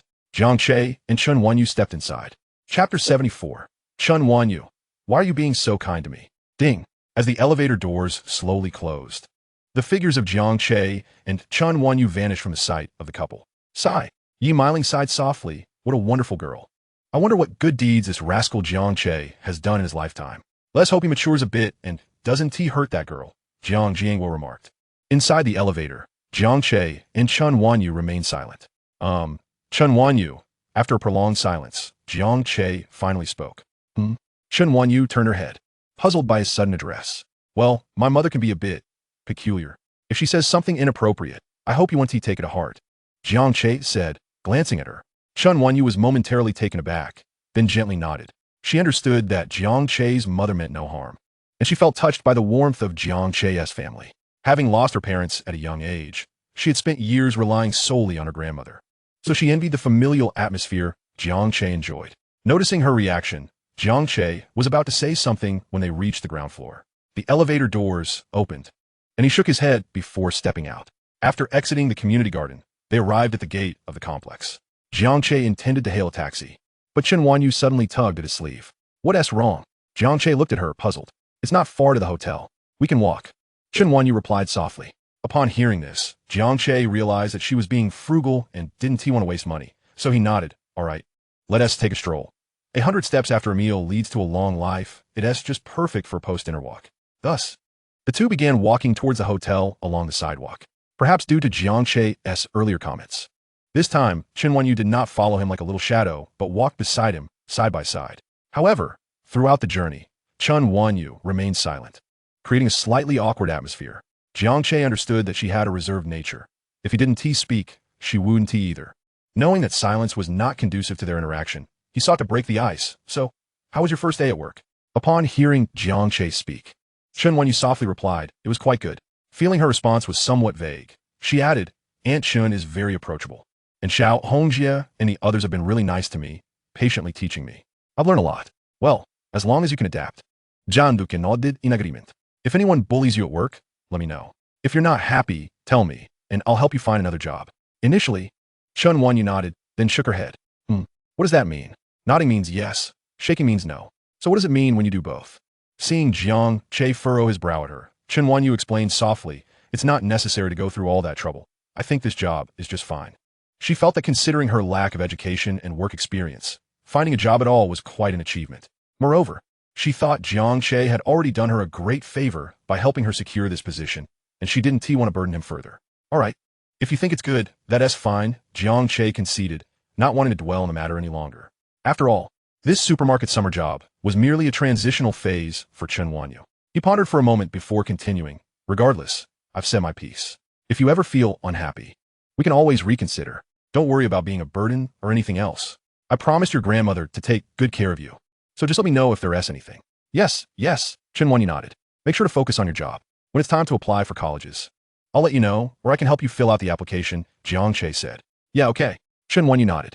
And I can assist you with the enrollment discounts and waivers. If anyone from your high school contacts you, just give them my phone number, Jiang Che added. Okay. Chen Wanyu nodded again. Fortunately, Jiang Che understood her personality. Otherwise, someone else might have made her feel quite self-conscious. The hotel was not far from the Binjiang Bay complex. The two continued to converse casually, and before they knew it, they had arrived at the hotel. At the entrance of the hotel lobby, Jiang Che turned to Chen Wanyu, saying, We've arrived. I want to go up. My parents asked me to return early. I'm not sure what they need me for. All right, Chen Wanyu gently nodded. This time, it wasn't just a mere acknowledgement. Jiang Che cast a surprised glance at her, yet chose not to elaborate further. He nodded and said, All right then, take good care of yourself. I shall come to find you tomorrow morning. No, that's unnecessary. I remember the way. I can manage on my own, Chen Wanyu replied, not wanting to trouble Jiang Che any further, especially with her early work schedule the following day. However, as soon as she finished speaking, Jiang Che shook his head, insisting, That's settled then. I will come to find you tomorrow morning. But Chen Wanyu opened her mouth, eager to voice her thoughts, but was interrupted by Jiang Che. There is no but. The hotel reservation expires tomorrow at noon, and even if I don't come by in the morning, I still need to meet you at the supermarket to retrieve the room card for checkout. Surely, you don't intend to lug your suitcase to work? Chen Wanyu started to say she could manage taking her suitcase to work, but Jiang Che shook his head once more. You're going to work. And carrying a suitcase would surely raise eyebrows. You wouldn't want others to think you were fleeing after just one day on the job, would you? Seeing the conflicted expression on Chen Wanyu's face, Jiang Che added, All right, enough of this dilemma. Besides, I promised your grandmother I would look after you. You wouldn't want me to break that promise, would you? This time, Chen Wanyu refrained from arguing back and simply closed her mouth in silence. Jiang Che's words left her at a loss for what to say. Yet, an unsettling feeling lingered. She felt increasingly indebted to Jiang Che, and if this continued, she feared she might never be able to repay him. Noticing her tacit agreement, Jiang Che pulled out his phone to check the time. It was already 11 o'clock. He then said, All right, you should head upstairs. I need to return home quickly, or else my mother will start calling incessantly. With that, he turned to leave. At that moment, Chen Wanyu suddenly lifted her head to look at him, her expression complex. Huh? Jiang Che noticed her silence and inquired, What's wrong? Why are you looking at me like that? Chen Wanyu's eyes had become misty, and in a barely audible voice, she asked, Why are you being so kind to me? What did you just say? Jiang Che, unable to catch her words clearly, prompted her to repeat herself. In nothing. Perhaps regretting her earlier question, Chen Wanyu shook her head, unwilling to repeat her words. She bit her lip, her gaze lowered, too timid to meet Jiang Che's eyes. Unbeknownst to her, Jiang Che had indeed heard her. Is this sufficient? He hadn't done much, yet in Chen Wanyu's eyes, it seemed he had done a lot. What a satisfyingly simple-minded girl she was. At that moment, observing her stubborn yet endearing demeanor, Jiang Che felt an overwhelming urge to ruffle her hair and embrace her petite frame tightly. However, he ultimately restrained himself. If he acted on that impulse, she might be startled enough to take the next train back to her hometown, and not in a comfortable seat, but standing. Shaking his head, Jiang Che said, All right, you head upstairs. I'm leaving now. See you tomorrow. With that, he turned to depart. As he walked away, Chen Wanyu gazed at his retreating figure, a myriad of emotions swirling within her. She murmured softly to herself, I owe you more and more. When will I ever be able to repay you? Meanwhile, Jiang Che had barely taken a few steps when he received a call from his mother, Yi Meiling, urging him to return home immediately. After hanging up, he resignedly flagged down a taxi. To Binjiang Bay Community, please, he instructed the driver as he settled into the back seat. All right, the driver replied, pressing down on the accelerator. And soon they vanished into the flow of traffic. As Jiang Che gazed out at the fleeting neon lights, his mind involuntarily drifted back to Chen Wanyu's endearing, stubborn visage. What a silly girl. He shook his head, pondering why his mother was so anxious for him to return home. Initially, he had considered walking back, but given his mother's insistence, he felt compelled to comply lest she come after him with a cleaver. Suddenly, a thought struck him. Could it be that his parents were worried he might do something inappropriate with Chen Wanyu? That seemed likely. After all, in their eyes, he was capable of any absurdity. Chen Wanyu had already won their hearts after just one meeting. It appeared his position in the family hierarchy was in jeopardy. With that realization, Jiang Che couldn't help but chuckle wryly to himself. Sir, we've arrived, the driver announced, pulling him out of his reverie. Startled, Jiang Che turned to see they had reached Binjiang Bay Community. How much? He inquired. 10 yuan. Thank you, the driver replied with a smile. Nodding, Jiang Che appreciated the driver's honesty, as he hadn't taken advantage of his distraction to take a longer route. He handed over the 10 yuan before stepping out of the taxi. Entering the community and ascending the stairs, Jiang Che found his front door ajar. He paused for a moment before stepping inside. "Mom, why is the door open?" he called out as he changed his shoes. However, his question went unanswered. Furrowing his brow, he closed the door behind him and made his way towards the living room. Upon entering, he noticed both of his parents were present, which caught him off guard. "Dad, Mom, you're here. I called out to you just now, but no one responded?" Neither Jiang Jiangwo nor Yi Miling spoke, merely staring at him intently. Feeling unnerved by their gaze, Jiang Che awkwardly rubbed the tip of his nose and said, why aren't you saying anything? What's going on?" Coughing slightly, Yi Miling shot a glance at her husband, prompting Jiang Jiangwo to feign a cough before saying, "You little rascal, sit down. Your mother and I need to talk to you." "Oh, all right." Although Jiang Che felt bewildered, he nodded and took a seat on the sofa nearby. With his parents sitting on either side and him facing them, it resembled a formal interrogation. "Go on," Yi Miling said, regarding Jiang Che with a calm demeanor. Jiang Che, bewildered, stared back at his mother, unsure of what she wanted him to say. "What have you been up to?" Yi Miling continued. "Huh?" Confused by the abruptness of her question, Jiang Che stammered, "I haven't been doing anything." Seeing her son's puzzled expression, Jiang Jiangwo intervened to clarify. "She means, what has to deal with that girl, when you?" Only then did understanding dawn on Jiang Che. "Originally, my mother was inquiring about Chun Wanyu, and Jiang Che, with a look of helplessness, replied, She is just a friend I know." "A friend? Merely a friend?" Yi Miling expressed her skepticism, scrutinizing her son with doubt. "Indeed." Jiang Che nodded in response to his mother's doubtful gaze. "For now, she is just a friend." "Just a friend? And yet you bring her home?" Yi Miling, knowing her son all too well, found it hard to believe. Jiang Che had previously spent time with girls, but had never brought any home. Chun Wanyu was the first girl he introduced to their household, which fueled her disbelief in his words. Meanwhile, Jiang Jiangwo discerned the crucial implication in his son's statement, "for now," suggesting that his son desired more than mere friendship. Realizing this, Jiang Jiangwo reached out to tug at his wife's sleeve and turned to his son, asking, "Kid, do you have feeling for Wanyu?" "Huh?" Yi Miling was momentarily taken aback by her husband's directness. Wasn't it agreed to approach this delicately? In the midst of her surprise, she heard Jiang Che assert, "Yes, I like her. To be precise, I love her." Yi Miling, Jiang Jiangwo. The couple was left bewildered by their son's declaration. What was this? Such a direct confession of love? Jiang Jiangwo quickly regained his composure, his mouth twitching as he frowned. "You little rascal, do you even know what love is? I think you're just lusting after Wanyu." Jiang Che was momentarily speechless in response to his father's words. Was his dad really that quick on the uptake? Seeing his silence, Jiang Jiangwo assumed he had hit the nail on the head and felt validated. "You little brat. Instead of learning the good, you choose to indulge in the bad," he began, intending to correct his son's misguided notions, only to be interrupted by his wife's sharp reprimand. "Jiang Jiangwo, shut your mouth." Chapter 76, Jiang Che. Does this count as a love sanctioned by fate? "You little rascal." Jiang Jiangwo momentarily lost his bearings, looking at Jiang Che with a grave expression. "Look, your mother is upset." But before he could finish, he heard his wife's voice rise again. "Jiang Jiangwo, I told you to be quiet." Huh? This time, Jiang Jiangwo understood her clearly and turned sharply, finding his wife glaring at him. "No, dear, you see, get away from me. I'll deal with you later." Yi Miling shot him a glare before turning back to her son. "You little rascal, you just said you don't want to be just friends with Wanyu. You like her, right?" "Oh, yes." Jiang Che, still somewhat dazed, nodded. "You little rascal, answer me seriously to two questions," Yi Miling demanded with a serious expression. "Was what you said just now sincere, or are you just playing around like before?" Seeing his mother's serious demeanor, Jiang Che fell silent.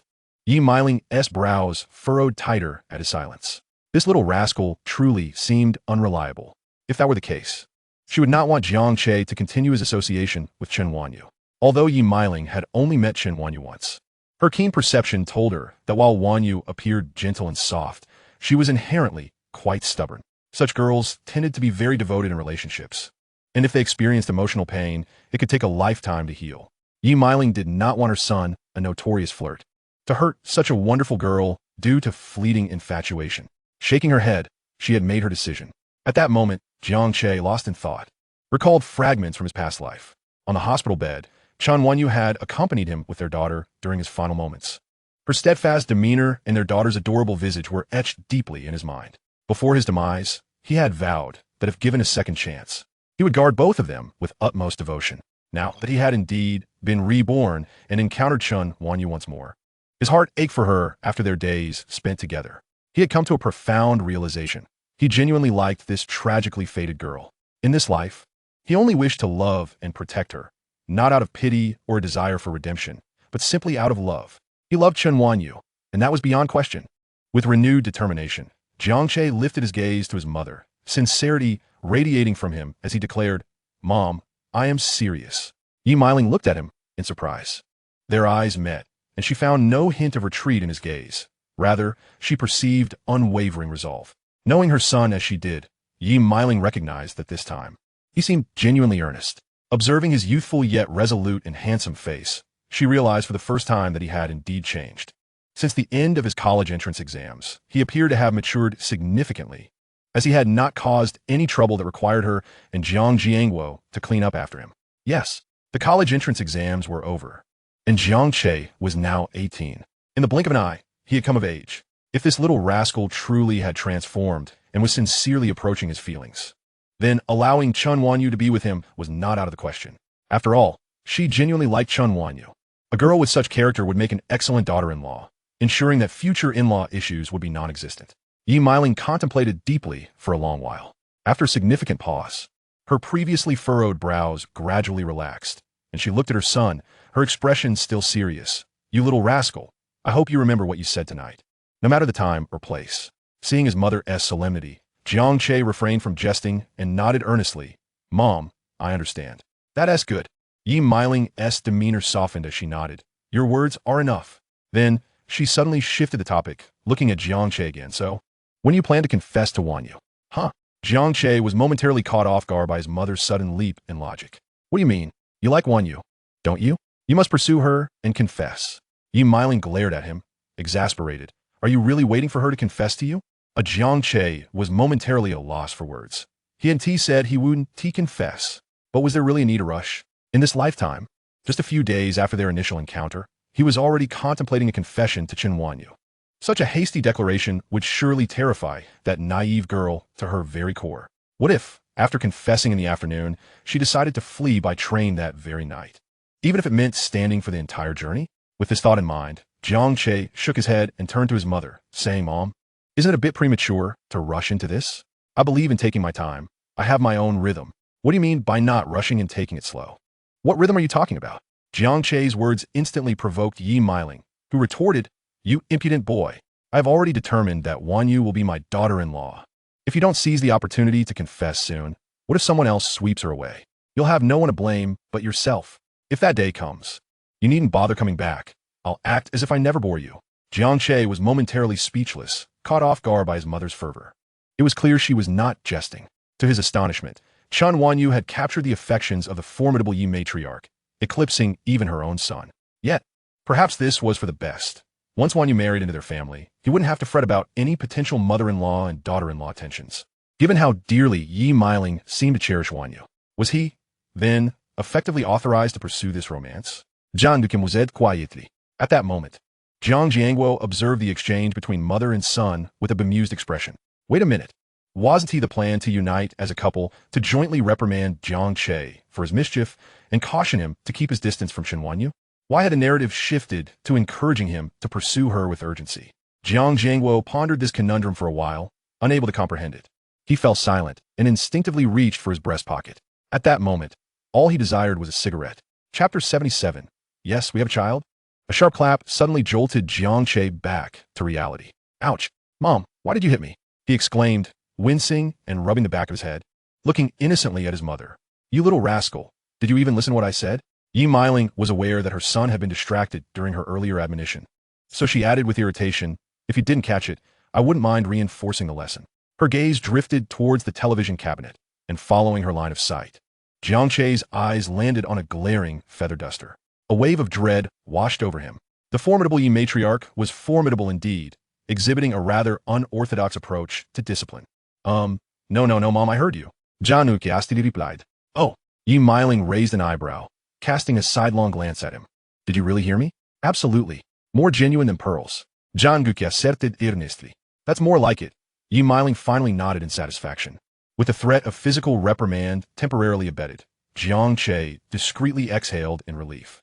"Now, tell me how you and Wanyu met what stage you are at in your relationship, and when you plan to confess. Share everything, and I, your mother, will offer my advice. After taking a sip from her cup, she continued, by the way, what's the situation at Wanyu's home? Why are they sending her to work during the summer, right after the college entrance exams? It seemed Yi Meiling was even more anxious than he was. Reluctantly, Jiang Che recounted his encounter with Chun Wanyu at the airport, along with the events that transpired in Beijing. Upon hearing his account, Yi Meiling's eyes grew misty. Alas, she sighed heavily, her tones somber. I had no idea that Wanyu's background was so tragic. No wonder her demeanor is so gentle. Jiang Jiangguo, listening nearby, couldn't help but reflect. Misfortune seems to favor those already burdened with hardship. Indeed, Wanyu must have endured considerable suffering over the years, and her grandmother too, raising her alone at such an advanced age. It has not been an easy journey, Yi Meiling lamented, her maternal instincts resonating deeply. Observing the somber atmosphere, Jiang Che felt compelled to intervene. Mom, don't be too upset. Wanyu hasn't shed a tear yet, so you shouldn't start crying ahead of her. Yi Meiling paused, her expression momentarily frozen before she shot Jiang Che a glare, retorting, you little brat, if I let you off for 3 days, you think you can run wild? Chuckling awkwardly, Jiang Che realized he should refrain from further provocation. He certainly didn't want to escalate matters into a full-blown altercation, especially given the peculiar looks Jiang Jiangguo was casting in his direction. Fortunately, Jiang Che's interjection dispelled the couple's earlier sorrowful mood. Jiang Jiangguo had picked up on the key points of Jiang Che's earlier statements and turned to him, asking, son, you mentioned that Wanyu's family is in debt. Where did you acquire such a substantial sum? Although Jiang Che had only briefly mentioned assisting Wanyu's family with several tens of thousands, it was sufficient to raise eyebrows, especially since he had always lived paycheck to paycheck. Realizing the implication, Yi Meiling chimed in, right? That's quite a sum. While we do give you some pocket money, it's usually just a few hundred or 1,000 at a time. With your penchant for spending, how could you possibly have amassed such a fortune? In truth, Jiang Che had already resolved to come clean with his parents about his financial situation. After all, the funding issues concerning their factory needed addressing. Even though it was still 2 years before his parents would encounter serious trouble due to financial strains, Jiang Che couldn't ignore the sight of his father's graying hair, a testament to his worries about the factory. Seizing this opportunity, he decided to lay everything bare. With his parents' skeptical gazes upon him, Jiang Che smiled faintly and retrieved a stack of newspapers from his pocket, handing them over. Huh, what is this? Yi Meiling furrowed her brow, taking the papers with a puzzled expression. You were curious about where my money came from. The answer lies within these pages. Jiang Che replied with a mysterious smile. This newspaper featured the headline he had arranged with the editor of a publication, which he had procured for a hefty sum of 100,000 yuan. With this document in hand, all his previous schemes would form a perfect circle, leaving no room for doubt. Even if it were scrutinized later, it would only reveal that his initial fortune had come from a fortunate discovery of antiques. John Duque silently assured himself. After hearing Jiang Che's words, Yi Meiling, with a puzzled expression, unfolded the crumpled newspaper. Indeed, it proclaimed a certain popular singer under public pressure admits to having a child. Yi Meiling instinctively read aloud the content of the article. Huh. Then, furrowing her brow, she glanced at the other news items, which were all trivial gossip concerning the entertainment industry.